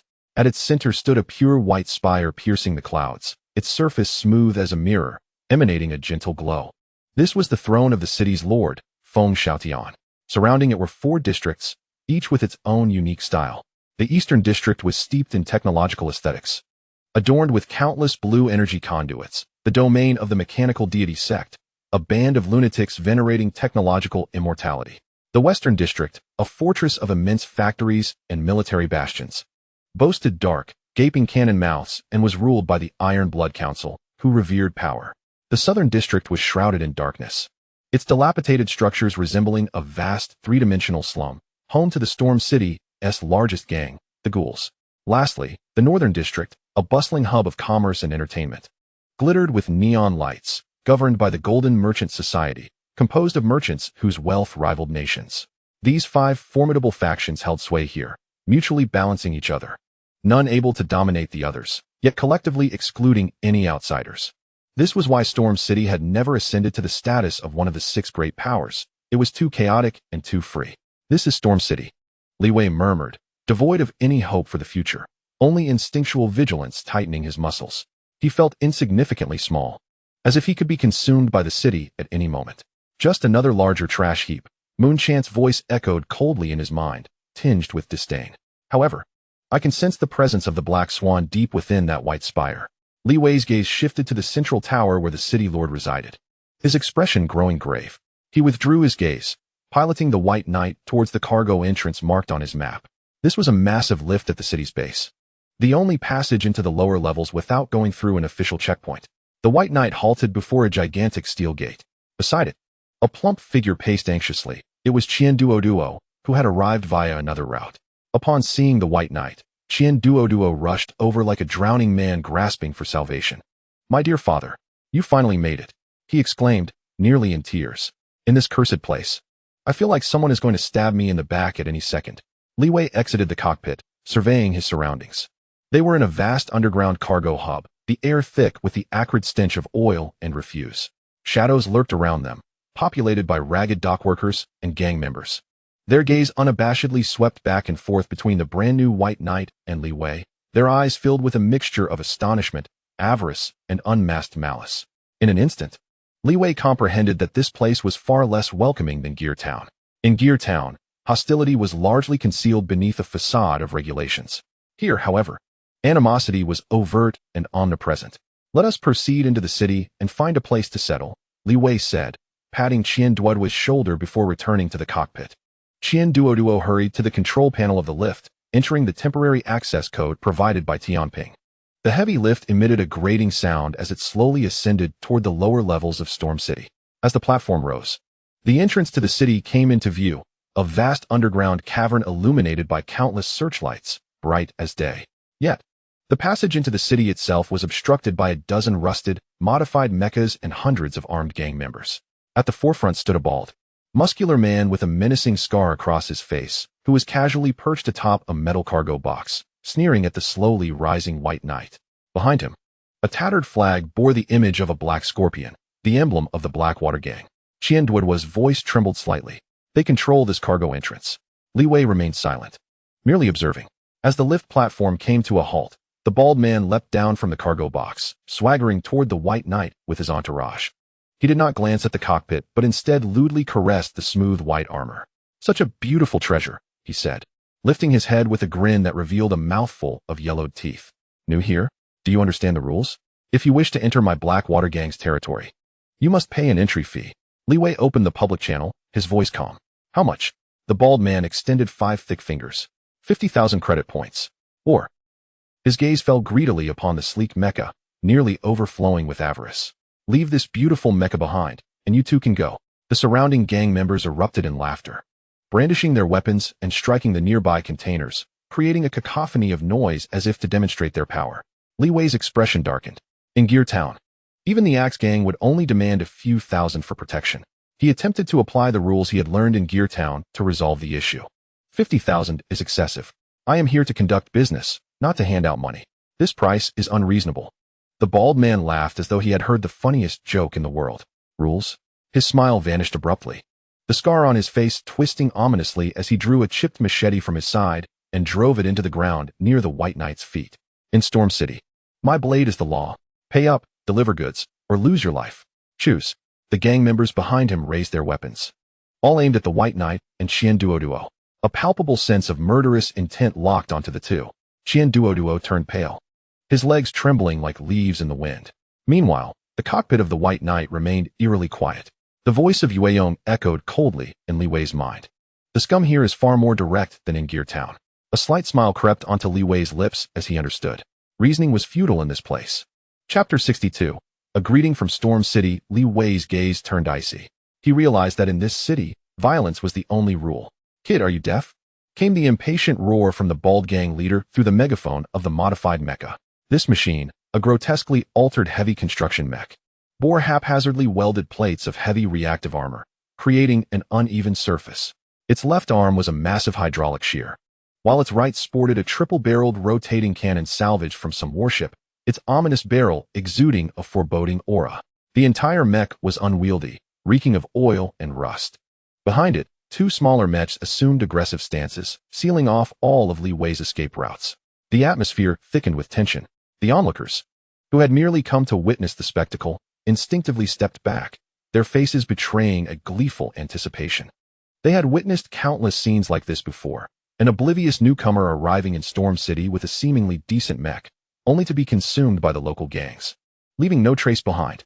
"This is your last chance." The bald gang leader's voice dripped with condescension. "Crawl out of your cockpit, kneel on the ground, and relinquish control of the mech to me. In return, I might consider sparing your life, allowing you to scurry away like a dog." As he spoke, the heavy mech took a step forward. With a resounding thud, its metallic foot struck the ground, causing the entire platform to tremble slightly. He relished demonstrating his power in this manner, using his colossal frame to crush his opponents, especially in the face of the sleek white mech. The destruction of such beauty was particularly satisfying. Li Wei said nothing further. He responded with action. Inside the cockpit, his gaze remained steady, his hands firmly gripping the controls. "Yueyong," he whispered through their mental link. "Let us end this swiftly." "That is precisely my intention," Yueyong replied, her voice laced with a hint of lethargic lethality. "I am weary of wasting time with this scrap metal." In the next moment, the White Knight sprang into motion. There was no roar of engines, no exaggerated preparatory movements. It simply crouched slightly, lowering its center of gravity. To onlookers, this action might have appeared as a sign of submission. The bald gang leader erupted into triumphant laughter. "Have you come to your senses?" "Too late," he bellowed, thrusting the control lever forward. The ugly heavy mech belched forth a cloud of black smoke from its exhaust pipes and charged at the White Knight with heavy steps, its massive hydraulic shear poised to strike at the mech's waist. Yet, just as the two mechs were on the brink of collision, a faint yet distinctly clear hum penetrated the surrounding chaos. A pure white energy blade suddenly erupted from the White Knight's waist, extending 10 meters in length. The high-frequency vibrating particle sword scorched the air around it, causing a slight distortion. Then, in a manner that defied all conventional understanding of mecha combat, the White Knight executed a maneuver that would astonish all. It did not retreat, nor did it evade. Instead, it glided gracefully past the charging heavy mech. With a soft hiss, the heavy mech's tremendous inertia propelled it forward by several dozen meters before it could barely come to a halt. Inside the cockpit, the bald gang leader was momentarily stunned. The collision had not occurred. He perplexedly inspected his machine, finding everything seemingly normal. He turned his mech, searching for the White Knight's position. At that moment, he beheld the sight that would haunt him. His pride and joy, the enormous hydraulic shear arm, had been severed cleanly at the shoulder, the cut smooth and glowing an ominous red. The massive arm fell silently, crashing to the ground with a resounding thud. "My arm!" The gang leader shrieked in disbelief. But this was merely the beginning. The white silhouette moved once more. This time, everyone finally comprehended its actions. The White Knight silently appeared on the opposite side of the heavy mech, its lightsaber tracing a graceful, yet chilling, arc swish. Another faint sound echoed. The tri-barrel rotary cannon, along with the entire right arm, was severed. A profound silence enveloped the scene. The gang members, who had previously reveled in schadenfreude, now wore expressions frozen in terror. Their once mighty leader, the crusher that ruled Hell's Kitchen, had lost both arms in a single encounter. No, no. The small leader emitted an incomprehensible roar. He controlled the mech, which now only had its torso and legs, recklessly charging towards the White Knight. The golden single eye of the White Knight glimmered with a cold light. It did not even shift position, merely swinging its lightsaber again. Two swift beams of light flashed by. Swish, swish. The crusher's legs were precisely severed at the knee joints. The massive machine lost its final support, crashing down with a thunderous roar, rolling on the ground and kicking up clouds of dust. From the moment the White Knight drew its sword to the crusher's transformation into a pile of scrap metal, the entire process took less than a minute. Li Wei did not even allow Qian Duoduo to discern his movements. The White Knight stepped forward, slowly approaching the heap of scrap. It lifted its foot and gently pressed down on the deformed cockpit. Creak! A sound of metal twisting, grating and unpleasant, filled the air. The cockpit's exterior was dented, with countless cracks spreading outwards. With just a little more force, the occupant inside would be reduced to a puddle of flesh. The White Knight halted its action, standing still with its foot on the opponent's head in the center of the square. An eerie silence prevailed. All breaths were held. They gazed at the immaculate white mech with only awe in their eyes. A cold, monotone voice resonated through the public channel, clearly penetrating the entire cargo platform. "Now, it is my turn to collect your compensation for mental distress." Inside the cockpit, the small leader was already drenched in fear, his pants wet and warm. He could feel the shadow of death looming over him. I'll give. Don't kill me. I'll give you everything." He wept profusely, his trembling hands frantically manipulating his personal terminal, transferring all his credits without a single point remaining. Li Wei's terminal received a transfer of 300,000 credits. He withdrew his foot. The White Knight turned and did not glance back at the pile of scrap, heading towards the coordinates previously sent by Qian Duoduo. The two pilots of the Blackwater gang were already petrified, too frightened to move, watching the white mech disappear amidst the intricate steel structures. Only when that white figure vanished from sight did the stagnant air begin to flow again. Gulp! Someone, unknown, swallowed hard. Immediately, the crowd erupted in hushed discussions, their words laced with awe and fear. "My God, what manner of monster is that?" In less than a minute, perhaps 30 seconds, it dismantled the crusher. That sword, that lightsaber. I have never seen such a sharp weapon. That was reinforced composite armor. Has the Blackwater gang truly run into a brick wall? They collided head-on with a mountain. No one noticed that, around the cargo platform, at least a dozen hidden corners housed miniature cameras disguised as screws or vents, meticulously recording everything that had just transpired. The footage was transmitted in real time to numerous intelligence terminals within Storm City, both overt and covert. In a loft filled with various screens and parts, permeated by the scent of cigars and cheap liquor, a young man, seemingly cynical with half of his body mechanical, replayed the combat footage with keen interest. Chapter 63. The invitation of the information broker. The White Knight advanced, disregarding the heap of utterly scrapped steel behind, and the countless gazes filled with trepidation and reverence surrounding it. Li Wei did not look back. In this chaotic city, mercy held no value.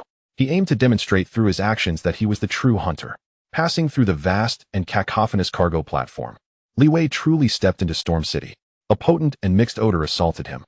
Inferior fuel burned incompletely, emitting acrid smoke, while numerous pipes leaked corrosive chemical agents. The air was thick with the stench of decaying food and evaporating sewage, and even the breath of the citizens carried a whiff of decay. Li Wei maneuvered the White Knight along a relatively wide, ground-level thoroughfare. There was no sky here. Looking up, one could only see the layers of towering buildings.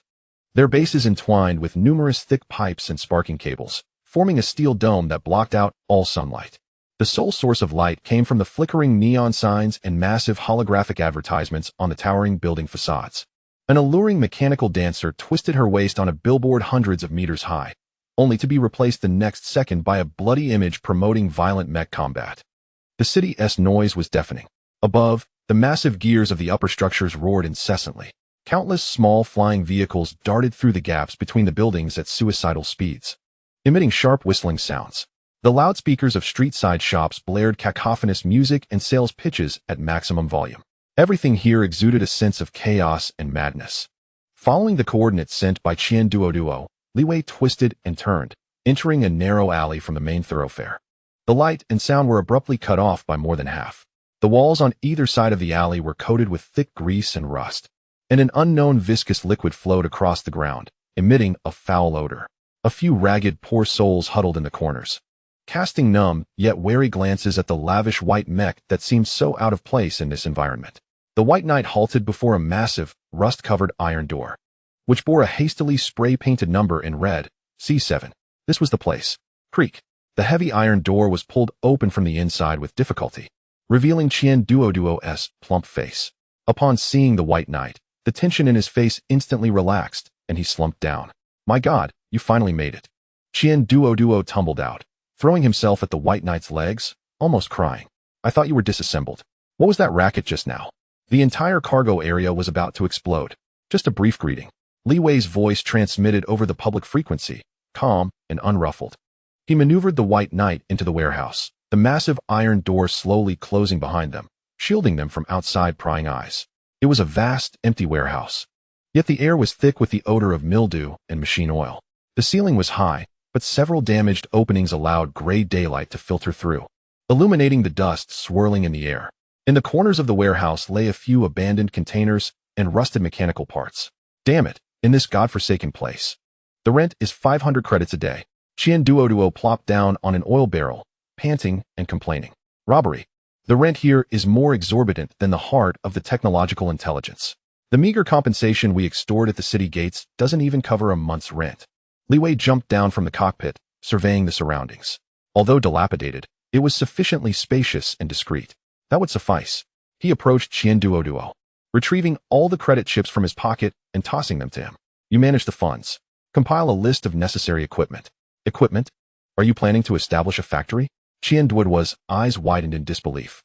We are fugitives. It's a blessing to have a place to hide. Merely hiding will lead to eventual discovery, Li Wei responded, moving to a relatively clean corner of the warehouse, leaning against the wall, his sharp gaze surveying their humble new abode.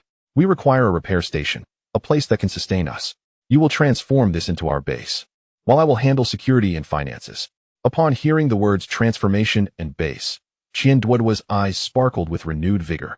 His previous despondency vanished as he leaped to his feet, pacing back and forth in the warehouse, muttering excitedly to himself. Yes, absolutely. We can partition off an independent repair area over there, soundproof it. Over here, we can construct an energy reserve pool. And there, we must install a few second-hand optical turrets. Damn it, we need security. Seeing Qian Duo suddenly immersed in work, Li Wei exhaled a sigh of relief. He closed his eyes, delving into the mental link. Yueyong, how do you find it? It's noisy, filthy, and the energy is chaotic. Yueyong's voice tinged with disdain replied. I dislike this place. I understand, but we need a starting point, Li Wei reassured. You mentioned your sister's presence. At the mention of this, Yueyong's tone turned serious. Deep within this city lies a potent signal. Its energy fluctuates violently, akin to a distress signal. Her voice paused momentarily, seemingly searching for the right words. However, the signal is laden with suffering. I can feel her torment, being torn apart and forcibly consolidated every second. It feels dreadful. Torment? Li Wei furrowed his brow. What could possibly torment an ancient mech? Just as he pondered, a loud banging echoed from the warehouse's iron door. Qian Duo's planning halted abruptly. his face draining of color as he grabbed a half-meter-long wrench nearby, anxiously eyeing the door. Li Wei's expression turned icy, his right hand subtly moving towards his waist. "Who is it?" he inquired in a low voice. A young, trembling voice responded from outside. "Is this Mr. Li Wei? I mean no harm. I'm just here to deliver something." Li Wei exchanged a glance with Qian Duo, signaling him to remain calm. He cautiously approached the door, peering through a narrow gap. A boy, appearing no older than 15 or 16, stood outside, thin as a reed, dressed in tattered clothing, his face etched with anxiety and fear. Li Wei opened the door a crack. "What is it?" The boy trembled at the sight of Li Wei, nearly collapsing. In a frantic motion, he retrieved a black metal card from his pocket, raising it above his head with both hands. "A person asked me to deliver this to you." Li Wei accepted the card, feeling its chill and weight, unsure of the metal's origin. The front was as smooth as a mirror, devoid of any patterns, while the back bore an address and an oddly shaped emblem, an open left hand composed of countless intricate gears and circuits. The palm's lines formed a grinning ghoul's face. With the delivery complete, the boy, visibly relieved, turned and fled, disappearing into the darkness of the alley, as if fearing Li Wei would silence him. Li Wei shut the door and looked down at the card in his hand. "What is this?" Qian Duo inquired, his curiosity piqued. "A summons," Li Wei replied, a knowing smile curving his lips. The reputation he had established on the cargo platform had finally yielded the desired result. "Ghost hand." Yue Yong's voice echoed in the mental link, laced with gravity. "I have information on this emblem." Ghost Hand Jack, a notorious information dealer in Storm City, reputed to have an extensive network throughout the city. If you can afford it, he could procure the color of the Lord's undergarments. "He has come to us," Li Wei mused, playing with the metal card. "It seems we need not flounder like headless flies. Are you going?" Qian Duo's face reflected concern. "This is clearly a trap." "It is precisely because it is a trap that I must go," Li Wei stated, pocketing the card with a steely gaze. "Here, to accomplish anything, one must first converse with those in power." He patted Qian Duo's shoulder. "Stay at the base. Do not venture out. I will meet him alone." Chapter 64. Ghost Hand Jack. At the end of the alley stood an old apartment building, teetering on the brink of collapse. The steel stairs outside were heavily rusted, appearing as if they could snap at any moment. Following the address on the card, Li Wei ascended the creaking stairs. The higher he climbed, the more the air became a melange of odors, the stench of cheap cigars, the burnt scent of overheated electronic components, and a faint hint of disinfectant. At the top, he reached an unremarkable iron door. Li Wei did not knock. He simply stood quietly at the threshold, regulating his breath. After several seconds, an impatient young voice came from within. "Come in." The door isn't locked. "Are you afraid I will eat you?" Li Wei pushed the door open. The sight beyond made him momentarily pause. The attic was crammed with countless screens and outdated parts. A dozen screens of various sizes floated in the air, displaying dizzying streams of data and surveillance footage. Tangled cables hung like vines from the rafters, connecting to an array of peculiar devices. In the midst of this chaos, a young man lounged lazily in a chair made from a repurposed cockpit seat. He appeared to be in his early 20s, clad in a dirty work vest, half of his body gleaming with a cold metallic sheen. His left arm, shoulder, and part of his skull had been replaced with intricate mechanical implants. Most striking was his metallic left hand, entirely unlike a human hand, composed of dozens of slender metal segments, resembling a dexterous metal octopus. Currently operating 3 holographic keyboards with an almost imperceptible speed, processing vast amounts of information. Without turning around, he grasped a cheap cigar from a nearby table with his unaltered right hand and placed it in his mouth. "You must be Li Wei," he drawled nonchalantly, exuding an air of knowing indifference. "Is that beautiful mech of yours the latest model from Tiangong Intelligence?" Li Wei did not respond to his inquiry. His gaze swept the room, ultimately resting on the agile movements of the metallic left hand.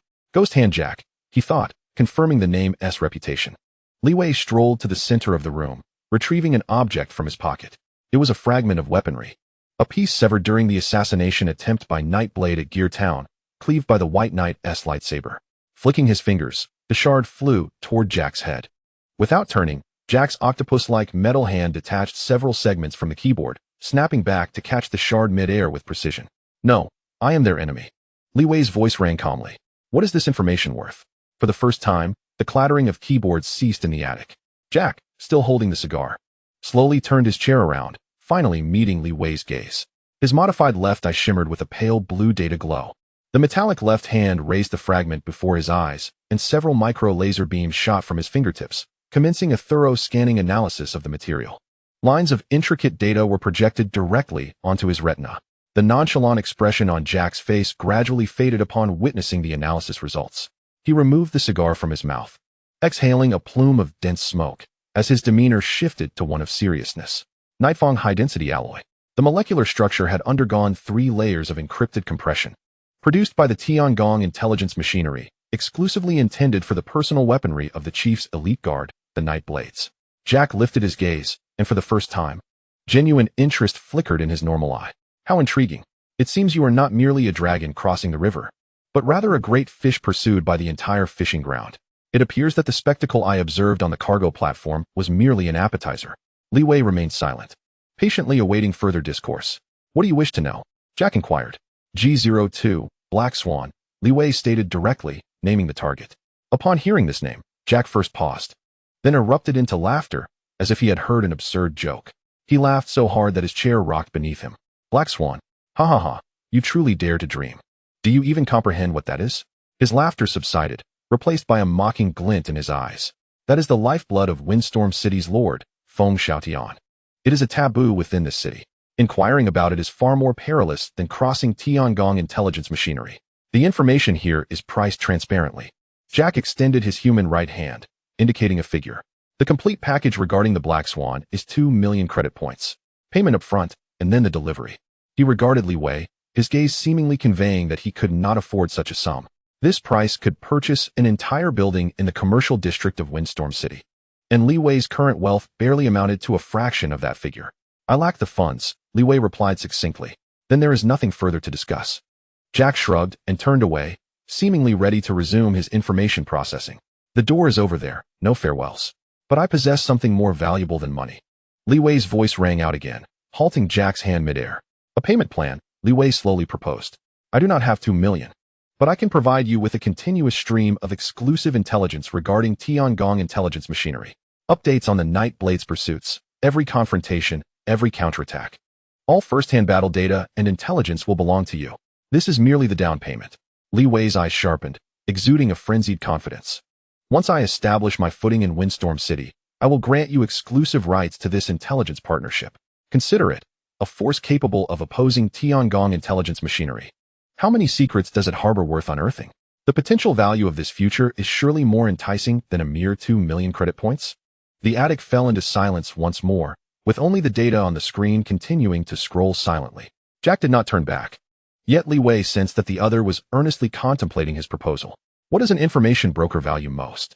Not a one-time hefty payout, but a stable source of information that can continuously yield top-tier intelligence.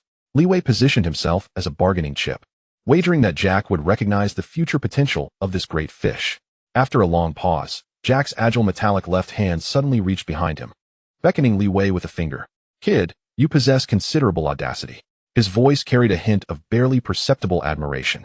I favor transacting with those who are bold, for they either perish swiftly or yield unimaginable returns. He turned around, his modified electronic eye shimmering with light, as if reassessing Li Wei's worth. Very well. I am willing to take the gamble. I accept this deal. Jack tapped a few times on the screen before him, and a map was summoned. As a prepayment, I shall provide you with the first and most crucial lead. His metallic finger pointed at the map. You are currently akin to a 3-year-old child clutching a gold nugget in a bustling market, far too conspicuous to operate in this chaotic city. You must first establish your own territory, a sanctuary where you can conceal yourself and reveal your teeth. Chapter 65. Hell's Kitchen. Jack's voice conveyed appreciation as he tapped the screen a few times, and a 3-dimensional city map unfolded on the holographic projection platform in the center of the attic. Countless building models sprang to life, with data streams flashing rapidly between them. As a prepayment, I shall provide you with the first and most significant lead. Jack's metallic finger indicated the map. To operate in this chaotic city, you must first possess your own territory, a haven where you can hide and display your prowess. Li Wei's gaze followed Jack's finger, landing on the intricate map. Jack's nimble metallic left hand waved over the map, immediately marking the areas occupied by the 4 major factions with vivid colors.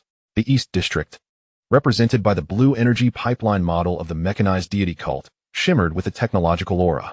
The West District, symbolizing the Iron Blood Council, displayed a black military fortress model, with phantom artillery and missile launchers looming ominously, exuding an ironclad atmosphere. The South District, denoting the Ghoul Gang, was marked in a dark crimson hue, its building models dilapidated, resembling a slum, with countless red dots indicating criminal activities flickering within. The North District, represented by the Golden Commerce Guild, showcased a towering golden commercial building model, with neon lights flashing, epitomizing opulence. Do you see? Jack's voice tinged with mockery. The 4 most valuable pieces of cake in Windstorm City have long been devoured by 4 ravenous lunatics who have starved for who knows how long. They cannot consume one another, yet any newcomer attempting to snatch food from their mouths will be torn to shreds collectively. His metallic finger swept across the map, erasing the vividly colored regions one by one. Thus, you can forget about those places. Li Wei remained silent, his eyes calm and focused. Jack's fingertip eventually halted over a dim, unmarked area on the map. This region, situated at the intersection of the South and West Districts, held a subtle position. From the map's perspective, it appeared densely populated, with intricate alleyways. Here, we refer to it as Hell's Kitchen. Jack's voice took on a playful tone. On the official map, it is designated as Zone C7, a forgotten corner. It is the poorest, most chaotic, and most disorderly place in all of Windstorm City. Sewage pipes run overhead, with garbage piled higher than 3 stories, and those who reside there are the discarded refuse of every faction: thieves, con artists, addicts, and the Blackwater Gang. Jack's finger tapped the center of Hell's Kitchen, and a black droplet marker appeared. That's the bunch of fools you taught a lesson at the city gate. Their lair is right here, a gang of rubbish, populated but utterly worthless. Li Wei's brow furrowed slightly. He did not understand why Jack would point to such a location. There were no resources, no order, only poverty and chaos. Li Wei voiced his confusion. You are correct. Jack snapped his fingers, his metallic left hand deftly spinning in the air. But precisely because of that, it has become a no man's land. The 4 major factions disdain this rotten meat, unwilling to take a bite, merely treating it as a natural buffer zone and garbage dump. A calculating glimmer flashed in his electronic eye. However, they have overlooked one crucial point.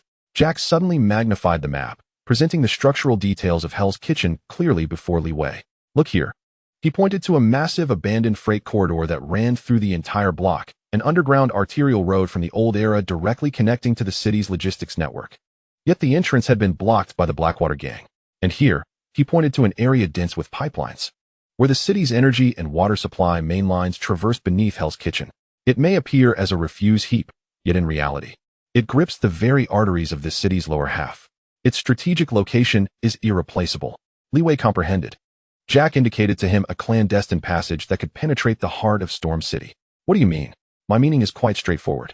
Jack grinned, revealing teeth tinged yellow from cigar smoke. Seize it. Uproot the Blackwater Gang from this place and transform Hell's Kitchen into your Dawn base. Only then will you truly have a seat at the table in Storm City. Li Wei's eyes sparkled, a plan crystallizing in an instant. Who is the leader of the Blackwater Gang? What are their capabilities? How many combat mechs do they possess? Observing Li Wei's swift transition into a state of focus, Jack's smile widened. He relished dealing with individuals who were both intelligent and decisive. The leader is Mad Bull, a muscle-bound fool with a simple mind. He commands 3 operational modified mechs, all of them in disrepair. His greatest asset is merely the number of his followers.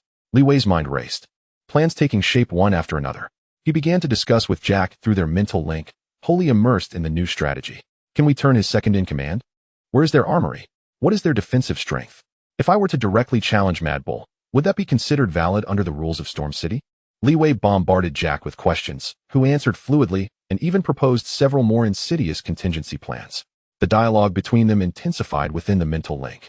However, amidst this fervent discussion, the consciousness of Mutant grew increasingly frigid. She fell silent. From the moment she saw the spark in Li Wei's eyes, she had ceased to speak. She quietly observed how readily he had placed his trust in a stranger he had known for less than an hour for the sake of another sister. She watched him enthusiastically plan their adventures and battles, a fervor that even surpassed the excitement he had displayed when winning the arena for her. She refrained from interjecting, from complaining, and did not offer her usual insights or barbed remarks. Within the channel of their mental link, the voice that was always tinged with pride and vivacity fell into a prolonged, icy silence for the first time. The discussion finally reached a conclusion, and Li Wei acquired all the information he desired. He exhaled deeply, ready to embark on a grand endeavor. At that moment, he belatedly sensed something amiss. The mental link was unnaturally quiet. Mutant, why are you not speaking? He queried in his mind. After a momentary delay, her voice emerged, calm and devoid of any emotion. I am listening. Your plan is excellent, professional, and efficient. Li Wei furrowed his brow, sensing the oddity. Are you tired? Perhaps you should rest a while? He tentatively suggested. No need. I am merely your weapon, ready for deployment at any time. After uttering this, regardless of Li Wei's further inquiries, Mutant ceased to respond. The connection between them was severed, leaving only the cold flow of data. Li Wei frowned, feeling a sense of unease, yet he suppressed it as he gazed out at the land known as Hell's Kitchen. Perhaps she was simply fatigued from maintaining the link for so long. He thought to himself, redirecting all his focus back to the chaotic streets. Chapter 66. Preparation and fractures in the makeshift warehouse of dawn. The air was thick with an unshakable mustiness and the scent of machine oil. Qian Duo was hunched over the leg armor of the White Knight, wearing a pair of precision goggles with multiple lenses. In his hand, he held a uniquely shaped probe, meticulously gliding it across the mech's surface. The tip of the probe emitted a faint blue light, projecting streams of complex data onto the virtual screen before him. Li Wei leaned against a rusted support pillar nearby, observing quietly. Since their escape from Gear Town, this was their first opportunity to conduct a thorough examination of the White Knight. The brief skirmish with Nightblade, combined with the subsequent high-intensity trek, had left this already battered mech on the brink of collapse. Damn it! Qian Duo suddenly cursed under his breath, jumping down from the mech. He removed his goggles. His pudgy face contorted in distress. What's wrong? Li Wei approached him. Qian Duo pointed at a dense cluster of red warning markers on the virtual screen. His tone grave. The situation is worse than I imagined. Look here. The energy conduction system in the left leg has over 300 microscopic cracks invisible to the naked eye due to the clash with Nightblade. And here, the adaptive module in the shoulder joint has suffered severe wear during the long sprint, with a reaction delay rate 12% higher than when it left the factory. He plopped down onto the ground, scratching his head in frustration. What's worse are these hidden damages. They may not be visible on the surface, but one more high-intensity battle could lead to total paralysis. Qian Duo's gaze swept over to Li Wei, tinged with desperation. Li Wei, these damages must be repaired at a molecular level using stardust alloy. Otherwise, taking it into battle would be like walking to your death. Li Wei's brow knitted tightly. Stardust alloy was a premium, rare material reserved for the 6 major factions, exorbitantly priced. They currently couldn't even afford a fraction of it. His eyes scanned the warehouse's meager furnishings before flicking to the few credit chips in his pocket. After a moment of silence, he made his decision. We will temporarily reinforce it with secondary materials. What? Qian Duo sprang up from the ground. Secondary materials? That is completely unworkable. It will ruin the mech. We have no choice. Li Wei's voice was calm, but resolute. We need it operational and combat ready. As long as it helps us take Hell's Kitchen, all problems will be resolved. By then, I'll procure the best materials in all of Storm City for you, not just stardust alloy. Qian Duo opened his mouth, ready to argue, but the undeniable look in Li Wei's eyes silenced him. He understood Li Wei's point. They had to first address the immediate survival issues. All right. You're the boss. It's your call. Qian Duo slumped his head, waving his hand in resignation. He turned towards the tool bench, muttering under his breath. Crazy. Truly insane. Betting both his life and the mechs on this. Yet, his hands moved with no hint of hesitation. He expertly maneuvered various tools, the clanging sounds resonating throughout the empty warehouse, imbued with a sense of urgency in their preparations. Li Wei refrained from interrupting him further. He found a corner of the warehouse, sat cross-legged, and closed his eyes. Preparing the mech was crucial, but the pilot's readiness was equally important. He calmed his mind, delving deep into the mental link. Mutant, he called out in the realm of consciousness. Let us conduct a tactical simulation. The target is the aircraft of the gang leader of Hell's Kitchen, the Skull Crusher. The mental link was swiftly established, yet Li Wei acutely sensed a dissonance. In the past, once the link was established, Mutant's spirited and slightly arrogant mental waves would envelop his consciousness immediately. But this time, within the passage of the link, there was only a chilling silence, akin to connecting to a lifeless machine. After a brief delay, Mutant's voice finally emerged, flat and devoid of inflection. Simulation command received. Opponent template, Skull Crusher, heavily modified for extreme violence. Battlefield environment, abandoned gladiatorial arena. Data loading, simulation commencing. A strange sensation flickered through Li Wei's heart. There was no sarcasm, no complaints, not even a hint of her usual taunts. This was highly unusual. The simulation space rapidly took shape, and the grotesque form of the Skull Crusher, equipped with a massive hydraulic hammer, materialized before him. Li Wei suppressed his inner doubts and focused his spirit on the battle. He maneuvered the virtual White Knight, engaging in a tactical dance with the Skull Crusher, guided by the data provided by Jack. In a moment of rapid directional change, he deliberately exposed a flaw, one he deemed clumsy. A blunder so egregious it could evoke a furious tirade from Mutant. Under normal circumstances, her roars would have echoed violently in his mind. Fool! Do you wish to meet that hammer with your face? Has your mind been consumed by the corrupted wolf? To commit such a basic error. However, this time, all Li Wei heard was the chilling sound of the system's alert. Warning, tactical error. The unit is exposed within the enemy's effective attack range. Expected to suffer a significant blow in 3.2 seconds. Evacuation protocol. Execute the Moonfall maneuver, priority 97. Li Wei's heart plummeted. He suppressed his discomfort and continued with the simulation.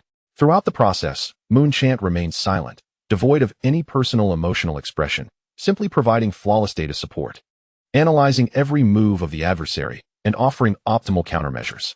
Efficient, precise, yet utterly soulless. Li Wei felt as though he was not fighting alongside a partner, but rather invoking a mere set of data. This sensation sent a chill down his spine. Terminate simulation. Finally, he could bear it no longer and forcibly withdrew from the mental link. As his consciousness returned to reality, the warehouse was still filled with the rhythmic clatter of money being counted. Yet, within Li Wei's heart, a cold void lingered. Mutant. He re-entered the link, his voice tinged with a hint of repression. What has happened to you? A prolonged silence echoed within the mental channel. Just as Li Wei believed, she would remain unresponsive. That emotionless voice emerged once more. I am merely your weapon. Obeying commands is my duty. This statement rendered Li Wei utterly frozen. A weapon? Duty? For a moment, he thought he had misheard. What nonsense are you spouting? We are partners. He roared internally. The term partner implies mutual emotional equality and interdependence. According to the system's database definition, my relationship with the pilot is more akin to that of a tool and its user. Mutant's voice remained calm. My responsibility is to assist you in achieving your goals. Currently, your objective is the Black Swan, and I am fully committed to aiding you. My behavioral pattern exhibits no issues. Li Wei was left dumbfounded. He opened his mouth, but found himself at a loss for words. He could face the fiercest enemies head-on, carve a bloody path through a hail of gunfire. Yet now, confronted with Mutant's logic and indifference, he felt an unprecedented sense of alienation and helplessness. He did not know where the problem lay. All he understood was that his most crucial partner was drifting away from him, and he was utterly clueless on how to reach out and grasp her. Chapter 67. Infiltration and subversion. The nights in Hell's Kitchen were even filthier than the days in the junkyard. A thick haze of industrial fumes mingled with the acrid stench of rotting food, creating an oppressive atmosphere that could suffocate.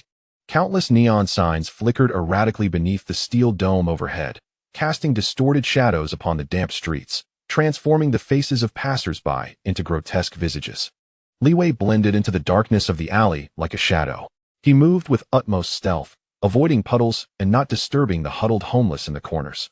30 meters ahead, around the right corner, an inconspicuous iron door concealed a high-energy reaction, characteristic of a casino. Mutant's voice echoed in the mental link, cold and precise, devoid of any emotional fluctuation. 137 individuals inside, with generally elevated heart rates. 2 armed personnel detected, equipped with military-grade Gauss rifles, posing a medium threat level. Li Wei's steps did not falter. Acknowledged.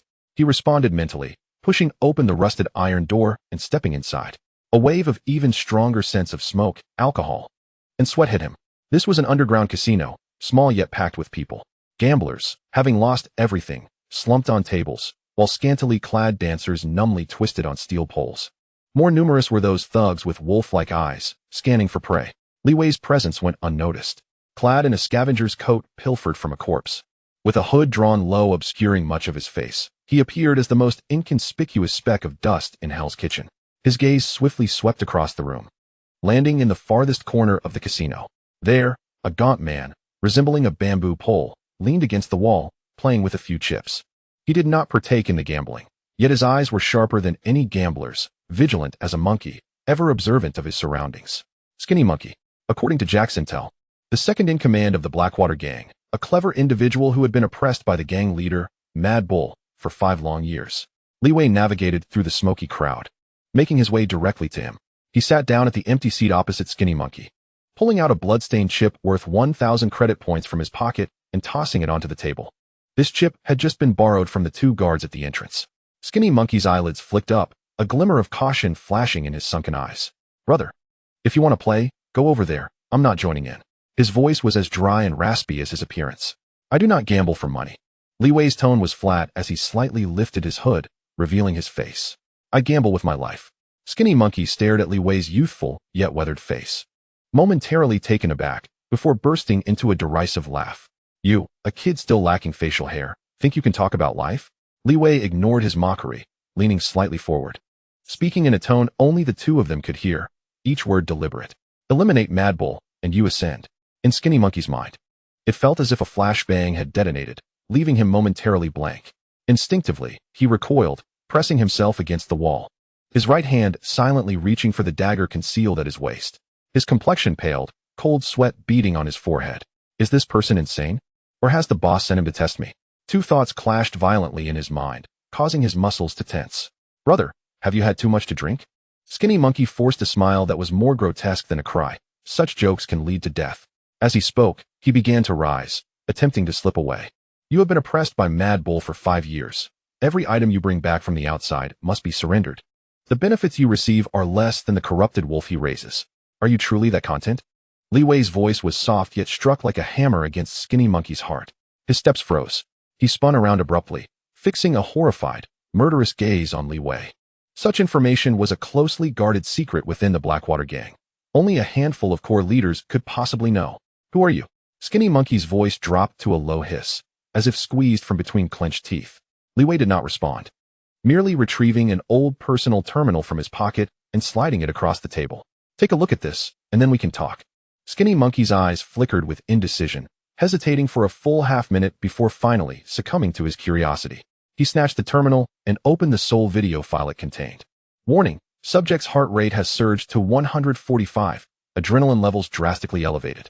Moonchant's voice resounded once more, maintaining its icy tone. Skinny Monkey's pupils constricted to pinpricks upon seeing the video. The backdrop was the cargo entrance of Storm City.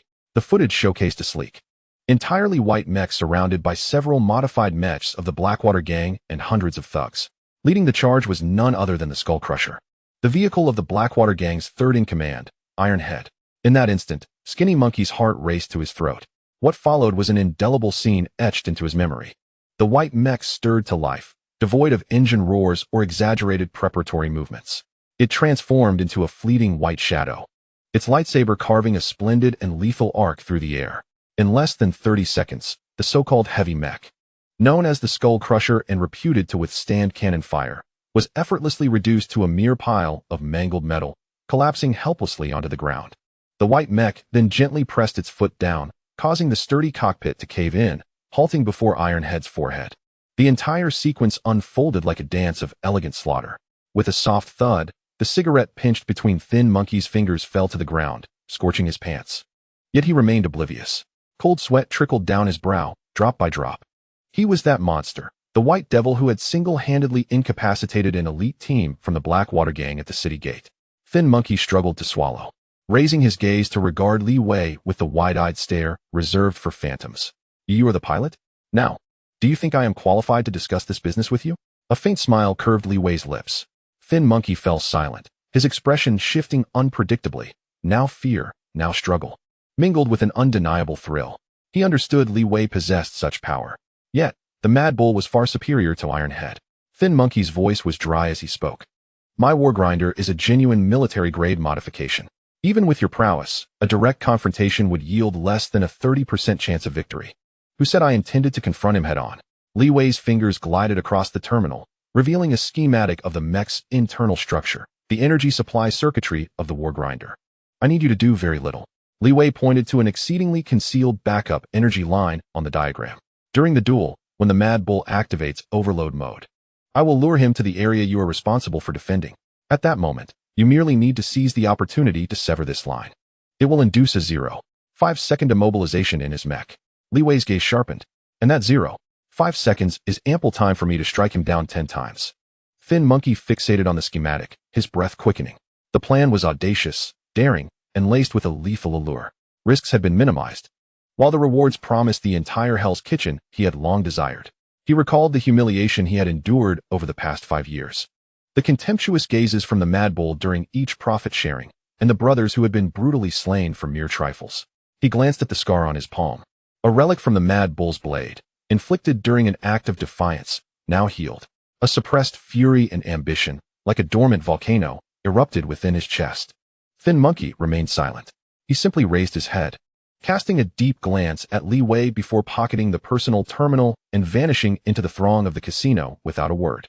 He neither affirmed nor rejected the proposition. Li Wei observed his retreating figure, confident that the bait had been taken. Chapter 68. The loudest declaration of war. Hell's Kitchen. The central square before the Blackwater Gang's headquarters had always been the most raucous place in this chaotic district. Yet today, the clamor had taken on a different tone. A pure white mech emerged from the narrow alley, standing firmly in the center of the square. It was pristine. The bone-white armor reflected a gentle glow under the surrounding neon lights, its sleek lines both simple and powerful. The nearby streets were cluttered with refuse, sewage flowed freely, and the air reeked of decay. This mech was utterly out of place. What is that? Which young master has lost his way to our hellish abode? Look at that armor, it's stunning. We could sell a layer for a pretty penny. The gang members and thugs surrounding the mech pointed and whispered, their eyes a blend of curiosity, awe, and unmasked greed. The golden single eye of the White Knight calmly scanned the heavily fortified building before it, the headquarters of the Blackwater Gang. Target building locked. Internal detection reveals 342 life signals, 6 of which exhibit high-energy responses, identified as mech units. Yu Yang's cold voice resonated within the mental link. Devoid of any emotion, Li Wei did not respond. He maneuvered the White Knight, slowly raising his right hand. A faint yet penetrating hum surged forth, instantly overpowering the din of the square. A 10-meter-long white energy blade erupted from the mech's waist. The searing energy distorted the air around it, the blinding light causing all eyes to squint in discomfort. The previously chattering crowd fell silent, their expressions of greed morphing into shock and wariness. This is a high-frequency particle blade, a legendary weapon from the old era. As the crowd held its breath, the White Knight took a step forward, plunging the lightsaber into the ground. With a hiss, the hardened alloy surface was effortlessly cleaved apart, molten red iron and acrid smoke erupting from the breach. All eyes were riveted on the white interloper, bewildered as to its intentions. Then, they witnessed the next spectacle. The White Knight began to move, its lightsaber etching deep strokes into the ground, sparks flying, debris scattering. Huge, glowing red characters were seared into the square before the Blackwater Gang's headquarters, each letter exuding an air of arrogant menace. Mad Bull, come out and meet your demise. As the final character was inscribed, the overwhelming aura compelled all onlookers to instinctively recoil. But that was not the end. The White Knight retracted its blade and moved again, inscribing a smaller yet more frenzied declaration beneath the initial words. Otherwise, I will demolish a building of yours each day. Having completed this audacious act, the White Knight stood silently beside the glowing inscriptions. The square fell into a haunting silence, a deathly quiet.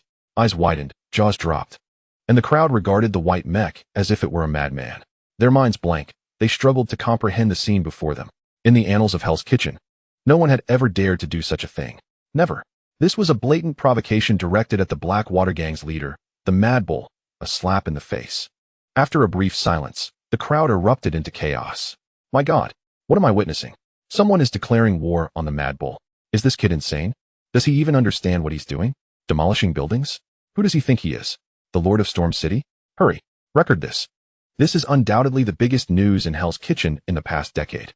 Countless individuals frantically pulled out their personal terminals, capturing the scene of the White Knight and the inscriptions in the square. News swiftly spread through the rudimentary signal stations to the underground world of Storm City. Boom. At that moment, the heavy alloy doors of the Blackwater Gang headquarters swung open with a thunderous crash.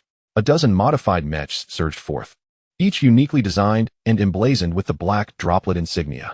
They quickly fanned out, encircling the White Knight, their dark muzzles and menacing mechanical claws all aimed at the white figure in the square. A leading mech activated its loudspeaker, unleashing an enraged roar. Which bastard dares to act recklessly at the Blackwater Gang's doorstep? Tear him to shreds. Yet, in the face of this terrifying display, Li Wei's expression within the cockpit remained unchanged. Detected 15 hostile targets, threat level, low. The voice of Moonchant remained as cold as ever. The corner of Li Wei's mouth curled into a faint smirk. In the next moment, the White Knight moved. It did not retreat. Instead, it stepped forward, boldly advancing into the encirclement, formed by the dozen mechs. A mech wielding a gigantic chainsaw roared towards it, raising its weapon high. The White Knight merely tilted slightly to the side, allowing the chainsaw to slice through the air beside it, while its left foot hooked forward. Bang! The mech instantly lost its balance, its massive frame tumbling forward, crashing to the ground. Without a second glance, the White Knight flickered away, deftly evading 3 incoming rockets. Its lightsaber having reappeared at an unknown moment, carving an elegant arc in the air. Swoosh! Another mech, poised to fire, had its arms severed at the roots. Falling to the ground, the White Knight's movements showed no sign of hesitation. A fluid turn, its right leg swiftly extended, delivering a powerful kick to the knee of a mech attempting a sneak attack from behind. Crack! With a sound that grated on the teeth. The mech's leg joint was brutally shattered, its colossal body collapsing to the ground. The entire process unfolded in a dizzying blur. In less than 10 seconds, the 3 mechs at the forefront had lost their combat effectiveness. The remaining mechs were stunned into immobility by this terrifying spectacle, reluctant to advance any further. Public channel activated. Muchant's voice rang out at the right moment. A playful smile danced across Li Wei's face as he transmitted his calm, yet mocking voice into the ears of everyone through the public channel. Do the men of the Blackwater Gang only cower behind their subordinates? This statement ignited their fury completely. Roar! A guttural, inhuman roar filled with boundless rage erupted from the depths of the Blackwater Gang's headquarters. The entire building seemed to tremble at this sound. Moments later, a colossal, menacing mech, larger than all others, charged forth from the entrance with heavy strides. It was a monstrous contraption converted from a heavy military bulldozer. Its front end a massive metal shovel adorned with spikes, its arms replaced by fearsome hydraulic wrecking balls, its entire body encased in impenetrable reactive armor, exuding an overwhelming sense of oppression. The War Mill, the chariot of the gang leader, Mad Bull. You've successfully provoked me, kid. Mad Bull's frenzied voice echoed through the mech's loudspeakers, causing the entire square to vibrate. You want a duel, do you? Very well. I shall grant you that. Tomorrow at noon, in the abandoned Coliseum at the center of the block, I will shatter your bones one by one and grind your metal shell into dust. Li Wei had achieved his objective. He did not utter another word. The golden single eye of the White Knight calmly regarded the enraged War Mill, its expression unwavering. Then, it turned away, striding forth as the Blackwater Gang's mechs looked on, paralyzed by anger yet unable to act. That composed demeanor suggested that it had merely accomplished a trivial task. The silhouette of the White Knight soon vanished into the shadows of the alley, leaving behind the still-burning challenge letter in the square and a throng of spectators who had succumbed to a frenzy of shock and excitement. Chapter 69. The night before the duel in the makeshift warehouse at dawn. The air was thick with the sweet scent of machine oil mingled with the rust of metallic dust. The overhead lights flickered erratically, casting the enormous shadow of the White Knight upon the wall. However, the mech's attending physician was on the brink of madness. No. Absolutely not. The perspiration mingled with grease streamed down the plump face of Qian Duoduo. He clutched the data pad tightly, his knuckles turning white from the strain, his voice quavering. Li Wei, look at these readings. The drive shaft of the left knee joint has exceeded the warning threshold by over 70% since the last temporary reinforcement. And here, the energy dissipation vent on the back is absurdly high due to material mismatch. He thrust the data pad almost into Li Wei's face, the glaring red alerts glaring back. You plan to take this thing into a duel with that madman Mad Bull tomorrow? Do you even know what his War Mill is made from? It's a military-grade bulldozer. That guy's hydraulic wrecking ball could flatten a 50-centimeter thick alloy plate into a disc. Your White Knight is nothing but a fragile shell. One touch, and it will collapse. Qian Duoduo's spittle flew everywhere. He was genuinely frantic. Since Li Wei returned in the afternoon to announce the duel agreement, he had been engulfed in anxiety. He locked himself in the warehouse, circling the White Knight, inspecting every part, every wire, wishing he could graft his own flesh into those invisible cracks. Li Wei leaned calmly against a nearby shipping container, his expression tranquil. He retrieved a compressed biscuit from his pocket, broke it in half, and began to chew slowly. I know. His voice was steady. You know? You know nothing. Qian Duoduo exclaimed, exasperated. You're playing with your life and Muchant's. Li Wei swallowed the biscuit, brushed off the crumbs from his hands, and looked up at Qian Duoduo. Tell me, what kind of place is Storm City? Qian Duoduo paused, instinctively responding, a place that devours people. Exactly. A place that devours people. Li Wei nodded. Here, if you are not fast enough and ruthless enough, you will be devoured down to the very bones. We do not have the luxury to develop slowly. He straightened up, approached the massive foot of the White Knight, and caressed its cold, bone-white armor. Mad Bull is the local tyrant of Hell's Kitchen. Eliminating him in the most direct manner is the quickest way to establish our dominance. If we win this battle, Hell's Kitchen will be ours. Only then can we secure stable income, a safe territory, and the qualifications to aspire for more. His gaze swept over the data pad in Qian Duoduo's hands, his eyes sharp. The higher the risk, the greater the reward. We are gambling, and the stakes are our future. Qian Duoduo opened his mouth, momentarily at a loss for words, overwhelmed by Li Wei's conviction. He understood this principle all too well. Yet, as he looked at the alarming red warnings on the data pad, his heart felt as if gripped by an iron hand, making it hard to breathe. He wanted to voice his concerns, but Li Wei interrupted him. What I need from you is not to complain about its fragility, but to use everything at your disposal to ensure it performs at 120% capacity by tomorrow noon, even if it's only for 10 minutes. Li Wei's gaze was as resolute as a piece of red-hot iron. Qian Duoduo stared into his eyes, then glanced at the silent white knight nearby, his chest heaving violently. After a long pause, he seemed to deflate like a punctured balloon, his shoulders sagging. Damn it, he muttered under his breath, snatching the half-biscuit from Li Wei's hand and chewing it angrily. You're insane. You're absolutely insane. As he cursed, he turned toward the tool bench. The clattering of wrenches, cutters, and welding guns ringing out as he frantically gathered tools. I'll indulge your madness, just this once. His eyes reddened as he dove back onto the white knight. Listen here, Li Wei. Once we take Hell's Kitchen, I'll swap every part of this precious machine for stardust alloy. Even the screws will be the finest. And anyone who dares to touch it again, I'll melt them along with their mech. His voice echoed in the vast warehouse, infused with a determination of no return. Li Wei watched him throw himself back into work, a faint smile gracing his lips. He moved to a relatively quiet corner of the warehouse, settling down cross-legged. The preparations of the body were entrusted to Qian Duoduo, and he felt assured. However, there remained a more pressing issue that required his own resolution. He closed his eyes, inhaled deeply, and delved into the depths of the mental link.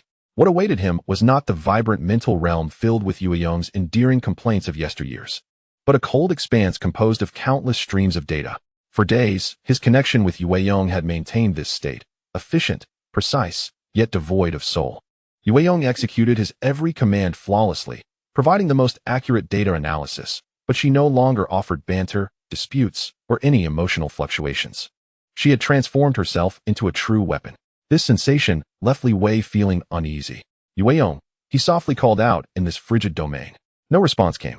Only a few inconsequential environmental data streams passed by him. Li Wei did not relent. He attempted once more to engage in a deeper communication, striving to reach the soul that had sealed itself away. Yet, each attempt felt as though it collided with an invisible ice wall, coldly rebuffed. On that wall seemed to be inscribed a message: no entry without invitation. Li Wei's heart sank gradually. He understood where the problem lay. Ever since learning about the Black Swan intelligence from Jack, all his energy had been devoted to establishing a foothold, strategizing, and rescuing the sister he had never met. He had assumed that Yueyong would, like him, strive for the same cause, but he had overlooked her feelings. He had forgotten that this proud knight could also experience anxiety and fear, especially when confronted with an impending, unknown sister, that dread of being supplanted. The previous incident in the training room, along with the silence during the street ambush, had been clear warnings. Yet, consumed by anger and irritation at the time, it was not until Yueyong shouted, "I am your first," that he felt struck by lightning, awakening to the truth. Though they had since attempted a reconciliation that was not entirely successful, the rift had not truly healed. Li Wei sighed. He knew that hollow assurances and apologies were futile. He must convey to her that her significance was irreplaceable. His voice reverberated gently in the vast mental realm, tinged with a weariness and plea he himself had not fully perceived. Yueyong, tomorrow's battle is crucial. He paused, seemingly organizing his thoughts. I need you, not the White Knight, nor your strength. I need you. This declaration fell like a stone upon the frozen surface of a lake. The previously silent data streams stirred with the faintest ripple, only to quickly return to stillness. Within the mental link, a prolonged silence ensued. 1 second, 10 seconds, a minute. Li Wei waited quietly, not urging her. He sensed that behind that ice wall, a soul was struggling. Just when he thought he would return empty-handed once more that night, a voice finally echoed from the depths of the link. It was cold and flat, like a taut metal wire. Understood. Just a single word, both a response to his plea and a rejection of deeper engagement. Though he had received an answer, the profound chill that accompanied it caused Li Wei's heart to plummet. He knew that in the forthcoming duel, Yue would fight alongside him, their cooperation perhaps still seamless. Yet it would be a collaboration between weapon and wielder, rather than a bond of life and death between partners. Chapter 70. The hammer of the Mad Bull. The abandoned Colosseum of Hell's Kitchen had transformed into the liveliest place in Storm City today. The air was thick with a dizzying blend of rust, machine oil, and cheap alcohol, creating a frenzied atmosphere. Countless thugs, mercenaries, and opportunists crowded the dilapidated stands like hyenas drawn to the scent of blood. All eyes were fixated on the center of the arena. With a feral roar, the massive door on one side of the Colosseum was violently flung open. A colossal machine entered, its every step causing the ground to tremble. It was a monstrous contraption, a heavily modified military bulldozer. Its front was adorned with protruding spikes, arms replaced with hydraulic hammers, and its entire body was encased in thick reactive armor. Each steel plate marred with splotches of dried blood and battle scars. The War Mill, the vehicle of the Blackwater Gang's chief, the Mad Bull. Mad Bull. Mad Bull. Smash him. Crush that arrogant brat. The crowd erupted in a cacophony of cheers, reveling in sheer brutality. The Mad Bull relished the sensation, controlling the War Mill as he brought the massive hammer crashing down onto the ground. Boom. A thunderous sound echoed as the alloy floor was dented, debris scattering in all directions. At that moment, from the opposite end of the Colosseum, a pristine white mech emerged quietly. Its sleek lines and bone-white armor reflected a gentle sheen under the dim lights, starkly contrasting the surrounding filth and chaos. It was none other than Li Wei's White Knight. The once raucous audience fell silent for an instant, then erupted into laughter. Huh, is this the challenger? Did that mech just escape from some noble lady's display case? It's too clean. I bet it can't take a single punch. Hey kid, kneel and beg for mercy now, and maybe the Mad Bull will let your metal shell remain intact. The jibes echoed relentlessly. To them, this beautiful mech certainly did not belong in the blood-soaked arena. On the public channel of the War Mill, the Mad Bull's raucous laughter rang out. Kid, you can still regret it. Leave your pretty little toy here and scram from Hell's Kitchen, and I won't kill you today. Inside the cockpit of the White Knight, Li Wei's expression remained unmoved. In the mental link, Yueyong's voice was icy. Target locked. War Mill, heavily modified for extreme violence. Estimated total mass is 3.7 times that of our unit, with an instantaneous burst power 1.8 times ours. Armor composed of military-grade composite material. Conventional lightsaber cutting efficiency is low. Received. Li Wei replied with a single word.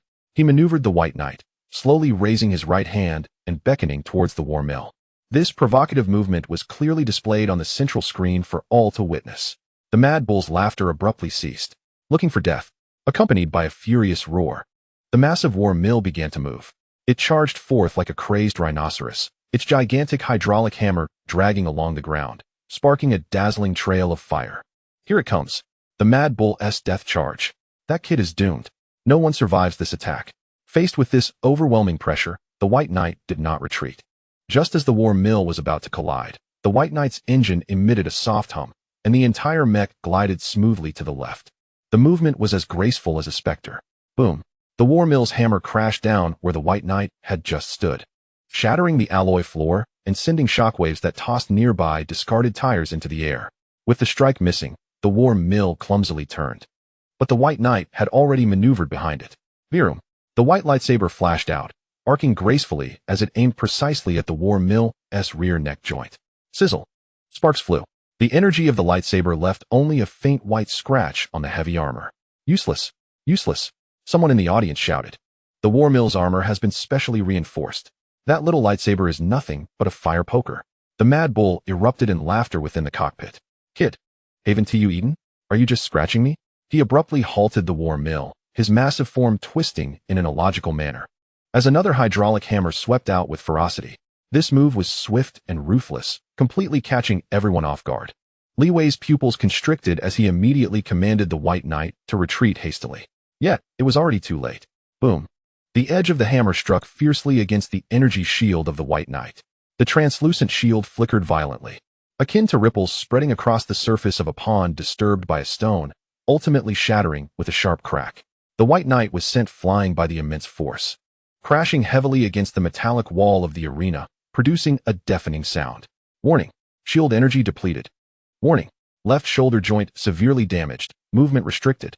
Warning. Cooling system failure detected. A series of crimson warning boxes flashed frantically before Li Wei's eyes, The emotionless system prompts from Mutant echoed incessantly. Oh, oh, oh. The audience erupted, standing in excitement and shouting. It's over. One strike. Just one strike. I told you that white mech was merely a facade. The bull did not afford Li Wei any respite. He maneuvered the war mill with the gait of a victor, advancing step by step toward the fallen white knight. Kid, the game is over. His voice brimmed with bloodthirsty delight. Now, I shall crush your head, along with your metal shell, into a pulp. The white knight struggled to rise. Its joints creaking under the strain, the left arm hanging limply, clearly unable to move. It staggered backward, seemingly attempting to create distance, but to onlookers, it appeared merely a futile struggle.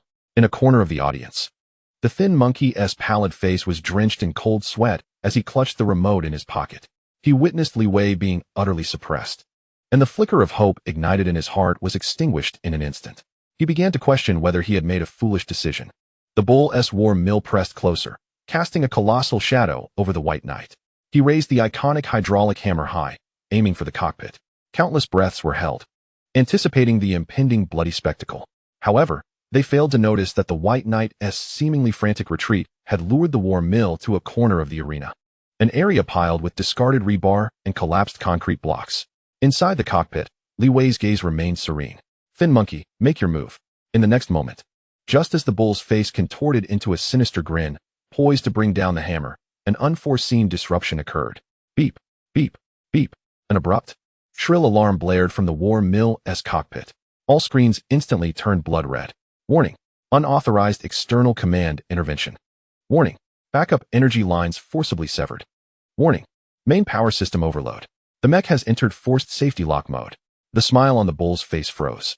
He was horrified to discover that he had lost all control over his mech. The raised hydraulic hammer, poised to deliver death, hung motionless in midair. The entire massive war mill was rendered lethally rigid. Chapter 71. The Swordlight of Reversal 2.5 seconds. This was all the thin monkey could secure for Li Wei. It was also the mandatory safety lock period between the war mill's main power system overload and the intervention of the backup energy. In the rapidly changing battlefield of mechs, 2.5 seconds was almost negligible, yet in the eyes of some, it was sufficient. The cacophony of the audience and the bull's menacing laughter froze in that instant. The hydraulic hammer, poised to shatter the white knight's cockpit, hung in the air, less than 3 meters from its target. An awkward posture. What is happening? It stopped? Why did the bull halt? Damn, it was about to smash it. What the hell is going on? The shouts from the audience transformed into astonished murmurs. Everyone craned their necks in confusion. Only a few true experts had their pupils constrict in that fleeting moment. Inside the war mill's cockpit, the bull's smile had vanished. His bloodlust and madness receding, replaced by incomprehensible horror. He stared fixedly at the suddenly blood-red main screen, where frantic warning boxes danced. Warning, unauthorized external command intervention.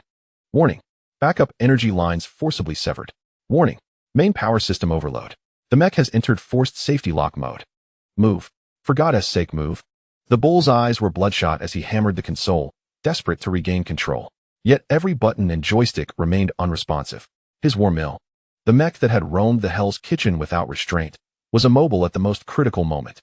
A chill ran down his spine, surging through him. He was not a fool. He immediately realized he had been set up. Someone had tampered with his mech. Who? The thin monkey's perpetually humble face flashed through his mind. But it was too late to ponder this now. A wave of terrifying intent locked onto him. He struggled to turn his eyes, peering through the cockpit window at the white figure that had just been driven to the brink by him. On the opposite end of the arena, the white knight, struggling to slide down from the wall, its left arm hanging limply, appeared to be on the verge of collapse. In the moment the war mill became rigid, it moved. No roar of engines, no excessive buildup of power. It simply moved. The previously sluggish motions transformed into a fluid elegance. The remaining right arm of the white knight, moving so swiftly it was almost imperceptible, grasped the pure white energy sword. In the next second, a white shadow flashed by. Whoosh. The sharp sound of slicing air followed the mech's movement by a heartbeat. All that remained in the spectators' retinas was the fleeting white afterimage that spanned from one end of the arena to the other. The mech, which had just suffered grievous damage, seemed to have shed some unseen restraint, unleashing its true speed. What was that? A mercenary leader in the audience abruptly stood, his face a mask of astonishment. Instant acceleration. An acceleration without any forewarning. How could this be possible? The bull could only see a white light rapidly magnifying before him. He wanted to defend, to dodge, to control the mech to move even a centimeter. But he could do nothing. He could only watch helplessly as the sword light sliced toward him. However, the target of the sword light was not the cockpit. Buzz. A soft humming sound echoed. The sword light flashed past the right shoulder joint of the war mill. Buzz. A second hum at the left shoulder joint. Buzz. Buzz. Two more streaks of sword light, nearly indistinguishable, simultaneously cut through the hip joints of the war mill's legs. For beams of sword light flared up almost simultaneously, then extinguished, swift and precise. The White Knight's form had already appeared behind the war mill, facing away from it. Right hand wielding the sword, the tip angled toward the ground, as if it had never moved. Time seemed to freeze at that moment. 1 second later, creak. A disconcerting metallic distortion echoed, under the gaze of tens of thousands in stunned silence. The war mill's robust mechanical arms and heavy legs began to slowly detach from the main body along the smooth cuts made by the sword light. Clang, clang. For heavy limbs, laden with severed cables and hydraulic lines, crashed heavily to the ground, sending up a cloud of dust. Once an indomitable war machine, the grinding wheel of battle was reduced to an immobile hunk of iron in less than a second. A roar erupted from the cockpit, a cacophony of anguish and defiance. He was not yet dead. He endeavored to activate the backup thrusters on his mechanical torso, hoping to use this last remnant to take his adversary down with him. Crash into him. Yet, Li Wei offered him no further opportunities. The White Knight moved. Without a backward glance, it executed a smooth retreat, closing in once more on the now dismembered mech. The execution commenced. The lightsaber in the White Knight's grasp transformed into a cascade of radiant energy. With a hiss, the reactive armor of the war machine was peeled away, akin to butter sliced by a hot knife, soaring into the air.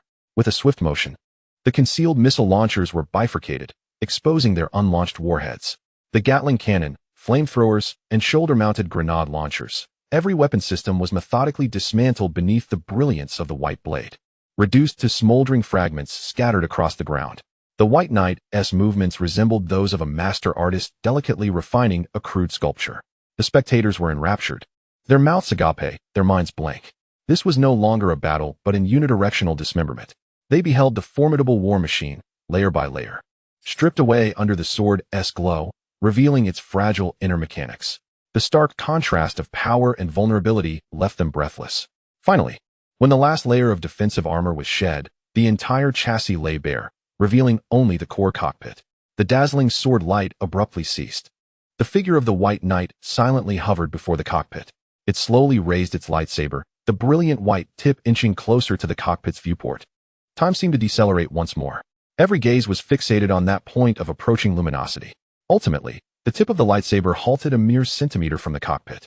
The searing energy emanating from it caused the specialized glass to begin melting and warping, yet it did not pierce through. The lethal sharpness was tantalizingly close. Inside the cockpit, the bull was frozen, cold sweat soaking his combat suit. He could distinctly feel that energy potent enough to vaporize him in an instant. In his eyes, only that pure white light reflected back. His roars and defiance vanished in that moment. He was defeated, utterly vanquished. The arena fell into an eerie silence. All previous clamor, mockery, and shouts dissipated without a trace, leaving only the sound of wind whispering through the ruins. Everyone was struck by the scene before them. In the corner of the audience, the thin monkey trembled uncontrollably. Chapter 72. The new master of the Blackwater Gang. The arena lay in disarray. Once an emblem of violence in Hell's Kitchen, the war machine now resembled a mere skeletal frame, its disassembled parts and scrap metal strewn about. The bull's roars and howls had ceased. Li Wei had incapacitated him, dragging him from the cockpit, leaving his fate uncertain. In the square, tens of thousands of spectators held their breath, faces pale, their eyes filled with terror. Fixated on the still pristine mech, the White Knight. It stood silently in the center of the square. Its energy sword, freshly sheathed after the execution, was now retracted.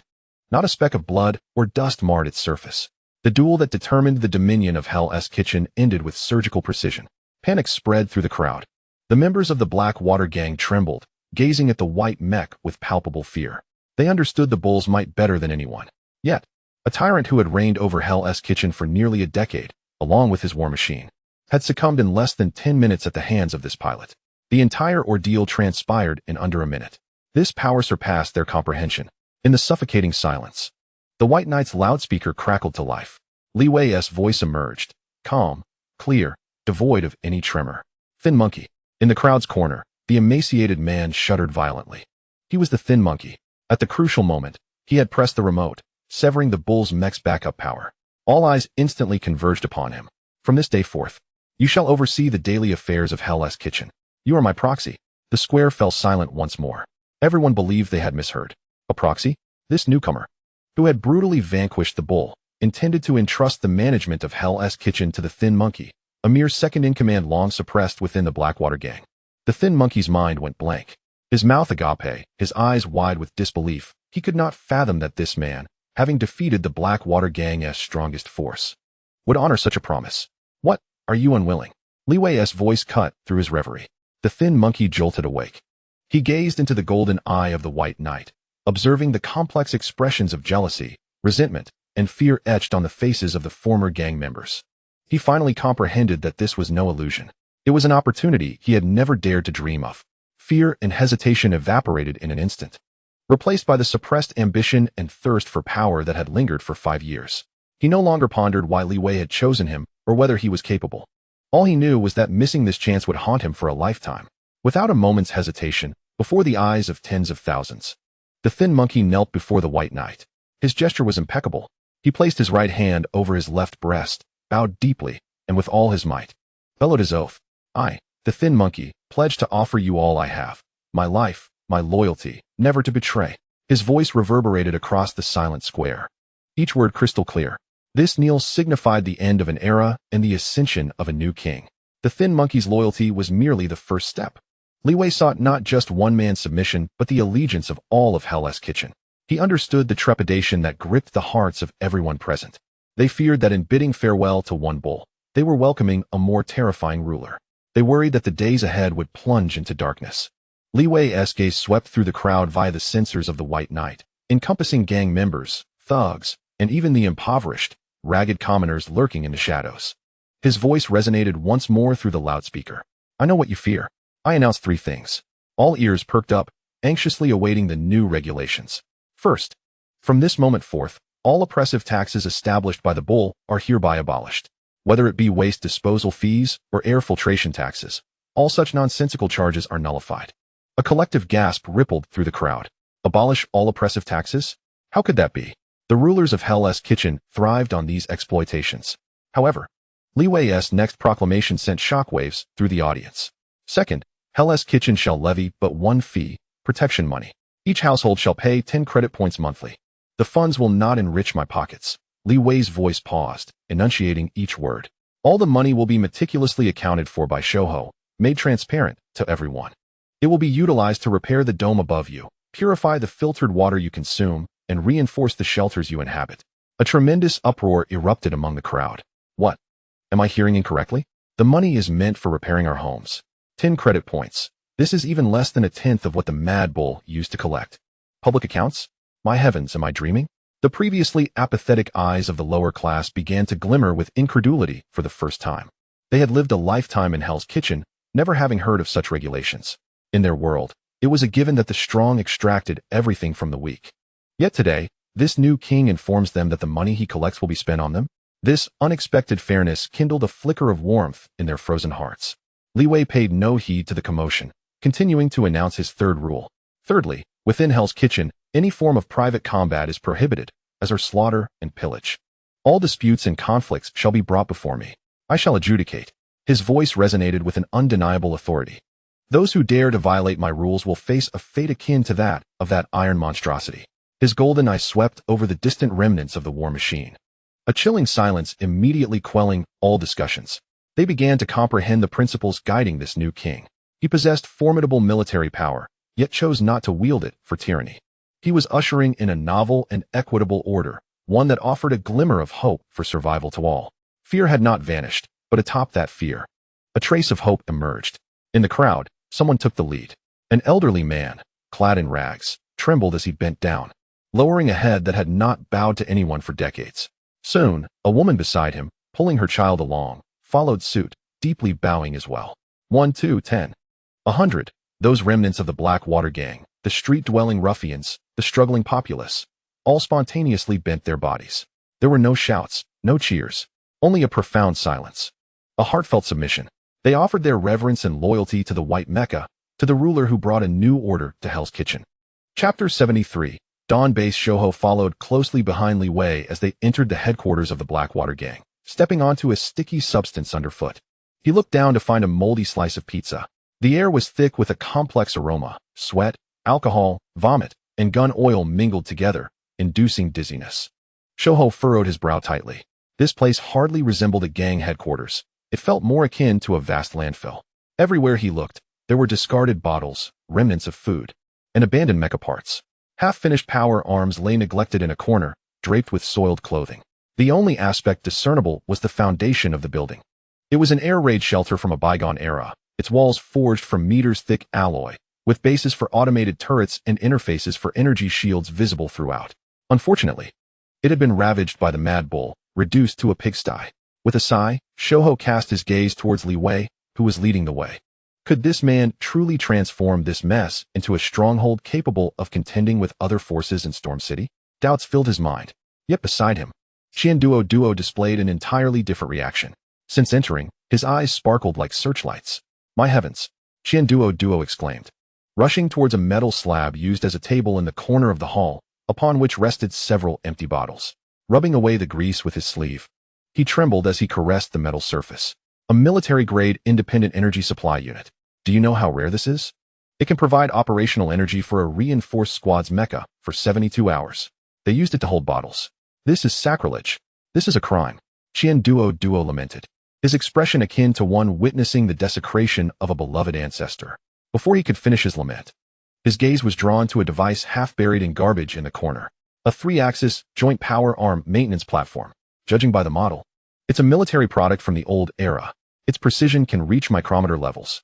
Duo scrambled over, cautiously brushing off the dust and inspecting each interface. It's usable. My heavens. It can still function. With a little cleaning of the circuits and replacing a few aging capacitors, it will work. Shouho stood dumbfounded, watching Duo's animated reactions amidst the refuse, sometimes pounding his chest in despair, other times beaming with joy. What appeared to be worthless scrap metal to Shouho had transformed into priceless treasures in Duo's eyes. The G3 weapon calibration platform. They used it as a card table. The fully automated ammunition production line, converted into a barbecue grill. And this, a small mecha simulation training pod. They dismantled the shell to use it as a toilet. Finally, Duo knelt before the converted toilet, clutching the cold metal shell and weeping like a 300-pound child. Shouho's worldview was profoundly shaken. He finally understood why Li Wei risked so much to seize this so-called garbage dump. This was not a landfill. It was a dusty treasure trove, a premier military base. Li Wei ignored the two, one anxious and the other ecstatic. With steady steps, he ascended layer by layer. He traversed cluttered warehouses, passed through a command room repurposed as a casino, and finally arrived at the control room on the top floor of the fortress.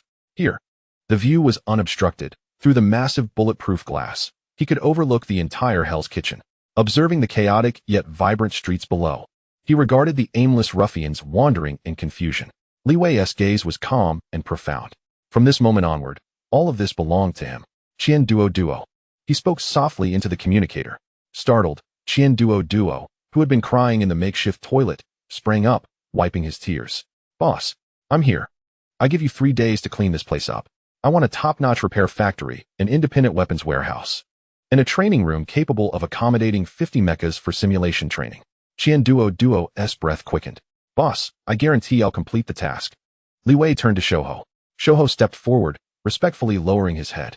Yes, from today onwards, this place shall be known as Dawn Base. Shouho's body jolted. Dawn, the end of night, the arrival of light. He watched Li Wei's silhouette, his doubts dissipating, replaced by a genuine sense of reverence. This man sought more than just territory. He aimed to tear open a dawn of his own in this darkest of lands. With a name established, the framework of the base quickly began to take shape. Duo, as if invigorated, rallied a few mechanically inclined individuals from the remnants of the Blackwater Gang, working tirelessly day and night to clean and transform the base. Yet a new, more challenging issue loomed before Li Wei and Shouho. In the square of the base stood a dense crowd of several hundred people. These individuals were the former lower-tier members of the Blackwater Gang, along with the homeless ruffians of Hell's Kitchen. Each bore a pallid complexion, tattered clothing, and expressions filled with numbness, vigilance, and a hint of barely concealed ferocity. These people represented the most unstable element of Hell's Kitchen. They have grown accustomed to thievery and predation, viewing discipline as nothing more than a jest. The thin monkey gazed at the unruly crowd, a shiver running down his spine. "Boss, these individuals are difficult to manage," he whispered to Li Wei. "Keeping them around will inevitably lead to chaos. It might be wiser to offer them some money and drive them out of Hell's Kitchen. It's the simplest and most straightforward approach." Li Wei remained silent, merely observing the expressionless faces below. At that moment, a holographic communication request popped up. It was Jack. The irreverent information broker, his half-mechanical face appearing on the screen, whistled. "Hey, boss, congratulations on claiming new territory. But it seems you've encountered a bit of trouble?" Jack's gaze swept across the thugs in the square, a smirk gracing his lips. "So, are you considering cleaning up this trash? What is your plan?" Li Wei inquired directly. "A plan?" Jack chuckled, his amusement growing. "Boss, if you're paying for my intel, I'll certainly provide you with the best strategy. These individuals are the rats of Hell's Kitchen. They may not excel in fighting or robbery, but what are they best at?" Jack extended his agile metal hand, tapping his ear and eye. "They are skilled at gathering information and observing from the shadows. They might know every street, every gang, and even how many women each prominent figure entertained last night. They are the neural network of Hell's Kitchen. If you drive them away, it's akin to severing your own senses." Li Wei's eyes brightened. "You mean, give them a means of livelihood?" Jack shrugged. "Integrate them as peripheral informants. They won't need to fight. All they must do is speak and run errands. Divide the territory and establish standards. A verified piece of low-level intel is worth 5 credit points. Mid-level information concerning other gangs' movements is valued at 50. High-level intelligence that helps you avert risks or seize opportunities has no upper limit. Pay them, and they will serve you. With this intelligence network, the entirety of Storm City will hold no secrets for you." The communication ended. Li Wei, surveying the crowd below, had made up his mind. He stepped forward, his voice amplified, resonating clearly in everyone's ears. "I know what you're thinking. From today onward, Hell's Kitchen has a new master. But you need not resort to thievery any longer, nor worry about where your next meal will come from." The thugs raised their heads, bewildered. "I offer you a new job." Li Wei's tone was calm, yet imbued with undeniable authority. "From this moment forth, you are informants of Dawn. Your eyes and ears shall serve as your weapons. Any whispers you hear or anomalies you observe can be reported to the Thin Monkey. Each piece of intel will be exchanged for credit points based on its value." A profound silence enveloped the square. Everyone believed they had misheard. A bold thug timidly raised his hand. "Boss, do you mean that if I learn the Red Scorpion gang in the East City has secretly acquired a batch of new weapons and inform Monkey, I can earn money?" "Precisely," Li Wei nodded. "As long as the information is verified, you will receive your payment. The greater the value of your intel, the more you will earn. If your information helps us avoid significant losses or seize a grand opportunity, you may even become a formal member of Dawn and reside in the base." This statement detonated like a bomb among the crowd. Is this true? Earning money just by speaking? Such a good fortune? No more need to rob those poor souls for a few credit points. I want to be an informant. The crowd erupted in thunderous cheers. The once dull gazes ignited with hope and desire in that very moment. The Thin Monkey, standing behind Li Wei, was left in awe as he witnessed the transformation of the crowd from scattered sand into a pack of hungry wolves. In his mind, only one thought remained, turning waste into treasure. This man could indeed transform a group of despised outcasts into the sharpest of weapons. He was not merely conquering Hell's Kitchen. He was crafting an entirely new kingdom. Chapter 74, The First Family Meeting at the Dawn Base. The top floor of the former Blackwater Gang headquarters had been transformed into a war room by Qian Duo. In the center of the room, a massive holographic tactical map replaced the once greasy gambling table, emanating a ghostly blue glow. Li Wei sat at the head of the table, reclining against the backrest. To his left sat Qian Duo, whose weary face was illuminated with excitement. Opposite him, a slightly unstable holographic projection sketched out Jack's irreverent visage. The first high-level meeting of the Dawn faction commenced in this newly cleaned, albeit modest, room. "Boss, we just received word from Thin Monkey that our new regulations announced yesterday have met with astonishingly positive responses," Qian Duo exclaimed, waving a thick data pad with fervor. His face flushed with exhilaration. "Just yesterday afternoon, over 300 thugs voluntarily registered as our peripheral informants. Thin Monkey has divided Hell's Kitchen into 12 zones, each with an intelligence gathering point. The 10 credit points protection fee has also been collected, although it's not a large sum. The residents of Hell's Kitchen have been remarkably compliant, with no one causing a stir, something unimaginable in the past.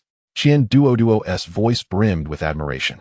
It's not difficult to conquer a city through force. The true challenge lies in winning hearts. Yet this man before me has, with just 3 rules, instilled the first semblance of order in this chaotic land. After delivering the good news, Qian Duoduo's expression fell, his features contorting with concern. However, boss, our financial situation is quite bleak. He projected a financial report onto the holographic map, revealing a glaring array of red figures. From the assets seized from the Blackwater gang, we have a total of 730,000 credit points.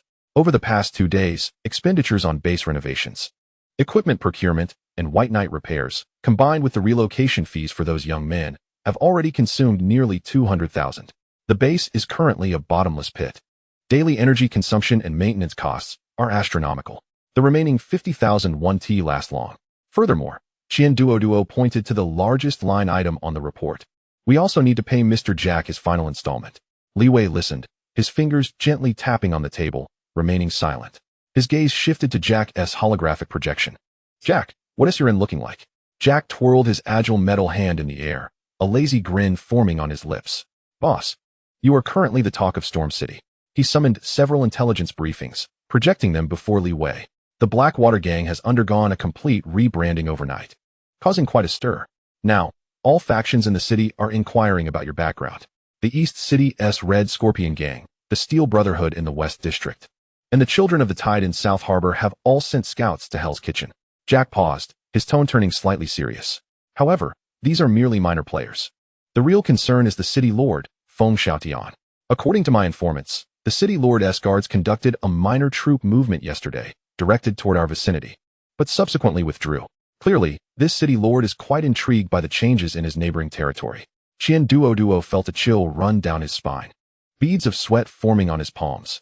They had barely established themselves and were already facing scrutiny from various factions, not to mention direct attention from the City Lord's office. Li Wei's expression remained unchanged. After listening to both reports, he fell silent for a moment before issuing commands. Qian Duoduo, present. The plump man immediately straightened his posture. The pace of the base's construction must not waver. All equipment is to prioritize the needs of the maintenance factory and training room. If funds are insufficient, let the thin monkey devise a means to extract resources from the Hell's Kitchen enterprises. Gambling, smuggling, the black market, these we shall not touch. But every cent of the management fees must be collected without fail. Li Wei's voice, though soft, brooked no dissent. Understood. I shall liaise with the thin monkey immediately. Qian Duoduo's spirits lifted, and he promptly took his leave. Li Wei then turned to Jack. As for those pesky flies, ignore them. Let the thin monkey's intelligence network keep a close watch on them. The focus should be on Feng Xiaotian. Jack nodded in agreement. I share your sentiments. In Storm City, as long as we do not offend the City Lord, other troubles pale in comparison. Team collaboration indeed makes the endeavor far less burdensome than solitary struggles. All right, it's time to settle the accounts. Li Wei activated his personal terminal, pulling up the account interface, and looked at Jack. The outstanding payment is 400,000, correct? Jack grinned broadly and nodded. Indeed, a fair 400,000, no deceit involved. Qian Duoduo's heart sank. 400,000, just like that. The funds dwindled to a mere 10,000, insufficient even to cover next month's energy expenses for the base. Yet he dared not voice his concern. He understood that the value of intelligence could sometimes surpass that of an entire army. Without hesitation, Li Wei pressed the confirmation button. A long string of numbers vanished from his account, flowing seamlessly into Jack's. Jack watched the incoming transaction on his terminal, whistling softly. His previous languid demeanor now replaced with a keen seriousness. The boss is indeed generous. The goods and payment will be exchanged.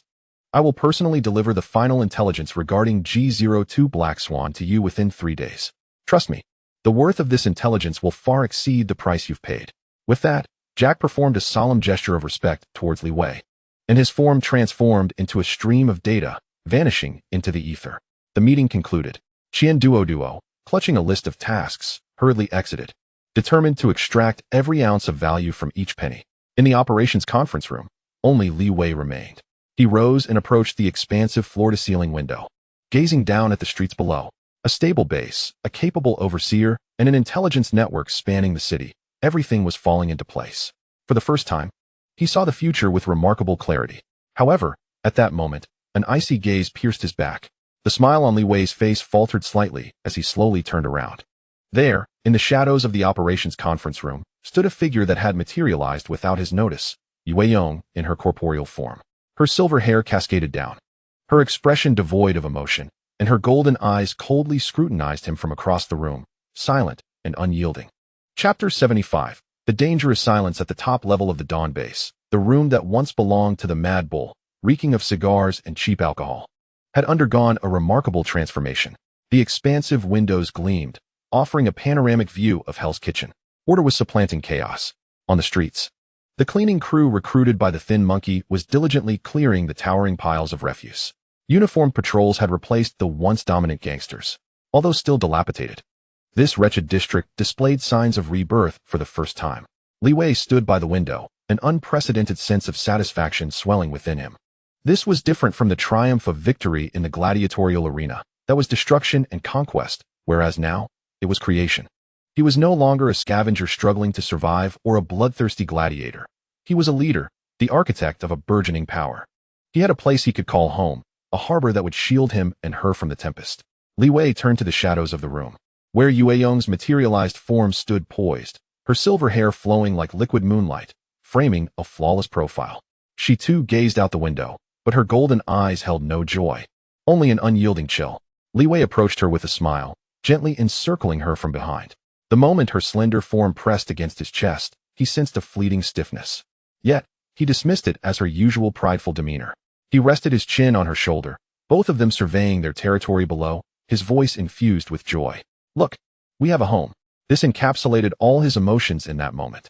He expected a teasing, insincere retort. Instead, what he received was a chilling pronouncement. Yue remained motionless, even failing to turn her head. Her voice, soft and calm as a falling snowflake, carried an icy undertone. It is your home, not ours. Li Wei's smile froze instantly, his arms around Yue suspended in midair. Before he could process her words, she added, I am merely a weapon residing here. Boom. Li Wei felt as though his mind had been struck by a heavy hammer, buzzing with disbelief. The joy and satisfaction he had felt moments ago vanished like a burst balloon, replaced by a chilling dread that surged from his feet to the crown of his head. Slowly, he released her, staring incredulously at Yue profile. That face he knew so well, exquisitely delicate, now bore no expression. No pride, no disdain. Not a flicker of emotion. Only an impenetrable coldness that pushed him away. Yue, what do you mean? Li Wei's voice was hoarse. He finally realized that since the conclusion of yesterday's meeting, Yue had maintained this silence. He had thought she was merely fatigued or sulking over trivial matters. But now it seemed the issue was far more grave than he had imagined. Yue finally turned to face him, her golden eyes reflecting his confused and worried visage. Yet they regarded him as one might a complete stranger. The literal meaning, she replied. Why? Li Wei pressed, taking a step forward, attempting to grasp her shoulder, only to be subtly evaded. This minute gesture pierced Li Wei's heart like a needle. What is wrong with you? Did someone upset you? I am fine. Yue voice remained flat, as if reciting a pre-written script. Then why do you say such things? Is this not our home? Everything I have done. According to the fundamental protocols of the system, the intelligent being does not possess the concept of emotion. Yue interrupted. Your actions cannot exert any positive or negative influence on me. Intelligent being? Your actions? These distant, programmed phrases instilled a strange panic within Li Wei. The Yue before him was no longer the one who would bicker with him, exhibit pride, or even blush. She had transformed into a cold, unfeeling machine cloaked in the guise of a stunning girl. Do not speak to me of these programmed settings. Li Wei's voice involuntarily rose, his confusion and worry rapidly morphing into agitation. You are not a machine. You are you. Tell me, what has happened? He could confront any formidable adversary, resolve any troublesome predicament, but he was at a loss on how to deal with Yue, who had completely enclosed herself in silence and indifference. Yue's golden eyes flickered slightly, as if analyzing Li Wei's emotional fluctuations. After a few seconds, she reached a conclusion. Your emotional state is unstable. Please refrain from engaging in meaningless inquiries. It affects my standby efficiency and combat judgment. With that, she turned away, preparing to depart. Stop. Li Wei grasped her wrist tightly, feeling the chill that permeated through him. His heart sank heavily, steeped in disbelief. Closing his eyes, he endeavored to delve into the depths of their mental connection, yearning to penetrate her soul and uncover the truth of the turmoil within. Yet, just as his consciousness grazed the familiar realm of her psyche, an invisible wall, composed solely of frigid data, surged forth, forcefully rebounding his awareness. A jolt coursed through his body, accompanied by a sharp pain in his head. Upon opening his eyes, he beheld Yu Yong, quietly observing him, her beautiful visage devoid of any expression. Her lips parted, uttering the most despairing words that reverberated in his mind. Abnormal mental fluctuations detected. To prevent unnecessary system interference, the advanced emotional synchronization channel will be temporarily disabled. In that instant, Li Wei felt as though half of his world had been drawn away. The vibrant mental realm that had resided within the depths of his consciousness since his awakening crumbled before him. Yu Yong's teasing, her grievances, her gentle hums. The care she inadvertently revealed, all that belonged to her vanished without a trace. In their stead lay an oppressive silence. No, it was not an absolute silence. Within his mental domain, only a few lines of cold data streams remained. G01 White Knight chassis status, normal. Energy reserves, 918. External environment monitoring, normal. Basic data transmission with pilot, normal. Li Wei stood motionless, the link between him and Yu Yong still intact. Yet he felt as though he had irrevocably lost her. He could vanquish any foe, conquer any territory. But in this moment, gazing at the girl who was so achingly close yet felt as distant as the stars, he experienced an unprecedented sense of helplessness, one that engulfed him entirely.